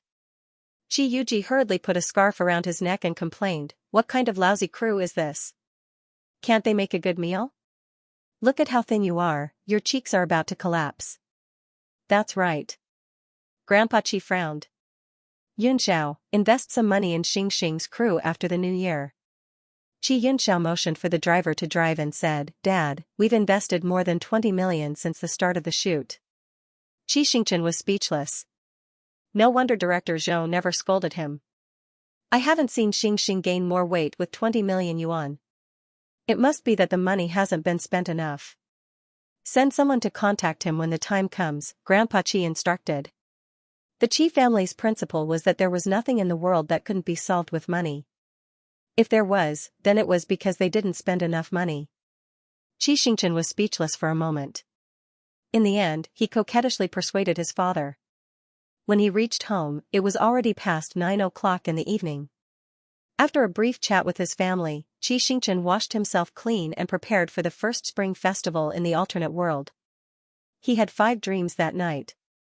On the morning of New Year's Eve, he woke up under the morning sun and excitedly ran out to complete the task given to the youngest child of each family, to put up spring festival couplets. There were 3 gates outside the Qi residence. There were 2 electric gates at the front and back of the villa. There were also more than 10 gates in addition to the stable, garden, and glass room. After he finished pasting the gates, he wiped his sweat and began to prepare the dishes with Aunt Zhang and Qi Yuji. The Qi family's chef and servants went back to their hometown for the new year, leaving only Aunt Zhang, who had no children, to stay with the Qi family. Aunt Zhang was old and couldn't do so much by herself. In the past, Qi Yunxiao had asked the hotel to deliver the dishes. This year, Qi Xingchen stopped his elder brother. He wanted to cook a New Year's meal for his family with his own hands. There was no shortage of ingredients at home. With Aunt Zhang and Qi Yuji helping him, he cooked relatively quickly. However, it was already afternoon when he finished. The most important festival of the year was definitely drinking. Grandpa Qi told the children to drink freely, so they ate and drank, chatted and laughed until it was time to pay New Year's greetings in the evening. As a canon Fodder family in the original work, the Qi family's network wasn't complicated. The only person who needed to pay New Year's greetings in person was Qi Jia's father, the original owner's uncle. After a simple phone call, he sent a circle of text messages to the directors and actors he had worked with before. He finally found the time to contact his boyfriend. "Xing, I'm finally free after a busy day. Have you finished your New Year's Eve dinner?" "Moon, I've finished eating. I'm making dumplings with my mom." Xing, horrified, "You know how to make dumplings?" "Moon, she's doing it. I'm chatting with her." Xianxia, he knew it. It was impossible for young Master Bai to master such a profound skill. Moon, do you like dumplings? Xianxia, except for the celery stuffing, everything is delicious. This little fan had never been picky about food. Other than ginger, this was the first time Bai Yi had heard him say that he didn't like a certain food. He silently remembered it in his heart and continued to type, then I'll learn how to make dumplings. Xianxia, no need, no need. I know how to make dumplings. I'll make them in the future. After sending this sentence, Xianxia suddenly realized that there was a problem with his expression. Now, he and Bai Yi rarely spent time together. Even if they did meet, they would go to the hotel. And making dumplings was only suitable for a home with all the necessary tools. He said that as if he could live with Bai Yi. Xianxia quickly corrected, also, it doesn't seem normal to buy noodles and meat at the hotel. If you want to eat, just order takeout. Moon, no need to buy. I have meat and noodles at home. Home, what did that mean? Xianxia was a little confused. Seeing that the little fan didn't reply for a long time, Bai Yi read through his message and found that there was something unclear. He explained, when I said home, I meant my own house, not my parents'. You don't have to be afraid. Xianxia. Your own house, Moon, yes, I have renovated houses in several cities. You can just move in when the time comes. I'll prepare the daily necessities for you in advance. After sending this message, the little fan didn't reply for a long time. Bai Yi sighed inwardly, if you don't want to live with me, I'll learn how to cook first. I'll give you a bag when I have the chance. Xianxia. How could he not want to live with Bai Yi? He just didn't dare to believe it. Afraid that Bai Yi would really think that he didn't want to live with him, Xianxia stopped watching TV, drinking fruit juice, and the candy in his hand were no longer sweet. He lowered his head and typed, yes. I want. Looking at the screen full of exclamation marks, Bai Yi couldn't help but laugh, okay, I'll get the housekeeper to tidy up. When you're done, you can come over anytime. Xianxia, but, can we really live together? Moon, of course, we've already made it public, idiot. Happiness came too suddenly. Xianxia stared at the screen and just smiled foolishly without saying anything. Just then, Bai Yi suddenly remembered something, oh right, are you free on the third day of Chinese New Year? Xianxia, yes, why? Bo, my parents want to meet you. After a pause, Bai Yi added, they don't mean any harm.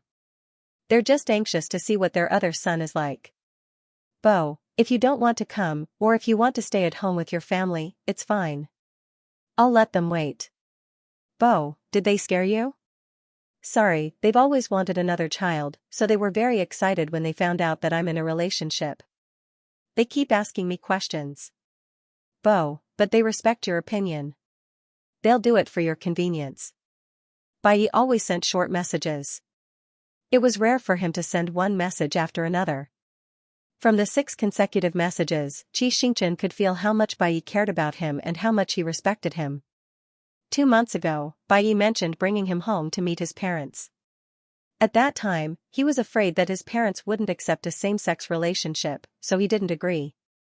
But now, how could he bear to reject Bai Yi? He agreed, okay, I'll look for you on the third day of Chinese New Year. Moon, okay, I'll book a plane ticket for you. Bai Yi's parents lived in the provincial capital of the neighboring province. After finalizing the time and other matters, the host of the Spring Festival Gala started the countdown. Seeing that his father, brother, and sister were all staring at the television, Xianxia put his phone aside and counted down with his family. 5, 4, 3, 2, 1. When the bell rang, his family turned to him and said in unison, Xianxia, Happy Chinese New Year. Dad, brother, sis, Happy New Year. Xianxia's eyes curved into crescents as he smiled. His family said in unison, Xianxia, sit here and don't move. After saying that, they all ran away. Xianxia, what were they doing? However, Xianxia was a good boy. His father told him not to move, so he really didn't move. He thought about how he hadn't opened for business for a long time. If he didn't say something, his Weibo might become weedy. He took out his phone and thought for a moment before typing, Xianxia, I wish all Xinguang a happy Chinese New Year, peace, and smoothness, heart. Now that the number of fans was much more than before, the number of comments instantly exceeded 100. He wanted to see what the fans were saying, but at this moment, a small hand holding a red packet reached out in front of his eyes, blocking his view. Qiuji smiled and said, Xing, your New Year's money. Then, Xianxia came over and handed him a red packet. Xing, your New Year's money. Seeing that his son and daughter were faster than him, Grandpa Qi panicked and rushed downstairs. Xing, your New Year's money. Qi Xingchen, he was already in his 20s.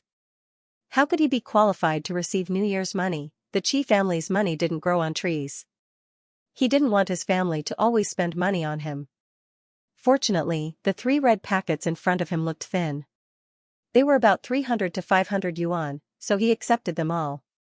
However, when he opened the first red packet, things seemed to be different from what he had imagined. It wasn't money inside. It was a bank card. When he opened the second red packet, it was also a bank card. The third red packet was also a bank card. These 3 bank cards were the same, private bank wealth diamond cards. The only difference was that they came from 3 banks. According to Qi Xingchen's understanding, to upgrade a card to a diamond wealth card, it wasn't as simple as saving 800,000 to 800,000 yuan. It had to be at least 3 million yuan. This New Year's money was too much. He was prepared to ask his family to exchange the card for thousands of yuan in cash. However, just as he was about to speak, Father Qi glared at Qiuji. Why are you doing the same as me? How would I know that you would give out cards? Qiuji was unhappy. If you want to blame someone, blame Big Brother for not discussing it with us first. Xianxia felt wronged. Last month, I said that I wanted to give Xing more money this year. You should be able to guess what I want to give, right? Father Qi snorted. I don't have time to listen to you talk every day. Qiuji, isn't that so? Besides. Qi Xingchen watched as his family's argument became more and more intense. A good gift of New Year's money had turned into a quarrel. He immediately put away the 3 cards and said with a sweet smile, Thank you Dad, Big Brother, and Big Sister for the New Year's money. I really like it. The arguing finally died down. After the top mediator Qi Xingchen mediated the conflict, he rolled up his sleeves and went to the kitchen to cook dumplings. On the way, he heard his phone vibrate twice. He thought that it was a New Year message from the operator and didn't take it to heart. When the dumplings were all in the pot and he was waiting for the first cold water, he remembered that he didn't have time to look at the comments and opened Weibo again. He was pleasantly surprised to see that Bai had also posted a New Year's greeting 3 minutes ago. Bai, I wish all Yi Tian and Xinguang a happy New Year, peace, and success, heart. The format and suffix were exactly the same as his, except that there was an additional word. It was the first time that Qi Xingchen was secretly showing off his love in public. He couldn't help but blush. He pursed his lips and opened the comment section below. Yo, Brother Yi is trying to please his family so soon? Sisters, do you smell it? This is the sour smell of love. It's the new year and you're still abusing the single person. You have no conscience. How much does Brother Yi like little 7? He even put aside his pride to post a little red heart emoji. When Qi Xingchen saw the last line, he couldn't help but laugh. Bai had indeed never posted such a soft and cute emoji before. After scrolling through Bai's comment section, Qi Xingchen returned to his own comment section. He saw that Yi Tian and Xinguang were in a mess and he couldn't tell who was who. The spring breeze told me in my dream that the first thing it did when it arrived in the human world was to kiss your face. The second thing it did was to dye the branches and leaves green. Bai Milky Way Station wishes Qi Xingchen a happy new year and continuous promotion. The world is in turmoil and chaos. Only you can withstand the long years. Bai Wildfire Station wishes Qi Xingchen a happy new year and all your wishes come true. F***ck, my family is too good at flattering. Seeing their congratulatory message, I'm suddenly very honored to be fat for. Bai had more than 1,000 websites of all sizes. The Milky Way and Wildfire Station floating in the comment section were 2 of the largest. Qi Xingchen thought to himself, don't be surprised. Flattering is a necessary skill for every Yitian. For example, he himself had already perfected the art of flattery to the point of perfection. He continued scrolling through the comments proudly. Sisters, have you seen Brother Ye's Weibo? He's so considerate. I'm a mommy fan and I kind of want to agree to this marriage. Mommy fans have some ambition. He can bribe you with just one sentence. I really want to know how much money Brother Yi gave Star Cub during the new year. If it's less, our sister fans won't agree. Same here. You can't take away our Xinguang just by opening and closing your mouth. You have to show some actual actions. With Brother Ye's cold personality, maybe he didn't give you any New Year's money. By Ye's New Year's money. Xianxia was stunned. He really didn't pay attention. He switched to WeChat. The last message was a Happy New Year emoji sent to him by Bai Yi. After that, it was blank. He didn't see any red packets or WeChat transfers. It seemed like Bai Yi really didn't give him any. He didn't care about this at first, but after the fans finished talking, he looked at the empty chat history and felt a little disappointed. The dumpling water boiled for the first time. He absent-mindedly poured cold water into it. After pouring a pot, he suddenly remembered the text message notification that he had ignored just now. With a hint of hope, he opened the text message. 00001, Bai Yi sent you an interbank transfer of 5, Xianxia. Bai Yi gave him New Year's money. Bai Yi gave him New Year's money. The sense of urgency to prove to his fans surpassed everything else. He didn't pay attention to the number and quickly used Meitu to mosaic out the other messages. He uploaded the picture, attached the text, and transferred it to the fans in one go. Xianxia, thank you, Brother Yi, for the New Year's money, picture, the sincerity that they wanted was here. Xinguang's fans quickly clicked on the picture and followed the string of numbers with their fingers, counting from the last digit to the front. 1, 10, 100, 1,000, 10,000. 5, 21314, 520, 1314 Chinese New Year's money. Xinguang, oh. Very good. We agree to this marriage. Smile. On the morning of the first day of the new year, Xianxia was woken up by loud knocks on the door. There were no impatient people at home, so he got out of bed with 2 dark circles under his eyes. When he opened the door, he saw Xianxia in a red jacket and dyed red hair. Brother, Happy New Year. Throwing caution to the wind, Xianxia brandished his 1.85 long arms and legs and leaped onto Xianxia like a human koala. Xianxia was pushed back a few steps by him and only managed to stop himself when he reached the desk. Xianxia was shocked. Brother, why are you so weak all of a sudden? After asking, he seemed to have found the answer himself and continued to be shocked. Oh my God, brother, you have to pay attention to sustainable development. I know Bai Yi is charming, but don't damage your kidneys. It's not worth it. Xianxia was speechless. This little brat knew quite a lot. Xianxia said with difficulty, let go of me first. Okay. Xianxia let go of him reluctantly. I was filming in the mountains for a month and a half and didn't pay attention to fitness, so my body is weaker than before. You don't have to explain. Xianxia gave him an I know everything look. I'm just reminding you. I think he cares about you a lot, so he won't ask for too much. Cough, cough. Xianxia almost choked. After calming down, he said coldly, it seems that Tao Xian taught you well. You even know how to use words like too much. Of course. Not only will I ask for too much, but I will also burn my body and do it in broad daylight. Okay.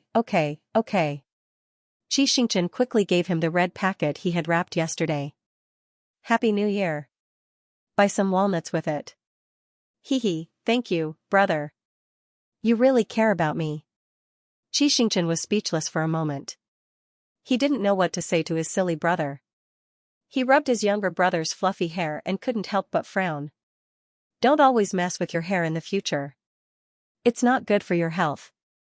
How many shops are you going to today? Only your home. Then come with me to the hospital after you paid your New Year greetings to my dad. Xianxia felt uncomfortable when he thought about Tao Xian being alone in the hospital during Chinese New Year. Good. It just so happens that I'm going too. In the entire Qi family, Xianxia only dared to be presumptuous in front of him. After wishing Grandpa Qi and his brothers and sisters a happy new year, Xianxia happily went to the hospital with Xianxia. When he got out of the car, he took out a cloth bag from the back seat. Xianxia was curious. "What's this?" "Brother, don't ask," Xianxia said awkwardly. "It's nothing." Xianxia glanced at him and led the way to Tao Xian's ward. When he stepped into the ward, he realized that Tao Xian and the nurse weren't the only ones in the room. Tao Tao was also there. However, she was putting things into her bag and looked like she was about to leave. Xianxia called out, "Sister Tao Tao." Tao Tao picked up her bag and said with a smile, "No wonder Brother Yi is so close to you. It turns out that you two are together. Why didn't you tell me earlier? I was so silly to interrupt your date last time." "I'm so sorry." "It's okay," Xianxia said lightly. "If you didn't come to us, how could you talk about the Golden Falcon Awards interview?" During the interview on the red carpet, the MC deliberately led the topic to the scandal between him and Bai Yi. At that time, Shang Yuliang helped him cover up, but not only did Tao Tao not help him, she even confirmed with a few words that they went out for a private date. How could Tao Tao not hear the sarcasm in his words? Her expression changed slightly. "Xing, I didn't mean it.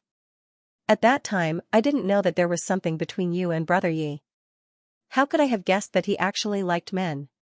I thought that you two were just friends and went out for a meal." Xianxia said, "Oh, I was wrong about you. I'm sorry." "It's okay. Help me say Happy New Year to Brother Yi. I still have something to do, so I'll leave first." After saying that, Tao Tao waved and left. She looked very anxious. She wondered which film crew was still working overtime during the new year. However, it was not easy for her to come to see Tao Xian. Xianxia gestured for Xianxia to close the door. He turned around and sat beside Tao Xian's bed. "Have you had breakfast?" "No." When he saw Xianxia, Tao Xian's dim eyes immediately lit up. "Why are you here?" "It's the first day of the Chinese New Year, so I came to see you." No, Tao Xian quickly waved his hand. "It's not auspicious to go to the hospital during the New Year. Brother Xing, hurry and take Jiaza back." "Hey." Before Xianxia could answer, Jiaza, who had just closed the door, said unhappily, "My brother came to give you a New Year's greeting personally, but you actually chased him away. How dare you? I'm afraid that you'll be affected by bad luck." Tao Xian frowned. When the teenagers bickered, they were full of vigor. Seeing that Tao Xian had the strength to quarrel with Jiaza, Xianxia's mood improved a lot. At this time, Jiaza opened the cloth bag he had been carrying and took out a lunchbox. He slapped it on Tao Xian's hand. "Breakfast, hurry up and eat." "Tao Xian, this is..." "Didn't you want to eat noodles with soy sauce yesterday?" Jiaza mumbled.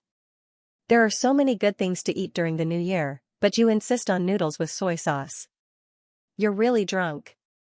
Tao Xian pretended not to hear him. He opened the lunchbox, picked up some noodles with his chopsticks, and stuffed them into his mouth. Xianxia and his brother had eaten breakfast at the Qi residence, so the two of them silently looked at Tao Xian. Halfway through, Jiaza could not help but ask, "How does it taste?" "Delicious." Jiaza raised his eyebrows and snorted proudly. His tail was almost in the air. Xianxia seemed to understand something. The noodles with soy sauce were most likely made by the little brat himself. Brother Xing, probably because he was embarrassed to eat alone, Tao Xian tried to cover up his shyness by chatting. "Did something happen between you and my sister?" Tao Xian was listening to them just now. Xianxia did not want to lie to him, so he nodded. Yes. On one side was his friend, and on the other was his sister. Xianxia was afraid that Tao Xian would be stuck in the middle, so he comforted him gently. "It's just a small matter, don't worry." Tao Xian said, "Brother Xing, you don't have to restrain yourself in front of me. My relationship with my sister is actually not as good as it seems." In the past, whenever Tao Tao was mentioned, Tao Xian would always be silent. Xianxia was stunned. He did not expect that he would take the initiative to talk today. The media said that we depended on each other since we were young, and that she started working in the entertainment industry to raise me. To be honest, she did raise me, but it's not as good as the media made it sound. Ever since she left home, I rarely saw her. Otherwise, I wouldn't have been sick for so long. The lack of effective treatment in the early stages led to the rapid deterioration in the later stages. She also rarely sent messages or called to ask about my condition.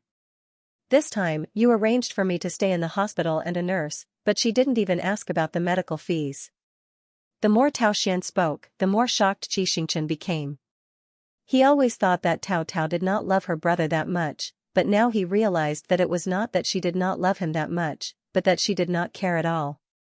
Every time she comes to see me, it's as if she's on a mission. Forget it.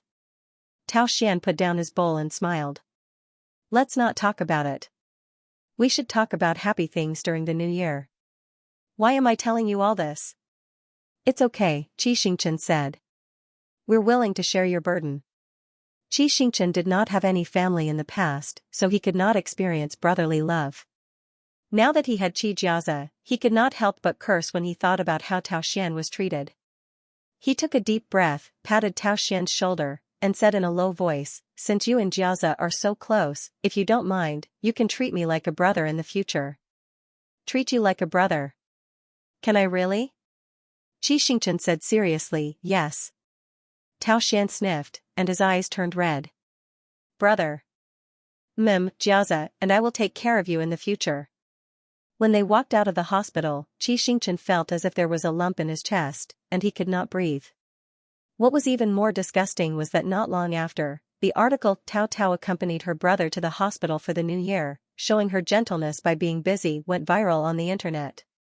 Once again, Tao's tough and tenacious image was severely damaged. Xianxia stayed behind to accompany Tao Xian. He had to visit the Liang family with his sister, so he left after giving Tao Xian a red packet. After sitting in the car for a while, he finally felt better. He went home and met up with Qiuji, and they went to the Liang family together. Today was the first time he met Father and Mother Liang. Surprisingly, although Uncle Liang and Auntie Liang were businessmen, they had a scholarly air about them. They were upright and stood by their principles. Xianxia finally understood why Liang Jing, a high-level intellectual, could be fooled by Tao. It was obvious that the other party had grasped the weakness of his character. This trip was very fruitful. According to Liang Jing, the basic construction of the 2 foreign research laboratories had been completed. After the new year, they could set up a project at any time and start financing. In other words, his money could be transferred abroad. Xianxia happily counted the balance in his account. Adding the more than 10 million yuan he received yesterday, the income from the diamond mine, Baisha port, and his own income, he now had more than 80 million yuan. Xianxia could not help but smack his lips. He might be the only person in Peaches of the Night who had become rich overnight with the New Year's money. On the second day of the new year, he had visited all the people he wanted to visit. He spent the day at home with his family. In the morning, he studied with Xianxia. In the afternoon, he learned how to arrange flowers with Qiuji. At night, he massaged his father's back and listened to his father talk about his experience of starting a business. The joy of family was nothing more than this. He also received good news. The actual controller of the Stars Asset Management Fund had been changed and was now officially under his name. On the third day of the new year, after explaining the reason to his family, he put on the clothes he had carefully chosen for half a night and brought some daily necessities, ready to go to the neighboring province to be tortured. When he went downstairs, before he walked out of the house, Father Qi suddenly stopped him. "Xing, are you going to your girlfriend's house empty-handed?" "No." Xianxia pointed to his backpack. "I bought a pearl brooch and health supplements. Will that work?" Father Qi found his daughter, who was very good at giving gifts. "Yuji, go to the warehouse and find 2 gifts." A few minutes later, Qiuji came out with 2 boxes. One was a necklace inlaid with diamonds produced by their family's mine, and the other was a ginseng that was really hundreds of years old. "It's the first time we visit them, so the gifts shouldn't be too expensive. It'll seem like we're trying to curry favor with them. But it can't be too light." We have to show them the Qi family's financial resources. I, Qi Xiaoming's son, will stand straight wherever he goes. Father Qi paused. Even when you're with your girlfriend, you can't be down there, understand? Qi Xingchen silently wiped away his bitter tears. I'm sorry, Dad. Your youngest son has already done QAQ. Also, Father Qi continued to ask, how are you going to get there? Plane. Baiyi will pick me up. Plane? Plane? As if he had heard the biggest joke in the world, Father Qi was surprised. It's too troublesome to take a plane. You and your girlfriend are public figures. When you get off the plane, it's a big problem whether you can leave the airport or not. Yun Xiao, contact someone immediately to apply for a flight route. An hour later, he changed from taking a plane to a private jet. It took off from the tarmac of his home and headed to the neighboring province. The private jet greatly reduced the unnecessary waiting time. Before Qi Xingchen had time to be nervous, the plane landed at the location they had arranged in advance. The flight attendant got up and opened the cabin door for him. After more than 10 days, he finally saw Baiyi again. He was overjoyed and skipped down. However, the moment he saw the person opposite him, his smile froze on his lips. Because the person who came to pick him up was not only the lover he missed day and night, but also a couple. In terms of appearance, this couple was more or less similar to Baiyi. Without asking, he knew that they were Baiyi's parents. Ah, what the hell, which parents would personally pick him up when he was meeting the other party's parents? Also, he had been naughty and immature just now. He must have tarnished his image, as if he had already foreseen the outcome of him being passed. Qi Xingchen's eyes were bleak and his heart was wailing. However, Baiyi felt that he hadn't embarrassed himself enough, so he strode over. He took his backpack with his left hand and pulled him into his arms with his right. He leaned over and kissed his fair forehead, whispering, I missed you so much. Qi Xingchen, your parents are watching. Aren't you embarrassed, brother? Even if you aren't, I still want my face. However, what he didn't know was that while he was feeling hopeless, Baiyi's parents were on the verge of going crazy. Baiyi's mother stared at the two people hugging each other and shook Baiyi's arm frantically. He's so small, so soft, so cute. Oh my God, how can there be such a good-looking boy in the world? Baiyi's father, calm down. Baiyi's mother, don't you like him? Baiyi's father, I like him. You know, I've always wanted a cute child. Baiyi's mother sighed. Sigh, when I see him, I suddenly feel that our son is not likable. Baiyi's father, I feel the same. I also think that he's nicer than our son. Baiyi's mother, then, why don't we throw our son away and raise him? Baiyi's father, honey, you're so smart. I think it'll work. After getting together with Baiyi, Qi Xingchen's problem of being shy had changed a lot. He dared to admit that he was in a relationship with Baiyi in front of Aluan and the others, but he still felt a little guilty in front of Baiyi's parents. Uncle and auntie are watching. He poked Baiyi's chest. Let go of me first. No, you didn't say you missed me. Qi Xingchen, what happened to being cold and aloof? Why did he suddenly become clingy when he was in a relationship? I miss you. Qi Xingchen was anxious. Can't I miss you? Baiyi said, you sound reluctant. It sounds like you're just saying that. Qi Xingchen really couldn't think of a good solution. He gritted his teeth and kissed Baiyi lightly on the cheek. Although the kiss was still reluctant, Baiyi knew that this was the bottom line of his little fan. He finally let go of him and whispered, my parents are very easy to get along with. You don't have to be afraid. Yes, there was no need to be afraid. Qi Xingchen thought to himself. After what happened just now, he reckoned that he had lost his image. It was time for him to go all out.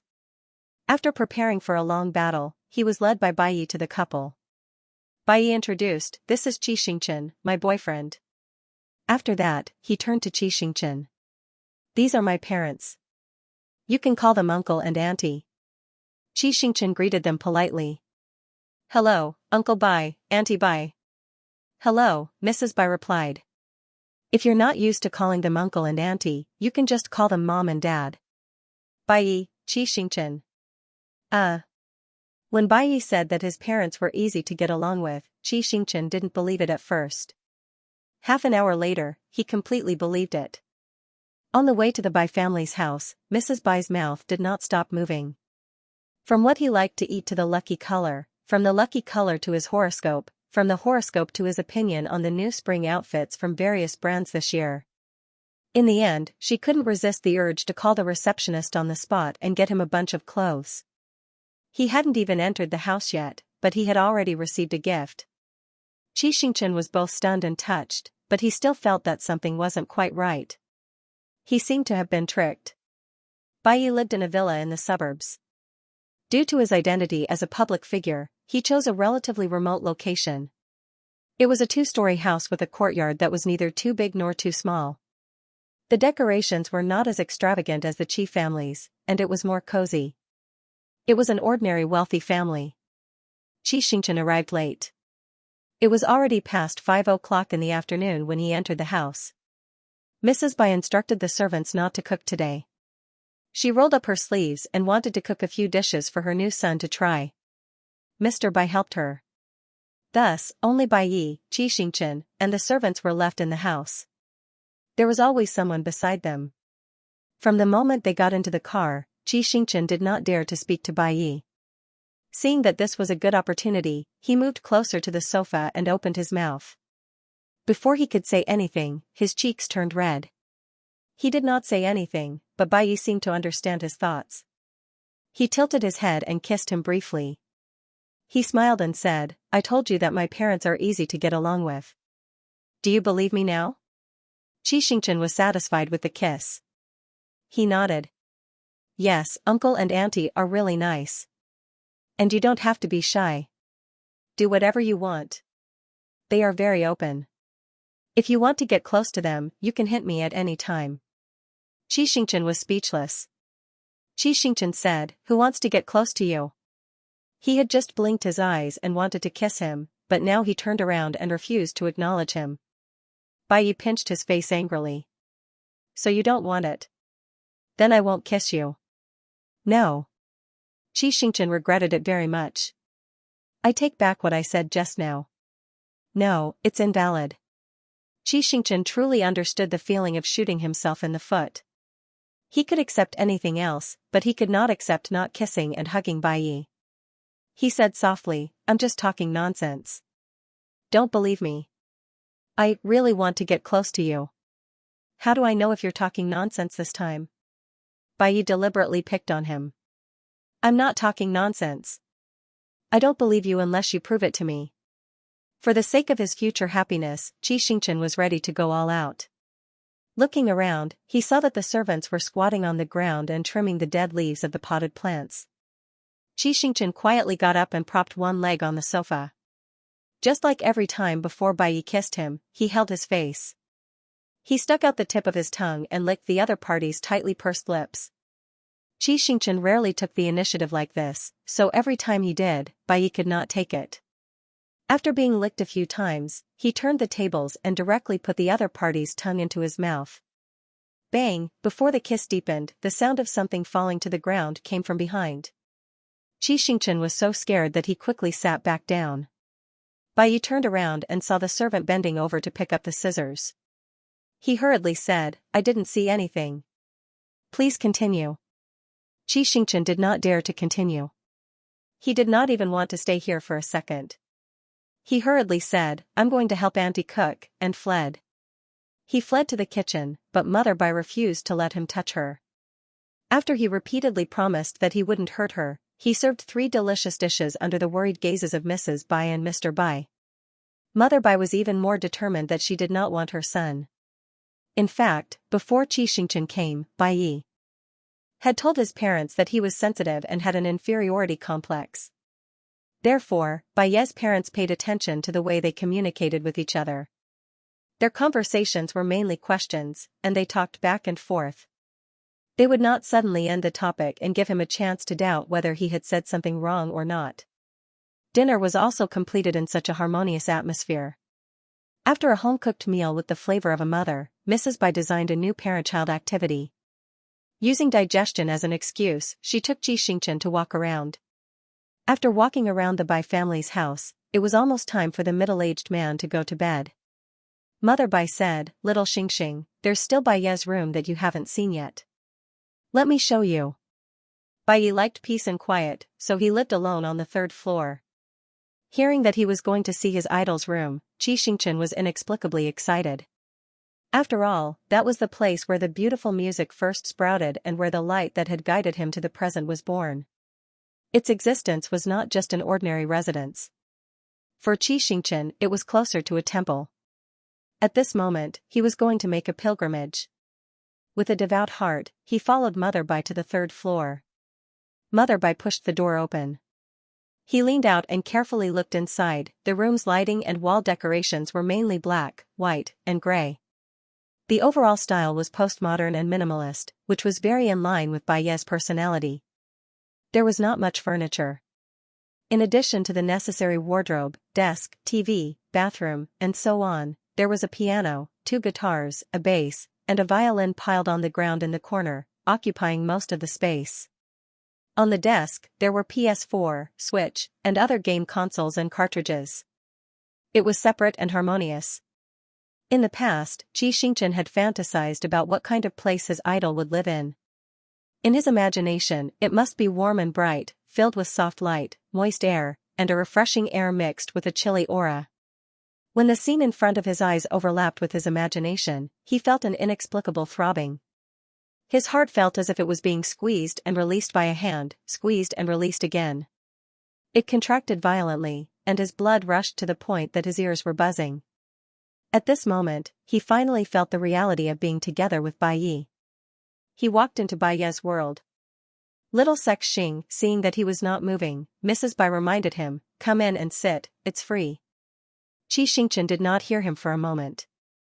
Mrs. Bai thought he was embarrassed and called out to her son, who kept looking up from downstairs. "Zizi, come up and show Xianxia the room." "Zai." "Zai?" Xianxia suddenly woke up.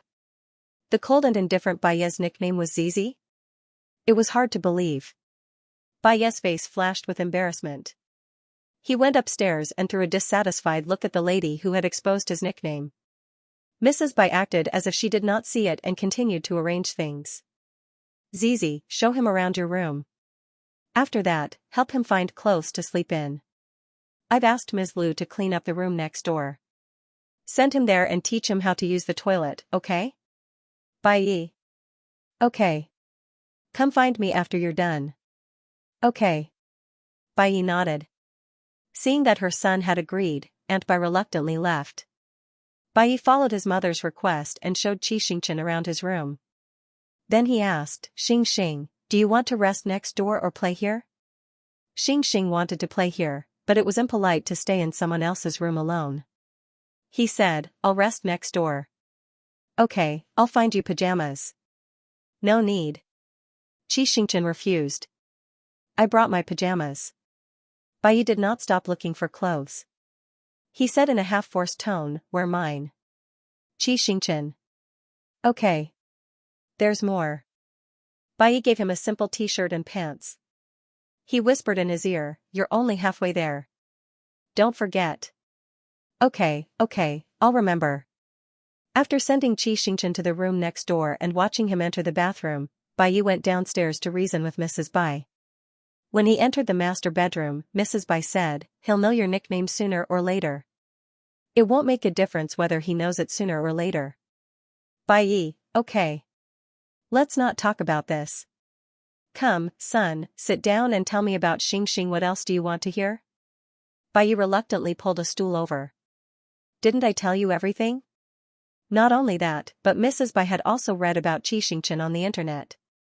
She knew that netizens ridiculed him as a young master, going back to inherit the family property if he's not popular, entering the entertainment industry to experience life, and so on.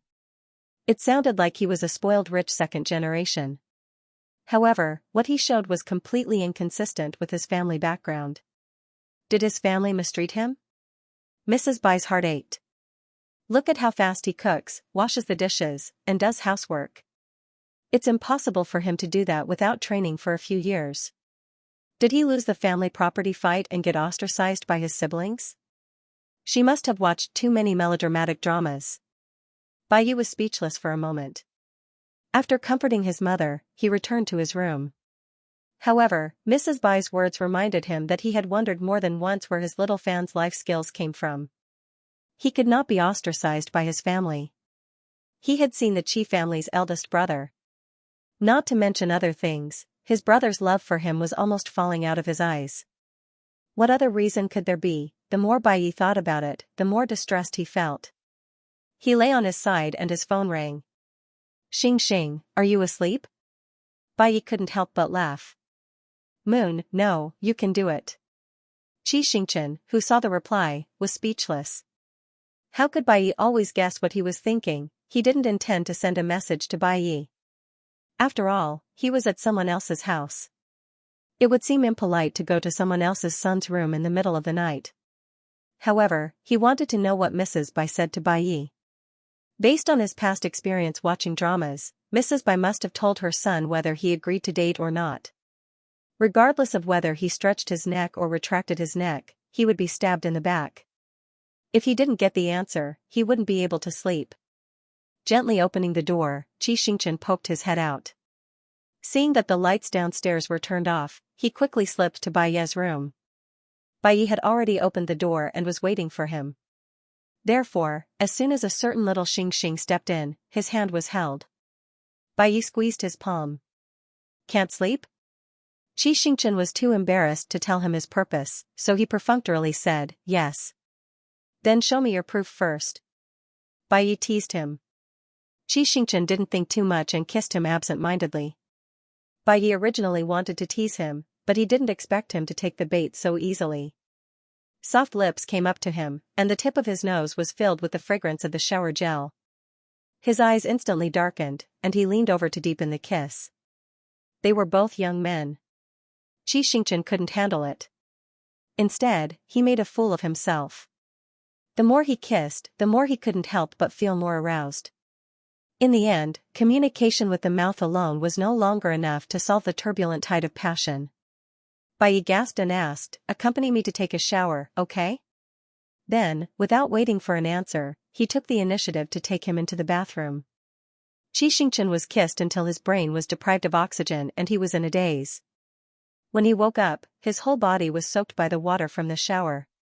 After the aftertaste, Xianxia found it hard to admit that he was almost broken down by a finger. Unfortunately, he didn't have the necessary tools at home and couldn't do a full set. After dealing with the little fan, Bai Yi also felt very uncomfortable. He coaxed and taught him to move his mouth. After cleaning up each other and the bathroom, it was already an hour later. Bai Yi lazily lay on the bed with Xianxia in his arms like a big cat that had eaten its fill. His tone was casual.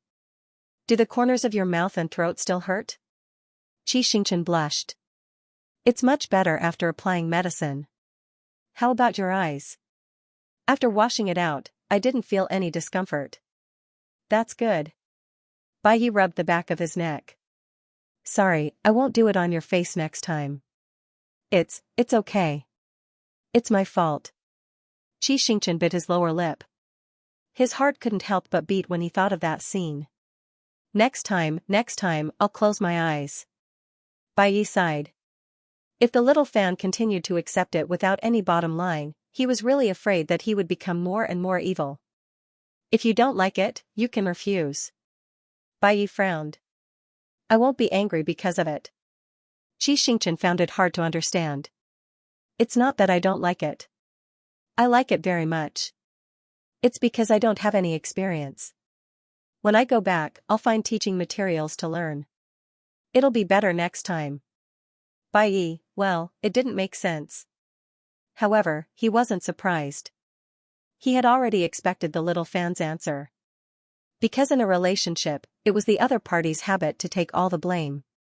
Even though the little fan had become more arrogant under his guidance, the foundation of her inferiority complex was still there.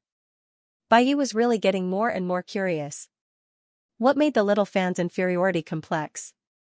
What made him lose all the habits of a rich kid? He didn't want to ask before because he was afraid of poking at the other party's wound. Now, Bai Yi had a hunch that if he didn't ask, the unequal relationship between them would never be resolved. Now that the atmosphere was good, Bai Yi said casually, Xing, you came to me to find out what my mom said, right? After being exposed, Xianxia stopped lying and said, don't worry, she likes you very much. Bai Yi paused. She also asked me to ask you, with your family background, why do you have to do so much housework? Hearing this, Xianxia wasn't scared. Instead, he secretly sighed. He knew that he would be asked this question. If it didn't match the background set, it would be exposed sooner or later. Regarding this question, he didn't want to lie to Bai Yi. If possible, he wanted to give himself to her without reservation. But reality didn't allow it. He couldn't tell Bai Yi his identity as a book transmigrator. He didn't want her to blame herself and feel uneasy. After thinking for a moment, Xianxia said half-truthfully, before we met, for some reason, I wasn't in the Qi family. I had been living in a relatively bad environment. To what extent? He paused for 2 seconds and laughed self-deprecatingly. Just like in the abyss, surrounded by darkness and unable to see the sun. He had been holding it in for so long that he couldn't stop. He raised his head and looked at the face in front of him. To tell you the truth, it was you who supported me to go through that stage. On the second day of Chinese New Year, I went to the mall for the first time. Your music video was playing on the screen. The way you played the piano and sang let me know that there was another kind of person in the world, a free and shining person. Your existence suddenly made me want to live a little longer. It may be pretentious to say this, but you are really my light. And I have been looking up to you in the abyss. I have been looking up to you in the abyss. I have been looking up to you in the abyss. Wasn't that the engraved words on the ear monitor? Bai Yi's brain exploded and he looked at the person beside him in shock. When he first transmigrated into the book, a vague feeling in his mind told him that he had to find something related to how to leave the space of the other world. So he hurried back to the company and found the ear monitor that also existed in real life. He guessed that the person who gave him this ear monitor might have a clue to leave the space or someone who could take him away directly. But he didn't expect that the person he was looking for was right beside him. Bai Yi suppressed his excitement and confirmed with Xianxia, did you give me anything? Since he had already said this, Xianxia didn't hide it anymore. The ear monitor on your profile picture was given by me. It's a commemorative gift for the 5th anniversary of your debut. It was really him. Bai Yi was so excited that he couldn't help but tighten his grip on Xianxia's waist. Xianxia coughed because of his grip. He wanted to ask why the other party had such an intense reaction. When he mentioned the ear monitor last time, the other party said that he liked it very much. However, the other party's next sentence made him swallow the question he was about to ask. Bai Yi said, I came from the outside world. To avoid any misunderstandings, Bai Yi deliberately made it unclear. If the little fan was really like him and had transmigrated into this world, he would definitely understand what he meant. If he misunderstood and the little fan was just a character in the book, then he could use the excuse of saying something wrong to fool him. After he finished speaking, he stared at Xianxia. There was no need for Bai Yi to observe at all. Xianxia's shocked expression and violently constricted pupils told him the answer directly. Me too. Xianxia's voice changed. I also came from the outside world. I transmigrated in spring. Me too. I'm the same as you. I'm also, he was incoherent and repeated it many times. Every time he said it, his eyes turned redder. In the end, he couldn't hold it in anymore. He covered his eyes and cried. As he cried, Xianxia suddenly realized that something was wrong. If the male protagonist had also transmigrated from the outside world, then who was the one who occupied Bai Yi's body in real life? Although what he liked was the personality of the person in front of him, not the face that resembled his idol's, nor was it anything else. However, he was proficient in singing and dancing, and could play several musical instruments easily. He was also quite experienced in acting. These skills were not something that ordinary people could have. Could it be that he was originally a trainee? Sniffling, Xianxia asked while sobbing, then what's your original name? He was no longer Bai Yi. It was disrespectful to continue calling him Brother Yi. He wanted to know his lover's original name. Bai Yi frowned. I'm Bai Yi. No, I'm asking for your real name, not Peaches of the Night. Bai Yi frowned even more. I'm also Bai Yi in real life. Oh, then you're exactly the same as me. I also transmigrated in because I have the same name as the original character in the book. After a pause, Xianxia couldn't help but sigh. There are so few people with the surname Bai. You actually have the same name as my idol. How magical. Bai Yi, why did his little boyfriend look so smart usually, but when it came to critical moments, his brain was always so slow? Turning his face over, Bai Yi explained patiently, come, look at me and listen to me. In real life, my name is Bai Yi. I'm 24 years old this year, 187 centimeters tall, 5 kilograms. I'm currently working as an artist. I debuted when I was 17 years old, and it's been 7 years since I debuted. I'll be 8 years old next month. My parents are still alive, and I have no siblings. I only have a few cute little animals at home. My income is decent, and I can afford to buy everything you want. I can also bring you around the world. Most importantly, I like you very much, Mr. Xianxia. Bai Yi pinched his chin with 2 fingers and shook it left and right. Is there anything you're not satisfied with about my basic situation? He was 24 years old this year, 187 centimeters tall. He weighed 5 kilograms. He debuted more than 7 years ago, and he'll be 8 years old next month. Xianxia couldn't be more familiar with these numbers. There was no fan who couldn't tell his idol's height and weight. He could even recite the lyrics of his idol's every album and song. Based on the data, the person opposite him was Bai Yi. His idol, Bai Yi, was so real that it couldn't be any more real. Xianxia was stunned for a moment. Then, he suddenly screamed. As he screamed, he rolled and crawled off the bed. Bai Yi was stunned by the scream. He immediately got up and grabbed his calf. Where are you going? Xianxia, don't touch me. Bai Yi was surprised. I'm not dirty. Xianxia, of course you're not dirty, I'm dirty. You're a fairy, and I'm a mortal. I don't deserve to be touched by you. The moment he heard this, Bai Yi thought that the other party was being sarcastic. But on second thought, this little fan didn't have a sarcastic personality. Whatever he said, he meant what he said. Bai Yi didn't know whether to laugh or cry. He dragged the other party back. Xianxia didn't dare to talk to his idol at such a close distance. He immediately gritted his teeth and used all his strength to crawl off the bed. After a few rounds of tugging, Bai Yi lost his patience and pinned him down from behind. Behave yourself. Someone will come up later. No, let go of me. You'll dirty your hands. It'll be over if someone takes a picture of us. Who would come to my parents' house in the middle of the night to take pictures of me? Besides, I've touched you more than once or twice, Bai Yi said. Just now, this finger of mine, he stuck out a finger. It even went in. You bit it tightly, didn't you see? Xianxia. Stop talking. Bai Yi didn't listen to him. He leaned over and whispered in his ear, not only did I touch you with my hands, but I also sucked you with my mouth. You enjoyed it quite a lot back then. You didn't think that I was bad. Why did you turn against me? Xianxia was so embarrassed that he almost died on the spot. He gritted his teeth and explained, I thought you were the male lead. That's why I didn't push you away. To be honest, if he had known that the other party was the real Bai Yi and wasn't the male lead, he wouldn't have dared to date him. Female fans might like to fantasize about being with their idols, but as a male fan, he had never had such delusions. He just admired Bai Yi and kept working hard in that direction. He wanted to be like him. Hearing this, Bai Yi was so angry that he laughed.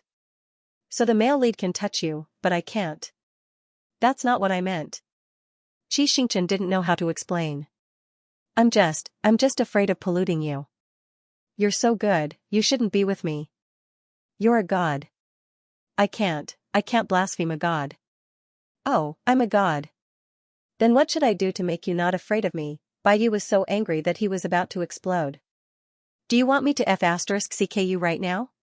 Xianxia was so confused that he didn't know what to say. Seeing that he didn't answer, Bai Yi went berserk and pulled his pants off. Don't take them off. Xianxia pressed his butt hard and finally gave in. I was wrong. I won't run away.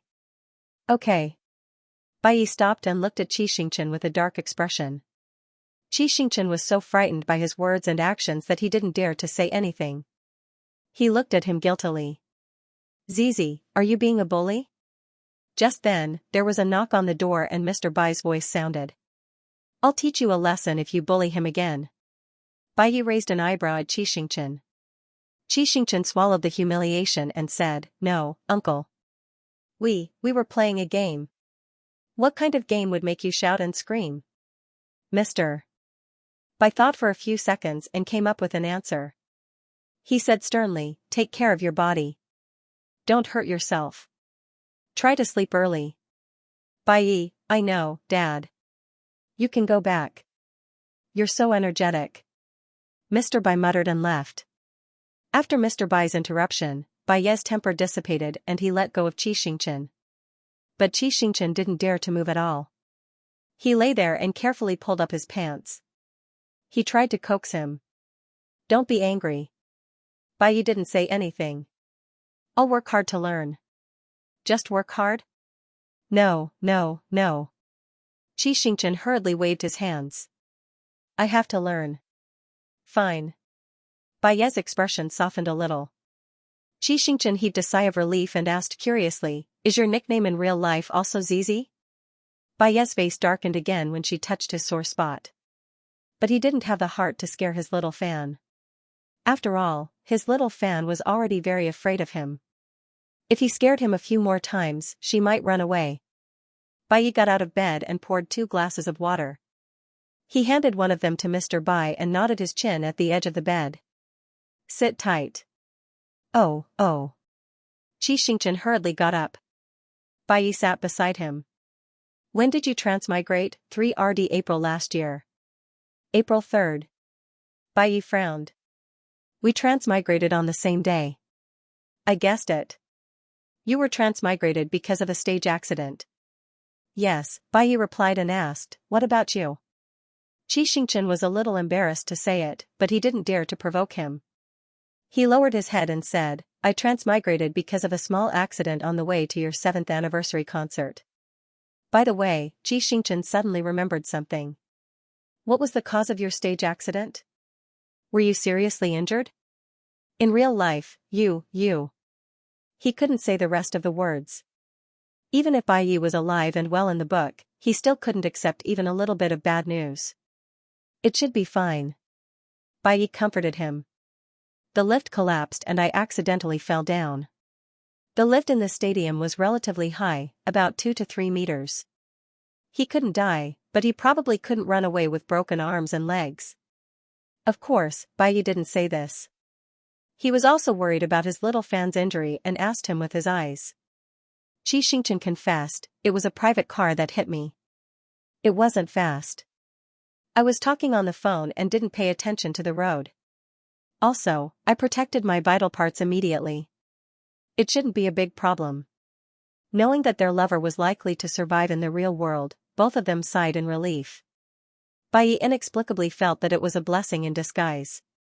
He couldn't help but pull his little fan over and kiss his still red and swollen lips. Xianxia's heart raced. Oh my God. Oh my God. My idol kissed me. God kissed me, I'll go back and offer my mouth. After the kiss, Bai thought of the most important question. Do you understand the world we live in? Opening his mouth, Xianxia briefly explained the content of Peaches of the Night. Even someone as strong as Bai had a heart attack after hearing it. He was speechless for a long time. After a while, he reluctantly accepted it and continued to ask, Do you have any clues about how to get out? Xianxia shook his head. From the information I have, we might have to wait until the end of the storyline to know if we can get out. What about you? When I first came in, I had a strong feeling that I wanted to find Airway. Then, as time went by, I gradually remembered that it was a book. Some time ago, I suddenly had the idea that I should have been with Tao Tao. I even thought about whether it would affect you if I didn't go with the flow. It's like... Bai frowned slightly. It's like I've been through all this but accidentally forgot. You've been through all this but accidentally forgot. Hearing this, Xianxia seemed to have grasped something, but he couldn't figure out the logic behind it. He rested his chin on one hand and speculated, on the day we first met, you weren't supposed to return to the company according to the storyline, but you did. Was it to find Airway? Yes. You looked for it until midnight and happened to see me practicing? It wasn't midnight. I found it at 7 o'clock in the evening. Then my agent told me that there was a variety show and asked me to go home to collect the script. I didn't want to leave at that time. I kept feeling that there was something unfinished, so I decided to stay in the company meeting room to read the script. When I was almost done, I was ready to go back. Then, I walked into the practice room and saw you. Bai pondered for a moment. It's strange. I've never liked to meddle in other people's business or talk to strangers. But when I was teaching you, I didn't feel like you were a stranger. It felt like we've known each other before? Xianxia continued. Yes, that's right. We've known each other for a long time. Xianxia's brain was working at high speed. The mess gradually became clear. He could even hear the sound of his pulse beating. In his excitement, he forgot the difference between an idol and a fan. He grabbed Bai's wrist. You were so good to me during the filming of Poor Traveler. Was it unintentional? Bai was stunned. He wouldn't have noticed if his little fan hadn't said anything. Yes, it was unintentional. I couldn't help but want to be good to you. When I realized that kind of kindness went beyond being a fan, I already liked you. There was no such thing as love or hatred for no reason in this world. No one would be willing to treat a person so well without knowing the person's background. So good that he got jealous when he didn't buy him coffee. So good that he could exchange a Cartier ring for a 10-pound ice cream. So good that he knew that he was in the middle of a whirlpool of public opinion. Once he made a mistake, it would become a stain that couldn't be washed away. But he still chose to support him on Weibo when he was fighting with his agent. So good that he hated people who chatted endlessly on WeChat, sent voice messages, and video calls. But he stayed with his phone and gradually became such a person. Bai's heart skipped a beat and he leaned forward. Could it be that we've been together before? Xianxia sighed inwardly. As expected of his idol, he was so smart that he liked him even more. What should he do? He was a little proud for a while, then he said seriously, don't laugh when I tell you. When I first transmigrated into Peaches of the Night, the first thing I did was to follow you on Weibo. The second thing was to go to the company. When I first saw you in Nuya's lobby, I was fascinated by you. After you left, I went to practice. Little Qing asked me why I didn't want to be an actor and insisted on learning to sing and dance. I didn't have an answer. Now that I think about it, it might be because of you. At the same time, as the plot of the book progressed, my family members fell into crisis one by one. Almost every crisis was related to Tao Tao. In the process of dealing with Tao Tao, I found that she wasn't just a simple character. She had her own consciousness, just like us. You might have noticed something from Golden Falcon's red carpet interview. I verified that everything she did was to pull the plot back on track. You probably don't know, but in order to get Liang Jing to donate his kidney, she would do anything. Bai's eyes flashed with a trace of disgust. So, you suspect that she's a reborn or a transmigrator? Yes, Xianxia said affirmatively. And I also suspect that it's not the first time we transmigrated into Peaches of the Night. The ears are the best evidence. We might have transmigrated again with Tao Tao's rebirth. Because they were too excited, it was already very late when the two of them lay down. But actually, none of them were asleep. Xianxia was still shocked that Bai Yi was really Bai Yi, while the shocked person was trying to figure out the key points in the book. The little fan was right.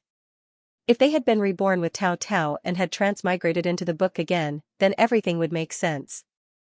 For example, when he saw the little fan for the first time, he couldn't help but stop in his tracks. Or when they first met, he didn't know where it came from, but he had a strong desire to protect her. At the same time, it could also explain why he had messed up the plot when he first came in. His manager and assistant didn't notice that he was different from before. Because the plot had deviated from the right track once, even if they were to rewind, the memory of the last time would be gone, but the inertia of the previous experience would still be left. He believed that the little fan was the same. Otherwise, how could the whole family not notice that the youngest had changed? If they had really transmigrated twice, the first time was probably after falling off the stage and fainting. Because he had never been seriously ill or encountered a major accident since he was young, he couldn't find the opportunity to transmigrate. And the speed of time passing in the book was definitely different from the speed of the outside world. After all, with his and the little fan's injuries, they didn't need to be in a coma for a year. The little fan might need a longer time, and he would probably wake up in less than 10 days. Therefore, it could be inferred that the first few days before they fainted was when they first transmigrated. After that, the plot was deviated.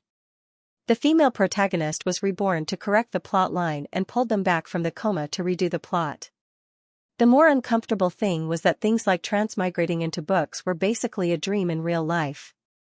After waking up from the dream and coming out of the book, they forgot everything except for their vague intuition and the throbbing that was rooted in the depths of their souls. After loving someone to the bone, it was a habit that they could not get rid of no matter how hard they tried. At this moment, Baiyi was actually grateful that Tao Tao had been reborn, which allowed him to reunite with his little fan. He was also very glad that he had chosen to wear the seer monitor back then. However, if they managed to escape this time, would they forget about each other just like last time? Looking at Xianxia's slightly arched back, Baiyi took a deep breath and gently planted a kiss on the other party's back. Even though he was caught red-handed, Xianxia whispered, "Hurry up and go to bed. You can't wake up too late tomorrow. Uncle and Auntie will laugh at you." "Yes." Baiyi took the opportunity to hug her. "I suddenly remembered that if I didn't find out today, were you going to keep it from me forever?" At this point, Xianxia could not help but click his tongue. Baiyi continued to ask, "Why don't you tell me the truth?" "I originally decided to stay in the book to accompany you. I was afraid that you would feel burdened if I told you," Xianxia said honestly. "What about you? Why didn't you tell me?" Baiyi smiled. "What a coincidence. I was thinking the same thing as you." Hearing this, Xianxia did not know how many times he felt sad tonight. He was alone in the real world, so it was fine if he gave up. However, Baiyi was different. Baiyi had family, flowers, applause, honor, wealth. He had so many precious things, but she was willing to give up everything for him and stay in the virtual world. Xianxia turned around and kissed her chin. "I don't think I've told you that I love you." "I love you very much." Baiyi's parents were quite understanding. The next morning, not only did they not wake them up, they even told the servants not to go to the third floor to give the young couple some space to rest. With this space, the two of them had a good night's sleep. When Xianxia woke up in the morning, he looked at the mirror with a complicated expression. He wanted to say something but stopped. Baiyi the cat hung behind him. "What are you looking at?" "My mouth." Xianxia frowned. "What should I do, Zizi?" Not only was his mouth still swollen, but the skin at the corner of his mouth was also not healed. One could tell at a glance what he had eaten last night. Baiyi turned around and went to get the medicine. He comforted him while rubbing it. "My parents will pretend that they don't know. Don't be embarrassed." "I know very well." "How can I not be embarrassed?" Baiyi said shamelessly, "Then you can make me like this too." "I'll be embarrassed with you." Xianxia. "Oh my God, so childish." Previously, when Baiyi was the male lead, he did not find it strange that he was childish and clingy. Now that he knew that the person in front of him was the real Baiyi, Xianxia immediately had a what the f***ck feeling. How could a person be cool, handsome, and cute at the same time? Could it be that Baiwa opened her eyes when she pinched other people? Xianxia covered his little heart, quietly changed his clothes and went downstairs. Just as Baiyi said, Baiyi's parents pretended that they did not see it. They warmly invited him to eat and replaced his spoon with a small spoon that was meant for children to prevent his wound from tearing again. He was embarrassed and touched. It was not easy for young couples to meet. After breakfast, Baiyi's mother did not take up their rare date opportunity and let them have fun by themselves. As public figures, they could not go out and could only stay in the room to have fun. Last night, the bathroom was too noisy and he did not have a good shower. Bai said, I'm going to take a shower. You wait for a while and take whatever you want to eat or play. Xianxia naturally agreed. He watched Bai go into the bathroom, then sat at the desk and obediently played with his phone. Coincidentally, he had been drunk these days and was not in the mood to do business. He opened Weibo and was about to post a photo to let his fans know that he was fine. However, as soon as he opened the homepage, he saw that under the post, his fans were wailing frowny face, I'm bored during Chinese New Year. I want to see my baby. Xianxia forgot about his fans when he got a boyfriend. Married moth is like spilled water. Will I be able to see you again in my lifetime? It has been 5.5 months since Xianxia's last livestream. If you don't come, your livestream will be taken back. 5.5 months? Xianxia pinched his fingers and counted. The last livestream was during the time competition. Until now, it had indeed been 5.5 months. He felt sorry for his fans. Since he had nothing to do now, he might as well livestream for 10 or 20 minutes.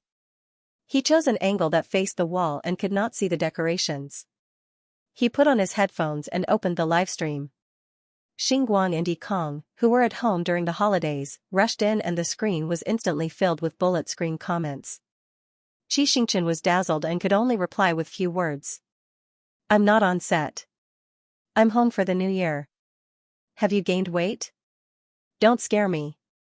You have to go back to the set to lose weight. There are a total of 16 dishes for the New Year's Eve dinner. More than half of them were cooked by me. Yay yay yay. My cooking skills are average. I'll livestream cooking for you guys in the future. Xinguang, who came to watch the livestream, was more concerned about Xianxia, while Yikong wanted to know more about Bai's situation.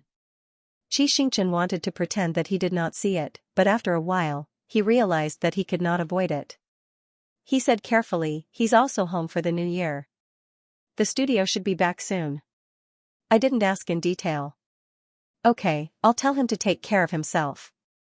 Yikong asked if they had seen each other during the new year. Xianxia blinked and was about to lie. A pair of arms grabbed him from behind. What are you mumbling about? The voice was lazy and a little hoarse. Xianxia was dumbfounded and quickly put the phone down on the table. Unfortunately, it was too late. No. See. Wrong. Right. Brother Yi, they're actually together. Oh my god, if there's a super handsome guy who hugs me from behind without a shirt, I'll die without regrets. Brother Yi is too handsome. His body is too good. WSL, why are other people's boyfriends always the most handsome? Sob, goodbye. Still in shock, Xianxia panted and turned around. Why are you so fast? How long does it take a shower? Xianxia realized that the other party was not wearing a shirt and only had a bath towel wrapped around his waist. He broke down even more. Put on your clothes. I'm live streaming.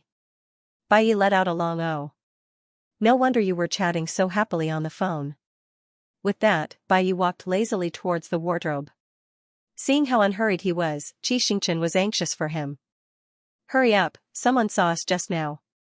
Bai wanted to say, it's okay if you didn't see the important parts, but then he realized that the other party's focus was on someone else and not on whether he should put on his clothes or not. He pursed his lips and sped up.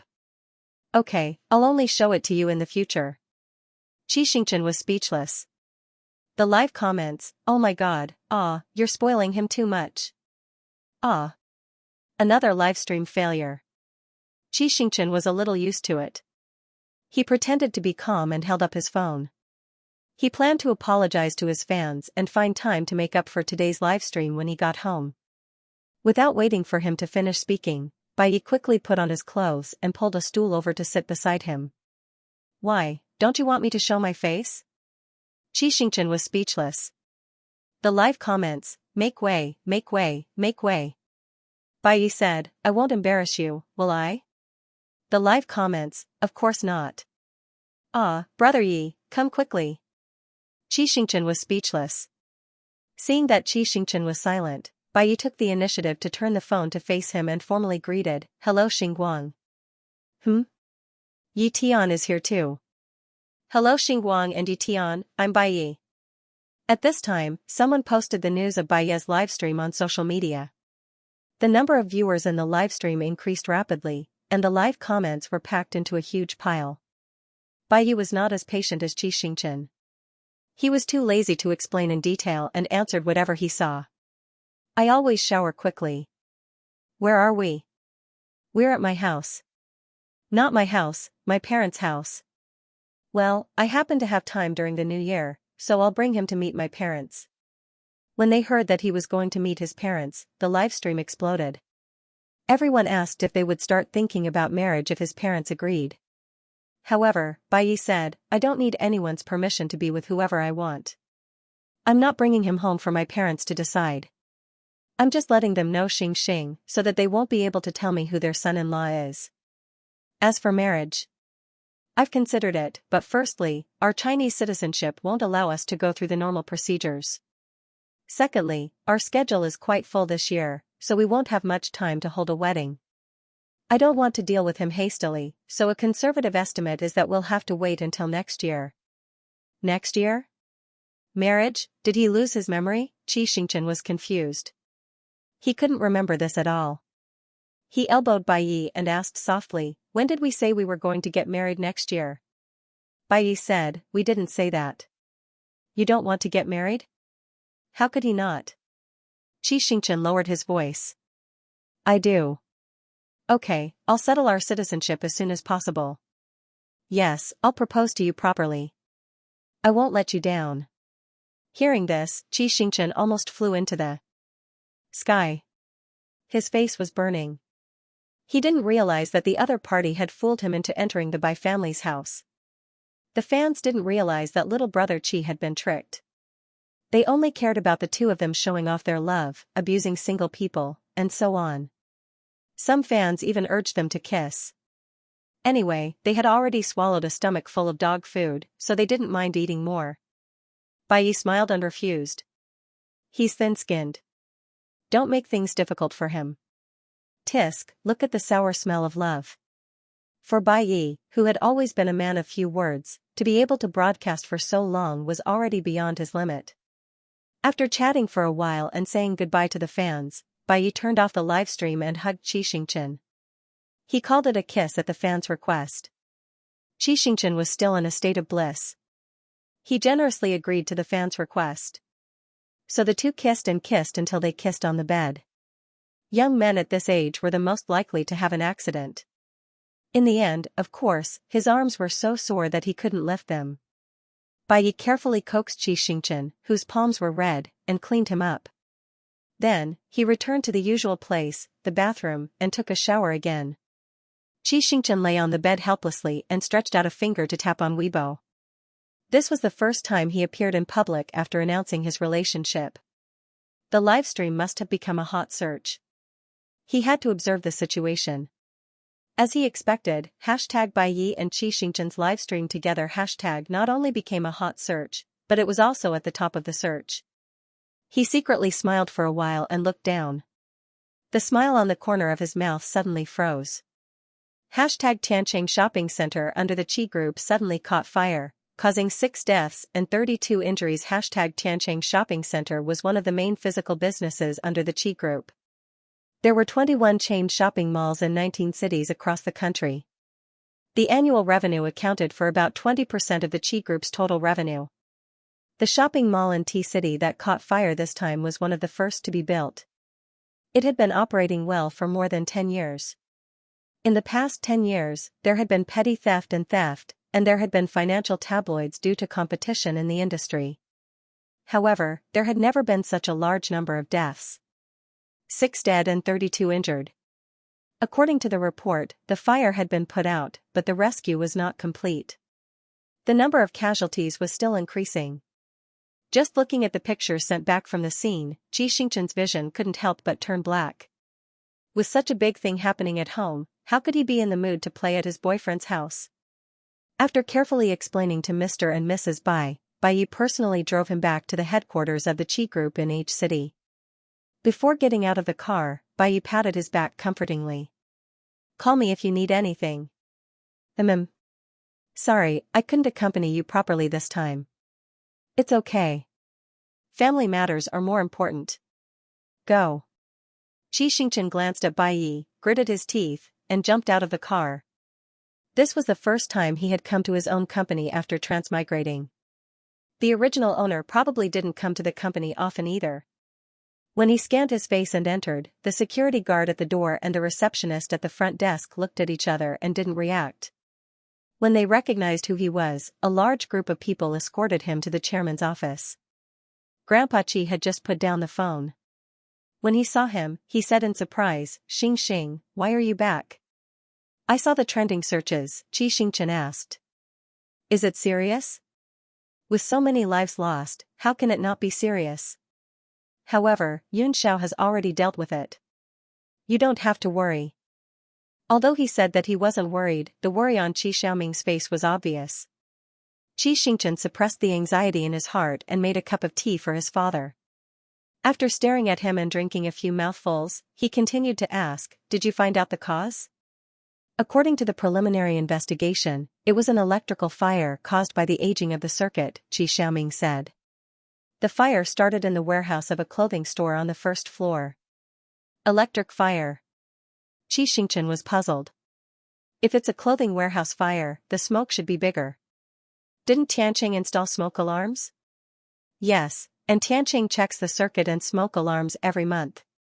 Every year, he changes the fireproof appliances according to the requirements. He hasn't missed a single year. The strange thing is that this time, all the smoke alarms went off at the same time.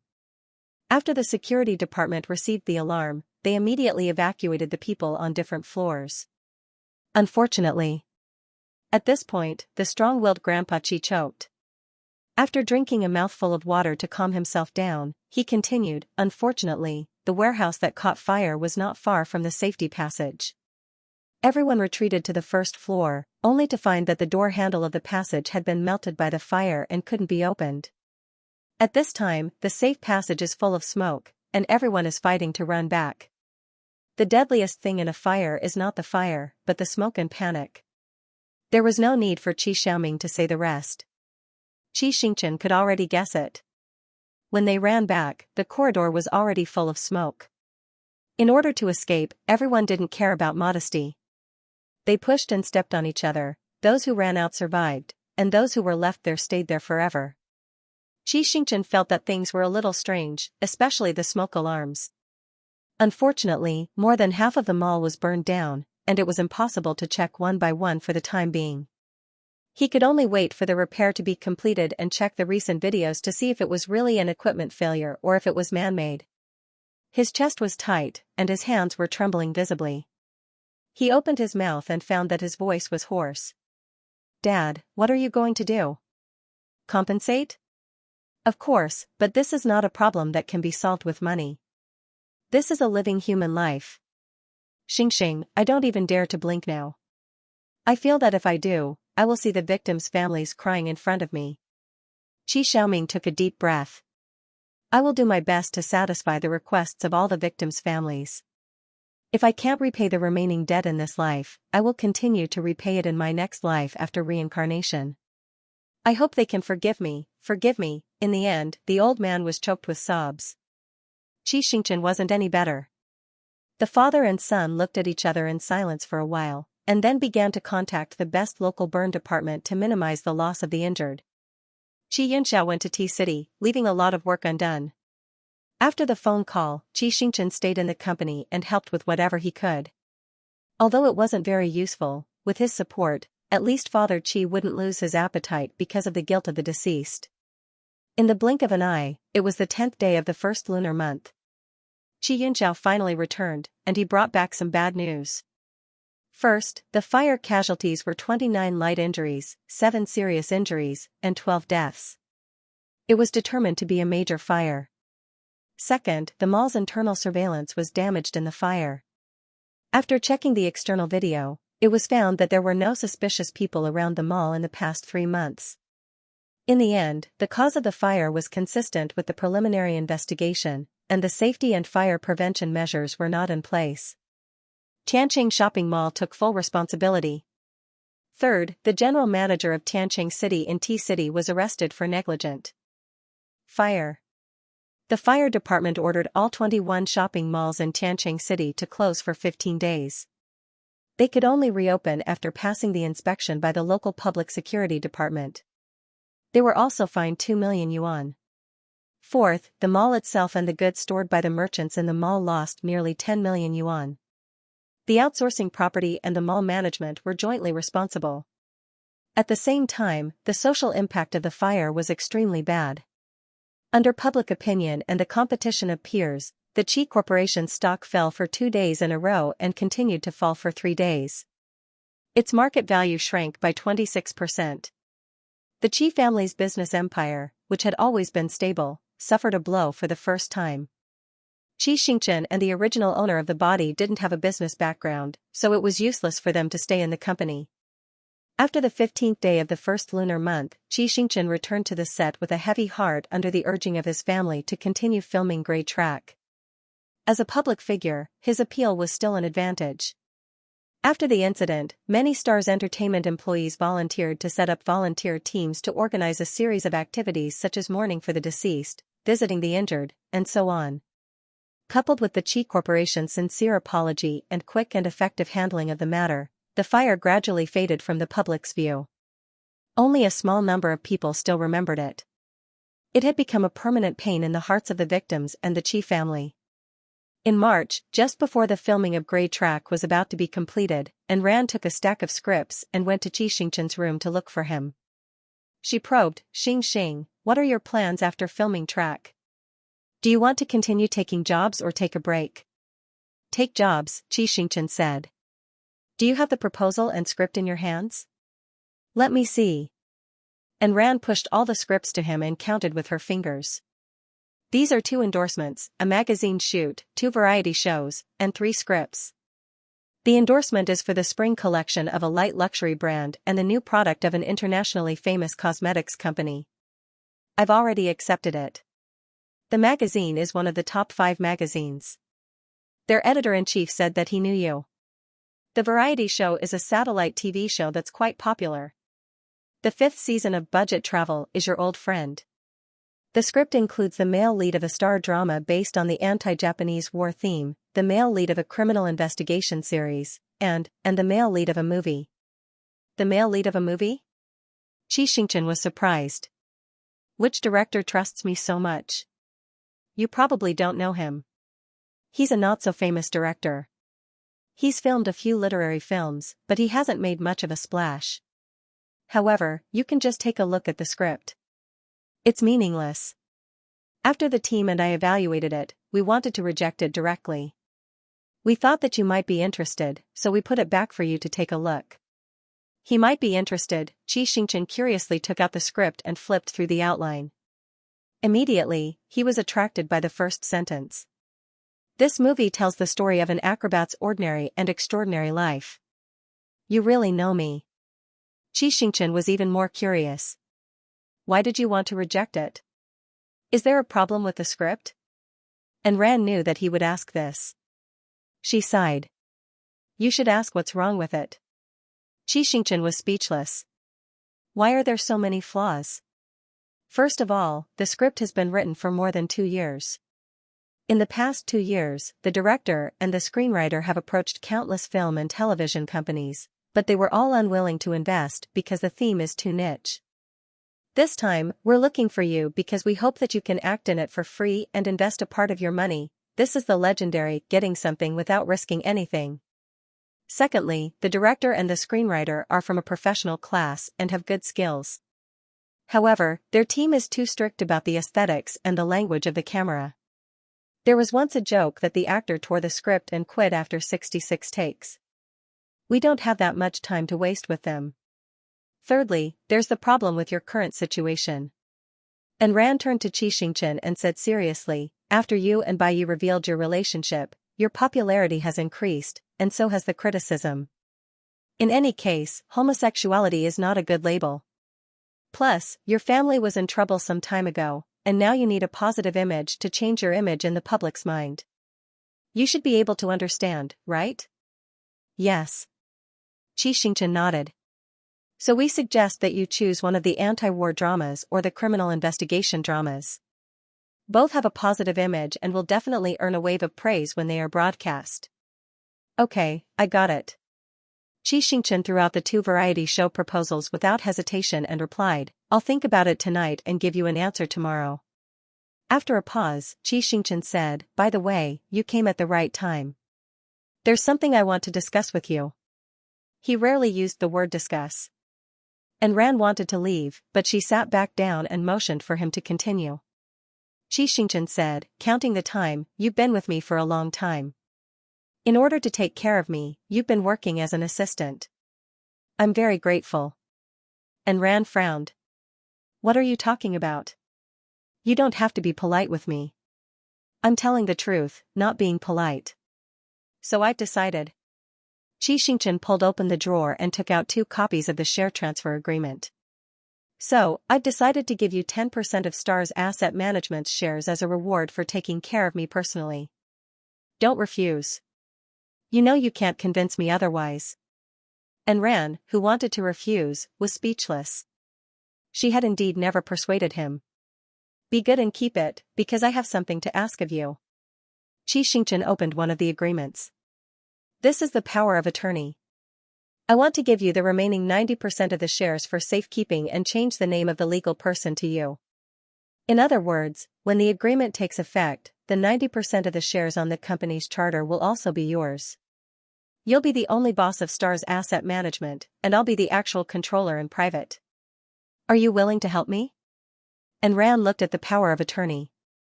The format was simple and only a few sentences were written. It was not notarized by the notary office, so it was a private agreement. If she had the intention to run away with the money, she could totally deny it and say that she had absolute control of Star's asset management. If she did not trust someone completely, no one would choose to take such a big risk. Xianxia trusted her so much, so how could she refuse? She said solemnly, I'm willing. Thank you, Sister and Ran. Seeing that she agreed, Xianxia's gloomy mood finally improved a little. During this time, he had already transferred the money in his hands to Liang Jing's laboratory. However, it was easy to transfer money from a private account, but there were restrictions on transferring money from a company account to a private account. He had to prepare a company that had nothing to do with him on the surface in case of emergencies. If this company could be listed, it would be easier to do things. After sending in Ran away, he read the script and opened the stock software. In late March, after settling the equity issues, Grey Track had also finished filming the last scene for the male lead, Xianxia. During the filming of Ocean's Heart, Xianxia was the third male lead, so he did not deserve to have a wrap party. This time as the male lead, director. Zhou specially booked an entire floor of the revolving restaurant and invited all the important supporting roles that had already finished filming. Everyone was lively, eating and playing crazily for the whole night. Bai Yi was at the last party, and the cake business failed. This time, there was no help.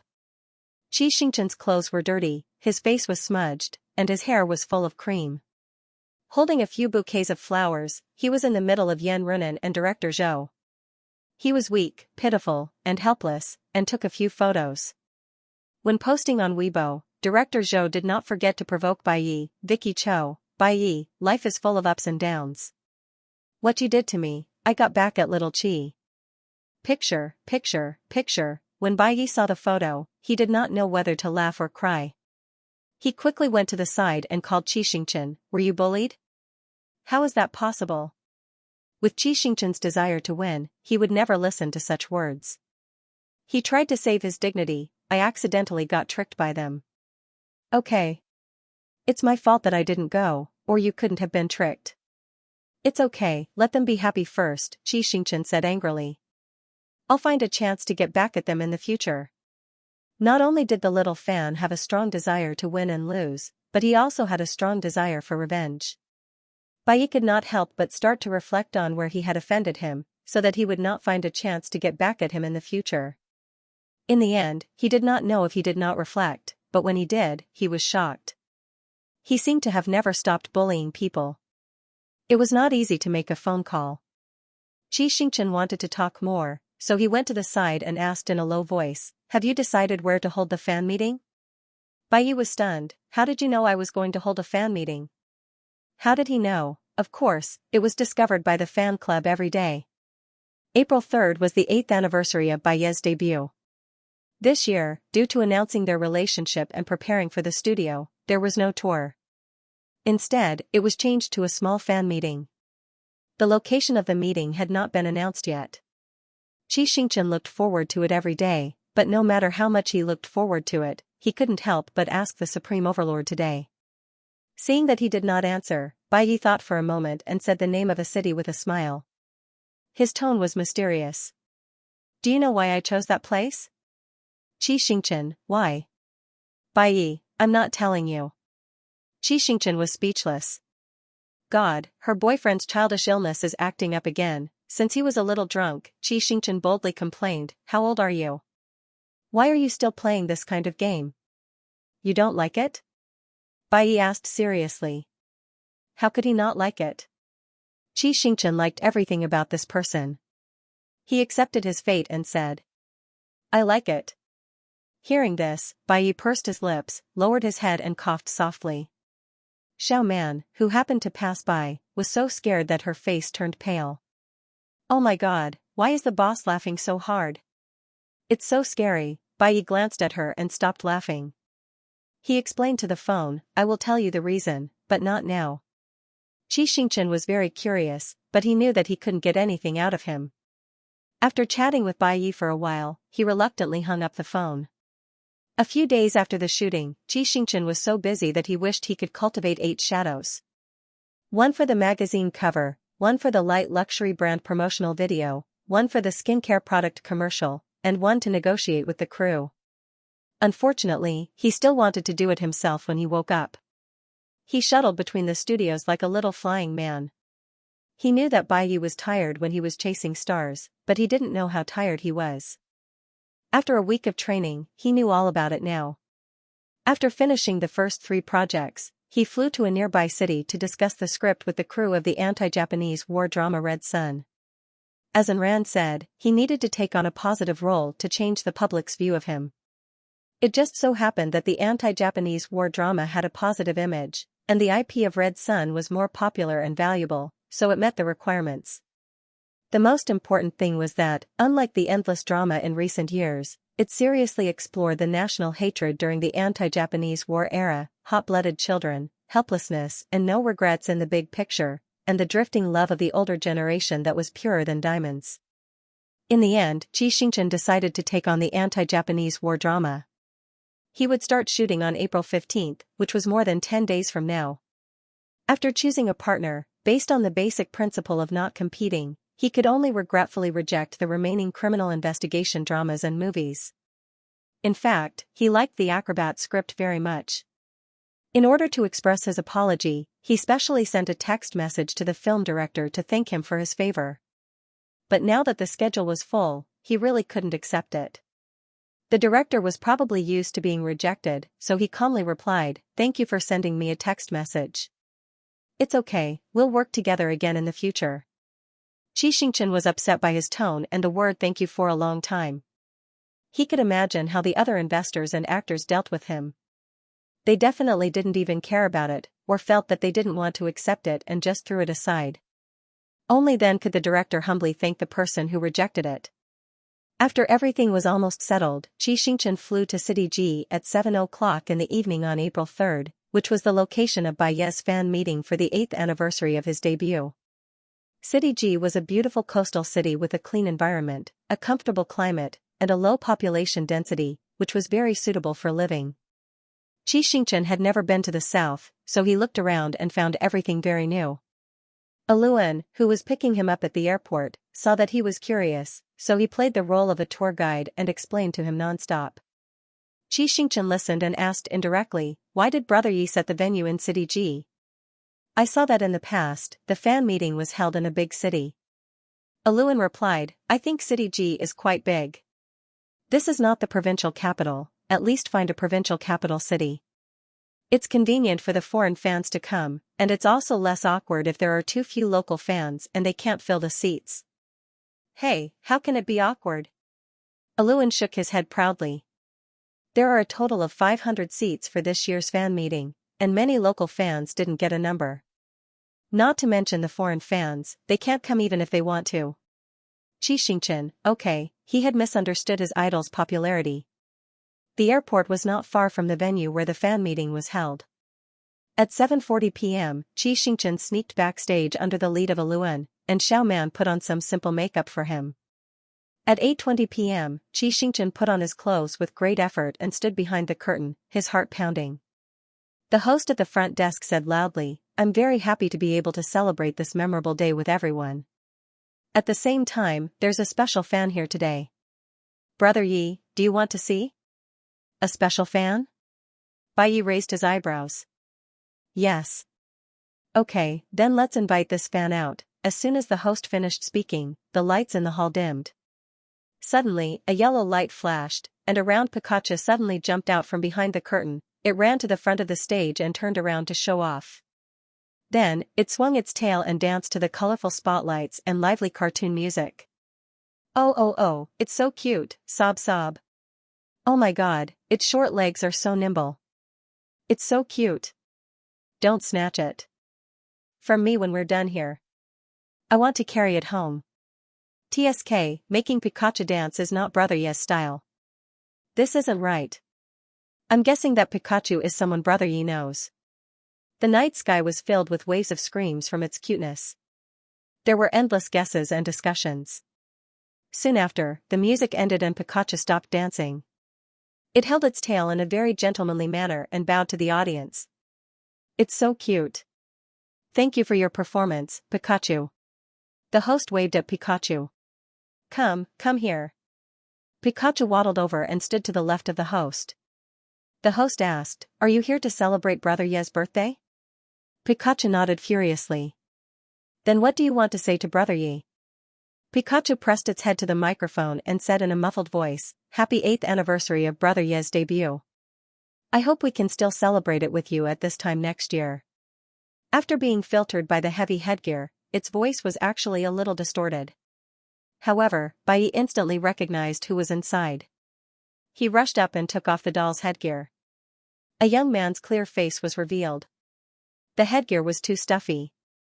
After jumping around for a few minutes, the young man's bangs were soaked in sweat and stuck to his forehead.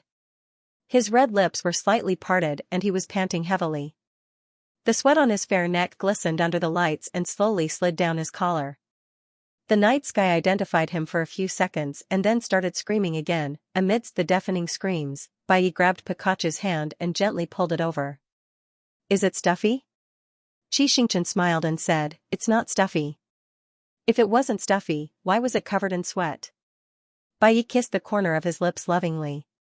Go backstage and change out of your headgear. I'm almost done here. Wait for me for a while. The night sky who saw the kiss was speechless. Damn it, I had to wait for 3 days to come to the fan meet and greet, and now I'm being fed dog food. Do you think it's easy for us? QAQ. Xianxia had always listened to Bai Yi's words. After changing his clothes, he obediently sat in the dressing room and waited for Bai Yi. The fan meet and greet ended at around 9 p.m. Bai Yi went backstage and kissed him briefly. Without saying anything, he put his jacket on him and gestured for him to get into the car. As if they had a strange tacit understanding, Xianxia didn't ask Bai Yi if he didn't say anything. He knew that Bai Yi would definitely protect him and not bring him to any dangerous places. Until the other party brought him to a villa by the sea. Xianxia tugged at Bai Yi's sleeve and asked in confusion, "Where is this? Didn't you agree to live with me? This is our future home." Bai Yi opened the door. Go in and see if you like it. Home. Xianxia had never heard of the word home in the first 20 years of his life. After transmigrating into the book, thanks to the original owner, he had his first home that didn't belong to him. And now, Bai Yi had given him another home. A home that completely belonged to him. Xianxia chewed on the word until his throat was sore and bitter. Bai Yi saw that his eyes were red and frowned slightly. He put his arm around his shoulder and introduced him as they walked in. The living room is on the first floor. On the left of the living room is the kitchen and dining room, and on the right is the nanny's room. The glass door over there. Do you see it? You can go out. After you go out, there is a yard with a small garden. After you go out of the yard, you will see the beach. The bedroom and study are on the second floor. Since there won't be many people here, I changed the 2 guest rooms into a music room and a dance studio. We can play and dance in there in the future. I don't know if you like a big bathtub or a small bathtub, so I chose a big jacuzzi. If you don't like it, you can change it. I didn't buy any toiletries. You can use mine tonight. Tomorrow, we can find a supermarket with fewer people and buy them together. The cloakroom. Because I have a lot of things, I take 60% and you take 40%. You can't resist this rule. If you accept it obediently, you can wear any of my clothes and accessories. There's also the order of bathing. You have to warm my bed after you're done. The reward is the breakfast I made. You ate it last time, it was pretty good. Xianxia's heartache gradually faded away as he listened to Tang Wulin's rambling. Finally, he let out a chuckle. What are you laughing at? Bai Yi pinched his face. You don't want to warm my bed? The temperature in City G didn't require a warm bed. Xianxia knew that he was just looking for an excuse to give him a reward. He shook his head. Then what are you not satisfied with? Have you prepared anything at home? Xianxia said, let's do it. Bai Yi didn't seem to understand. He was stunned for a few seconds. Xianxia hugged him, leaned his head on his chest, and repeated, Brother Yi, in order to celebrate the 8th anniversary of my debut, in order to celebrate having a home, let's do it. The young fan's voice was sincere. Bai Yi's eyes darkened. He couldn't help but lean over and bite his lips. Unlike the hotel that was fraught with danger, they were in their own home. Their kiss was deeper and more wanton. As they kissed, Bai Yi pressed on Xianxia towards the sofa. When his calf reached the edge of the sofa, Bai Yi gave him a gentle push. Xianxia was pushed onto the sofa. However, Xianxia still felt that it was not enough. He half-propped himself up and his mouth subconsciously searched for the other party's mouth. The tip of his red tongue was halfway out, and his eyes were full of desire. Bai Yi had never refused his requests. He half knelt on the ground and continued to entangle with his tongue. His plump and soft lips were the most delicious candy in the world. With a bite, sweet juice oozed out. He swept it into his mouth and tasted it carefully. Then, he continued to bite until the juice came out. Xianxia's soul seemed to have been sucked away with the kiss. His whole body was empty and itchy. He subconsciously leaned against Bai Yi and whispered, Give it back to me. Give it back to you what? Bai Yi asked. Xianxia sobered up a little. Nothing. Do you want to take back what's yours? Bai Yi did not let him go. Or do you want what's mine? Xianxia avoided his eyes and did not speak. Thus, Bai Yi licked the corner of his wet lips and moved his finger down. After an intense session, Bai Yi leaned on Xianxia's back and kissed every part of his body. He asked him, What did you want from me just now? Xianxia was so embarrassed that he lost control of his bladder. His voice was softer than a cat's meow. Give me back my soul. You took it away. Then take it back. Take my soul back too, Bai Yi said. Take whatever you want. It's all yours. Take whatever you want. It's all yours. Xianxia's body trembled. After pausing for a moment, she turned her head and kissed him. As he kissed her, he whispered piously, It's okay. I'm yours. That night, Bai Yi had completely sunk into the swamp of lust. He was like a little beast in heat, needing to suck the other's sperm to survive, constantly demanding. They did it countless times, from the living room to the bathroom, and then to the bedroom. When Xianxia couldn't come out, Bai Yi finally let him go. He kissed him, hugged him, and fell into a deep sleep. As a result, the two of them only opened their eyes the next day when it was almost afternoon. Counting the small hickeys on his arm, Xianxia complained in a low voice, Fortunately, I don't have any jobs these days. Otherwise, we would be on the hot search list again. Let me see. Bai Yi turned her over and carefully observed her neck and collarbone that he had bitten. He commented, Well, you really can't go out. Xianxia. If you know, then why did you still bite me? I'll be gentler next time. Bai took her into his arms and rubbed his chin on her fluffy head. This time, it's too late. Stay with me for a few days. Xianxia had no choice but to accompany her. When they came back last night, they didn't deliberately hide. There must be paparazzi waiting outside to secretly take photos of them. Although they had already made their relationship public and it was normal for them to live together, he still didn't like their private life being discussed in public. He was generous and stingy. He was generous enough to accept that Bai Yi was liked by 90 million people. He was stingy, and he didn't want to share Bai Yi's private side with anyone. Okay, don't go. Bai Yi asked. Okay, I won't go. What about you? Don't you have any jobs? Bai Yi's lazy voice came from above. No, I've specially left this week empty. Specially left this week empty? Xianxia felt that something was wrong. He had a feeling that he had been tricked. Just as he was thinking about what was wrong, he saw the other party's hand on his body start to knead. Something on his lower abdomen seemed to be coming back to life. Xianxia quickly jumped back and said helplessly, Brother Yi, let me rest. My waist and butt are hurting. Okay. Bai Yi said reluctantly, let me hear you call me hubby again. Thinking about how he had been tricked last night, Xianxia didn't want to fall into the same trap again, so he decisively refused. You didn't let me go last night even though I called you hubby. Bai Yi leaned forward. Are you going to call me hubby or not? Xianxia immediately changed sides. Hubby. Yes, I'm here. Bai Yi actually blushed a little and said in a low voice, wait, I'll get you some medicine. With that, Bai Yi turned over and got out of bed. He took out a bottle of ointment from the medical kit. Xianxia thought about the birth control products he had taken out from the drawer in the living room last night. He suddenly realized, F***ck, so this pig had already planned to trick him into coming here. He had pretended to be a Pikachu and danced, and even took the initiative to do it with him. Everything was just a bubble. Even though he was indignant, he had already boarded a pirate ship and the ship quickly left the port.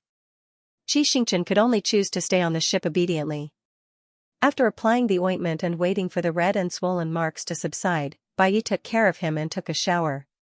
The two of them put on high-collared and long-sleeved clothes and prepared to find a supermarket with few people to buy some daily necessities, rice, noodles, and vegetables. In the past, they had always taken the nanny van. This was the first time Xianxia had taken Bai Yi's private car. He said in disbelief, You're driving a sports car. Bai Yi leaned over and fastened the seatbelt for him. Can't I drive a sports car? That's too high profile. Xianxia thought about the keyboard warriors who were chasing after Bai Yi online. Aren't you afraid of being criticized? I'm spending my own money to buy things. What does it have to do with them? Besides, I didn't do those things that they made up. Why should I care? Hearing this, Xianxia suddenly understood why his idol could stand in the entertainment industry for 8 years and why he could become an insurmountable mountain in the flow of traffic. Fame was a double-edged sword. While enjoying the glory it brought, one had to bear the shackles it left behind. On the other hand, Bai Yi lived a clear-headed and carefree life. He did not take the virtual fame to heart, but he obtained more. Xianxia admired him even more. He turned the key and the car drove out of the courtyard. As expected, there were 2 minivans parked in front of the gate. Obviously, there were many paparazzi in the minivans. Seeing Bai Yi's car drive out, the minivans opened a crack and several cameras of different lengths stuck out. They were all aimed at them. Xianxia subconsciously wanted to lower his head. Bai Yi said, Don't hide. Then he stepped on the accelerator. With a boom, the car sped out a few hundred meters, leaving the 2 minivans of paparazzi looking at each other. Oh my God, was his idol so good at driving? As a livable city, the business in City G was not as developed as in City H. There were not many large stores. Bai Yi chose the biggest one, parked the car, and put on sunglasses and masks with Xianxia. They looked like 2 criminals who were trying to rob a bank. Fortunately, it was a working day, and the supermarket Bai Yi chose was not very affordable. When they entered the mall, customers and salespeople looked at them, but no one recognized them. They sneaked into the supermarket smoothly. Because Xianxia's boat was not fully recovered, Bai took the initiative to take the responsibility of pushing the shopping cart. Every time they passed by a shelf, they would ask him, "Do you eat potato chips? Do you eat cotton candy? Do you eat chocolate? Do you eat beef jerky?" Xianxia was quite helpless. "I am an adult. Snacks are not for children. You can eat them if you want. I don't have the habit of eating snacks." Xianxia paused. "When I was a child, there were too many children in the orphanage and I couldn't afford snacks. Then I joined the acrobatic troupe. I was the youngest, so I couldn't get snacks.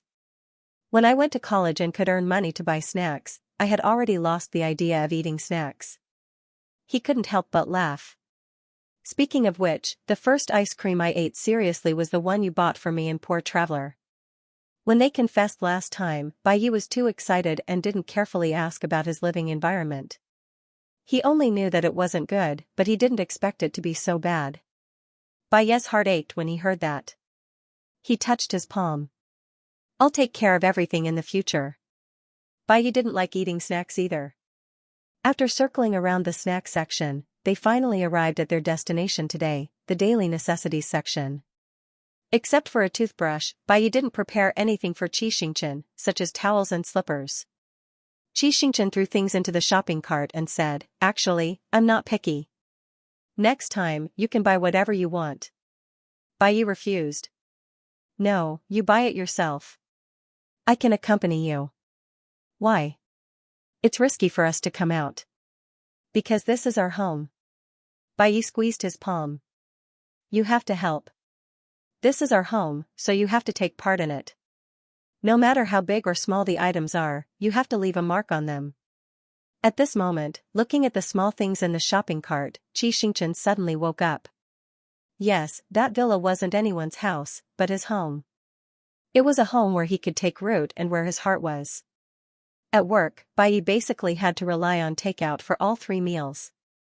It wasn't easy for Xianxia to have a chance to rest at home. Xianxia didn't want him to eat the food outside, so he carefully picked out a few boxes of meat and vegetables, along with 2 small bags of rice noodles, and prepared to cook for himself. When he got home and entered the kitchen, Bai shamelessly followed him in and insisted on showing him how to make dumplings.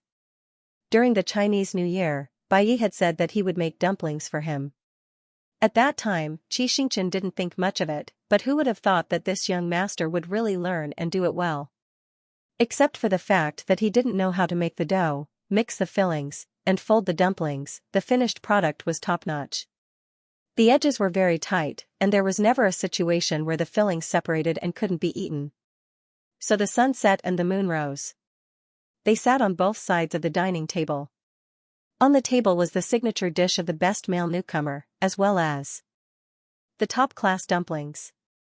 Accompanied by candlelight and red wine, the meal was neither Chinese nor Western. It looked neither Chinese nor Western, but it was also unusually harmonious, as if life was supposed to be like this. Bai poured the soaked wine into glasses. Xianxia was curious. "To celebrate the housewarming?" Bai glanced at him. "No, today is an important day." "What important day?"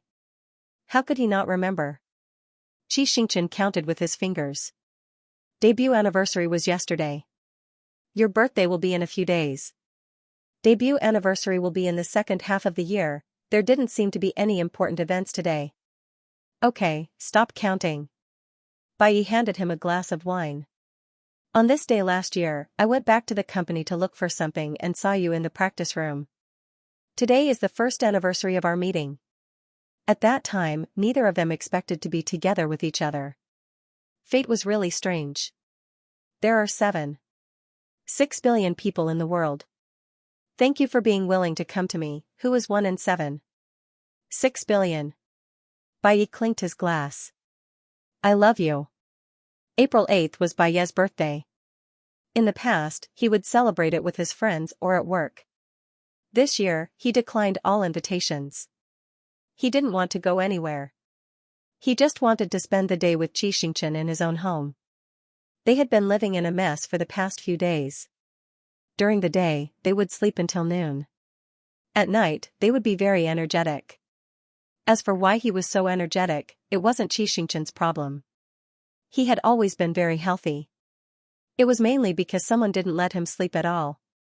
Until he saw the constellation corresponding to his birthday on April 8, Aries constellation. Then he looked at the constellation characteristics of Aries. He understood. He wanted to cry.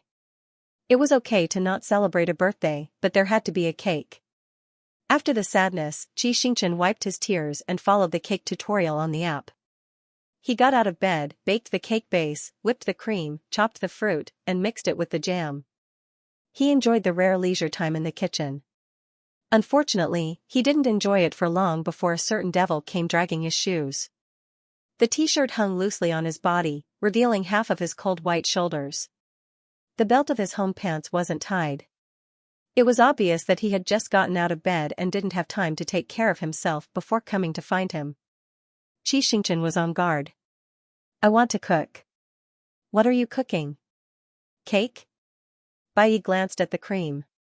It's not as delicious as yours. Hearing these words, Xianxia's hair stood on end. He said with 30% caution and 70% flattery, it's not done yet. You can try it after it's done. I didn't put much sugar. It's not greasy. Looking at his pitiful eyes, Bai couldn't help but laugh. Look at how scared you are. Okay, I won't touch you today. Xianxia didn't feel happy when he said he wouldn't touch him. Instead, he felt uncomfortable. Today was his birthday. He had an obligation to satisfy all of his needs, no matter what. Besides, other than his waist and legs being a little tired, his throat being a little hoarse the next day, and he couldn't sleep well, when he did it with Bai, he still felt very comfortable. Especially when the other party often used that heavenly voice to tease his ears, that kind of stimulation always made him impulsive again and again. It's okay, Xianxia said generously. It's your birthday today. You can do whatever you want. Bai raised his eyebrows. Really? Yes. Bai walked over and whispered in Xianxia's ear. Xianxia's face instantly turned red. He waved the egg beater and drove Bai out of the kitchen. Xianxia had never made a cake before. He was afraid that he would mess it up, so he didn't dare to make it too complicated. It was a simple 2-layer cake with cream in the middle and a thin layer of cream on the outside. Because of mild OCD, the cream scraped very smoothly. 2 small matchstick figures were drawn on the cake with jam. They were both tall and thin, and they were hugging Limai. One of them was sitting next to him, holding a small Xianxia in his hand. The drawing wasn't very good, and he couldn't find a way to fix it. Xianxia could only bring it up guiltily and smile obsequiously, trying to get away with it. However, Bai didn't see anything unusual. He asked in surprise, are the 2 of us drawn on the cake? Yes. Xianxia continued to smile. It looks like us, doesn't it? It can be seen from the features, but I seem to be more handsome in person. I'm not so crooked, Bai said very politely. Xianxia nodded vigorously. Yes, you're super handsome in person. After 8 years of listening to flattery, Bai had long been indifferent to praise. Now, he felt that the simple super handsome from his little fan was very pleasant to hear. Even the matchstick figures were more pleasing to the eye. He even vaguely felt that they were somewhat handsome. He continued to observe proudly. Why is the Xianxia in your hand tilted to my side? Did you draw it wrong? It's not crooked. I did it on purpose. Xianxia suddenly stuttered. I want to give you the Xing had many beautiful meanings. Usually, when a boy promised a girl, he liked to say, if you want the Xing in the sky, I'll pluck it for you, to show his determination to do anything for the girl. However, Xing also had another meaning. Bai raised his left eyebrow. You want to give yourself to me. He said it as a statement, not a question. Xianxia didn't expect him to be so straightforward. He was a little anxious. I've been yours for a long time. Then what are you doing? Going through the handover procedures? Xianxia.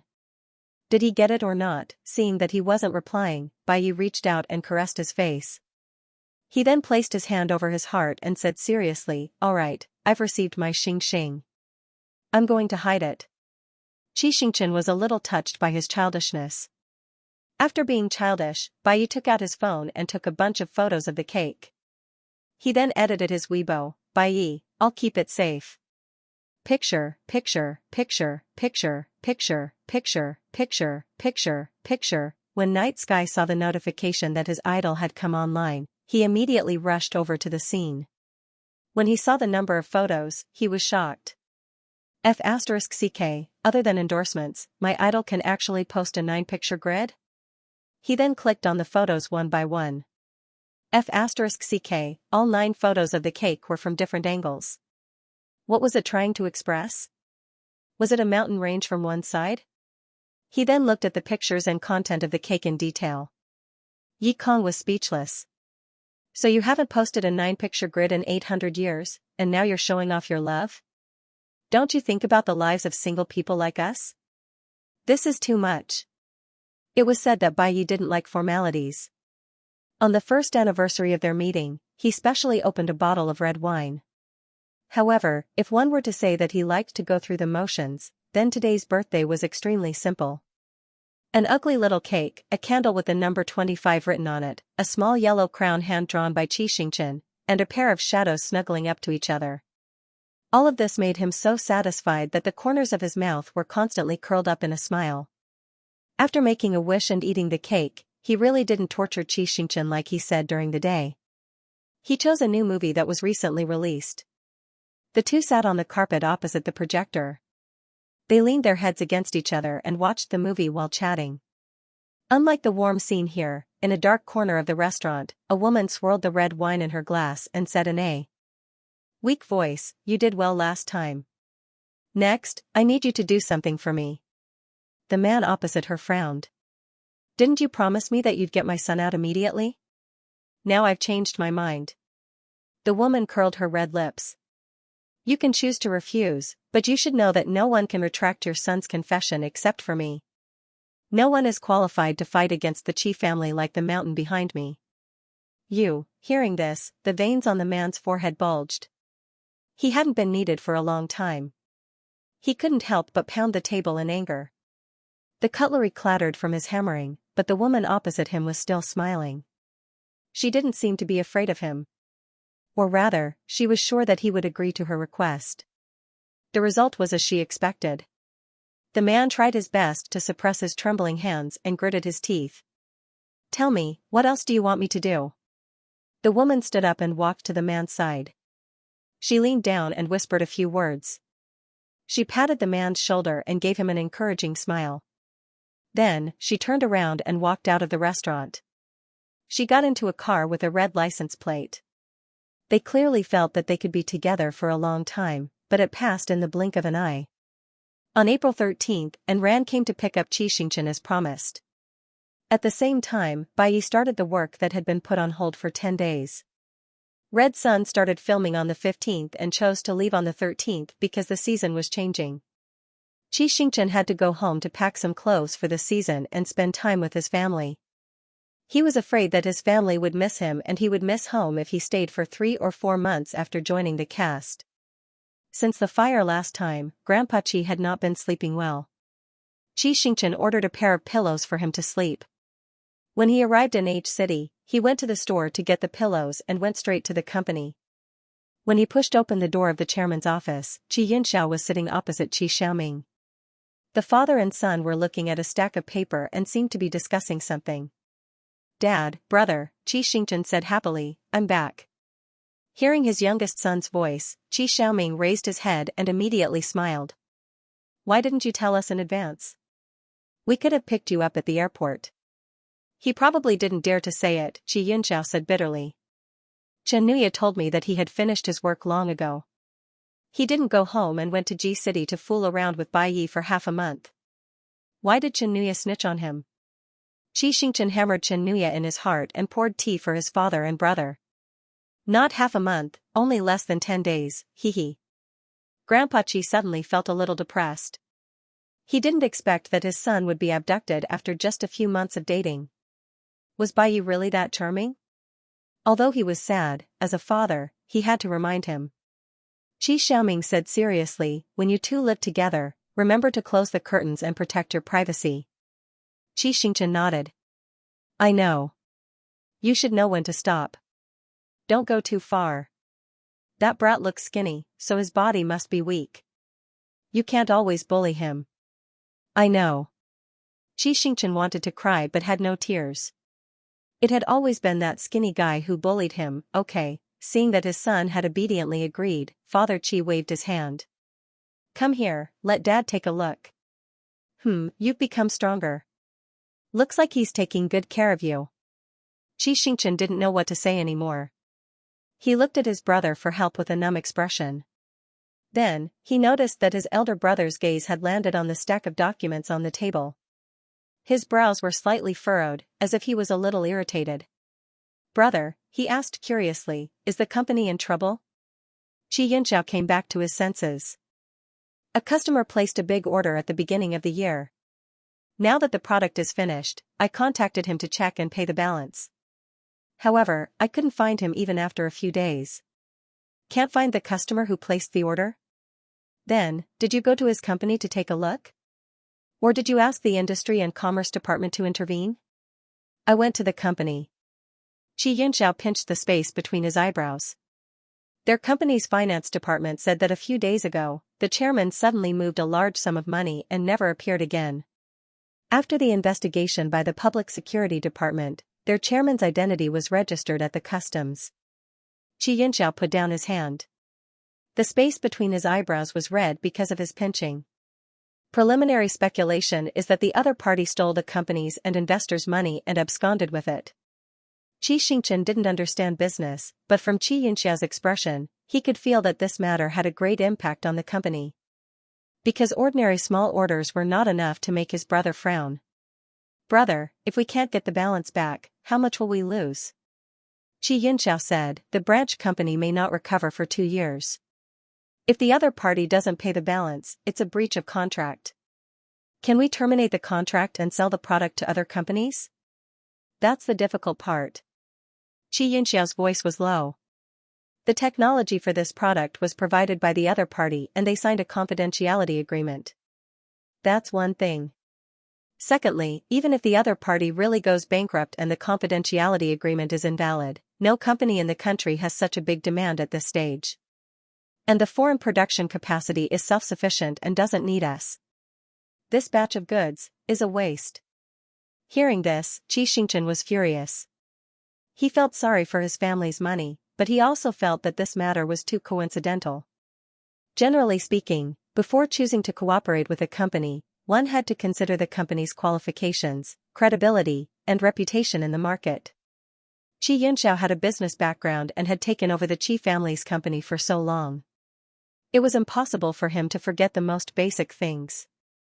After the investigation and confirmation of the cooperation, the chairman suddenly knew that it was illegal and abandoned the company, reputation, and even the risk of being caught and imprisoned. Was there really nothing fishy about this? For some reason, Xianxia thought of that damn plot line.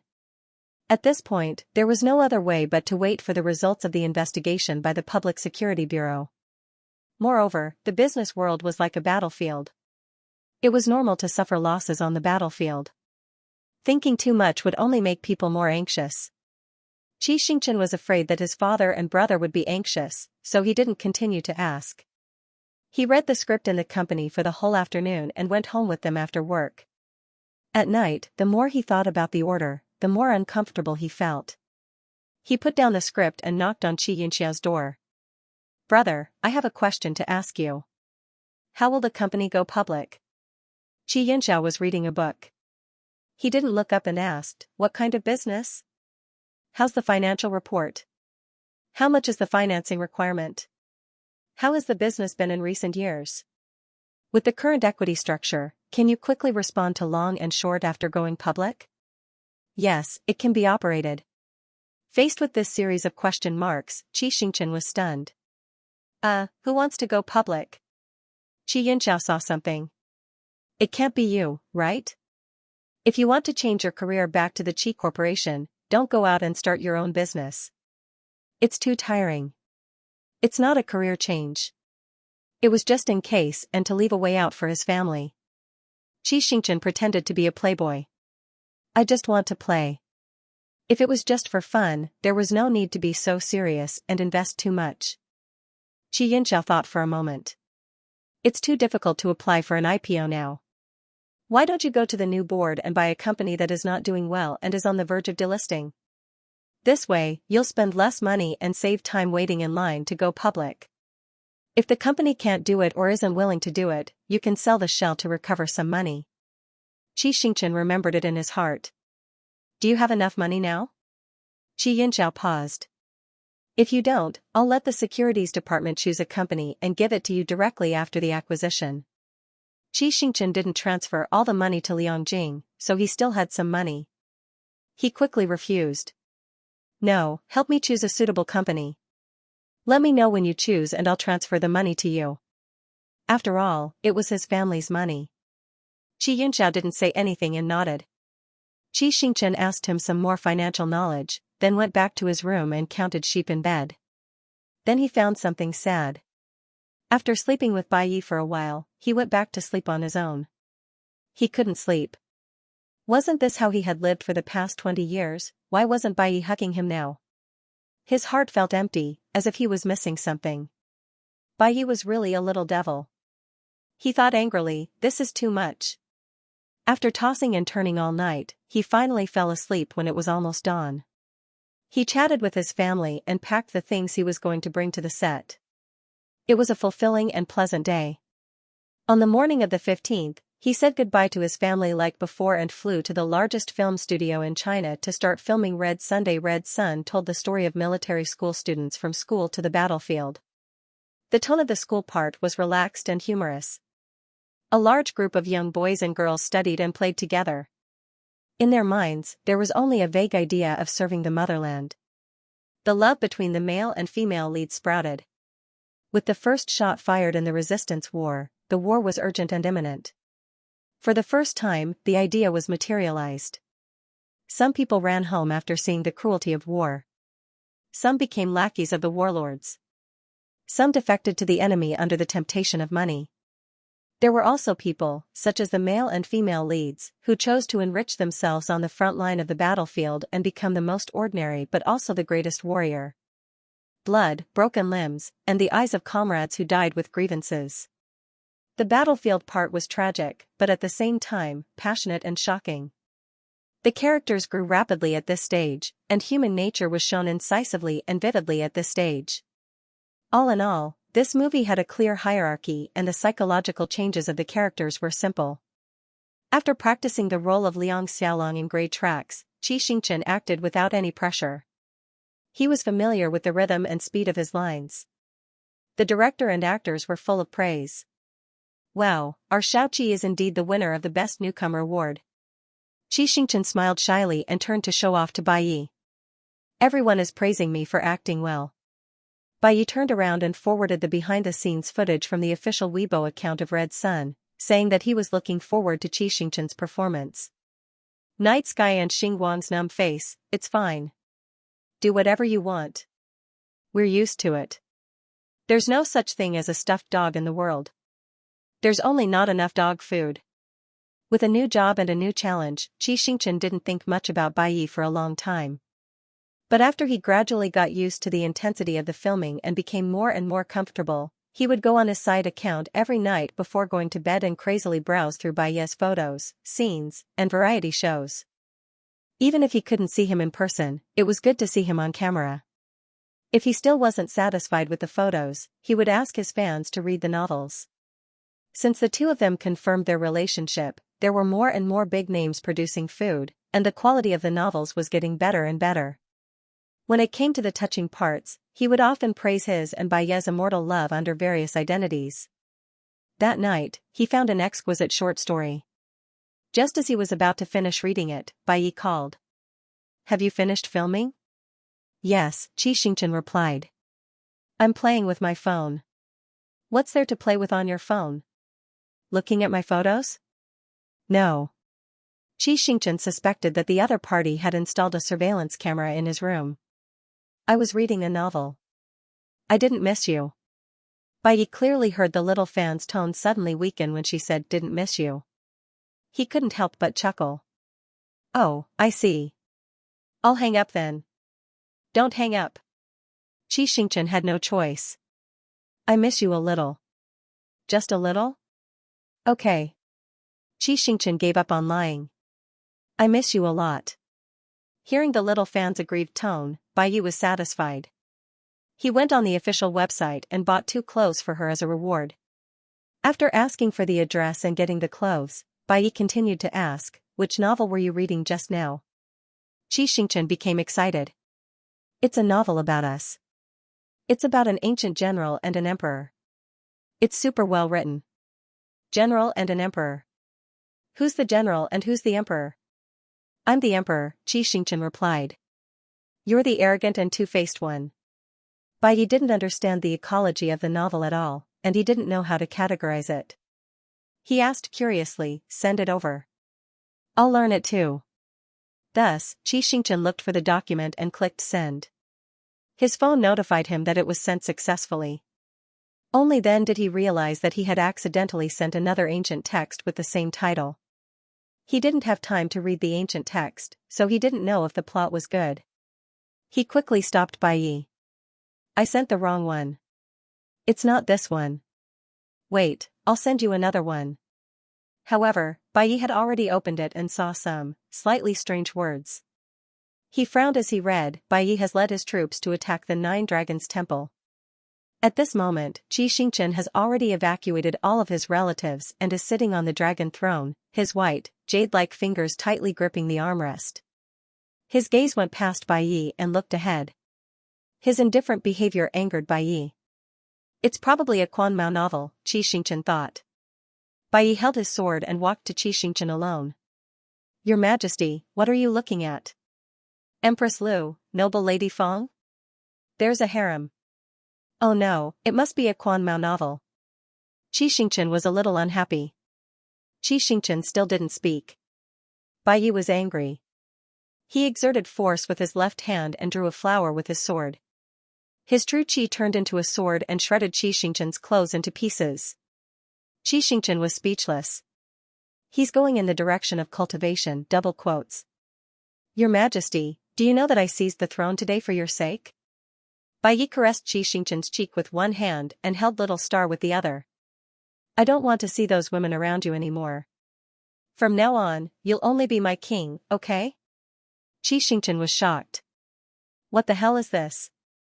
After guessing so much, it turns out to be AF** king, yellow mosquito. Oh my god, this is too scary. I can't let Bai Yi read this. Xianxia shouted, did you hear what I said? I sent the wrong one.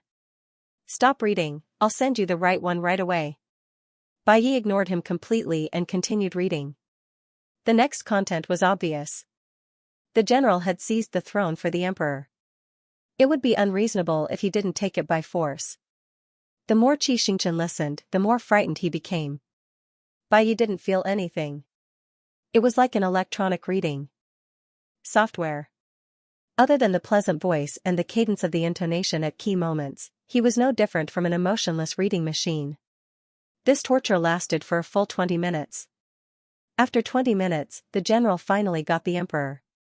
He carried the emperor to the harem in satisfaction. Bai Yi stopped his recitation and said meaningfully, so this is what you like to read when you miss me. Xianxia was speechless. The general's attributes are nothing.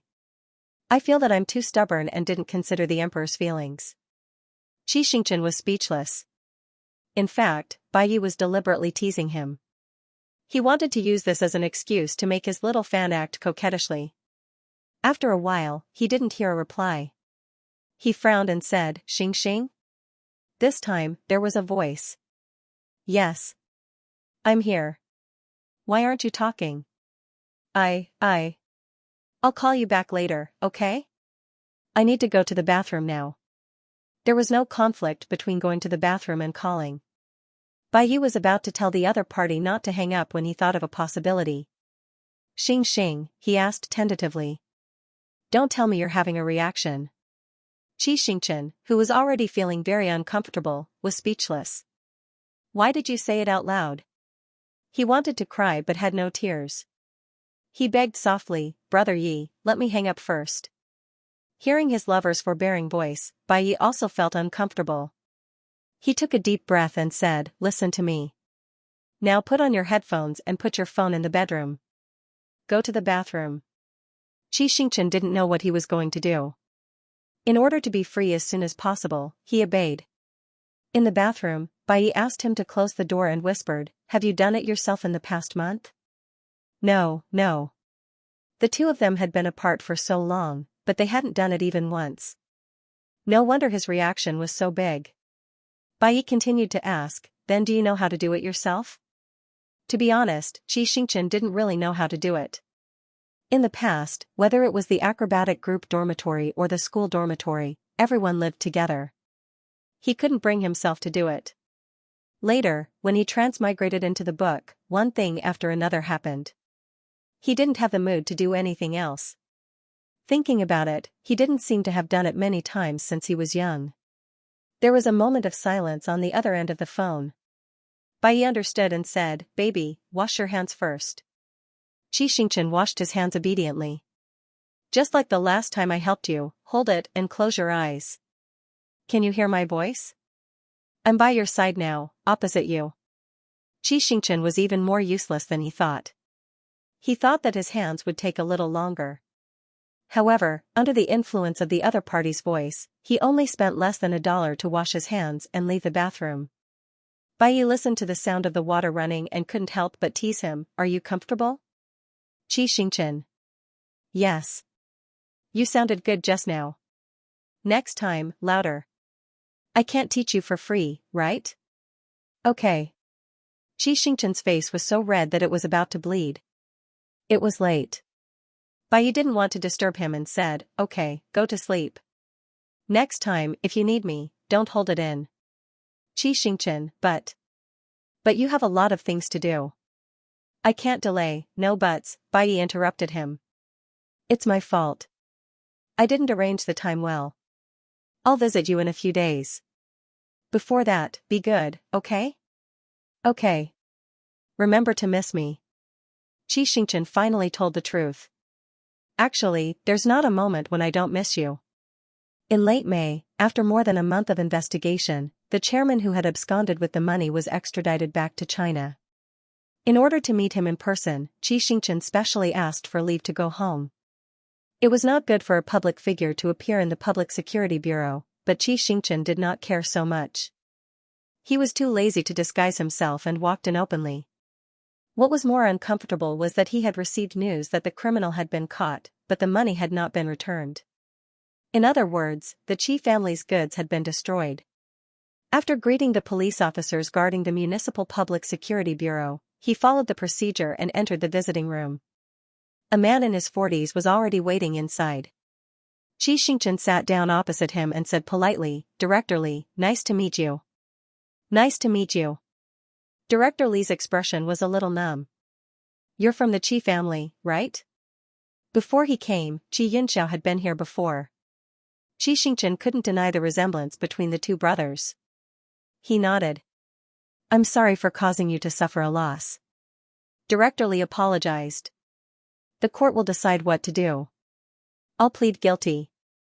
When Xianxia came to ask, he had the same reaction. He only said that the company's profits were getting worse and worse, and that he might lose money if he continued to operate. Therefore, he did not think it through and ran away with the investors' money. Economic crimes were mostly caused by greed. The Qi family and the Public Security Bureau could not say anything about it.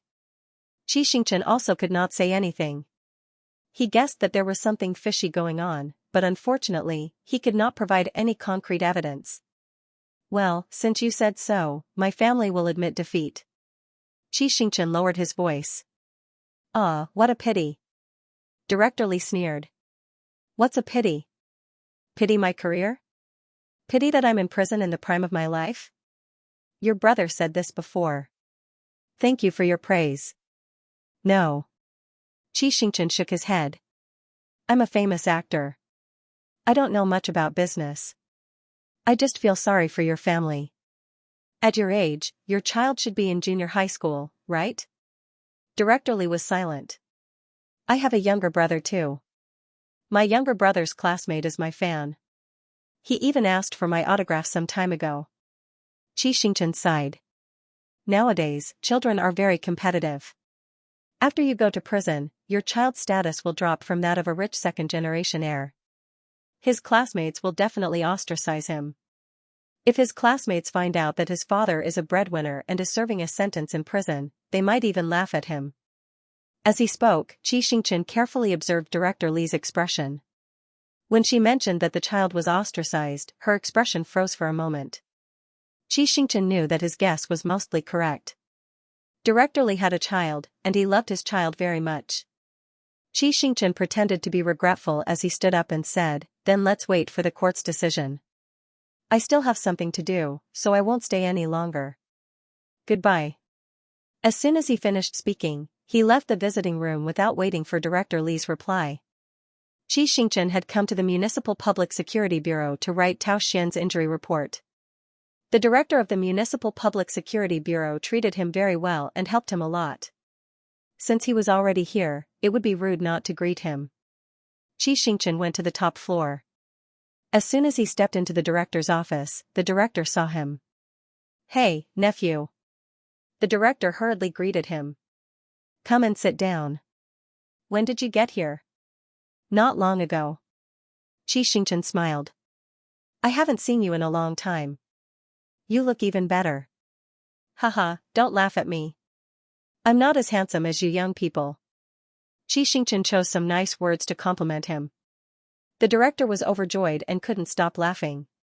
The Municipal Public Security Bureau was busy, and it wasn't appropriate for them to have close contact with each other. After chatting for about 5 minutes, Xianxia said that he had something to do and refused the director's invitation to have dinner together. He was ready to catch the red-eye flight back to the film city. Before he left, the director slapped his forehead. "By the way, Xianxia, recently someone has been asking about Su Xing's case and wants to see his file.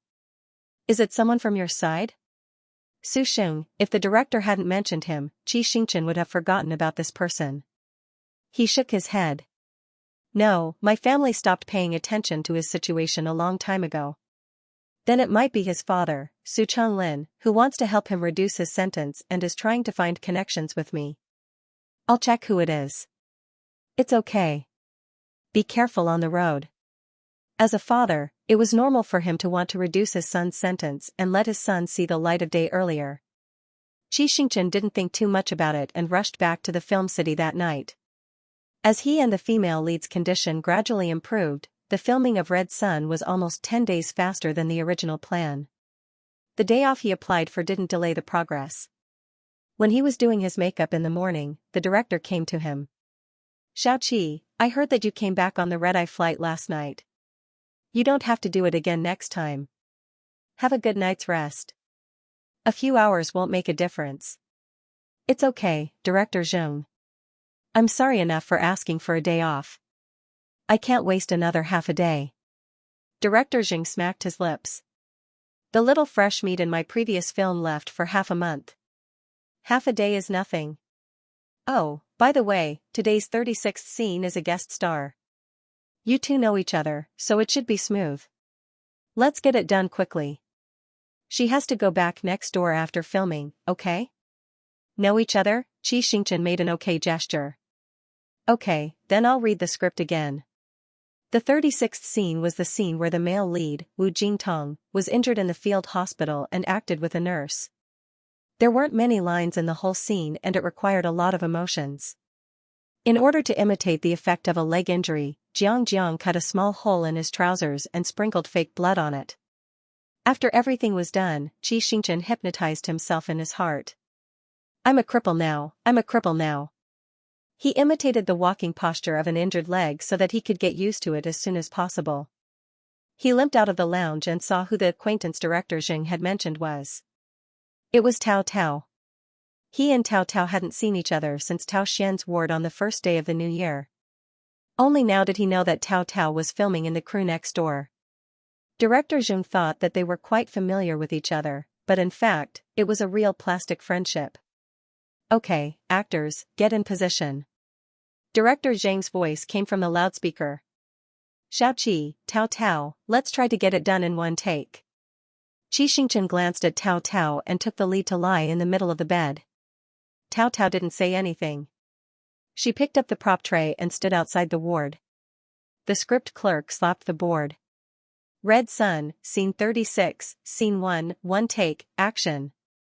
The sun at noon was very strong. The sun shone through the dilapidated windows of the battlefield hospital and hit the unconscious Wu Jingtong's face. Wu Jingtong's eyelashes fluttered. The pain in his leg and the massive blood loss made his eyelids feel like there was a boulder pressing down on them. He couldn't open them. After a while, he finally struggled to open his eyes and looked around blankly. Where am I? Sergeant Wu, you're awake. At this time, a nurse came in with a medicine tray. I'm going to change your dressing. It might be a little painful. Bear with it. As she spoke, the nurse untied the gauze on his leg, wiped the wound and sprinkled anti-inflammatory medicine. The anti-inflammatory medicine was very painful. Wu Jingtong frowned slightly. Comrade, am I in the hospital? Yes, you were shot in the leg last night and were sent to the hospital by your comrades. How's the front line? Wu Jingtong asked. Did they win the battle last night? I don't know the details. I heard that the enemy sent reinforcements. It seems that the battle hasn't ended yet. Hearing this, Wu Jingtong sat up and was about to get out of bed barefooted. He accidentally swept the tray containing the medicine to the ground, and the medicine bottles clanked as they rolled on the ground. The nurse hurriedly stopped him. Sergeant Wu, lie down. You can't move your leg. No, the brothers of 2nd Company and 5th Company need me. The nurse was anxious. But your leg is injured. It's useless even if you go. Then I still want to go. The enemy has twice the number of people compared to us. It's even better if they have reinforcements. One more gun means one more force. Wu Jingtong dragged his leg and walked out. The wound that he accidentally tore during the struggle began to bleed again. The nurse immediately chased after him and said anxiously, Sergeant Wu, if you don't take care of your injury, your leg will be crippled. My leg will be crippled, Wu Jingtong suddenly turned around and sneered. So what if my leg is crippled? He dragged his leg back and stopped in front of the nurse. With bloodshot eyes, he said word by word, do you know how many people there were in 2nd Company and 5th Company? In total, there were 326 soldiers. Do you know how many people were left to cross the river? There are 114 people left. The other 212 people have all laid to rest in the earth and the river. That's 213 lives. I'm only missing a leg. What's the big deal? Wu Jingtong's lips trembled as he gritted his teeth. Let me tell you, even if I only have one hand left, I can still continue fighting. Tao Tao, cut. Not expecting Tao Tao to make such a mistake, Director Zhang called for a stop and said awkwardly, Tao Tao, did you forget your lines? Take a 10-minute break first. We'll do another scene in a while. Don't be nervous. Tao Tao lowered her head and walked to the temporary lounge with an ugly expression. Xianxia, who was still immersed in the scene, took a deep breath and wiped his eyes. He also returned to the lounge to find Jiang to touch up his makeup and prepare for another scene. He could tell that Tao Tao didn't forget her lines just now. She just couldn't keep up with his act. Tao Tao adjusted quickly. After 2 more NGs, the 4th scene was finally over. She was in the middle of filming her own scene. She had asked for leave in the morning to help Director Zhang as a guest star. After filming, she exchanged a few pleasantries with Director Zhang and briefly said goodbye to Xianxia before hurrying back to the set next door. When he first worked with Tao Tao, Tao Tao was the female lead and Xianxia was the 3rd male lead. His acting skills were inexperienced and he had to practice in front of the mirror until the wee hours of the morning before he could finish a scene. But now, Tao Tao couldn't keep up with his scenes. This meant that his efforts weren't in vain. If he didn't get anything in return, it meant that he didn't work hard enough. The scene in the afternoon was a dialogue scene. The timeline was before Wu Jingtong was injured. Xianxia changed into a clean military uniform and chatted with the female lead for the entire afternoon. It was a heart-wrenching love story.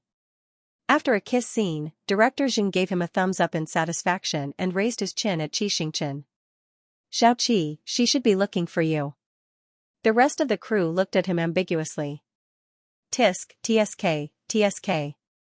Who was looking for him?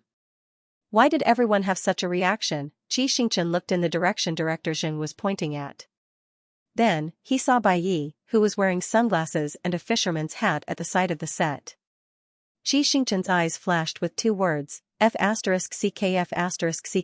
Bai Yi couldn't have seen his kissing scene, right? F***ck. Why did he come at such a coincidence? A few days ago, Bai Yi had promised to visit him on set. Xianxia thought that he would have to wait for a while, but he didn't expect to come so soon. He didn't have time to change out of his costume. He ran over and asked in a low voice, Did you just get here? No, I've been here for a while. Why didn't you call me? I saw that you were very serious about the kiss scene, Bai Yi said lightly. I didn't want to affect your performance. Xianxia wanted to cry but had no tears. He had specifically told the director that he couldn't do any kissing scenes, so all the kissing and bed scenes had to be done with fake camera angles. In the end, he was still caught by Bai Yi.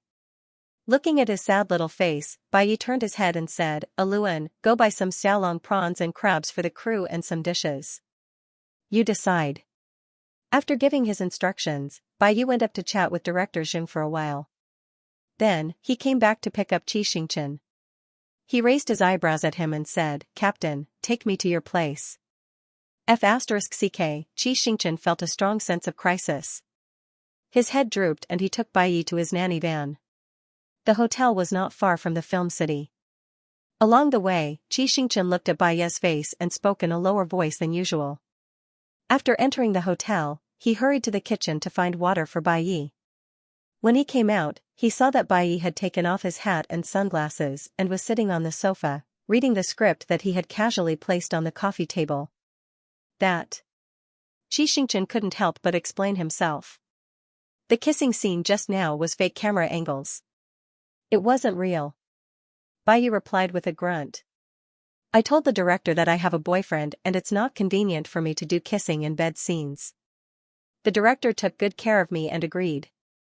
Bai Yi nodded again. Xianxia was at a loss as to what to do when the other party's anger still hadn't subsided. After thinking about it, he could only use unusual means. He walked over and sat next to Bai Yi.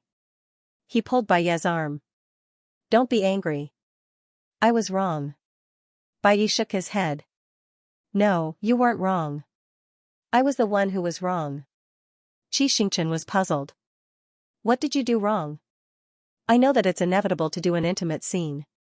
I know that you will definitely choose to fake camera angles for me, Bai Yi said in a low voice. But I still feel uncomfortable when I see it. Xianxia felt wronged at first, but after hearing what Bai Yi said, he felt sorry for him. He said softly, then what should I do? It's okay. I'll calm down for a while. No. Xianxia couldn't bear to let Bai Yi think about it himself. I'll coax you. What do you want? The little fan took the bait and Bai Yi almost couldn't hold it in. He paused and patted his leg. Then sit up and let me hug you. Hearing the request, Xianxia said that it was very easy. He faced Bai Yi and sat on his lap. He kissed the tip of his nose, the corner of his lips, and his chin apologetically. Bai Yi kissed him back gently. At first, it was to coax him, but as they kissed, their tongues unconsciously tangled together. They hadn't seen each other for a long time. Bai Yi's kisses were a little rough. Xianxia couldn't stand it. His heart was beating faster and faster, and his mind was getting more and more confused. Vaguely, he felt a chill on his leg. The chill woke him up a little. He looked down, his military pants and shoes were gone. Seeing this, Xianxia suddenly realized that he might have walked into a hunter's trap.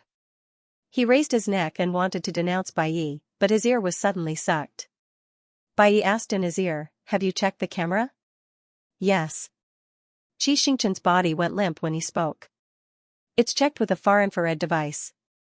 It's very safe. Do you have anything? Yes, it's in my cupboard.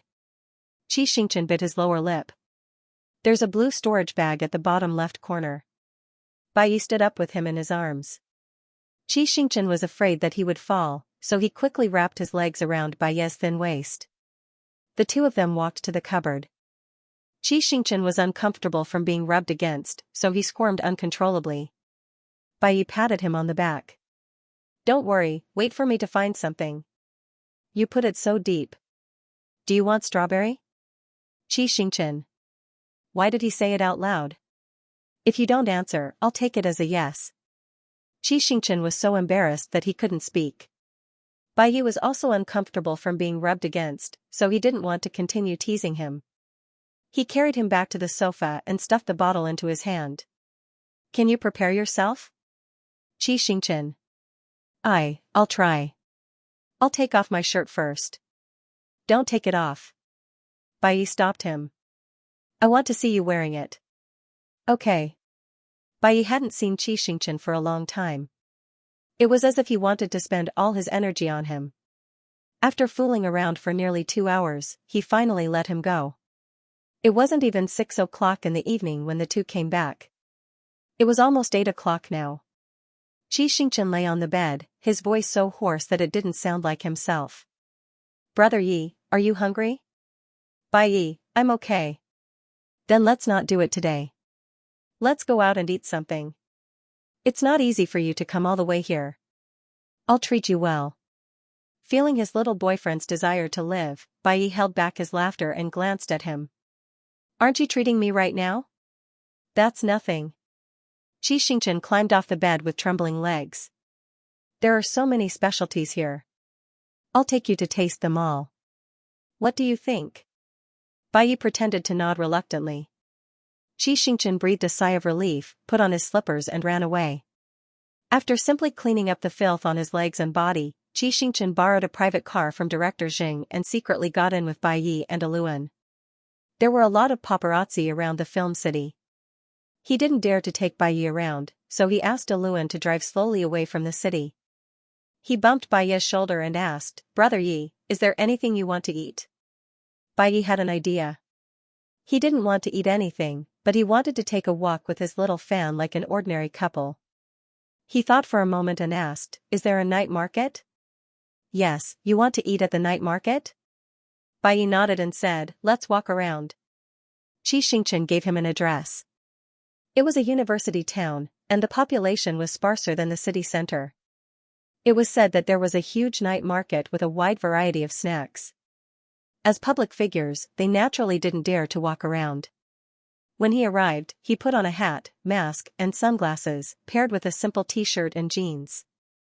At first glance, he looked no different from an ordinary university hunk. We won't be recognized, right? Xianxia was still worried. Why don't we go to a better restaurant? It's okay. Bai shook his head. It's fine if you recognize it, as long as it doesn't cause any negative effects. Seeing that Bai did not care, Xianxia's mind became more active. Ever since he transmigrated into this world, the food that he ate every day was not only delicacies, but also top-grade ingredients. With Xianxia's instructions, he didn't even eat the bento boxes on set. To be honest, he kind of missed the not-so-exquisite food at the snack stall. All kinds of junk food flashed through his mind. He couldn't help but secretly swallow his saliva. Bai saw that useless look and smiled as he told Aluan to prepare more change. Aluan did as he was told. What happened next was, the boss and the lady boss ate a pancake, the boss and the lady boss drank a cup of milk tea, the boss and the lady boss ate a bowl of hot and sour noodles, the boss and the lady boss bought 10 skewers, gave him 3, and ate half of the remaining 7 skewers. You get 3, Xianxia gets 4. Isn't that good? Aluan asked with tears in his eyes. Bai stretched out a finger and shook it. No, it's not fair. Then buy a few more. You're not short of money. Bai frowned. Do you not want to eat skewers? So Aluan chose to shut up. The essence of the night market was to walk slowly and eat slowly. Xianxia ate while his eyes greedily lingered on the other food. As he walked, he suddenly felt someone touch the back of his hand. Before he could react, Bai put his left hand in between his fingers and interlocked their fingers. Xianxia quickly blocked their hand with his body. He shook his arm but couldn't shake it off. He said anxiously, "Let go. We'll be seen." "I'm not afraid. Look all you want." Bai raised his eyebrows indifferently. Two men holding hands on the street will definitely be scolded. He couldn't bear to see Bai being pointed at. No one can deprive us of the same rights as ordinary couples just because we're the same sex. Bai pulled him forward. "Let's go. I want to go on a date with you." Xianxia was a little stunned when he said the word date. He recalled the bits and pieces of their time together. Bai confessed to him, kissed and caressed him, announced their relationship in front of hundreds of millions of people, and did the most intimate things for him and his family, but he had never gone on a date. Due to his identity, he came and went in a hurry every time he went to a public place. Xianxia was moved by his words. He didn't care if he would be scolded. He held his hand and walked with him openly. Aluan followed behind. He was jealous and scared. There weren't many people in the night market at 9 o'clock. Boys and girls who had just finished self-study or playing basketball were in groups of 3 or 5. Bai was tall and easily attracted the attention of the students. They glanced sideways at him. Naturally, they saw the two holding hands. Two guys? Am I seeing things? F***ck, are they gay? Wow, the one on top has such a strong aura. The one on the bottom is so cute. I'm dying of cuteness. Why are all the handsome guys together? Can't they be kind and give some to the single dogs? They're wrapped up so tightly. How can you tell that they're handsome? Their clothes and aura. A handsome guy's handsomeness comes from his pores and hair. Hiss. Why do I feel that they look familiar?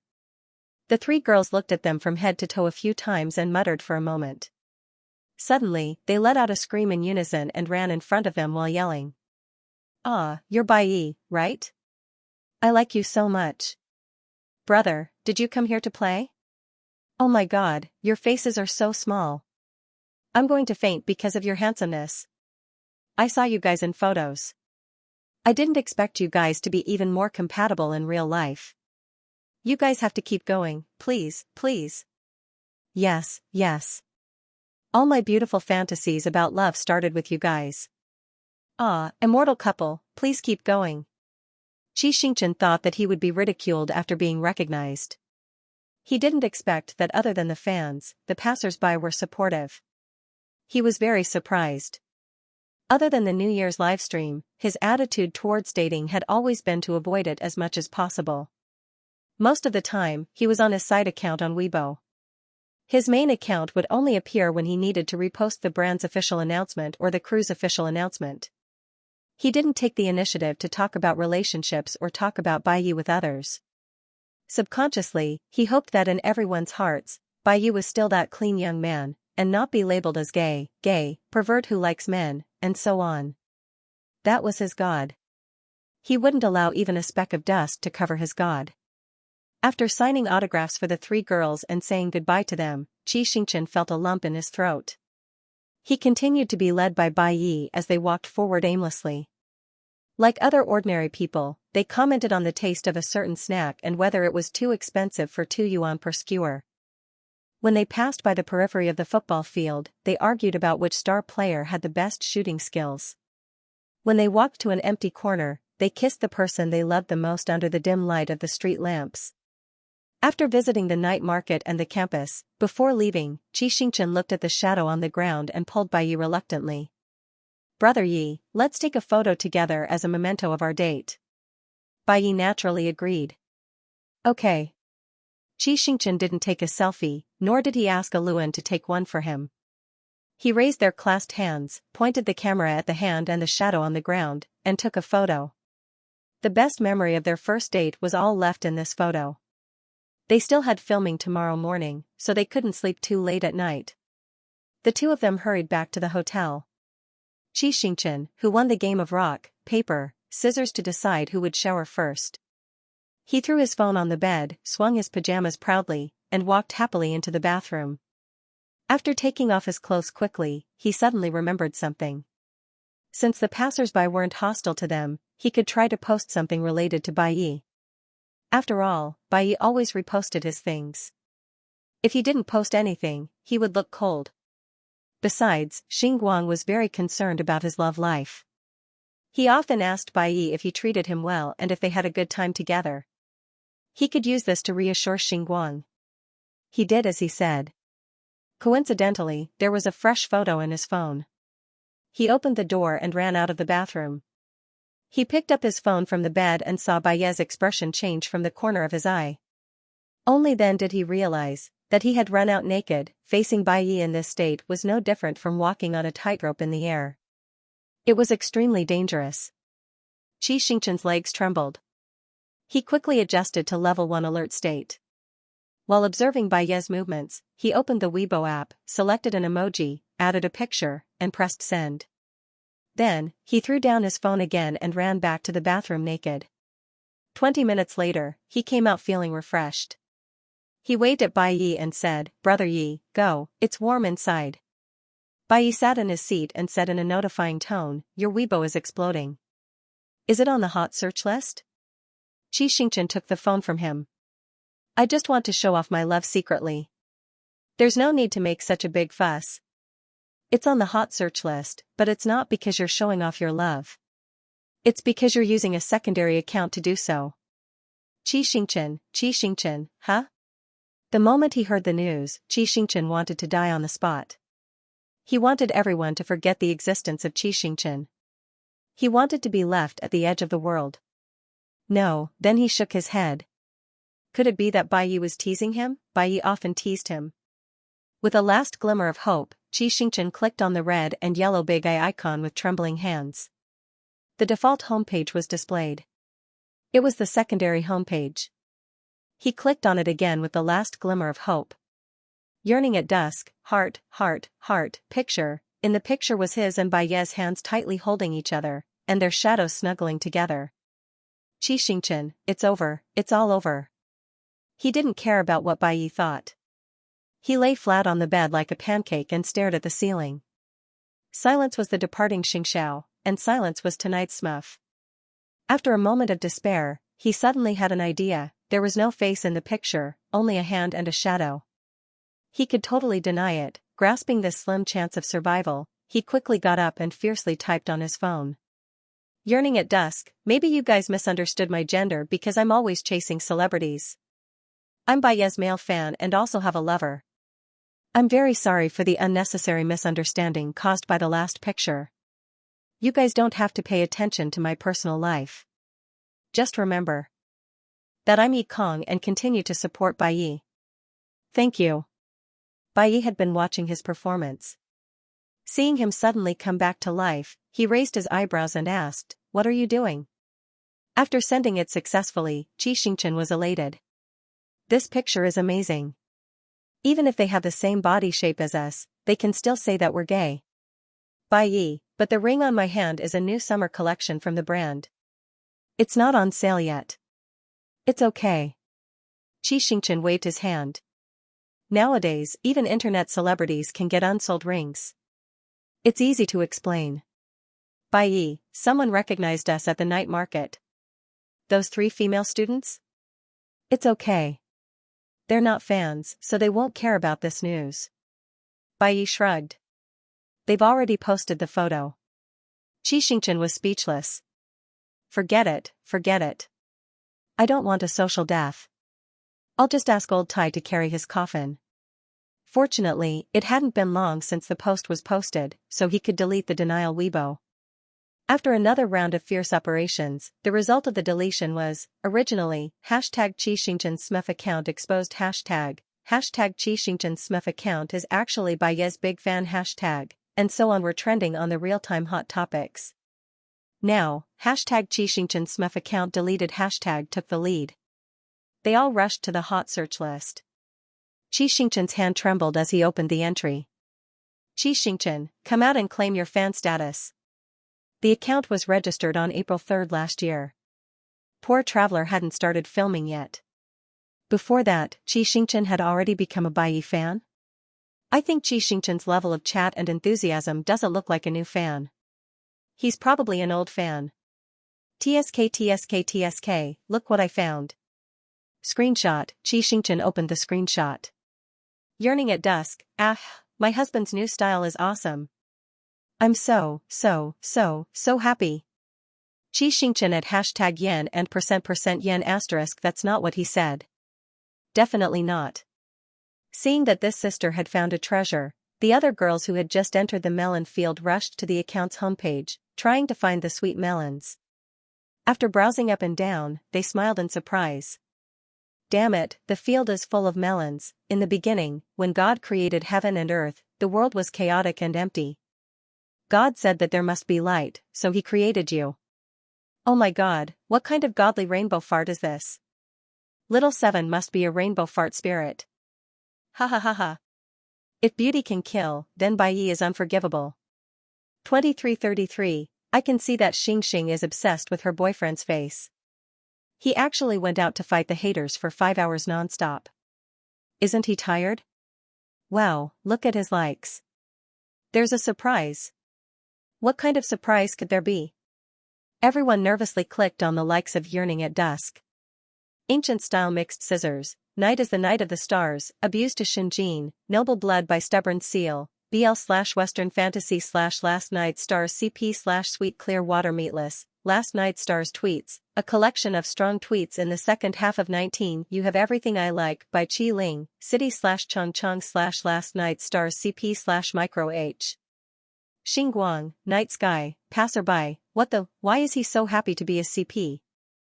A CP fan commented, he doesn't just like these things. He even asked me and my 2 sisters for doujinshi. Other CP fans, he's pretty good at finding resources. Don't be surprised. Did you guys see what he wrote just now? He deleted it too quickly so I didn't see it. I saw it, ha ha ha ha ha. DBQ, I know I shouldn't laugh, but I really want to laugh. He actually tried to deny it just now. F*CK, ha ha ha ha ha. The comment section was instantly filled with laughter. Xianxia felt that his IQ had been greatly insulted. He pulled a long face and glanced at the comments one last time. Hey, did you guys notice that when he denied it, he said that he hoped everyone would support Bai Yi and not Last Night's Stars? Yes, and the pictures he posted were all of Bai Yi alone. He didn't mention a word about himself from the beginning to the end. When he announced his relationship, his account disappeared and didn't appear again. I can tell that he's not pretending not to ride on Bai Yi's popularity. He really doesn't want to ride on Bai Yi's popularity. He must love Bai Yi very much. After turning off his phone, Xianxia curled up in the left corner of the bed. He looked lonely, cold, and lonely. Bai Yi knew that he was autistic. He pinched his face and comforted him. There's nothing bad in your alternate account. It doesn't matter if you're found out. How do you know that there's nothing bad in my alternate account? There were all kinds of flattery and crazy comments. It was super embarrassing. Of course I know, Bai Yi said. I saw the content of your alternate account. Xianxia, brother, aren't you busy? Where did you find the time to look at this stuff? Xianxia felt that his face was suddenly far away from him. His face was numb. However, Bai Yi still persevered and asked, so you've been calling me hubby for a long time. Why is it so difficult for you to call me that now? Xianxia.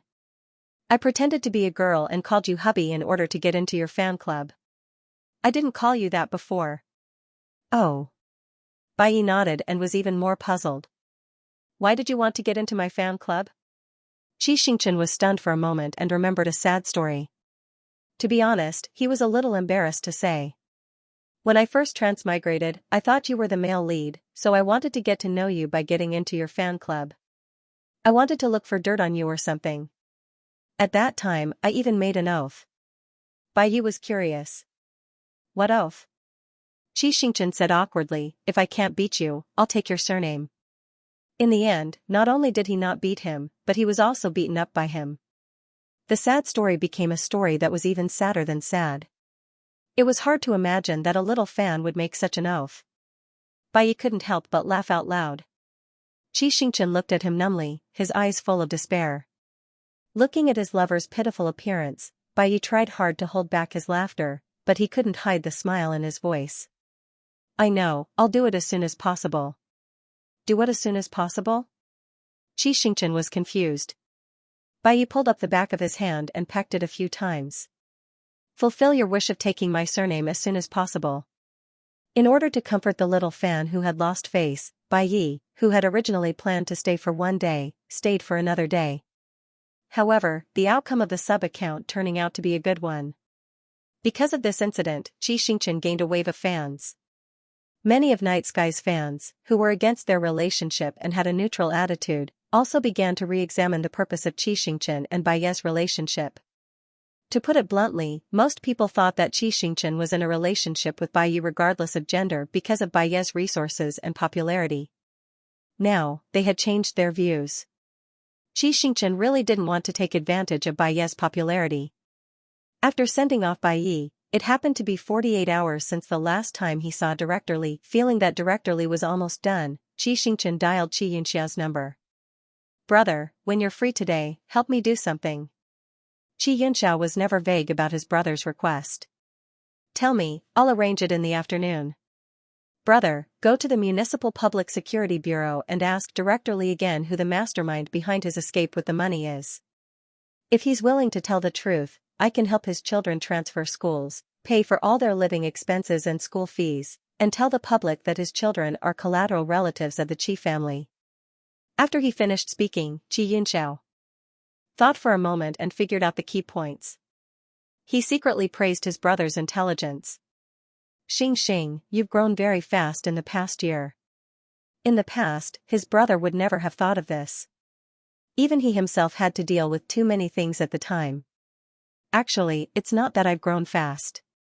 Xianxia took a deep breath. Something went wrong. I'll tell you one by one in the future.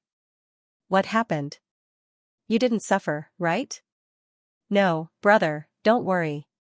After proving to Xianxia that he really didn't suffer, Xianxia returned to the set and continued to film. At 4:00 in the afternoon, he received a reply from Xianxia as promised. As he expected, Director Li really relented and confessed that he was forced by Su Changlin to escape with the money. Hearing the name Su Changlin, Xianxia felt that it was very familiar, as if he had heard it somewhere before. After thinking carefully for a while, he remembered that 2 days ago, Director Jiang had asked him if he had sent someone to investigate Su Xing's case. At that time, he denied, so Director Jiang guessed that it might be Su Xing's father who did it. The name seemed to be Su Changlin. Xianxia was well aware of the deep hatred between him and Su Xing. Did Su Changlin want to take revenge on him, so he took revenge on the Qi family? Was the fire at the Qingqing shopping center also caused by Su Changlin? But Su Xing's case happened almost a year ago. If he wanted to take revenge, he would have done it a long time ago. Why wait until now? The more Xianxia thought about it, the more confused he became. In the end, he decided to ask someone to find Su Changlin and ask him face to face. If Su Changlin really wanted to take revenge, he would take revenge on him alone. He didn't want to involve the Qi family. If he didn't just want to take revenge, he had to get some useful information from Su Changlin. He didn't know Su Changlin, nor did he hear from his brother that he knew this person, so he could only ask Director Jiang for help. He was afraid that Su Changlin would refuse to meet him, so he specifically told Director Jiang to find an excuse to get Su Changlin to the police station and not reveal his existence. Director Jiang agreed immediately. It was a good thing that he could find Su Changlin, which meant that he finally found a breakthrough and didn't need to be anxious. Xianxia was slightly relieved. At night, while waiting for Director Jiang's news, Xianxia crossed his legs on the bed and had a video call with Bai. After chatting for a while, Bai looked at his face through the camera. You have been smiling since the beginning of the video call. Did something good happen after I left? Something good happened, Xianxia thought. Of course, he was happy that there was progress in his family. However, he couldn't tell the truth. Bai was already very busy. He didn't want Bai to worry about his family, so he made up an excuse. Today's filming was super smooth. Basically, it was completed in 2 or 3 takes. Yay! Because of that. Bai smiled and said, I thought you were starting to recover after seeing the popularity of the alternate account. Xianxia, why did she have to bring it up? He had almost forgotten about it. Seeing that he didn't answer, Bai asked the question that he had been holding back for 2 days. Baby, when you were chasing me in real life, did you also flatter me so much? No. Xianxia shook his head. I was busy with my life and studies, so I didn't have much time to play with my phone. About once every 2 days, I would check Weibo to see if there were any new updates or photos of you. I rarely commented. I was a Buddhist fan. Then you're so good at flattering now. Did you learn it on the spot? No, Xianxia said matter-of-factly. I just say what I think. It's very simple. As soon as he finished speaking, Xianxia realized that he had said something inappropriate. He quickly changed the topic. However, Bai didn't plan to let him go. Are those flattering words your real thoughts? Xianxia was very fierce. So what if they are? Nothing. I'm just surprised at how much you like me. Bai clicked his tongue. So it's that deep. Isn't the purpose of an idol's existence to be liked by fans? Can't I be a little bit infatuated? Can't I be a little deeper? Sure. Whatever. Bai didn't know whether to laugh or cry at his twisted logic. He quickly comforted his fierce lover. His good attitude made the angry kitten's tone a little better. After chatting for a while, the two saw that it was almost time. They hung up and went to take a shower together. Before going to bed, they called to say goodnight again. In order to synchronize their sleep, they often took a shower and washed their clothes at the same time. Over time, it became a tacit understanding between the two of them. Before entering the bathroom, Xianxia glanced at his phone. He didn't see a message from Chief Jiang. Instead, he saw Bai's new post. Bai, when you were deeply infatuated with me, I was also infatuated with you. Xianxia couldn't help but smile. He knew who the you in Weibo was. He, Xianxia, would never change his name. He, Xianxia, was one. He rubbed his stiff face and took his clothes into the bathroom. Halfway through the shower, his phone suddenly rang. He was afraid that it was Chief Jiang. He put on a bath towel and ran out. However, it wasn't the person he was waiting for. It was Chiyuji. His sister, who was always gentle, sounded a little nervous. Xing, go home. Dad was invited by the CSRC for tea. Xianxia was stunned for a moment before he realized that Grandpa Qi must have been summoned to the CSRC to cooperate with the investigation. As the chairman of a listed company, there was a risk of being summoned for questioning. If it was only because of this, Chiyuji would not panic. Things must be more serious than he thought. Unable to get anything out of him over the phone, Xianxia comforted his sister and quickly asked for leave from Director Zheng. The exposure of the Smith account had created a wave of popularity for Red Sunday. Director Zheng was happy and immediately promised, "You can go anywhere you want. Just be back in half a month. I'll shoot the supporting roles and the female lead scenes first." Who would have thought that his prophecy would come true? Xianxia really did leave for half a month. The situation at home was urgent. He did not have time to take his things and hurried to the airport. It was almost dawn when he arrived home. The huge living room was empty except for Chiyuji, who was curled up in the corner of the sofa with a shawl. Her eyes were closed, but her eyebrows were tightly knitted together. Even when she was sleeping, she was very restless. Xianxia took off his coat and gently put it on his sister. Just as he took out his phone and was about to call his brother, his arm was held by a cold hand. Xing, you're back. Why didn't you call your sister? Xianxia held her hand. I just arrived. Have you been waiting here for the whole night? Yes. Chiyuji sat up and tidied her messy hair. I can't sleep if you and my brother don't come back. Brother? Xianxia frowned. Was my brother called away too? No, he went to ask about Dad. Actually, if it wasn't for him not replying, I wouldn't have asked you to come back. Chiyuji had a little contact with the business of the company, but she did not know about the upper management. The two pillars of the family were not by her side, so she could only ask her brother to come back. Seeing his sister's pale face, Xianxia patted her back and got up to get a cup of hot water. Don't say that. I'm also a member of the Qi family. Tell me about Dad's situation. Qi Yuji took the water and held it in her hand. A few days ago, some investors and the CSRC reported that the Qi Corporation was maliciously short-selling and releasing false information. After we heard the news, we immediately prepared the information to deal with the investigation. Who knew that after the people from the Securities Regulatory Commission came, they didn't even check and directly took Dad away. The law enforcement officers of the Ministry of Public Security came along with them. Public Security Department, did they file a case? Short selling refers to the behavior of stockholders who expect the market to fall in the future and sell the stocks they currently hold.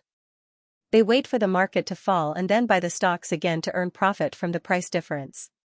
Malicious short selling generally refers to the manipulation of the market by fabricating and spreading false information to expand bearish expectations.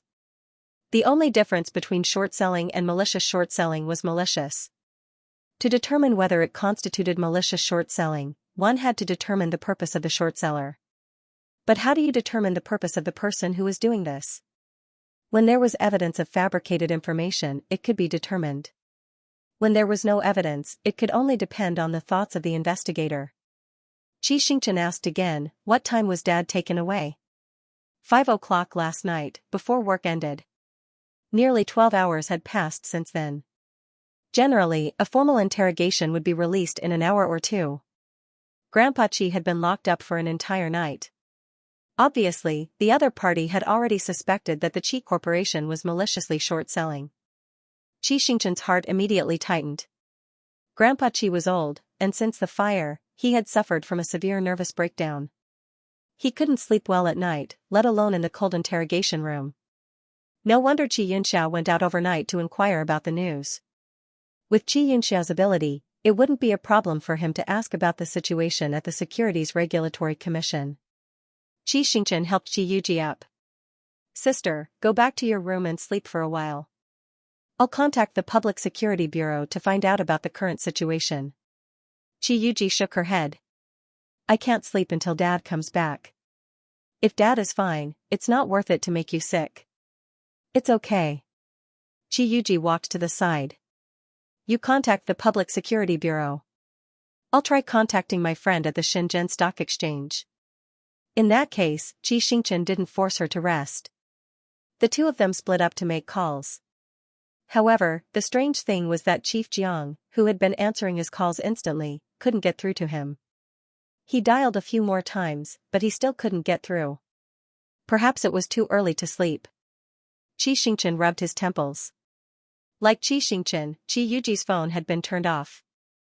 Unable to get any information, the two of them could only sit back on the sofa and wait anxiously for news from their brother.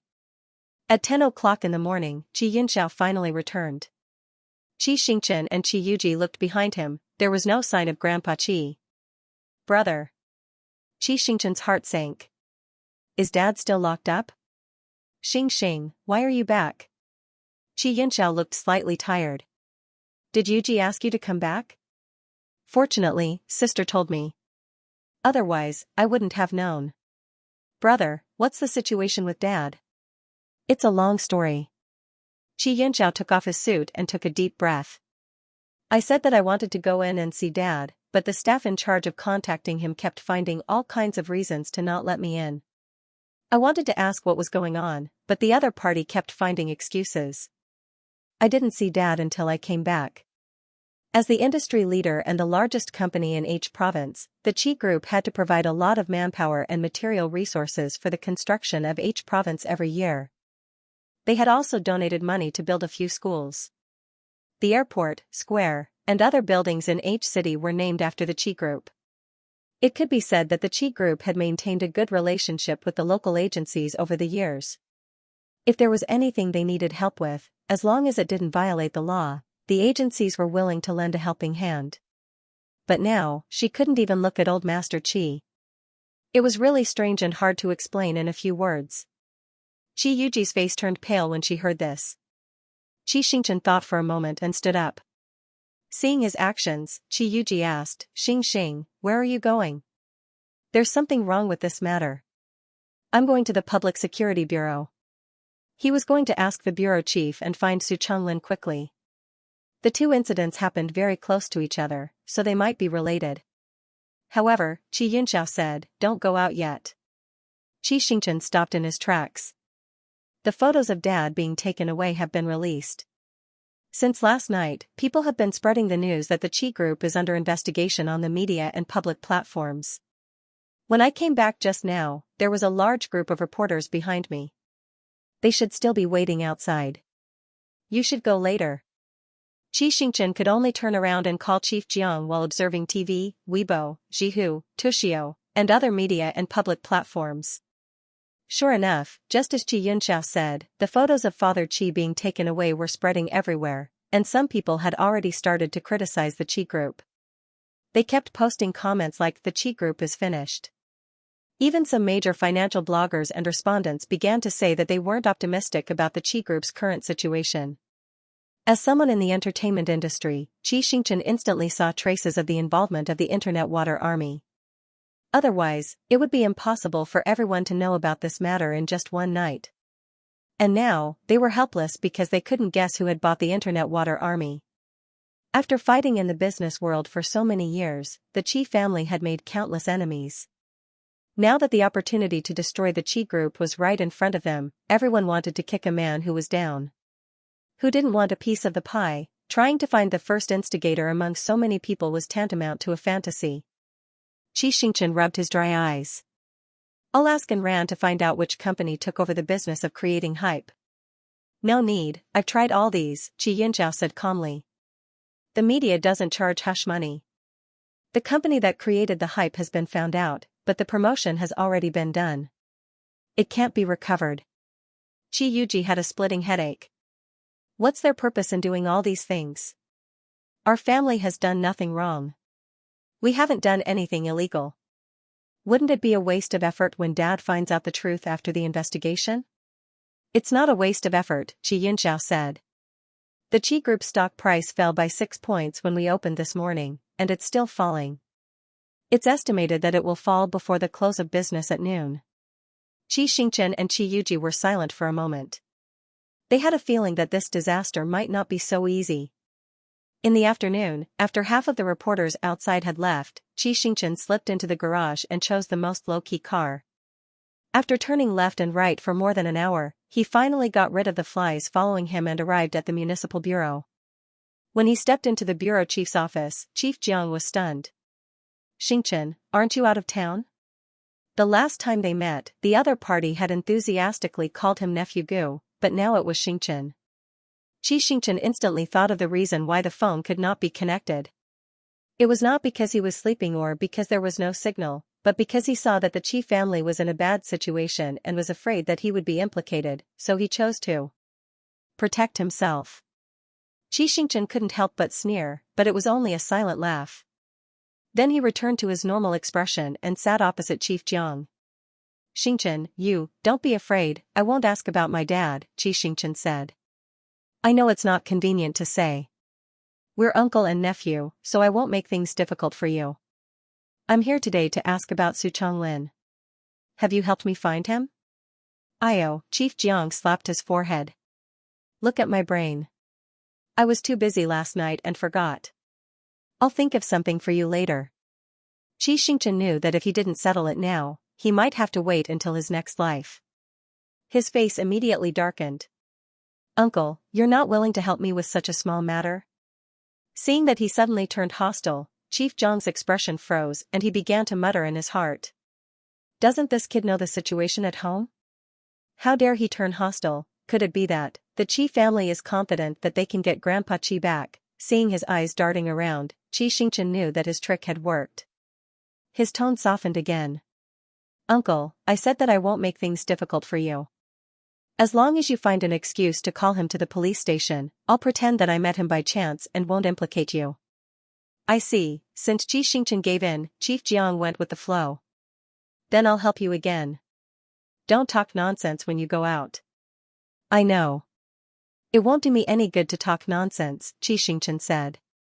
After reaching an agreement on this issue, Xianxia didn't want to be an eyesore and quickly found an excuse to leave. On the way home, he took a look at the market. Just as Xianxia had expected, the Qi group had indeed fallen in a straight line. Moreover, they were suppressed by more than 300,000 orders and probably wouldn't be able to get up tomorrow. However, as long as there was a tempting low price, there would always be people who would buy it. After falling for a period of time, institutions and individual investors would feel the price in their hearts and would enter the market to buy at the bottom. After understanding some financial knowledge, he wasn't particularly worried about this. Who would have thought that this time, he was completely wrong? That night, the news that the Qi Group's products weren't up to standard, that many branch companies were suspected of false bidding, and that the financial reports were falsified suddenly spread all over the internet overnight. If one often walked by the river, how could one's shoes not get wet? The Qi Group had been in business for so many years, and there would always be mistakes in some aspects that led to the quality of the products not reaching standards. It was inevitable that there would be omissions and mistakes in the financial reports. Regarding these problems, the Qi Group had corrected them as soon as possible after the incident. However, now that they were brought up, it was inevitable that the majority of investors would be suspicious due to the mixture of real and fake news. In addition, Old Master Qi had left and never returned. Even if the Qi family's official response was that the incident was under investigation and that it would take a lot of time because of the company's size, it still caused investors to panic. The investors' panic increased the market's bearish outlook, and the increase in bearish outlook expanded the investors' panic. Under the vicious cycle, investors sold in large quantities, and the Qi Group's stock price continued to fall. What was even more frightening was that after Xianxia finally spent money to block all the emails, the tax authorities suddenly received an anonymous report. In the email, the other party said that the emails of several subsidiaries of the Qi Group didn't match the tax system, that they had evaded taxes and falsified accounts, and that there was some evidence of electronic coupons. The tax issue was a big problem. The moment they received the report, the tax bureau drove to the entrance of the Qi Group. The chairman had already been taken away by the CBRC to cooperate with the investigation, so they took away the other person in charge of the Qi family, Xianxia. It was impossible for the tax authorities to not attract attention. They were even faster than Qi Xiaoming. Almost at the same time, the image of Xianxia being taken away appeared on the headlines of various financial news.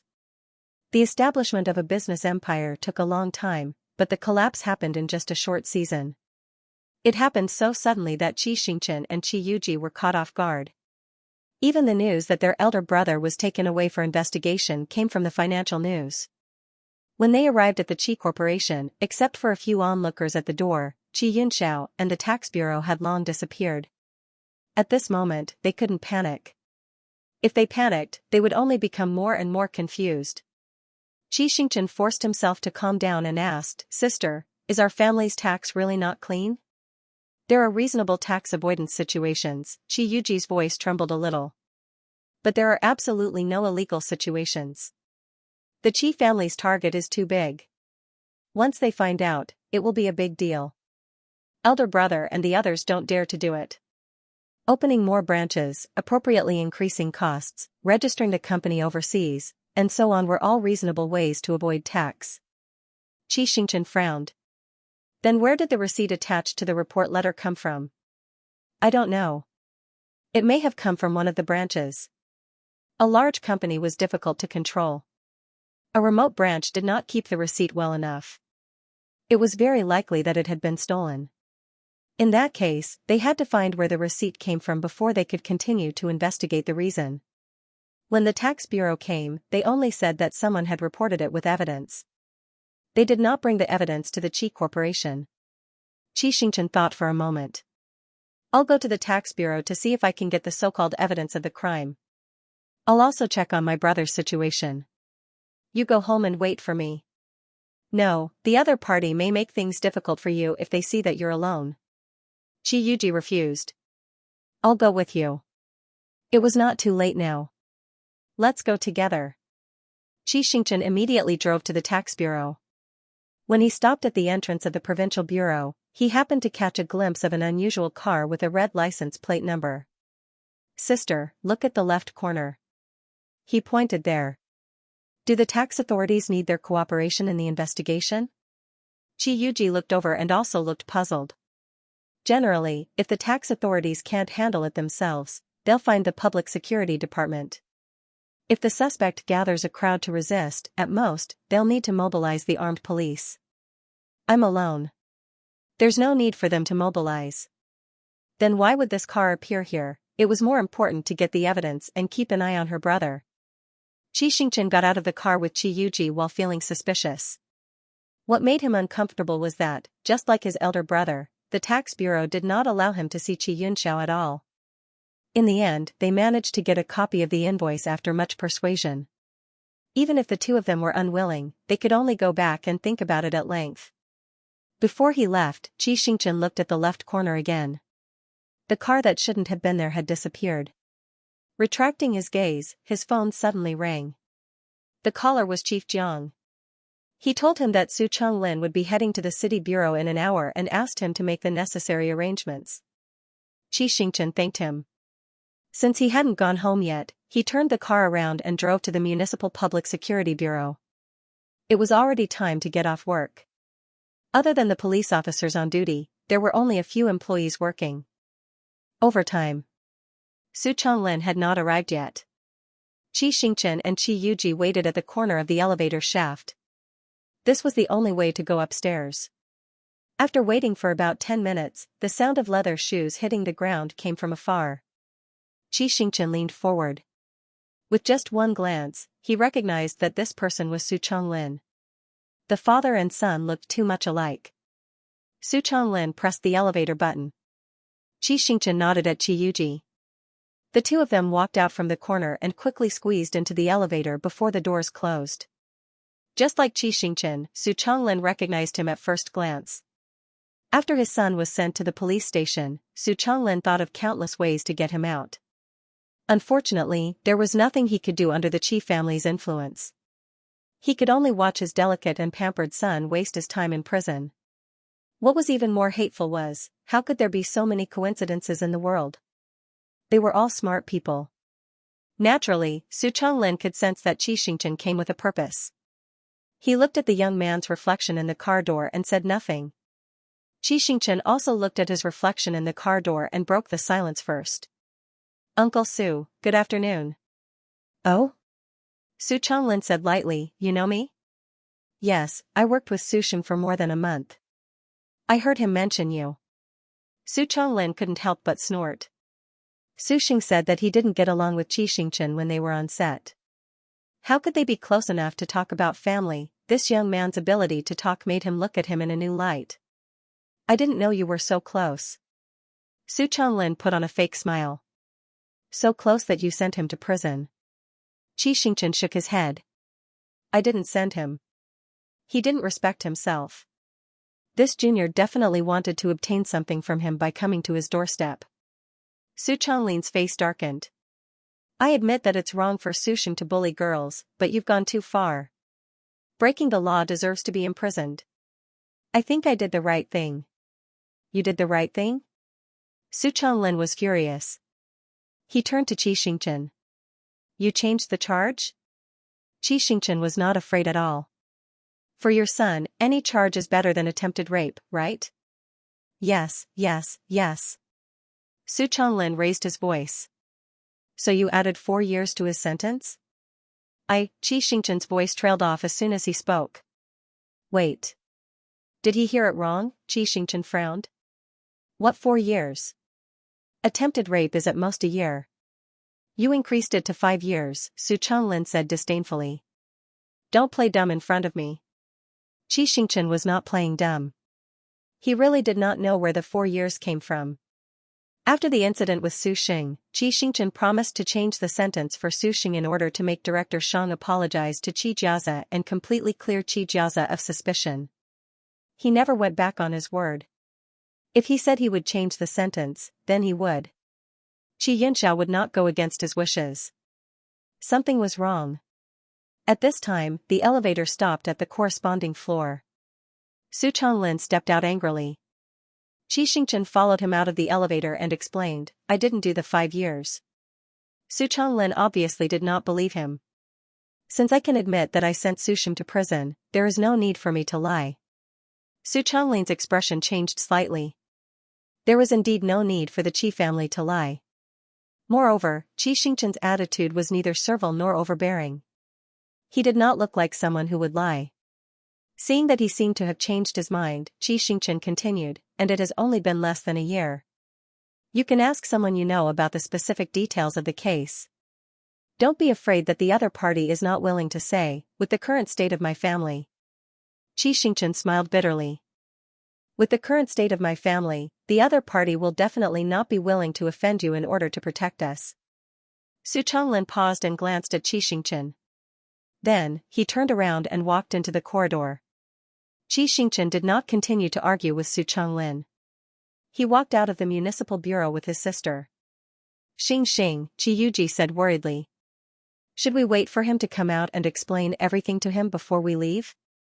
Qi Xingqian opened the car door for her. No, he will contact me when the time comes. Why are you so sure that he will contact you? Compared to us, he wants to know who set his son up more, Qi Xingqian said. And Su Xing is the kind of person who will never let himself be taken advantage of. His father will only be more powerful. If he knows that his son is being used as a tool, he will definitely ask me about it. For some reason, Qi Yuji felt that her brother was very reliable now. She nodded and sat in the passenger seat obediently.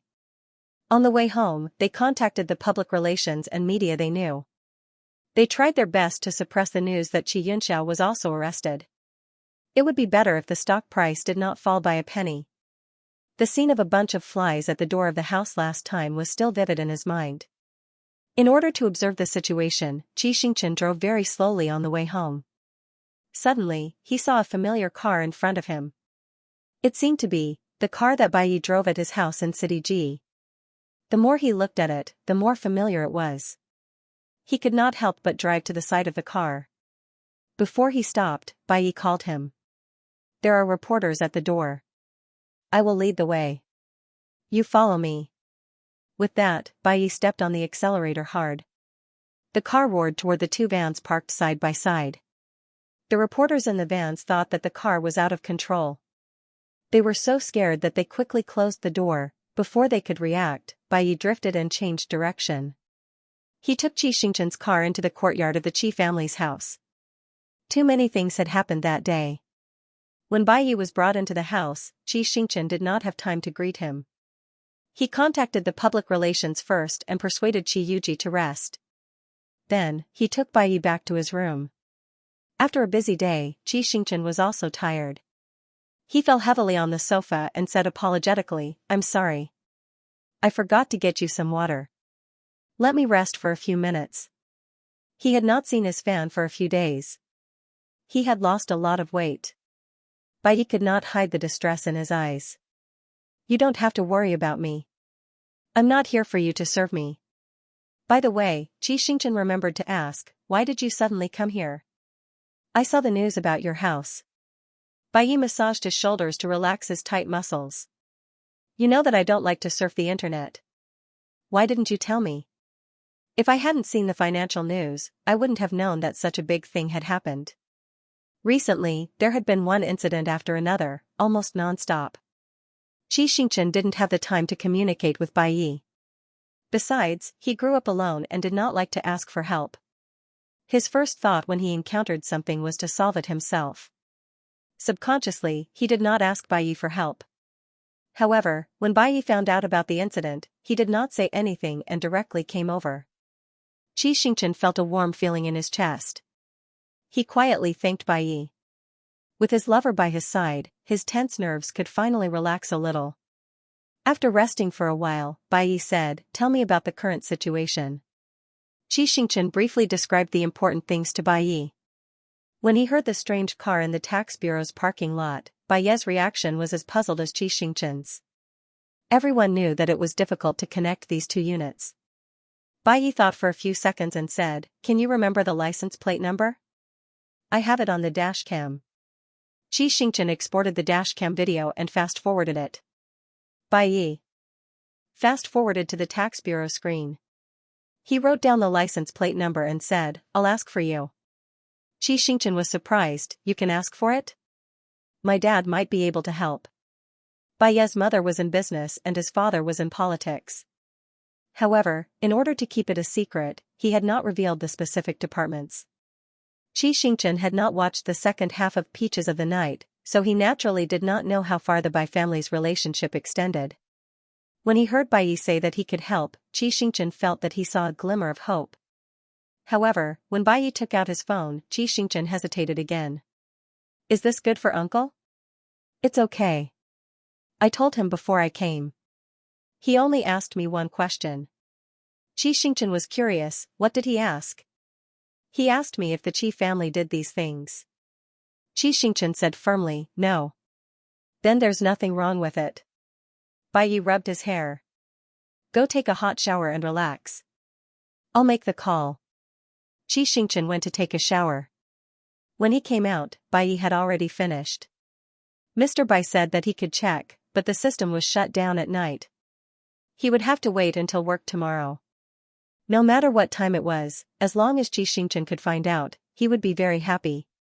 While he calmed down, Bai Yi coaxed him to eat something. Otherwise, his body would collapse and he wouldn't be able to deal with the upcoming difficulties. Unfortunately, after the two of them went to bed, Xianxia's eyes were open and he still couldn't fall asleep. Bai Yi gently hugged him. Tell me if there's anything you can't solve. It's nothing, Xianxia said in a low voice. After Dad and brother were taken away, the Qi Corporation has no one in charge. I don't know how chaotic the company will be. Moreover, some of the businesses that are in process can't be stopped. I have to order the subsidiary company to check the pornographic information. I have to stay at the company tomorrow. I don't know how to arrange the time to do other things. If it was like Grandpa Qi and Qi Yunxiao before, when they went on a business trip together, the company could be handed over to their left and right hands for a few days. Xianxia was different. He had never been to the company, so he didn't know who was trustworthy and who wasn't. He even had to be on guard against people who wanted to take advantage of the Qi Corporation's difficulties to deceive him and profit from it. Bai Yi could imagine how serious the current situation was. He suggested, how about this? You stay at the company and leave the things that need to be done outside to me. Many things that were half done would not be as effective as continuing to do them themselves if they were handed over to others. However, given this situation, it seemed that this was the only way. Xianxia sighed. With Bai Yi in his arms, this was the only time he didn't have nightmares in the past few days. After getting up in the morning and washing up with Bai Yi, Xianxia opened the door and wanted to ask the chef to prepare breakfast. When he went downstairs, he saw Qi Yuji wearing a black suit and trousers with her hair tied up behind her head. She was barefaced and didn't wear any jewelry on her neck, wrists, or ears. She was checking the things in a folder. As the pampered daughter of the Qi family, Qi Yuji had all the habits that a socialite should have. She usually chose expensive and beautiful clothes to wear, especially high-end dresses. She was armed from head to toe with accessories. Her hair was always maintained to be bright and lustrous. Her nails changed every few days, and even her toes shone with exquisite light. Xianxia had never seen her dressed so plainly and valiantly. Sister, Xianxia walked over tentatively.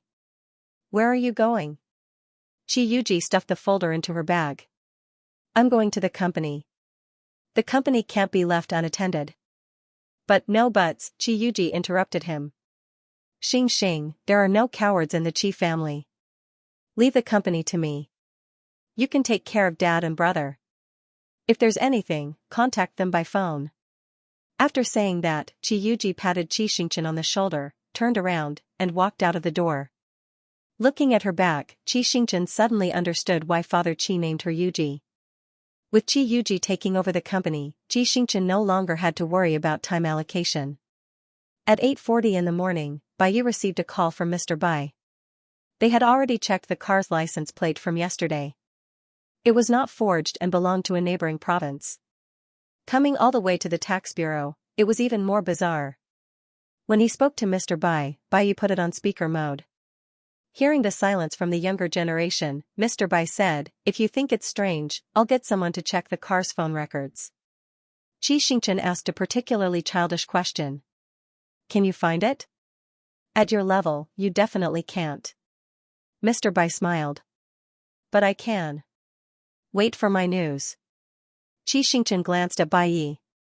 Bai quickly looked down and pretended not to hear anything. Bai had just hung up when Xianxia's phone vibrated again. It was a text from an unknown number.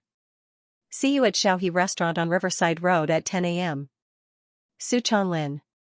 Su Changlin had indeed contacted him. It seemed that his analysis yesterday was correct.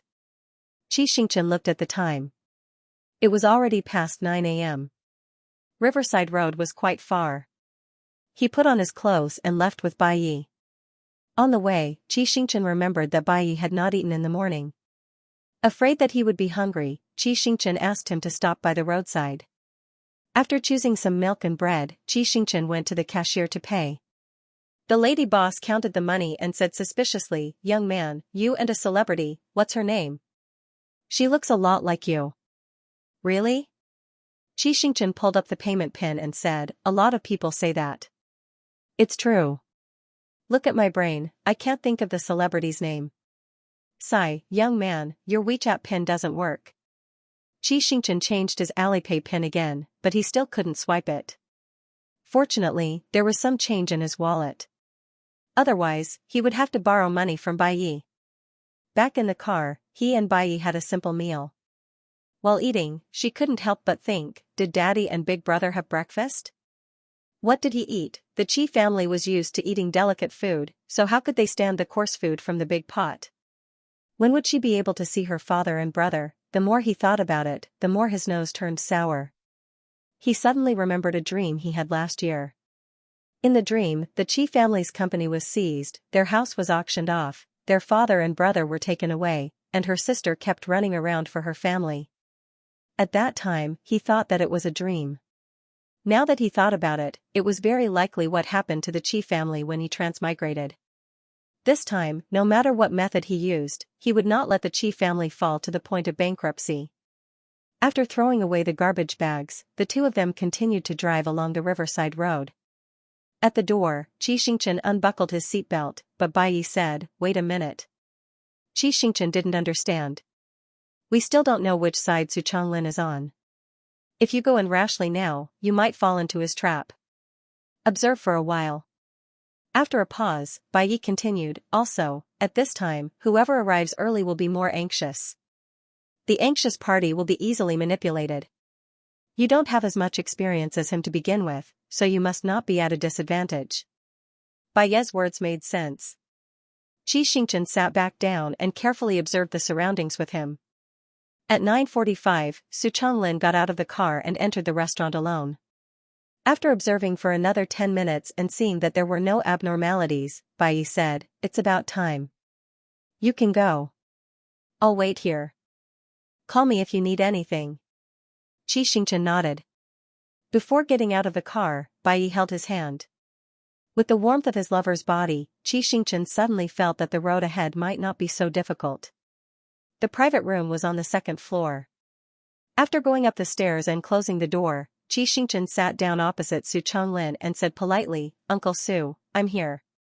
Su Changlin's face was dark. "Didn't the Chi family teach you to arrive early when talking to the elders?" "Sorry, there was a traffic jam on the way." Xianxia said indifferently, "And I'm not late." Su Changlin waved his hand. "Forget it. I won't argue with the younger generation. I checked yesterday. The Chi family was the one who changed the charge to fraud, but then someone increased the amount involved, and the sentence was increased to 5 years. Do you have any clues?" Xianxia frowned. "I don't have any clues for now. But if I'm not wrong, the purpose of increasing the amount is to make you mistakenly think that I increased Su Sheng's sentence and use your revenge mentality to deal with the Chi family." Su Changlin sneered. "What a good way to kill with a borrowed knife." Hearing the resentment in his voice, Xianxia changed the topic. "That's right. It's equivalent to selling you out. You have to count the money for the other party." Su Changlin's face was even worse. He clenched his fists on the table so hard that the veins on the back of his hands bulged. When they were on set, Xianxia knew that Su Sheng's father was a nouveau riche who owned a mine. Generally speaking, this kind of person had a bad temper. Xianxia took the opportunity to ask, "Do you have any suspects in mind? For example, who asked you to ask Director Li to run away with the money?" Yes, it's funny. Su Changlin gritted his teeth. It's the woman that my unfilial son wanted to bully. The woman that Su Sheng wanted to bully. The moment he heard these words, Qi Xingchen blacked out. He felt that it was unbelievable, but also reasonable. It's really her. Qi Xingchen calmed down for a moment. You're talking about Tao Tao, right? Yes. Then I have something to ask you.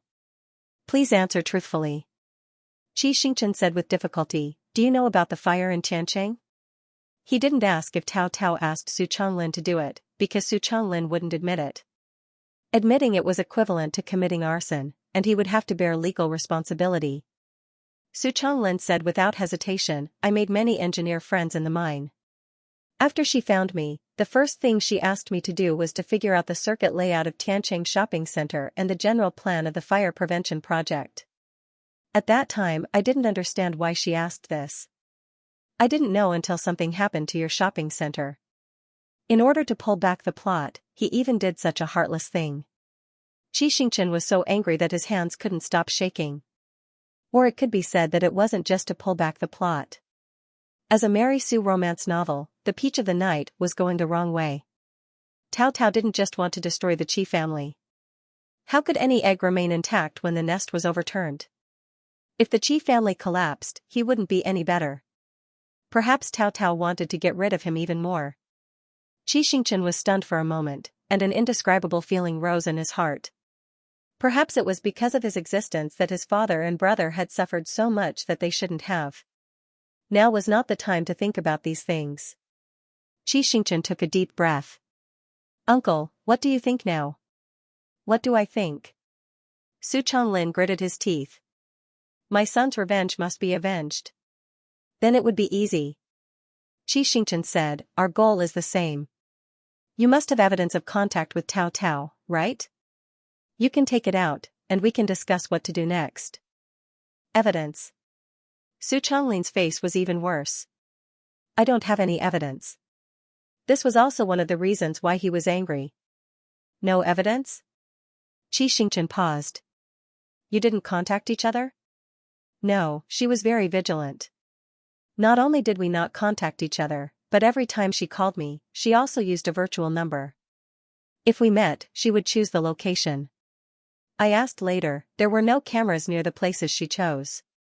He thought that he could seize the opportunity to turn the tables, but he didn't expect to be even more desperate. Qi Xingchen couldn't control himself for a moment, and his shoulders slumped. Then, he heard Su Changlin say, but after the last time we met, I saw her get into a white car with a red license plate. The license plate number was. Qi Xingchen didn't understand how Tao Tao increased Su Sheng's sentence with her power alone, and how the relevant departments paid attention to the Qi family. After talking with Su Changlin, he now understood everything. Now the two of them were in the same boat. Only by working together could they possibly defeat Tao Tao. Qi Xingchen asked Su Changlin to send him the call records, regardless of whether it was a virtual number or not. Then he contacted his engineer friend to see if he could find evidence of Tao Tao hiring arson. He was responsible for investigating the car Tao Tao got into. When they left the restaurant, in order to prevent reporters from following them and accidentally exposing the news of their meeting, Su Changlin left first, and Qi Xingchen waited for more than 20 minutes before going out.